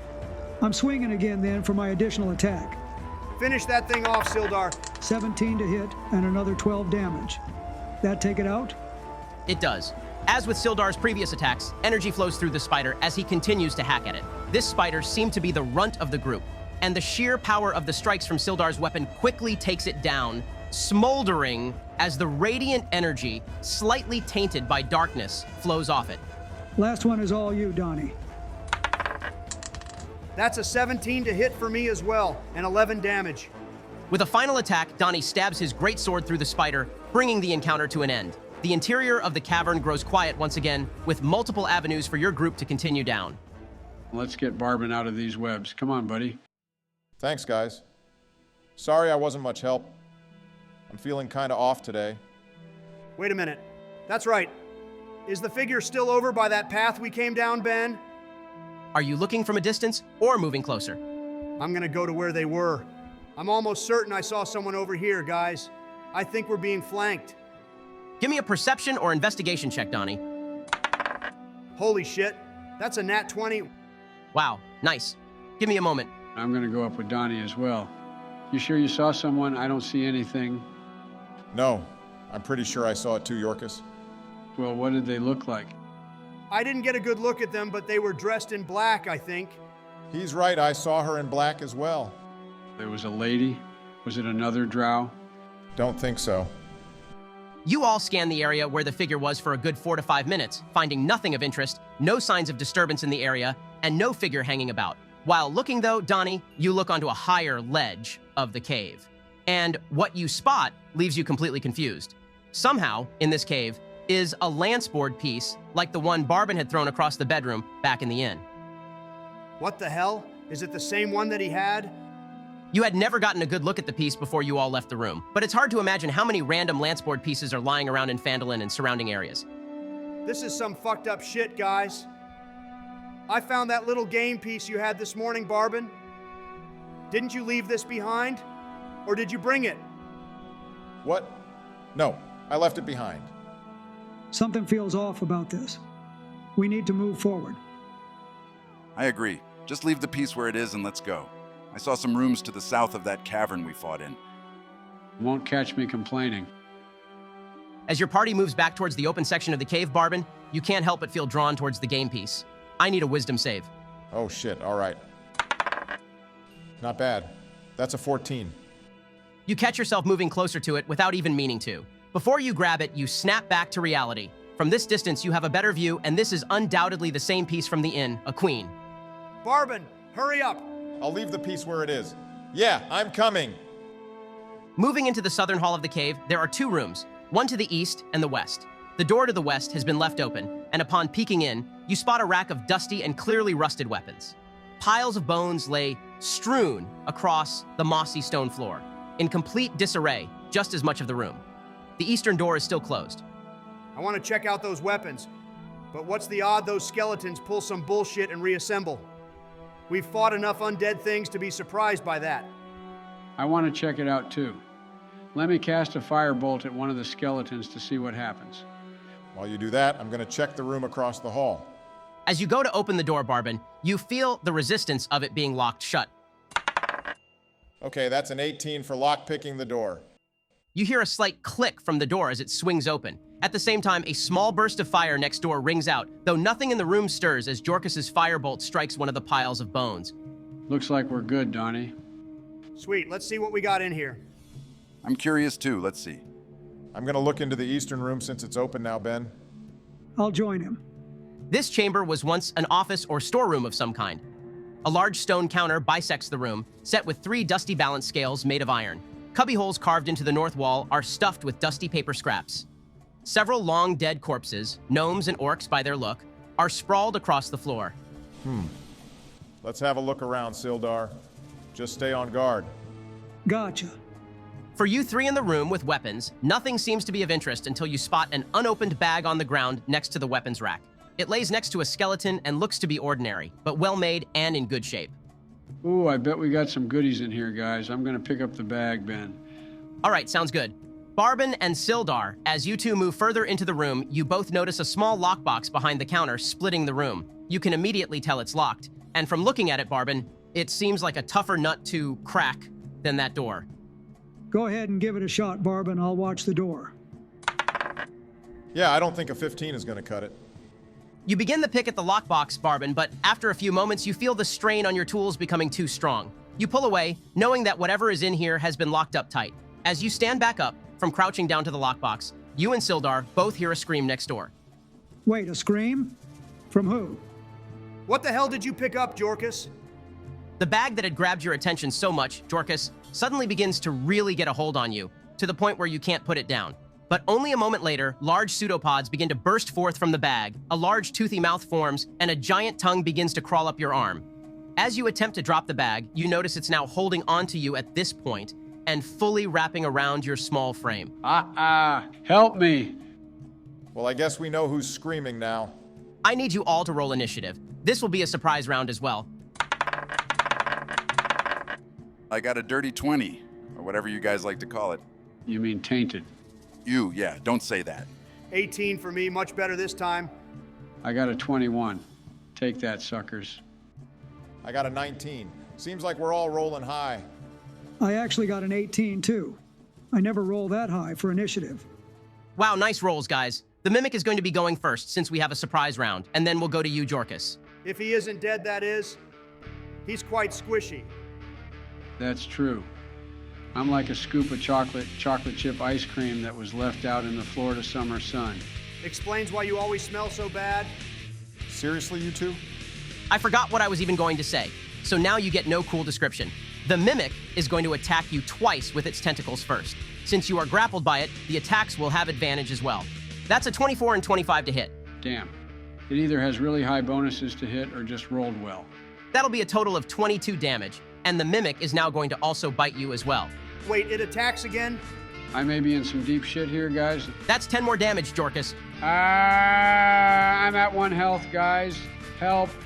We know, Joe. Chill out. We all go before this thing next round. Jorkus's screams of pain fill the chamber as the bag he had picked up begins to contort around him. Constricting and battering him with pseudopods before biting down with extreme force brings Jorkus to the brink, barely holding on and in a terrible position. I'm gonna need to change my diapers in a second, guys. Excuse me? Just take your turn, Jorkus. Oh God, what can I even do in this position? 1 sec. Ooh, I got it. As I'm struggling to cling to life, I'll pull a piece of licorice out of my pocket. You're gonna eat some candy during all this? I take a small bite out of it, but it's a bit stale. Then I squish the rest of it between my hands and reach out towards Donnie. A light aura surrounds him as I now cast haste on him. Nice, Jorkus. Oh, I see what you were doing now. He, of course, took a bite out of it, though. Gotta make sure the product is good, hee. Go ahead, guys. I need some strong men to save me now. Let's not phrase it that way, but I get what you mean. To start, I would like to rage. Then I can either do some damage or try to pull Jorkus free from this thing. What do you guys think? I would try to free him, Gundren. He can't take more hits like that. I'm a frail old man. Fair enough. I'm gonna try to pull Jorkus away from the Mimic pen. Go ahead and roll a contested strength check. You'll have advantage since you're raging. A 23 should do the trick. Nice. The Mimic got an 18. You managed to pry Jorkus free from the grasp of the Mimic. The pseudopods latched around him flail wildly as you move Jorkus out of harm's way, with the Mimic now shifting its attention to you. That'll be all for me. Go ahead, Barbin. I'm not sure what's going on now, and I only heard a scream. So I'm gonna sprint, using my bonus action to make it all the way into the room. You vault over the counter of the room you and Sildar were in, sprinting into the opposite room to see a horrible sight. Jorkus is severely bleeding, while Gundren is squaring off against what seems to be a bag sprouting tentacles with a mouth of jagged teeth and a giant tongue. What the hell is that thing? Just kill it. I don't think my spells would be much use here, so I'll shoot at it with my bow. Sweet, that's a 25 to hit. That'll definitely hit. Roll damage. That's a total of 17 damage. Got some high rolls there. You let loose an arrow, not sure where to aim, but noticing the animated bag, visibly shudder in pain as your arrow sticks deep into it. The form of the Mimic starts to falter, losing its original form of a pristine bag, and forming into more of a large mass of flesh instead. That's fucking disgusting. Let's try to finish this thing off, guys. With pleasure. I'm running right at this thing and going hog wild on it. I'll be using Fighting Spirit to gain 5 HP and then attack with advantage. Oh yeah, Donnie. I forgot to mention that haste also buffs your AC by 2. Oh, awesome. Thanks, Jorkus. I'm guessing this thing is beefy, Ben, so I'm going to go ahead and roll all of my attacks if that's cool with you. Sure, that's fine. All right, that's 2 23s, an 18, and a 24 to hit. Those will all hit. Roll damage. I'm getting some good rolls too. That's 43 damage total from all the attacks. Holy shit, Donnie. Good job. Wow, for real. Nice, Donnie. Repeated slashes and stabs into the mimic from Donnie leaves the large mass of flesh gushing what you assume to be blood across the stone floor. The hidden form of the mimic continues to falter even more, to the point where it's no longer even a bag, but only a large lump of tentacles and teeth in the corner of this barracks. Jesus, that thing is ugly. And somehow it isn't dead yet. All I'm able to do for my turn is run over there. So it's about to get another round too, guys. Brace yourselves. Shit. Let's see what this thing's got. I'll be needing you to make a dex saving throw, Donnie. With the creature being heavily wounded by you, it makes one last attempt to turn the tides. It begins to gurgle deep within, as a large spray of acid flies forth from its gigantic mouth. Shit, that's not good. This AC buff isn't gonna do much to help here. You'll have advantage from the haste, Donnie. Ah, good looking out. A 14 still isn't that good. Just enough, actually. That's 30 damage, reduced to half, so you'll be taking 15. Jeez, man, 30 damage? Thank God I had the advantage because I got an 8 otherwise. Glad it helped. Now let me try to finish this thing off. I'm going to be upcasting magic missiles to level 2. Almost max damage. Wow. That's another 17 damage to this thing. I'm also good on wild magic again. Is it dead? The chamber grows brighter as colorful bolts leave Jorkis' staff. Though they puncture deep into the monstrosity, it continues to writhe, preparing to attack Donnie once again. What have we got to do to take this thing down? Jesus, man. I'm going to see what I can do. I'm going all in with 3 reckless attacks as well, Ben. Go ahead, bud. You can tell this thing has definitely slowed down a lot, but it doesn't seem like it wants to run. Those are all over 20s to hit. This thing has bad AC. Those all hit. All right, that'll be 26 damage altogether from me. Hopefully that's enough. More than plenty? Nice. After the flurry of attacks from your party, the mimic finally comes to a stop. Its large mass of tentacles torn throughout the corner of the room, while slashes and large craters litter its large fleshy body.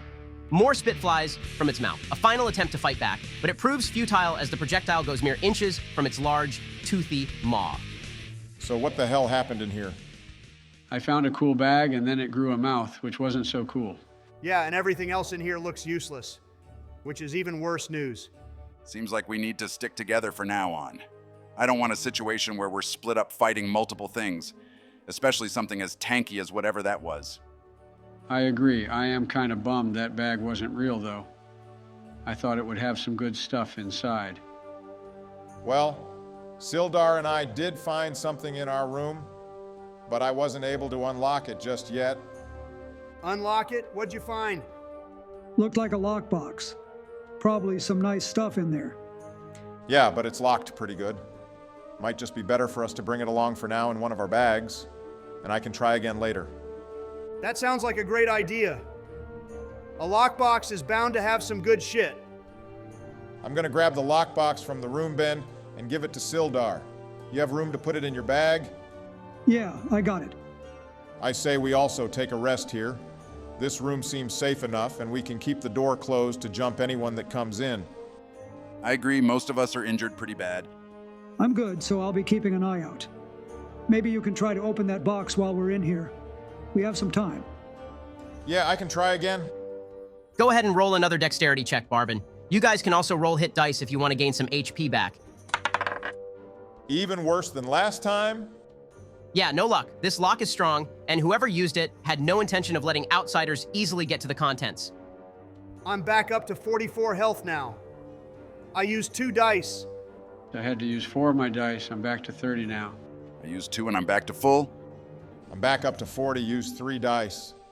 All right, sounds good, guys. You all complete your short rest without any issues and make your way to the opening where you had fought the spiders. A path to the north leads to a visible door, though you remember more spiders coming from down this way. To the east, you are able to make out another open area, this one with some sort of glowing vegetation along the cavern walls.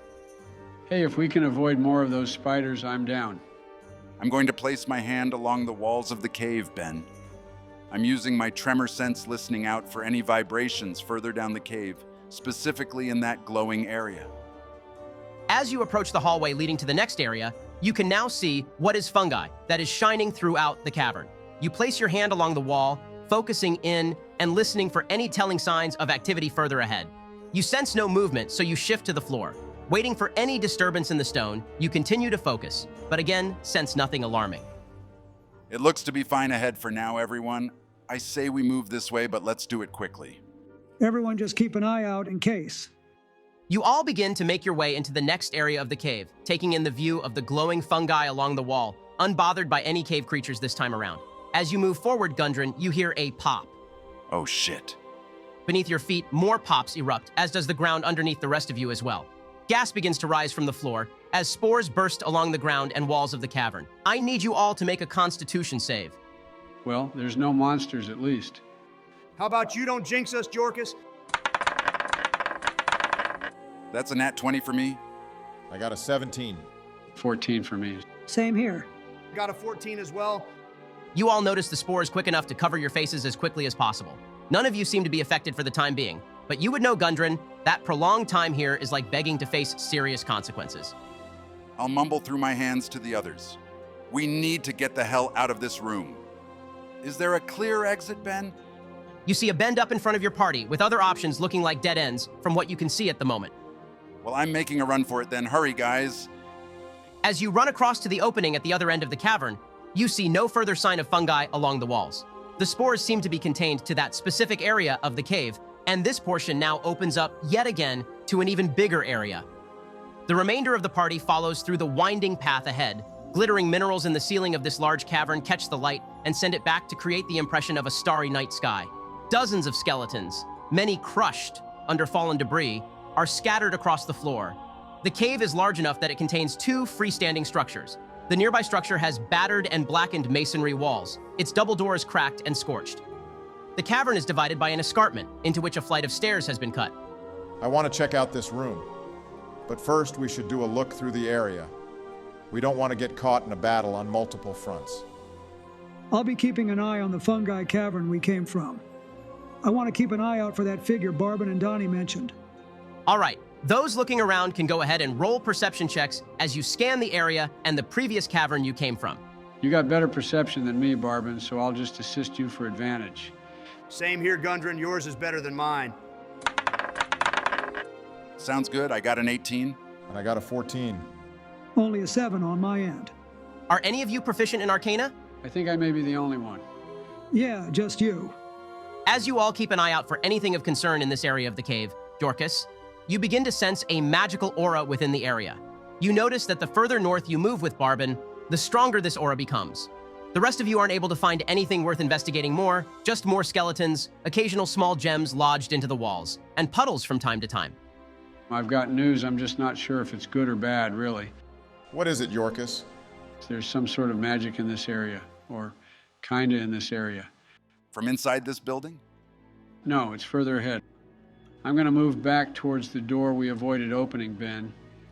Is there any kind of magic coming from here? Although you still sense a large concentration of magic nearby, it definitely grows fainter as you go further south. You find something, boy? Shut up, Donnie, but yes. Further ahead in the cave, there's some strong magic. I don't really sense much coming from this place, though. Any idea what it could be, Gundren? Would I have a clue, Ben? You would have a pretty good idea. Something that you remember from old tales. Stories of something powerful coveted by the earlier inhabitants of Wave Echo Cave. Something that caused the great fights over the location. A magical forge that was fabled to be here, able to construct magical items and used by the numerous dwarves and wizards of the time. Ah, the Forge of Spells. If you're able to sense a magic that highly concentrated, Jorkus, we must be getting close. This is great news. A magical forge sounds badass. Let's clear this room and then head further down. As you go to open the door, Donnie, it doesn't budge. The lock still holding firm on this scorched and ruined door. I can try to open it, Donnie. If it's that broken, I'm sure people wouldn't mind if I just break it. Help me out here, Gundren. I'll join Donnie in trying to bash the door open, Ben. All right, you can both go ahead and give me a strength check. 17. Ha! That's a tainted 20. With the combined efforts of Donnie and Gundren, the cracked door cracks even more as it falls to the ground of the room. Dust, ash, walls blackened by fire, and heaps of debris beneath the sagging ceiling show that this room was damaged by a destructive blast. The furnishings, tables, chairs, bookshelves, beds, are charred or splintered, but otherwise well preserved. A scorched iron chest stands near the foot of one of the beds. You two are so muscular and imposing, wow. That works too, I suppose. Look at this, boys. Jackpot. With you all focused on the treasure stockpiled in the room, a voice rings out. Your presence is offensive to me, your life forfeit. My treasures are mine alone, not yours to plunder. Oh, crap. You all look around, prepared to fight, but see nothing, until a figure apparates from one of the nearby walls. Out of the stonework, a figure hovers into view, their skeletal body covered in a ghostly veil of tattered robes. Their face remains without decay, though it is pale, just as their bones, and their eyes glow brightly, burning with a fire capable of reigniting the very room you stand in. Atop their head is a crown of dark steel, pointed to the heavens and fixed tightly upon their head as they completely emerge from the stone. Oh, sorry, sir. Or, ma'am, I don't mean to assume. Seriously, Joe? Nobody has ventured here for as long as I can remember, and the first I see after this long barge their way in and gaze upon what is not theirs. What is it you are doing here? Well, we, We're not here to parlay with ghosts. Get out of here, old man. Are you trying to get us into another fight, Donnie? I have a weird idea, but it may also get us into a fight. As the others argue amongst themselves, Ben, I'm going to hold my hand out towards the undead being and attempt to use control undead. Whoa, what? You can do that? I've been granted new powers by my oath with the Oathbreaker Knight.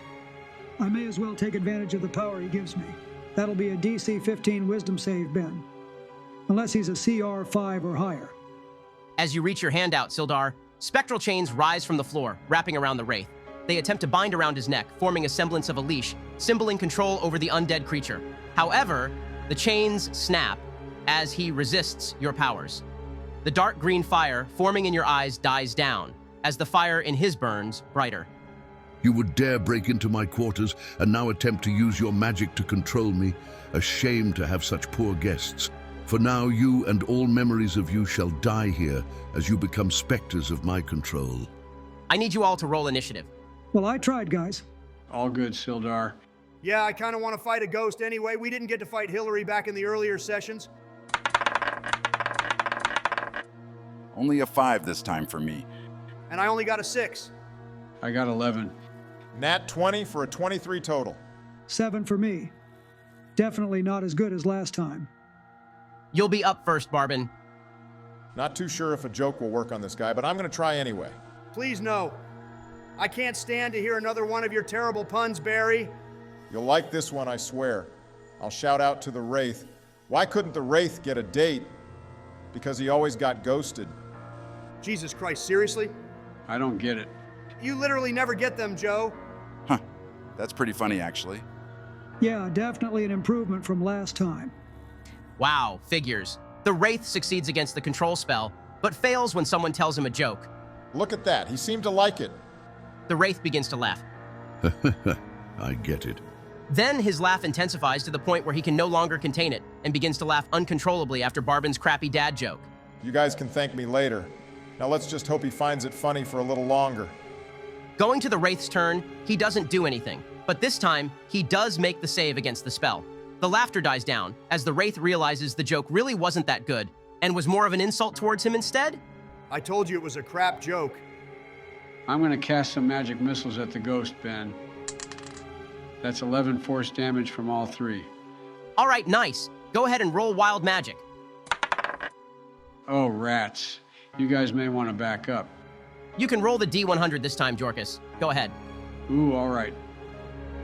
That's a 74. As Jorkus sends out his volley of red missiles towards the undead creature, magic begins to flood the space around him. Jorkus's face begins to twist and his body contorts as what looks to be a clone of himself pops out of Jorkus's body. Excuse me? What? Oh, how'd you get here? The clone doesn't speak to you, Jorkus, and just looks around extremely confused like a newborn baby. The Wraith looks just as confused as all of you, wondering how in the hell Jorkus was able to cast such an incredible spell. I don't even know how I did that. Well, while they're all gawking at Jorkus's new buddy, I'm going to run in to attack. That'll be a 22 to hit. That definitely hits. I'm going to be pumping a first-level Divine Smite into the attack as well. All right, that's an extra 3d8 since it's an undead creature. So that's 10 from the sword attack, and 15 radiant damage from the smite. 25 damage from one attack? Nice. As you strike the wraith, your sword bursts into a glow of green energy mixed with radiant light. It yells out in pain, being consumed by the burns left from your sword.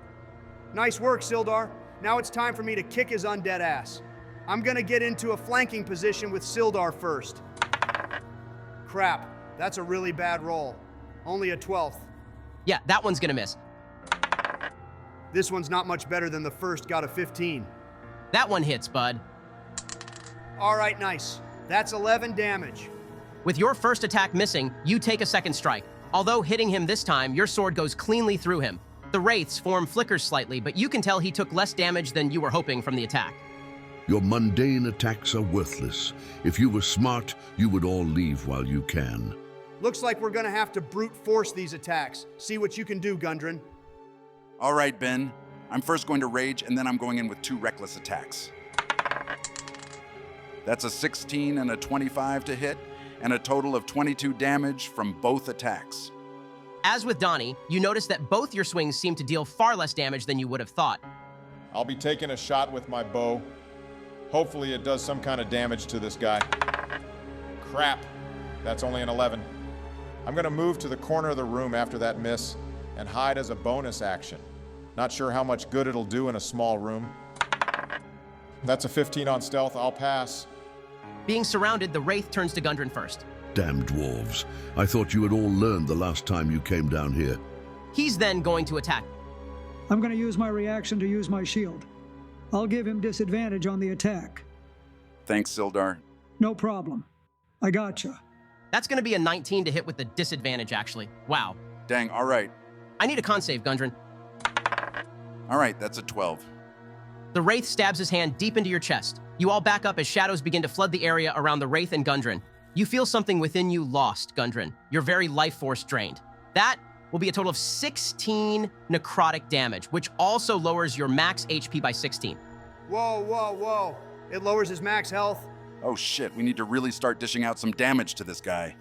The wraith then turns to Donnie. A spectral, venom-colored green hand apparates out of thin air and reaches out to you as well. As with Gundren, you feel your very life energy leaving you, though in this case, you see it visibly transfer to the wraith rather than disappear completely. Now he's healing himself. Shit. That's a total of 15 necrotic damage, Donnie. Then you and Gundren are both able to get attacks of opportunity as the wraith begins to descend into the floor. That's a hit from me for 11 damage. I hit 2 for an extra 7. With your final attacks, the wraith's form phases right into the floor, leaving you all there cornering only where he last was. Wait, where'd he go? Hey, other Jorkus, you have any idea where he is? The clone of you continues to just glance around the room, Jorkus. He looks at you as you speak, but he doesn't answer you, let alone speak at all. Stage fright, huh? It's okay, Jorkus, I understand, and I'm here for you. He continues to give you a confused look and picks his nose before looking across the room again.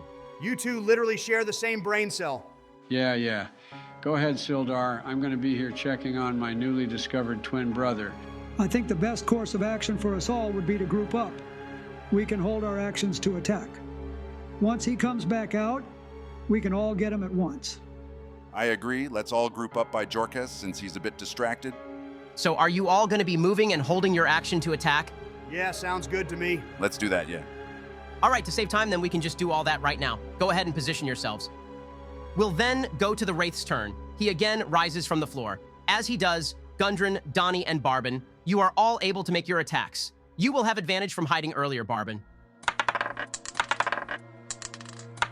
Nice, I got a 21 to hit for 8 damage.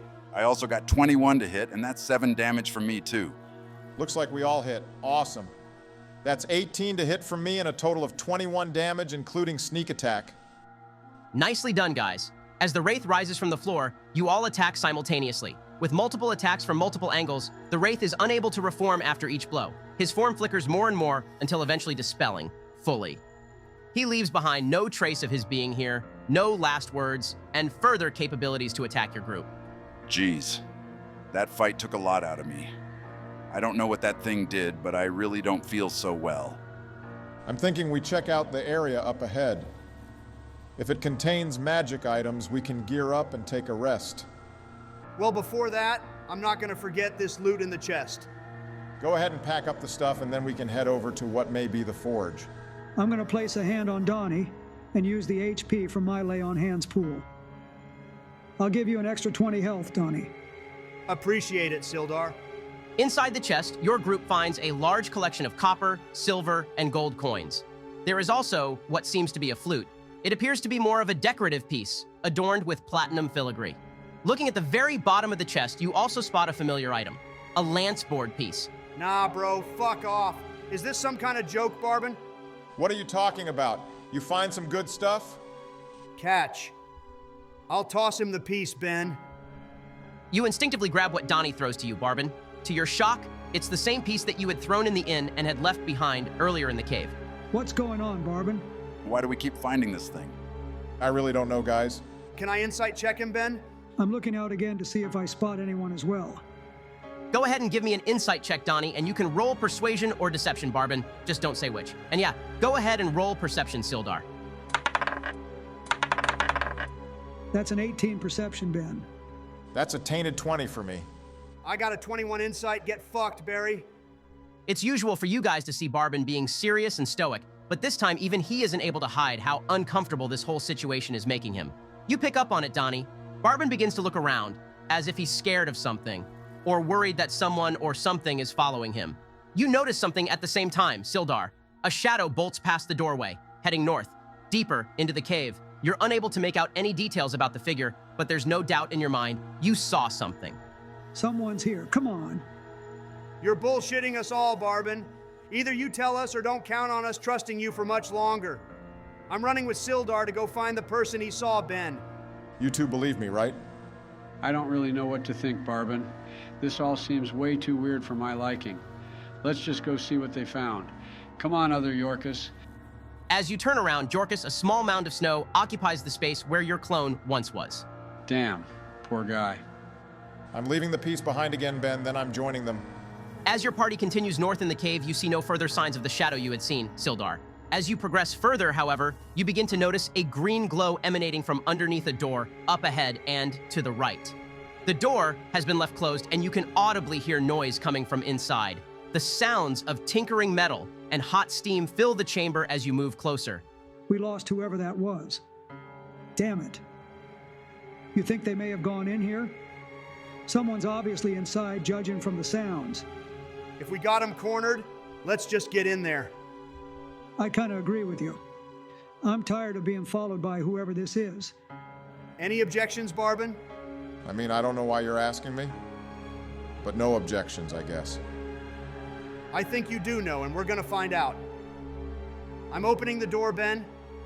Throughout the room, you see a large workshop. Work tables taking up 2 corners of the room are scorched, and the plaster has been burned off the masonry walls. In the middle of the room, a stone pedestal holds a small brazier in which an eerie green flame dances and crackles. The brazier and its pedestal appear to have been untouched by the forces that destroyed this area. Behind the brazier, a pair of eyes stares back at you. These eyes, however, are not from one head, but instead from 2 spherical masses. This is nothing new to you, Donnie. These creatures resemble that of Xanathar in Waterdeep. However, they are smaller and with less eye stalks than the 8 that he has. Both of the creatures look at you before voices appear within your heads. Can we help you? Oh, shit. This is a bit awkward. You two wouldn't have happened to see a weird shadow creature, have you? A weird shadow creature? Don't believe so. Yeah, it doesn't exactly ring a bell, personally. Are shadow creatures the norm here? It's usually just zombies and other undead beings. So, there's this undead guy somewhere in the cavern, right? He keeps on trying to kill us by sending zombies to attack us, but we have strict orders to stay here and guard the forge. And he's too scared to come here.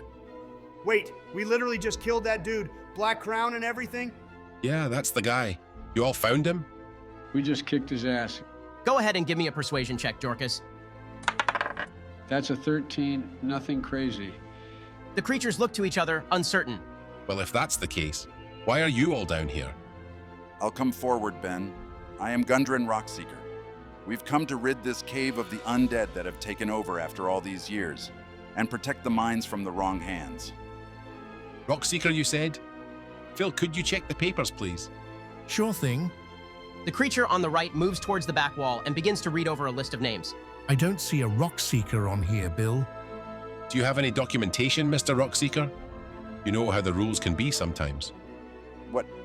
No, we're only here to assist in clearing out the mine. What in the hell's going on? Yeah, we're here to find the Black Spider. Have you seen him? Phil, is there a black spider on the list? I don't really think he'll be on there. He's kind of evil and all that. Don't see him, Bill. Check the no-fly list, Phil.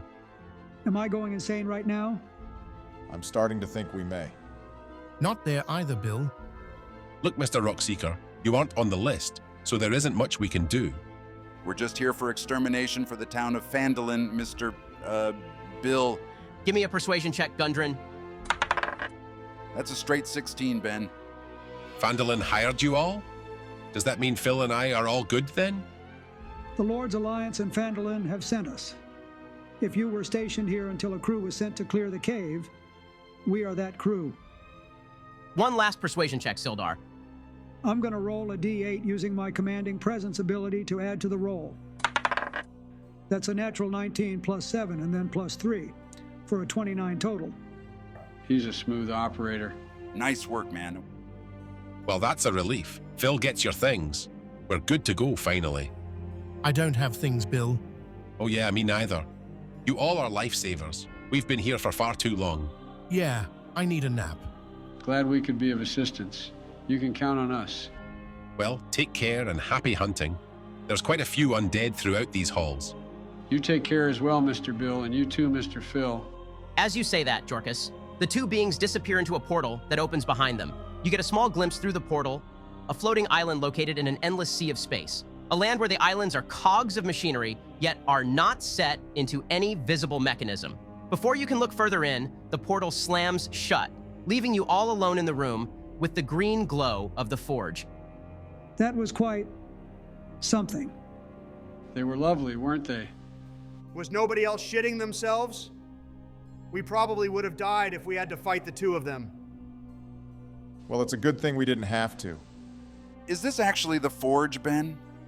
While the others speak amongst themselves, Gundren, you can't help but take it all in. The air inside hums with power, thick with the scent of molten metal and the tang of arcane energy. The forge itself is a grand structure, forged from ancient stone, its surface etched with runes that shimmer faintly in the dim light. When the flames lick at the iron, they dance with hues of blue and green, as if the fire itself has been touched by the weave. The treasures that once emerged from this forge, weapons imbued with spells to strike true, armor that could turn aside even the fiercest blows. Just thinking of the wonders that were created here, it stirs something inside you. As you continue to look throughout the room, you spot one of those relics, a warhammer leaning against a rugged chunk of stone. This weapon, a stunning combination of gold and steel, seems to pulse with an aura of power. The light from the flickering flames dances across its surface, highlighting the intricate carvings that spiral around the hammerhead. Each engraving hints at ancient runes, their meanings lost to time, but resonating with the whispers of history. At the center of the hammer lies a brilliant emerald, deep green and captivating. Its facets catch the ambient light, sending shards of green illumination bouncing around the forge. You can almost feel the magical energy emanating from the gemstone, a promise of strength and protection for whoever might wield it. This place is more than I expected. I'm not sure what I expected truly, but this is breathtaking. I'll pick it up, Ben, and call over the others. Take a look around, guys. Let's see what we can find for the upcoming fight, and we can rest for a moment as well. That's quite the piece, Gundren. As your group continues to look throughout the room, your attention is drawn to a curious object nestled among the rubble, the ornate sheath of a longsword, crafted from polished leather and adorned with intricate silver inlays. It catches the light of the forge with a soft shimmer, hinting at the quality of the blade it once housed. This sheath looks fancy. Do you all mind? Check it out, Sildar. You step forward to pick it up, Sildar. Your fingers trace the engravings on the sheath, feeling a connection to the craftsmanship of a bygone era. With anticipation, you draw the sword from the sheath, though the blade appears to be missing, the metal hilt glinting in the forge's light, but yielding only a broken edge where the blade should be. I thought we found another cool thing. Well, let's keep looking around, guys. There's probably more stuff we can use to take down the Black Spider and save Sister Garael. As the others continue investigating throughout the room, Sildar, you continue to hold the broken blade. In a moment of breathtaking brilliance, a radiant beam of pure sunlight begins to extend from the hilt. The light grows stronger, coalescing into a shimmering blade that radiates warmth and power. It seems to hum with divine energy, illuminating the forge in golden hues and casting intricate shadows on the stone walls. The air crackles with magic as the sunlight blade reaches its full length, a dazzling weapon forged from the essence of light itself. You all turn around, amazed to see the sudden development. Well, I take back what I said. Nice find, Sildar. It seems the rest of us moved on too quickly. You were right all these years, Gundren. This place is more than I expected for you all to find. Now you can understand why we need to take it back. Those who are looking to harm Phandalin can easily do so if they control the mine. I'm gonna check out the door in the corner of this room, Ben. Entering, this small room is a separate workspace, where it seems like items being prepared for enchantment were polished, lacquered, and otherwise finished. Like the main workshop, it has been almost completely destroyed. In a corner atop a shelf, you spot a burnished copper breastplate, hung by chains as if left in a hurry before it could be completely polished. The steampunk looks of the armor give off the idea that it lacks the magical properties of other items in the forge, but you wouldn't be able to tell. Jorkus, can you come here? What's up, bud? Whoa, that's some nice-looking armor. Yeah, are you able to tell when something is magic just by, like, I don't know, looking at it?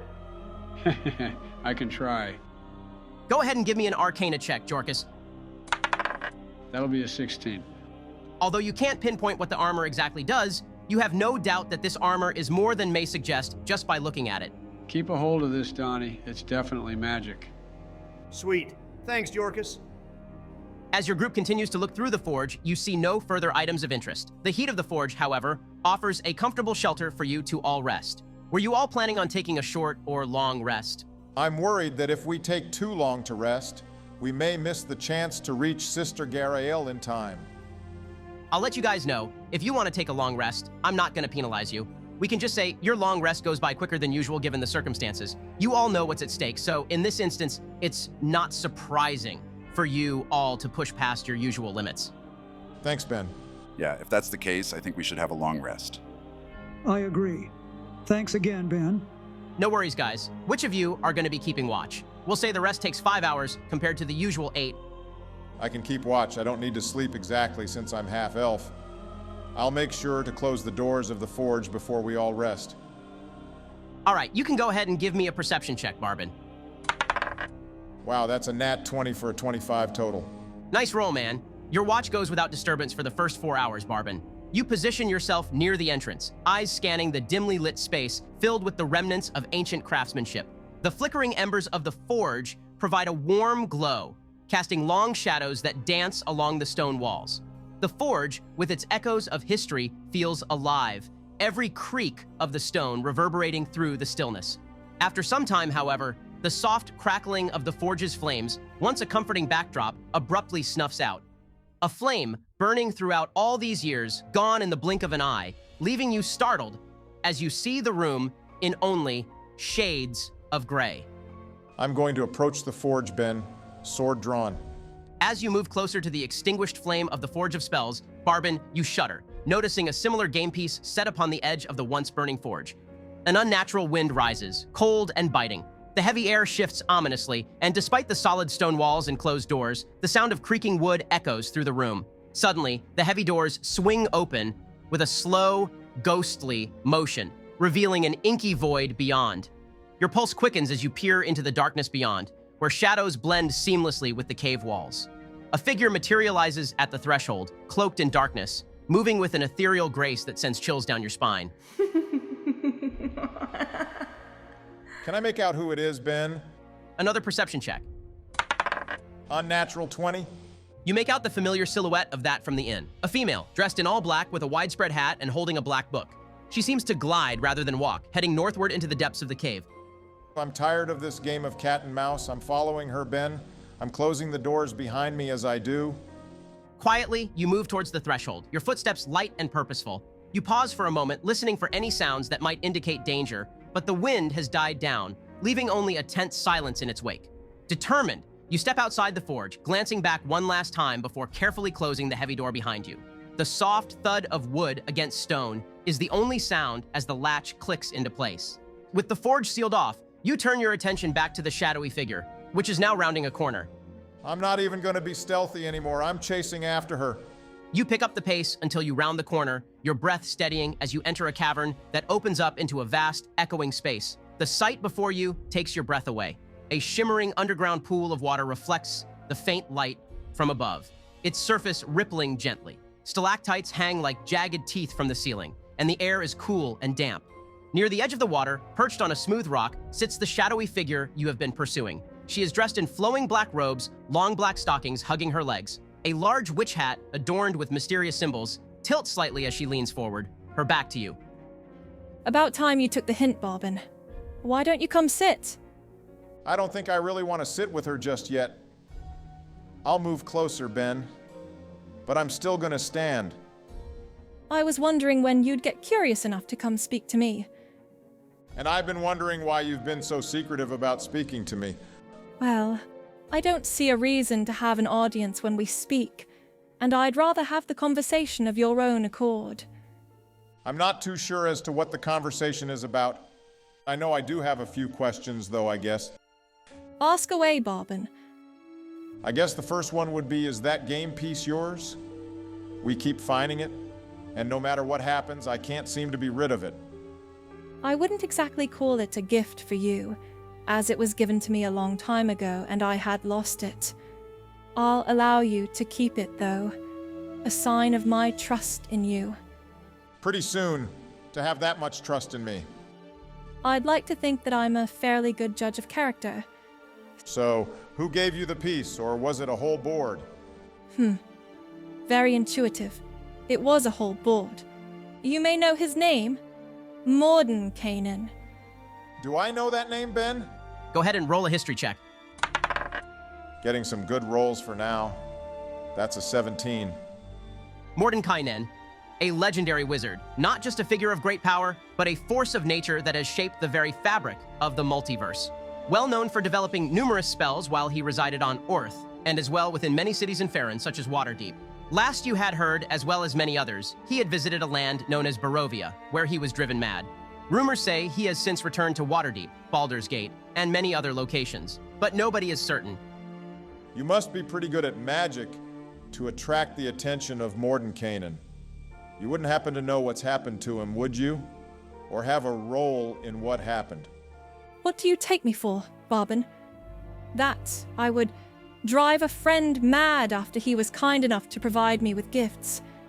I hope that if I were to offer you gifts, you wouldn't think me so fickle. She isn't telling me the whole truth here. She must be holding back on something. I'm going to sit next to her, Ben. Can I insight check her? These gifts do make me a bit suspicious. Go ahead, roll an Arcana check as well. Crap. That's a 5 insight. I did get a 21 on Arcana, though. Still some good rolls. You eventually take up the woman's offer to sit, even if you do so uneasily. You pose the statement of how suspicious you are, hoping to gauge her reaction, though her expression doesn't move a single inch. The half-smirk she has had across her face persists as she continues to look out over the pool in the cavern. What does catch your interest is the aura around her. It's obvious she is well-versed in magic. Even just looking back at what happened at the inn, you know that her ability to bend the reality around you is no small feat. In this moment, what stands out as you sit closer to her is the flickering of her form. It's intriguing. From this distance, it makes you question if she is even real. I understand why you may be a bit scared, Bobbin. It's not every day you are given the opportunity to save the one you care for. My offer is simple. You help me down the line, and I give you the ability to save her now. Who are you? How do you know so much about me? How do you know we don't stand a chance against the Black Spider? And what would this help down the line be? My name is Natasha. You can just call me Tasha for short. Does her name ring a bell, Ben? Another history check. That's an 11. You've never heard of a powerful magic figure that goes by either name. And it's quite simple how I know so much about you and your friends, Bobbin. I just observe. I admit I wasn't aware of your presence until you found that gift from my old friend, but I've been watching closely ever since. I also watched how Nesnar, or that black spider, as he likes to call himself, sent his pawns to kidnap the sister in the dark of night. Why didn't you do anything then? You may have noticed, Barben, I'm not exactly myself at the moment. Tasha reaches out to put her hand on your leg, but as she does, it phases through you completely. The flickering, even more obvious now, as she pulls her hand away. It relates to why I would need your help down the line, but it's a long story. I think you should tell me now, as well as why you don't think we stand a chance against the Black Spider. Go ahead and roll a persuasion check. That's an 8 this time. I know you don't stand a chance, and it's as simple as that. I'm telling you this because I need your help. I don't help people lightly, and I assure you, this is also to help myself. At least you're honest. What exactly would I need to help with? Tasha snaps her fingers in front of the two of you, her form flickering again as she does. Instantly, a single, long piece of paper unfurls, and written upon it is a contract, signed at the bottom, the name, Igwilv, the Witch Queen. Take your time to look over it, Barben. I eagerly await your acceptance. Here's the contract for you to look over, Brock. Jesus Christ, this is a lot. Barry's getting himself an evil witch babe. Yeah, if that's me, I'm signing that thing instantly. If you guys read the contract, you probably wouldn't. Would I know exactly what she's offering, Ben? I think my character would decline it for the time being anyway. Go ahead and do an, we'll say history or religion check.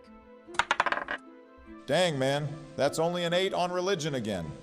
From looking over the contract, you aren't exactly sure what you'd be getting yourself into.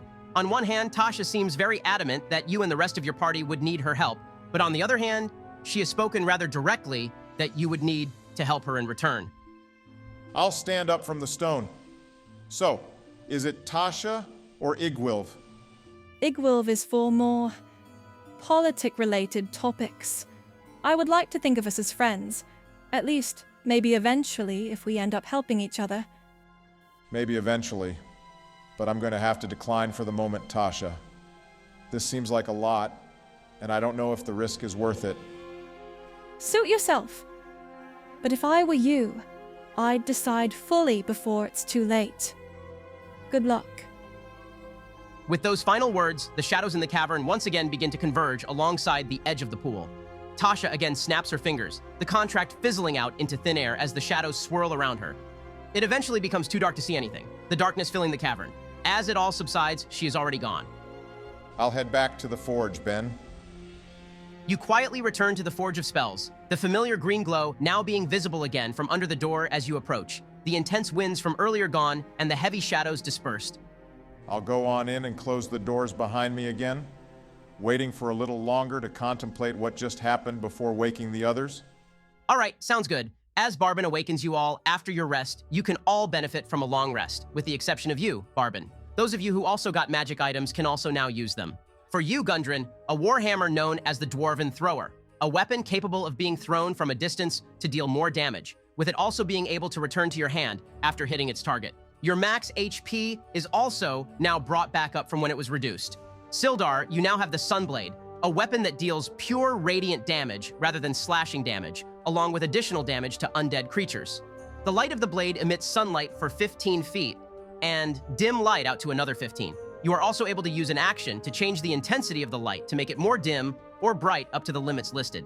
And for Donnie, the Breastplate of Balance. Medium armor with 4 charges that replenish at dawn, capable of either canceling out advantage or disadvantage for any creature within 30 feet using 1 charge, or casting lesser restoration using 2 charges. These are some awesome items, Ben. Yeah, thanks for hooking us up. After making it this far, you guys have earned it. Now let's continue. You guys sleep well? It's time we finished all this. Like a baby. And now that we got some new gear, let's go kick some ass. I did some scouting ahead while you guys rested and found a way that was clear of more undead. Follow me. Barben leads you all north into the cave. A narrow ledge overlooks a large cavern that houses a surging, seething body of water. The rhythmic booming heard throughout the mines is louder here. At regular intervals, a fresh surge of water funnels into this chamber and slams against the wall just below the ledge. The echo suggests that this cave might be one arm of a much larger cavern to the northeast. From this portion of the cave, you see another small path that heads south again, while there is a path of similar size that moves northwest. We able to hear anything coming from either way, Ben? You'll have to start heading into the pathways to make out potential sounds. The cavern you're all in now is far too loud and masks any sounds you would hear from adjacent areas.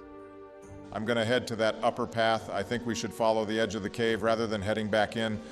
I'll go along with him. All right, you two follow me and we'll check for any sounds in the southern path. You can both go ahead and roll perception with advantage since you're in groups. That's a 16 for me. Got a 23 over here. As you three move down the southern hall, Donnie, none of you can make out any sounds of interest. You notice the occasional dripping from the roof of the cave, a result of the cavern you were just in, but nothing else from this point. Up at the northern path, Barbin and Gundren. This passageway is barely 4 feet high and is obstructed by rounded boulders and pebbles. It might have been a stream bed, though no water flows here now. As you move further, you begin to hear noise. The sounds of stone breaking echo through the hall, though you have no line of sight yet from this point in the pathway. Well, it sounds like we're getting closer to where the Black Spider and his cronies are. Let's go. Let the others know. I'm gonna move a bit closer to take a look. Go ahead and I'll wait a bit further up ahead. All right, stay quiet for the time being. While Barbin goes to get them, Gundren, go ahead and roll a perception check and a stealth check. Crap. That's only a 4 on stealth and a 14 perception. As you move closer throughout the small, rock-filled path, you stumble as you near the opening at the other end. You fall to your knees, sending stones tumbling down a deep rift in this large open cavern. As you trip, you quickly notice that your mistake has not gone unnoticed, with 2 bugbears in the chasm and a male drow up top, looking up to the source of the disturbance, before yelling out to a large amount of more bugbears further into the cavern. Well shit, are they moving towards me? Yup. As you gaze down into the ravine, you see bugbears gearing up, while 2 launch javelins at you, one of which manages to fly directly at you, dealing 6 damage as it tears across your side. All right, well, I'm backing up and running to join the others. By this point, Barbin, you would have met up with the others. All right, Gundren and I were able to hear some people up by our path. Sounded like they were breaking stone, possibly digging for something. All right, well, we haven't heard anything from this way. You want to just go this way and see if we can sneak up on whoever you heard? Yeah, that may not be a bad idea. As long as there's no more giant spiders, I'm in. As the 4 of you converse, you begin to hear fast footsteps approaching you all. Running down the path is Gundren, looking panicked. Yeah, there's a few bugbears that way. Another drow as well. We would have come to get you, Gundren. Yeah, we're gonna head this way. It's pretty quiet here. That's probably for the best. I may have tripped and now they're chasing me. So much for surprising them. Well, let's get going. Maybe we can find a spot to ambush them or something. You guys moving down the southern passage? Seems so, yeah. Yep. The path drops down into a small drop in this room. A blast furnace and mechanical bellows powered by a water wheel dominates this large chamber. The furnace is cold and dark, but heaps of coal are piled nearby, along with carts full of unrefined ore. The water wheel sits in a 10-foot wide channel cut into the floor of the room, but the channel is dry. Multiple passages lead out of the room, while the channel you dropped into leads out in other directions. Is there a good spot to sit and ambush those bugbears? Go ahead and roll a perception check. That's a 10. No spots here seem particularly great for hiding. As you all move deeper into the room, the only spot that stands out as something of interest is the giant furnace and bellows. What you do notice is around half a dozen withered corpses that are scattered around the room. These warriors are still wearing the remnants of their armor. Sitting along the side of the blast furnace is a skull, and as you all move closer, it bursts into flames. As it does, multiple corpses begin to stir, limbs twitching as groans begin to fill this room. Okay, looks like we got some zombies. Yeah, but what's up with this skull? Not sure, but I say we back the hell up from it. The flaming skull begins to rise into the air, and the heat it gives off intensifies as it snaps to face your party. The corpses now begin to fully stand up, while from the entrance you all came through, a group of bugbears drops into the channel, weapons drawn.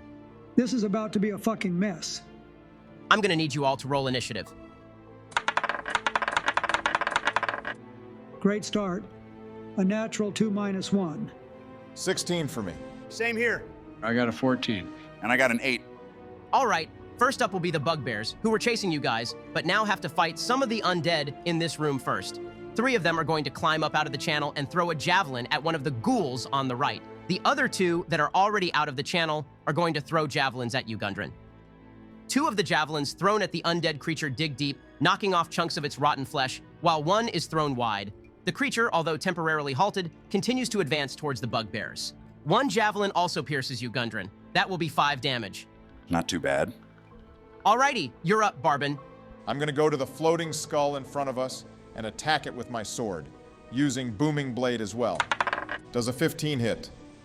Although it typically would, a magical shield apparates in front of the skull as your blade is right about to slash across it. You are sent back as the magical force repels your attack. What the hell? Oh crap. This thing can use spells? Well, since it used its reaction, I'm going to be using my bonus action to dash up to this high ground area and then pass. I'm gonna go for this zombie near us first. For both of my attacks against this thing, that's a 21 and 22 to hit. Those will definitely hit. Roll some damage. That's a total of 22 damage from both of my attacks. Wow, Donnie, nice work. In a flash, Donnie is able to take down one of the ghouls that had risen as your party entered the room. 1 stab through the chest, and another to lop the head off this monster takes it down. That's how it's done, boys. All right, on the Flaming Skull's turn, it's going to float higher up into the air, around 15 more feet off the ground. As it does, its mouth opens up, and unless any of you have a counterspell, a small red bead of fire is propelled towards the center of your group. Wait, a bead of fire? Oh, shit. Did you learn counterspell, Jorkus? Fiddlesticks. We're about to take a fireball up the ass, guys. In that case, I will need the 4 of you still in the area to make a DC 13 dexterity saving throw as the small bead expands into a fiery explosion. I got exactly a 13, thank God. That's a nat 20 for me. Only an 8 over here. I got a natural 1. Go ahead and re-roll that, Sildar. I'm using my bountiful luck ability as a reaction. Thanks, Jorkus. Let's see what I get this time. Wow, awesome. That's a 14 now. All right, you'll be taking a total of 32 fire damage, Gundren. Damn! The rest of you will be taking 16 fire damage. From the distance, Barbin, you see the large explosion ring out through the cave. A gust of hot air and cinders fills the cavern, blowing into your face as your allies can be seen, caught in the shockwave. Okay, can someone please take care of that fucking thing? I can definitely try. I won't be able to use magic missiles since it has shield, so I'll try a chaos bolt instead. That's an 18 total to hit. That'll hit. No shield used. Okay, guys, so we'll have to get an 18 at least to get past this thing's shield spell. That's a total of 11 lightning damage, Ben. This time, the Flaming Skull is successfully hit. The orb of magic Jorkus launches at it electrifies the air around it. But you can see, Jorkus, that some of the energy seems to be absorbed.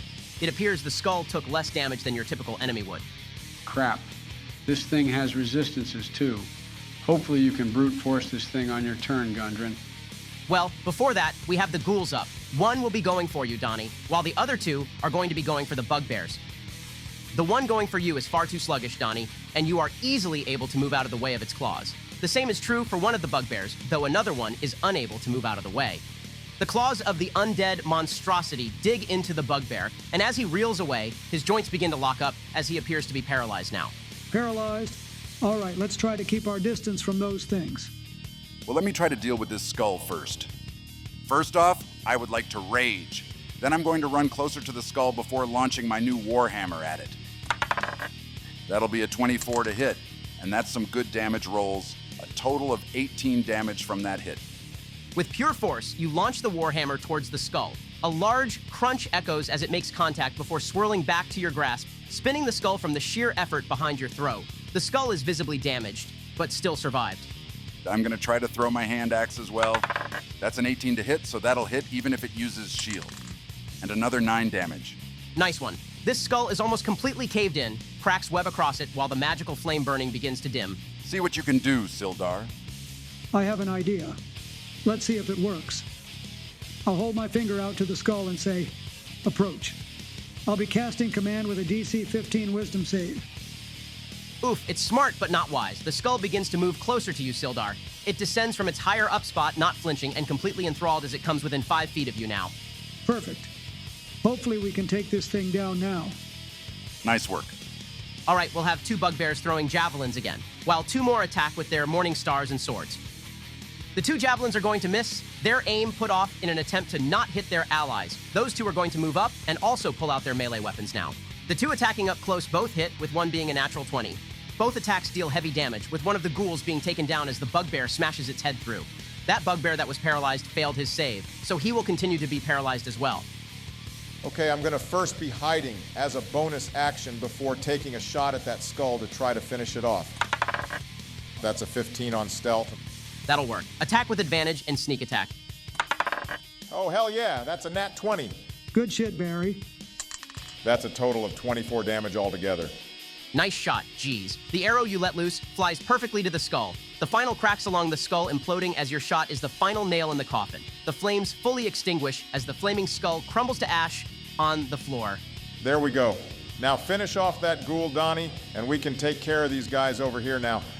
I'm taking both my attacks against this thing, Ben. That's a 14 and a 24 to hit. Those will both hit. Holy hell, those were some good rolls for both attacks. That's a total of 27 damage. Wow, yeah, this thing is torn to ribbons by you, Donnie. Within a matter of seconds, it goes from preparing to lunge at you to laying on the ground, absolutely devastated. If I were you, Donnie, I wouldn't get too close to that big group. Incoming magic mishap? Nope. This one is all planned.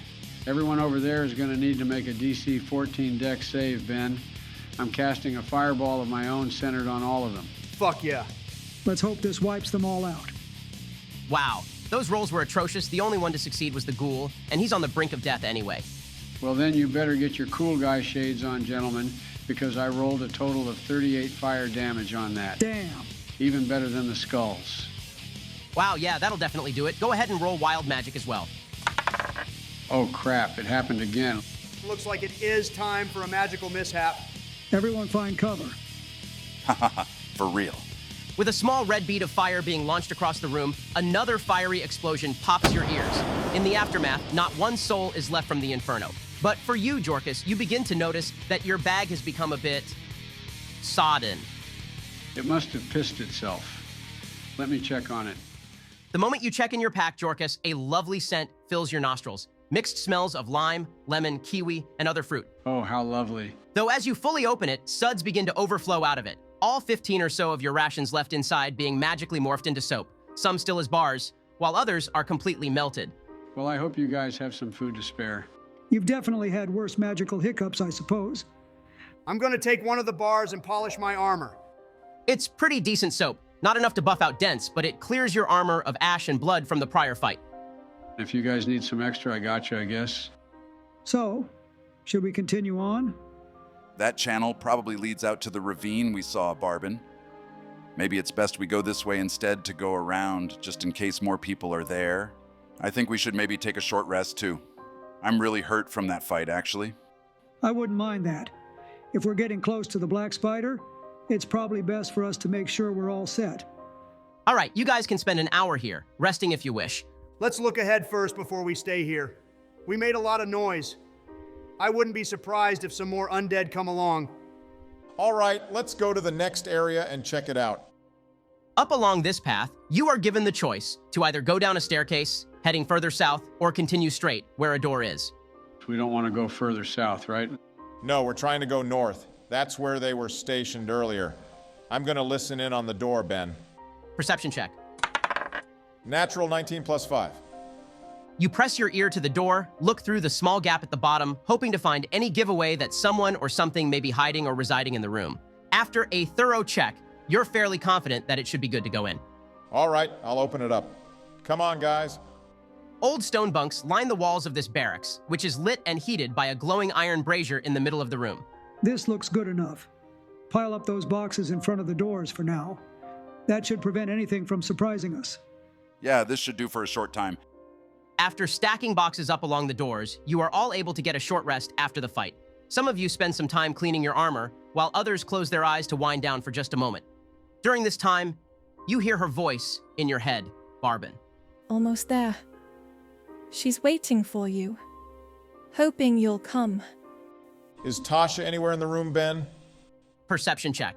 Would any of us see her too, Ben? Depends on what you would all be doing right now. I'll be laying down. I took some hefty damage. Same here. I'll probably be using that soap still. Me too. Got to get Donnie's hard-to-reach spots. Excuse me? All right, then, you two can go ahead and roll too. That's a 12. Natural one, great. Only a 5 for me too. You don't see her, Barbin, only Donnie being creeped out as Yorkus offers to help him clean off. Don't come anywhere near me, Yorkus. Oh, come on. I'm just trying to help. You still think you can stop what's coming? I'm trying to give you a warning. I'm just going to ignore her and rest up. Nesna knows you're all close. I'll see you when the time comes. With that last remark, she pushes no further, and the remainder of the rest goes by for all of you without issue. Who is using hit dice during the rest? I used 3 of mine and got back up to 61. I'm going to also use 2 of my dice from Warrior of the Gods, really quick too. All right, awesome. I'm back to full. I used 3 of my dice, and I'm back up to full as well now. Same for me, but I had to use 4 hit dice. I never got the long rest from earlier, so I had to use my remaining 2 hit dice to get back up to full. 3 hit dice for me, and I'm at full too. All right, with your rest completed, where would you all like to go? Let's head through the western door of this room and see if we can go further north in the cave. I'll slowly open the door, Ben, and begin making my way through the next portion. Going through this door, you are faced with a crossroad of either continuing west down a staircase or north up another staircase. Looking down the path to the west, you see another area with a pool of water, this one likely smaller than the one your group had previously been through. Up the other staircase seems to be a hallway. Well, we want to go north, right? He must be there. I'm going up the stairs, Ben. Looks like we're following. Come on. As your group ascends the stairs, the tension seems to rise with each step. For Gundren, the knowledge that somewhere nearby, the black spider awaits him, anticipating the opportunity to finally take down one of the dwarves seeking to prevent his control of the cave. For Sildar, the opportunity to finally rid Phandalin of the evil that has lurked in the shadows, a chance to do right by them and his new oath, to protect those who need it, no matter the lengths he has to go. For Donnie, the chance to gather more gold and valuables than he could possibly dream of, or at least enough to pay off his debts and have something left afterwards. For Yorkus, the intrigue of even more magical artifacts, tomes, scrolls, and more, all so close, but guarded by somewhere feared by so many. And for Barbin, the understanding of what is at risk, a blossoming love interest on the precipice of being taken away, the knowledge that should something go wrong, he may not have the ability to change the impending outcome, unless he makes a deal.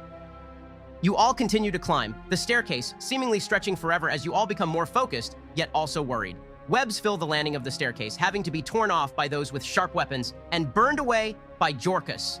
To the right, a staircase leads down to a large cavern, the one your group had previously seen. The webs stop at the descent, but continue on to the left of the hallway, where stone has crumbled down, but is joined by a turn going north.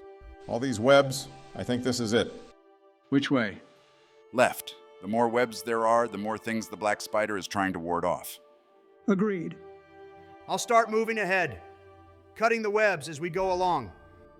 You all move further down the hall, the soft sound of Donnie's sword a backdrop for you all as you continue. As you make your way to the end of the hall and look to the right, a pair of double doors stand ahead. Heavy stone slabs covered with murals of how the dwarves, gnomes, and humans found the mountain, forged the pact, crafted weapons, a display of interracial friendship, and the greatness and riches that came with it. I think this is the place. It must be. Are we ready? We have to be. It's time we take back the mine and free Phandalin from the evil that has lurked here. I'll push open the doors, Ben. With a heavy thud, the doors shift, revealing what can only be described as incredible, yet horrifying inside. 6 cracked marble pillars line the walls of this hall, at the north end of which stands a 9-foot-tall statue of a dwarf seated on a throne, a mighty stone warhammer across his lap. Large emeralds gleam in the statue's eyes. Webs litter the outskirt of the temple, strung across to hang from the pillars, whereupon multiple giant spiders are nested, waiting orders from their master. In the center of the room, standing beneath the statue, is a drow male. He bears a red marking, matching his blood-red eyes, in the center of his forehead. He is dressed in black robes, contrasted with red accents. He stands there motionless, holding a staff in his hand. This black staff rises to multiple sharp points at the top, resembling the legs of a spider, looking to reach out and snatch up prey caught in its web. Beside him are 2 figures. One, a dwarf in torn rags, injured and sitting on the ground next to the drow with a look of immense pain. You instantly recognize him, Gundren, as do you, Sildar, Nundro Rockseeker. The other figure is a blonde elven woman laying across the cracked stone of the temple. She is bloodied and wearing ripped and dirty clothing as well, but unconscious, unlike Nundro. The drow doesn't move, but speaks up. It seems that I must deal with you all myself. A pity it must end this way. I must admit, I am intrigued as to why you would all go through this much trouble just to meet your end. Damn you, Neznar. You asked for this, so we came. At the mention of his name, he snaps to you. His cold and calculating demeanor instantly changed to something of disgust and confusion. It's obvious he wasn't expecting to hear his name dropped by any of you. Where have you heard that name? And who gave you permission to speak it? Does it matter? You'll be dead soon anyway. Damn right. This mine doesn't belong to you, and you know it. Release my brother. Neznar nods his head towards Nundro. He stands and begins to slowly limp towards your group. Go ahead and give me an insight check, Gundren. That's only a 7. Nundro looks back at Neznar multiple times as he continues to move closer to you all. A smile spreads across the black spider's face now as he speaks up. Nundro will die here along with the rest of you anyway. As Nundro reaches your group, he begins to cry, resting his hand on your shoulder, Gundren. You're okay now, brother. We've got this. Wait outside the room for us, Nundro. We'll take down the black spider while you rest. The crying from Nundro slowly changes to a laugh. Before you're able to react, Gundren, his form shifts, revealing a gray monstrosity. Oh, fuck! It's like that drow lady. The journey has been long for all of us. The mine has been rough on all of us. You think you know me, but I know more about you than you could ever imagine. I watched your every step, know your every move. You are fools, you know nothing, and you shall die like you lived in darkness. With that, the doppelganger reels back and slams his fist into your gut, Gundren. That's a natural 19 to hit, and that will be a total of 20 bludgeoning damage. Fuck. All right. With that, I need you all to roll initiative. You'll be surprised, Gundren. And good luck, gentlemen. This is it, boys. That's a 10 for me. Got a 6. Only a 7. 13 for me. Same here. All right, first up will be the spiders along the columns. The clicking of legs fills the temple as they skitter closer to all of you. The two closest spiders climb along the roof of the temple, sending webs of silk towards both Donnie and Sildar. While the web being launched towards Donnie is just a bit short, the one for Sildar clings to you, wrapping around your armor and constricting your movements as you are now restrained. The remaining spiders stick to the shadows and webs on the floor, waiting for the right moment to pounce. Neznar points towards you, Gundren. You will die here, dwarf, and you won't even be able to see it coming. I need you to make a DC 14 con save. Crap. Natural 1. Can I see what he's casting, Ben? Go ahead and give me an Arcana check. It's a level 2 spell, so the DC won't be too high. 17. Green and black arcane runes are written in front of Neznar as he points to Gundren. You can tell he's attempting to blind him. Okay, yeah. I'm gonna use my bountiful luck. Re-roll that, Gundren. That's a 19 now. Good looking out, Yorkus. Damn, halfling, you will die here as well. Don't delay the inevitable. I'm gonna go fight this spider in the corner. I don't want us all getting webbed. That's a tainted 20 to hit and 14 damage. Nice. A slash across the spider's legs leaves it injured and screeching, though it looks ready to retaliate, poison dripping from its fangs in anticipation. I'm going for this ugly thing again then. Is 13 going to hit? This time your swing is put off. The spider lunges at you, leading to you having to pull back lest you be bitten in the attack. Okay, let me see what I can do while I'm in these webs. I'm going to use Dreadful Aspect, Ben. The two spiders on the roof and the doppelganger need to make a DC 15 wisdom save or be frightened of me. Dang, that's a failure for all three. They'll all be frightened for a minute now. To make the save again, they need to get 30 feet away. If they stay here, their attacks have disadvantage, while they can see me. Dark energy begins to pour off of you, as if shadows are growing right out of your armor. It grows throughout the room, leaving the spiders along the roof shuddering in fear, while the doppelganger looks back to its master, terrified. You fight till you perish. Run away, and I will kill you myself, you cowards.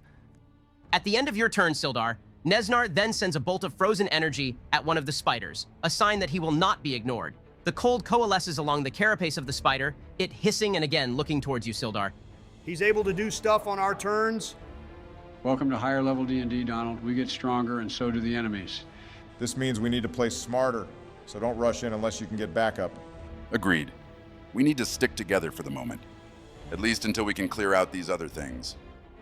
I'm going to run to a flanking spot with Gundren against the doppelganger. Then I'm going to attack using Booming Blade. Nice. You'll have advantage on the attack and sneak attack if you hit. That's a tainted 20 to hit. Let me roll all these dice real quick. That'll be 8 damage from the sword, 8 from Booming Blade on a hit, and 10 from sneak attack. If the doppelganger moves now, he'll also take another 2d8 if he moves on his turn. Wow, nice work, Barbin. That's a lot of damage. I'm going to now cunning action disengage to back up Donnie and pass. Let's get it. Fearful of the backlash it will face from Nesnar, the doppelganger is going to stay where it is and attack Gundren with disadvantage. Oof! Yeah, those both miss. Both swings from the doppelganger are easily dodged, its attention focused more on the intense, almost suffocating shadows coming from Sildar along with his sword of pure sunlight. Due to this, it's going to move away regardless of the punishment it will endure from doing so. That's an extra 4 thunder damage as he moves. Useless, all of you. Nesnar then looks at you, Sildar. You feel a searing pain rising in your head. I need a DC 14 intelligence save. An intelligence save? Those are usually really bad spells. Straight roll, but I got a 15, thankfully. The pain subsides, with Nesnar yelling out in anger. Stop dragging this on, all of you. Fuck you, Nesnar. I'm going to send out magic missiles. 2 at him and 1 at the web around Sildar. That's 8 damage to him and 5 to the web. Although the webs around Sildar are torn to ribbons, a shield of tiny spiders apparates in front of Nesnar, blocking all damage from the missiles. Pathetic. You expect such a paltry spell to work against someone of my stature? This guy's pissing me off. I'm about to go beat his ass. Before you can do that, we have the spiders up again. One of the spiders on the roof is going to move away in fear, ignoring the commands of Nesnar. The other is going to drop down and attempt to bite you, Sildar. Another spider dashes out of the shadows at you as well, while the one on Donnie attempts to bite him. One spider manages to sneak past your armor, Sildar. One smaller than the others, though still packing a punch. The spider on you, Donnie, gets a natural 20 to hit. Damn. I need you both to make a DC 11 con save. 16 for me. Only a 7. That's 11 damage to you, Sildar, the small spider finding a spot in your armor where it can sneak by and dig in deep. That's 18 damage altogether to you, Donnie. This spider is obviously the biggest of the bunch, and you can feel it. The poison surges through you, causing your heartbeat to pick up and your senses to become jumbled. I'm going to use Hellish Rebuke on that spider. That's 11 fire damage, half on a DC 15 dex save. That's a failure, the spider's legs catching on fire as you curse it upon being bitten, causing it to pull away in fear. You'll die just like Gralmir did, Gundren. Pathetically. A single magical arrow appears above Nesnar as he raises his hand. It drips with acid and is propelled towards you, Gundren. Immediately, you are brought down to your knees as the arrow makes impact. The magical arrow stuck in you until you pull it out and it vanishes. Your hand burns just from pulling it out, and a hole in your side is left burning as you take 28 acid damage. Holy shit. You all right, Gundren? I'm fine, guys. I can heal myself soon. Just focus on clearing those spiders. Nesnar begins to laugh. Ha ha ha ha! Already kneeling, I see. You should all follow suit and give up. This guy needs to shut the hell up. I'm finishing off this spider and then going for him. There's a nat 20 of my own, baby. 21 damage to this damn spider. Hell yeah, Donnie. Nicely done. One last strike is all it takes. With a final downward cut, the spider is chopped right in half, left twitching before curling up, dead. Get in there, Donnie. On the end of your turn, Donnie, a spectral hand appears in front of you, reaching out in an attempt to suck the life energy straight from you. The attempt misses, however, leaving Nesnar more enraged as you come closer. Stay away from me, Donnie. You brute. I'm not leaving here without your damn head, you pain in the ass. I'm going to first cast Magic Weapon on my Sun Sword. It'll have +1 to hit and on damage now. Now I'm going for the injured spider. Not a crit like you guys, but a 19 to hit. Nice max damage, 13 radiant damage. The spider you strike is set ablaze. Unable to fight back, it is turned to dust, right in front of you as the other spider prepares to now flee. I'm not giving it the chance, at least not easily.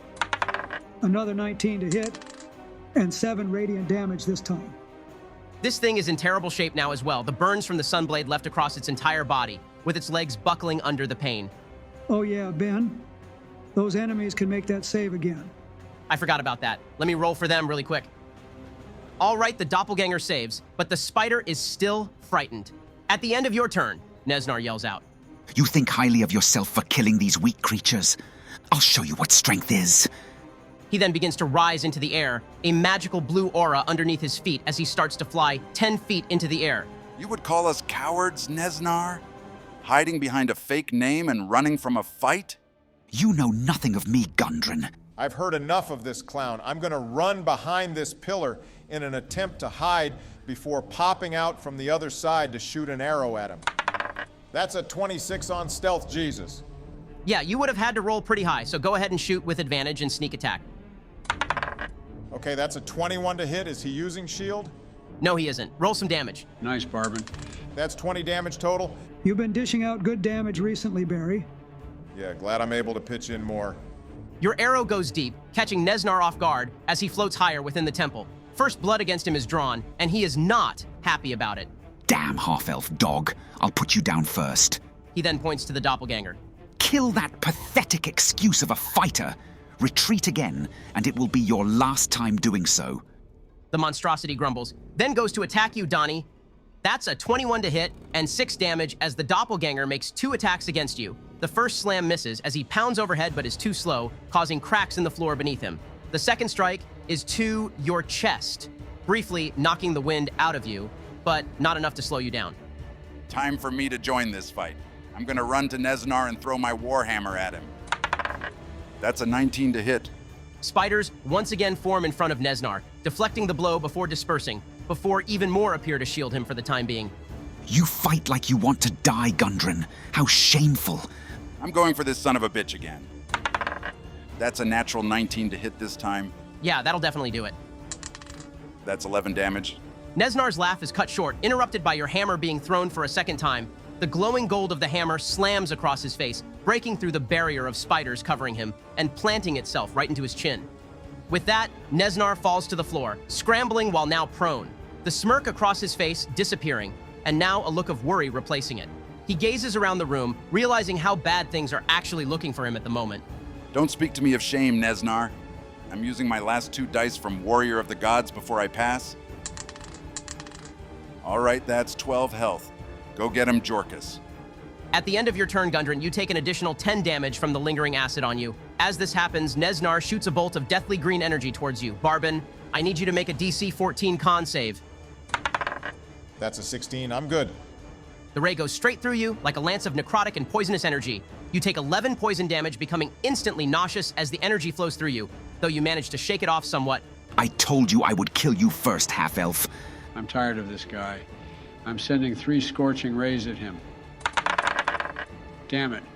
Only one is going to hit, and that's 6 fire damage. You put your hands up to the circlet upon your head, sending 3 rays of fire out, as you had earlier in the cave. 2 of the bolts are snuffed out upon impact, the blow being absorbed by the numerous black spiders covering Nesnar. One manages to power through, however, enraging Nesnar even more. He begins to look around the room, ensuring that those under him are still obeying his orders. I'll make you all pay dearly for this. I've had enough.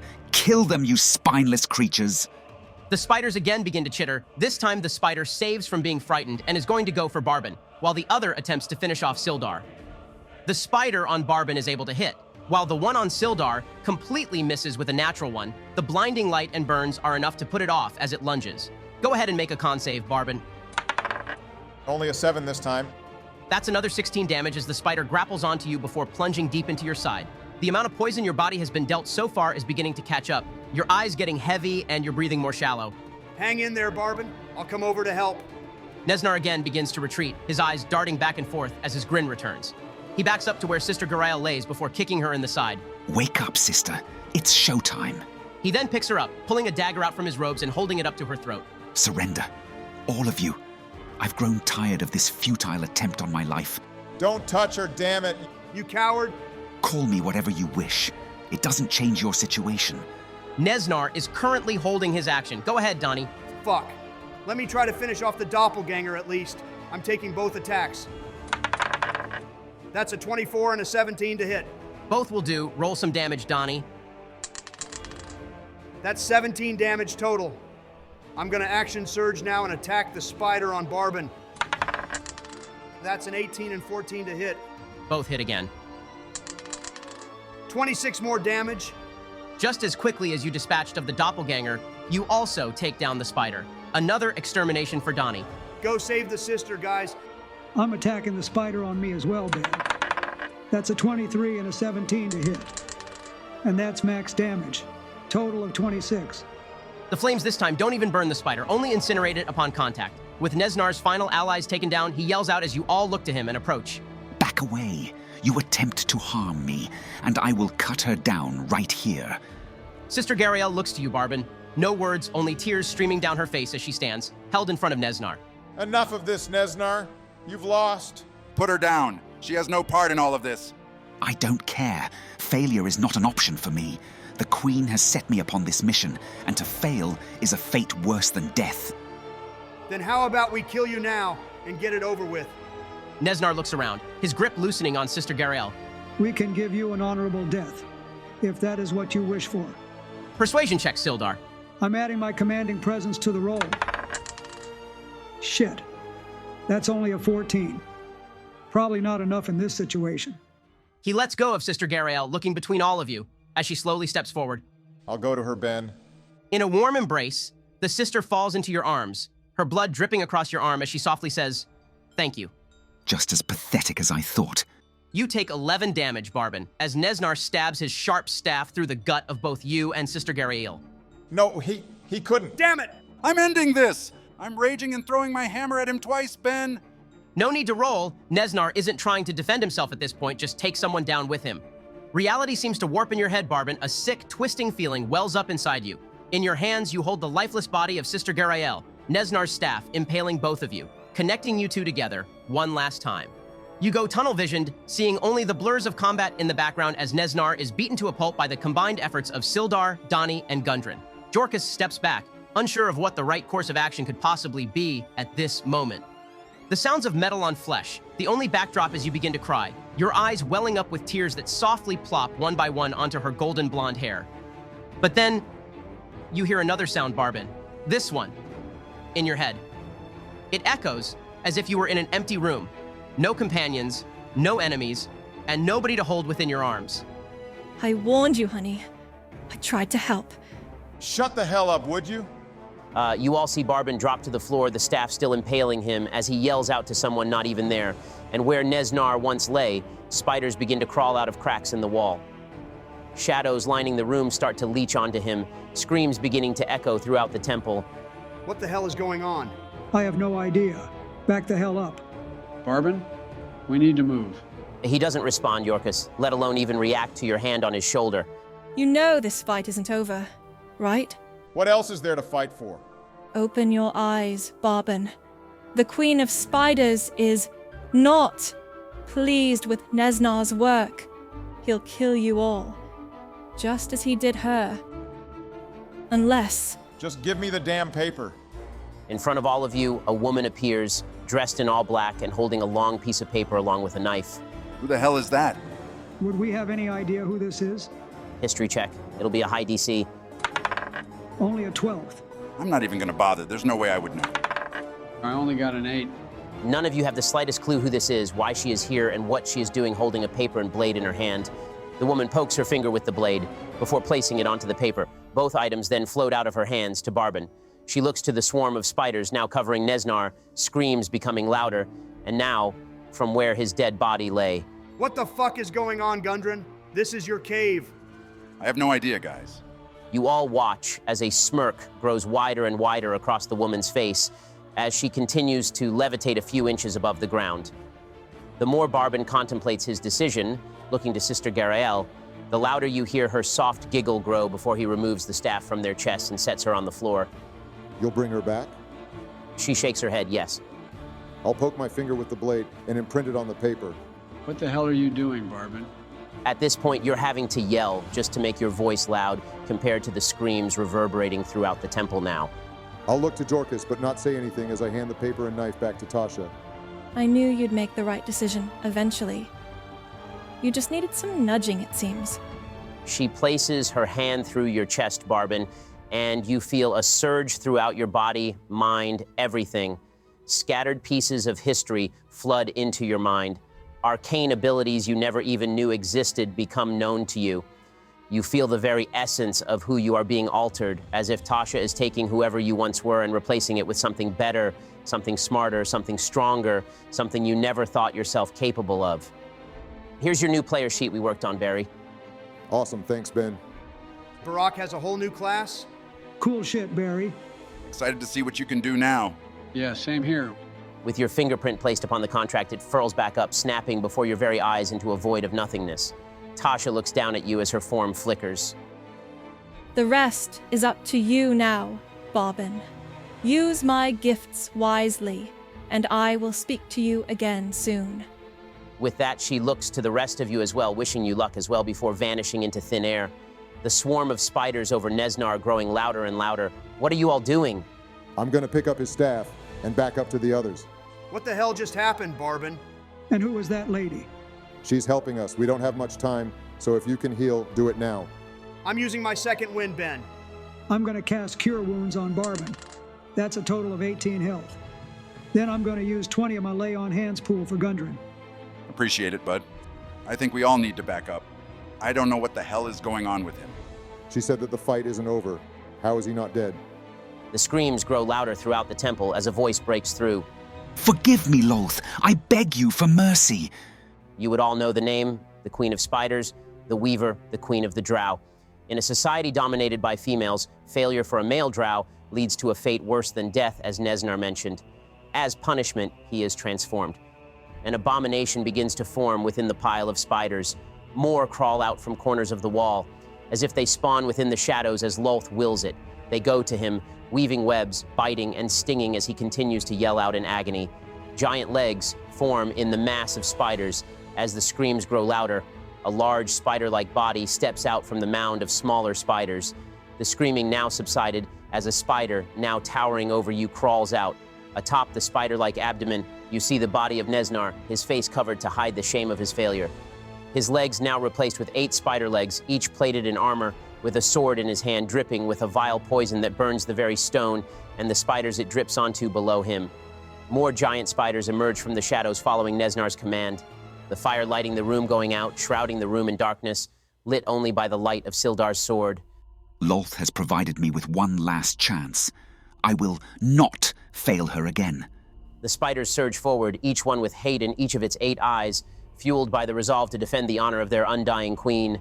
They each shoot webs towards your group, 2 of the strands being either cut and sliced before they can take effect, or dodged. One web does manage to entangle you, Donnie, the spiders, and Nesnar cackling as you become an easy target. Don't worry about me, guys. Just try to handle these spiders as quickly as possible. Struggle all you wish. My queen has given us new purpose. From the tip of Nesnar's sword as he points it over the space above your group, arcane glyphs are inscribed, poisonous green in color, and pulsing with power as he chants throughout the temple. Can I tell what he's casting? Make an Arcana check. That's a 15. Does that pass? Just a bit too low. All right, I'm going to use one of my D4 from Pact of the Talisman to add to the roll. That's a 17 now. Nice, that'll do. You dig deep into your mind, searching through any resemblance of any spells you have learned over time and from the knowledge Tasha provided you. You eventually determine he is attempting to cast Cloud Kill, a 5th level spell. Jesus fuck, please tell me you have counterspell now that you're a warlock, Barry. You're goddamn right I do. I'm going to attempt to counterspell Ben. Hell yeah, good shit, Barry. You're going to have to roll to counter it since it's a higher level. It'll be a DC 15. Roll a D20 and add your spellcasting modifier. Oh shit. You got this, man. Fuck yeah, that's an 18. Nice. As a cloud of noxious green smoke begins to form above your heads, Barbin reaches out to Nesnar. Blue energy shoots across the temple, and before the incantation is able to be completed, the glyphs in front of Nesnar crack, the spell fizzling out as Nesnar yells out in a rage. Damn you! Damn you all! I will not fail her again. Even after death, this guy's still pissing me off. I'm going to slice these webs off me and then go for the spiders nearby. That's a nat 20 on the webs. Don't even bother with damage. Your sword cuts clean through the silk, a temporary barrier that you easily overcome in this situation. Good. Now that's a 21 to hit on the closest spider and 15 slashing damage. Wow, nice. This spider is already in really bad shape. Your sword leaves it limping with multiple legs already cut clean off in your single attack on it. That's how we do it, boys. Go kick some ass. I'm going for the spider near me, too. I'm also still concentrating on magic weapon. That's a 14 and a 25 to hit. Those both hit. Roll that damage, Sildar. That's 18 radiant damage. The bright light from the sunblade shines even more in this darkness. As you move closer to the spider and Nesnar, they both wince in pain and fright. It's obvious that the light from your blade has some sort of impact on him. As they both shriek from the blinding light, you slice across the spider. Just as Donnie nearly brought one down, this spider is also on the brink of death already, its legs cracking and abdomen bleeding. This is the end for you, Nesnar. Silence! At the end of your turn, he moves away from the light, firing a ray of green energy at you similar to the one he sent at Barbin earlier. Make a DC 15 con save, Sildar. Only a 9. All right, you take 8 poison damage from the green ray of energy and are poisoned until the end of Nesnar's next turn. You need help, Sildar? I'm all good. Try to finish the one on Donnie. I also passed my concentration check. All right, Ben. I'm using my bonus action to cast Hex on the spider attacking Donnie. I'll be giving it disadvantage on strength checks, and I'm going to send 2 Eldritch Blasts at it. That's a 16 and a 17 to hit. And including the Hex damage, that's 14 force damage and 7 necrotic. Red lightning crackles in Barbin's palm as he runs throughout the temple. In quick succession, 2 blasts of energy are sent to the spider, like javelins of pure force. With each impact, the spider is sent flying backwards, splatting against the wall before Donnie can finish it off. Now that is how it's done, Donnie. I'm moving behind this pillar and passing. Do not touch her children. You will die for your transgressions. Nesnar lunges down to you, Donnie, in an attempt to slice across you with his poisoned blade. That's a natural 20. That's 5 piercing damage and a total of 12 poison damage as his blade is sent into your shoulder. Fuck. I'm gonna need some help soon. I gotcha, Donnie. First, I would like to fucking rage. Then I'm going to run to Nesnar while throwing my hammer at him twice. That'll be a dirty 20 and a natural fucking 20, boys. Hell yeah. Good shit, man. The crit is going to hit. As the first hammer is sent at Nesnar, he conjures a magical purple hazy arcane shield to block your attack. The second attack manages to break through, however, slamming into the spider body of the desecrated Nesnar. So we need to get over a 20, it seems, or he'll shield. Or we can just keep breaking his fucking shields. That's nearly max damage on the crit, holy hell. That's 35 bludgeoning damage from 1 hit. Why won't you all just die? She commands it. We don't give a shit what your queen wants. It's time to pull out the cheese, boys. I'm twin casting haste on Gundren and Donnie. Oh, hell yeah. Let's beat some ass. Then I'm running back to hide by Barbin. I don't want to lose concentration on this. The spiders are up now, but they both miss even with you being poisoned, Sildar. That's a pretty quick turn for them. Nesnar, now enraged that how useless the spiders have been, screams out, Enough of this! Useless pawns! Freezing mist begins to form around him as if a shield of arctic cold has developed from every corner of the temple, each inch of moisture being drawn to him. The cold mist turns to flames of pure blue arcane energy, even just being close to it, enough to freeze the blood on your armor and skin. I don't care how much it hurts. I'm staying right where I am to finish off this spider and Nesnar. I'm using Fighting Spirit first to gain some HP and then attack with advantage. You'll have advantage on all 4 of your attacks, Donnie, including the haste ones. That'll be a 19 and 21 to hit against the spider, and a total of 26 damage. Wow, nice. Filled by energy from Jorkas's spell, you're able to take down the spider in a quick flurry of attacks. It attempts to fight back during the onslaught, but is unable to even make a comparable effort before it is littered with wounds. Nice work. Now let's take this guy down. That's a 17 and a 24 to hit on Nesnar. All right, the 24 will hit. For the first attack, he brings back his shield to block. That's 10 damage to Nesnar. You take 7 cold damage, Donnie, as the blue flames stick to you as you swing at Nesnar, each hit sending a small burst of fire in your face. Finish off that spider and come join us, Sildar. You got it. This poison will be gone now, too. All right, that's a 22 and 19 to hit, for a total of 15 radiant damage. With 2 more slashes, the spider is reduced to nothing but ash, joining the pile growing from the previous spiders that met the same fate. Nesnar yells out in pain as you move closer to him, the sunlight seemingly burning him. At the end of your turn, he is also going to move to attempt to get an angle on Jorkas in the corner of the room. Both Sildar and Donnie, you get opportunity attacks. Mine's gonna miss. I got a 24 to hit and another 12 damage. Nesnar shrieks as you again slice into him with the blue flames flickering and dying out, though not before bursting back at you, dealing another 10 fire damage. He then points his sword out to Yorkus, and from it, 4 rays of fire are launched at you. That'll be an 8, 19, 21, and 26 to hit. All right, I'm going to use my staff to use shield as a reaction, buffing my AC by 5. You conjure your own magical shield quick enough to withstand some of the fire Nesnar launches at you, though 2 rays manage to break through with enough force. That is 13 fire damage. Crap. That's a failure on my concentration check. Gundren and Donnie are going to be incapacitated for a turn since haste dropped. No worries, Yorkus. You still got that scroll? Oh yeah, I do. Make sure you guys keep your distance before my turn. You got it, Yorkus. I'm going to hex Nesnar and fire 2 Eldritch Blasts at him. All right, one of those will hit with a 23.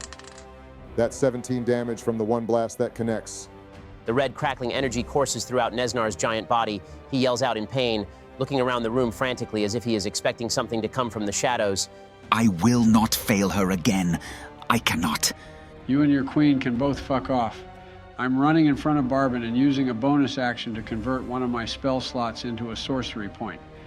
Then I'm going to cast the lightning bolt from my scroll and use heightened spell to give Nesnar disadvantage on the save. That's a 5 and an 8 on the save. What's the damage, Yorkus? Finish this shit, Yorkus. That's 36 lightning damage. Yorkus, how do you want to do this? Hell yeah! Let's fucking go. Light his ass up, Joe! My clothes singed, my allies bloody and tired, I rush in front, taking out the scroll from my coat. I read the incantations as quick as I can, making sure to not mess up any part, though also moving with haste. As I finish it, I hold the scroll out, facing Nesnar, before a streak of lightning disperses across the temple in a straight line, going straight through Nesnar, the column behind him, cobwebs, stone, all of it. Smoke billows off his grotesque abomination of a body, and before he crumbles to the floor of the temple, I say, "This was for Gralmir." Nesnar looks to you as he collapses, the lightning overtaking any ability he would have to concentrate on a spell or attack you. He attempts to say something, anything, but his mouth has dried up. The venom there, now replaced with blood, the hate in his eyes, replaced with sorrow, and the loud crackling of lightning throughout the room, now filled with silence as he ceases to move. Holy shit, we did it. We fucking did it! Across the temple, you hear the soft grunts of pain as the familiar elven woman sits up. Behind her, the witch from earlier stands, weaving her hands and concentrating until Sister Garaele comes completely to consciousness, coughing and holding her side. With that witch poofs out of existence again, while Sister Garaele runs to you all. What happened? I thought he killed me. And you? We need to get you home, Sister Garaele. We know the way out. Before we go, I was not the only prisoner here. There are 2 dwarves locked in the nearby room. He tortured them, hoping to learn of where the forge is. My brothers, I go to this room and smash down the door, Ben. The cracked wooden door is easily broken, and behind it, your brothers, Nundro and Tharden. They are both injured, silent, but are nonetheless elated to see you, Gundren, as well as your companions. Throughout the room, large amounts of coin are piled up on tables and chests and on the floor.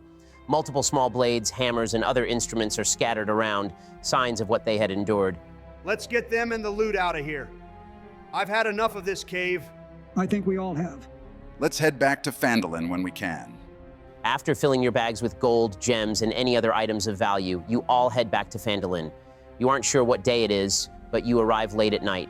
Sister Garaele offers for you all to spend the night at her home, a sense of security for her, and a sense of gratitude as well. No party is had this night, with you all avoiding conversation as you trudge to her home. Many of you finding rest wherever you can. It doesn't matter with how tired you all are. A chair or even the floor will do. Did any of you have something you would like to do before we take the rest? I'll nudge Donnie before we all go to sleep and walk outside. I'll groan, but follow him. I'm tired, Yorkus. What's up? I wanted to ask you, what do you think is next for us? I haven't thought about it much, Yorkus. Part of me still wants to visit Waterdeep. If you want to. I say we should. You think the others will want to join us? We could always ask. They probably have better things to do, though, than go deal with a crime boss in Waterdeep. Sounds like fun if you ask me. Maybe. We can set out in a few days or so, just need to make sure we got everything squared away here first. That sounds good to me. I could do with a bit of downtime first. It'll be dangerous though, Jorkus. You know that, right? We've been through plenty already, Donnie. We nearly killed a dragon and we've taken down the black spider. Yeah, that dragon. Take it easy, Jorkus. We'll decide what we're doing tomorrow. I'll head back inside and get some sleep, Ben. I think I'll just stay outside tonight. Enjoy the fresh air after being in that cave for so long. For Donnie, sleep comes somewhat quick. The multiple battles you endured left you tired, and you earned a good night's sleep after what you all accomplished. You think back to what Yorkus had mentioned, the dragon. You haven't been able to shake his voice from your head or the image of losing Gralmir right in front of you. What irks you most is how he escaped, knowing you should have finished him off there. You push the thought to the back of your mind as you go to sleep, not forgetting, only waiting until you can get revenge. For you, Jorkus, the starry night sky seems just as magical as you. It's peaceful here, a stark contrast to your experiences in the mine. Although many others may not find it easy to get some rest while outdoors, you're able to. You eagerly ponder about the adventures you and Donnie are going to have in Waterdeep, and even just on the way there. But for now, all you need is rest. And rest you do. I'd like to check on Sister Gariel. Let him cook. Shut up, Donnie. It takes a few moments before she comes to the door. She is cleaned up before going to bed, though there are still visible bruises across her face and scratches on her hands from the ordeal. She looks to you, curious, but with a smirk on her face. Let him cook. I just wanted to see how you were doing. I had these dreams that something had happened before we went to the cave, and I just... Very sweet of you to be thinking of me, Barbin. Oh, well, She grabs your hand and places it upon the bruises lining her face. I should be thankful that this was the worst of what happened. Let him cook. Though I remember. His staff. I know, but it's okay now. I made everything right. Let him cook. Not to be too forward or anything, but there isn't much room to sleep out there. They kind of took up the good spots. Let him cook. Roll for Riz. Roll for Riz. Roll for Riz. Go ahead and roll for Riz, Barbin. Jesus Christ. That's an 18. Well, lucky for you, there's still some room in here. She opens her door, gesturing you to come in. But before you lay down, you better go wash all that dust, Let him cook. blood, and whatever else off you. Let him cook. I hate you, Donnie. I go take a damn shower, Ben. We'll do a little fade to black there as she follows you into the bathroom. I'll roleplay the sister if you're trying to get freaky, Barack. I'll take a rain check on that, Joe. Thanks. Anyone else? I'll be getting some rest.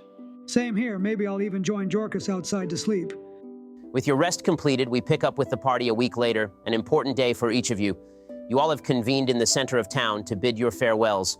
For Sildar, Neverwinter awaits. Gundren has decided to join him to not only give Rydoth a piece of his mind, but also see his brother, Gralmir. Thardan and Nundro join the two of them, somber, but understanding of the way the world works. For Donnie and Jorkus, a journey to Waterdeep and whatever they may come across in their travels. The two have decided to make their way to the big city, maybe making stops along the way should they feel so inclined, or if there is some good loot to be found. And for Barbin and Sister Gariel, there is business in Baldur's Gate that needs taking care of. A boat owned by some organization unknown to you all awaits them at a nearby dock. So this is it, huh? You guys know where to find me if you ever need something. And I'll either be in Neverwinter or in the mine. My brothers and I have some big plans. You all better come visit from time to time. I'll try my best to Gundren, and thank you for everything, Sildar. I should be the one thanking you all. Last I remember, you're the ones who saved me from goblins. I'm glad we did. You're a good and smart man, Sildar. Phandalin and Neverwinter will be happy to have you back full-time. Like Gundren said, you all better come visit. Enjoy your travels, though. I've heard wonderful stories of Waterdeep and Baldur's Gate. It's definitely an experience. It'll be a real eye-opener for Jorkus. I'm sure it's a lot different from Greenest. The cart expecting your group arrives, Sildar and Gundren, a horse-drawn wagon with a man aboard waiting for you all to hop on. That's our ride.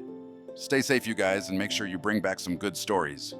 With a small crack of rope, the horses begin to move, wheeling your companions off to Neverwinter, leaving the rest of you in the distance as those in the wagon spend more time catching up amongst themselves during the journey home.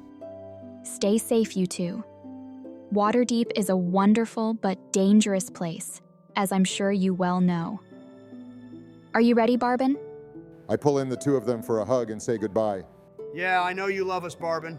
Have fun, you two. Maybe we can try to visit Baldur's Gate after we explore enough of Waterdeep. I look forward to it. Until next time, then. Until next time. Sister Gariel holds Barbin's hand as the two of them turn and begin to walk a different path, leaving the town. He looks back multiple times, waving goodbye. Underneath a nearby building, a woman stands, cloaked in black. Tasha. She watches as you walk, Barbin, not saying anything, only observing as the two of you make your way to the docks. With that, Donnie and Jorkus, you begin your trek to Waterdeep. On foot, you know it will be a long journey, but it allows for the chance to explore more, something you both seem to be fond of. For Jorkus, the intrigue of learning Donnie's past pushes you forward. And for Donnie, the possibility of escaping your past does the same. But for the time being, you all have a long journey ahead of you, and that is where we'll end our very first campaign.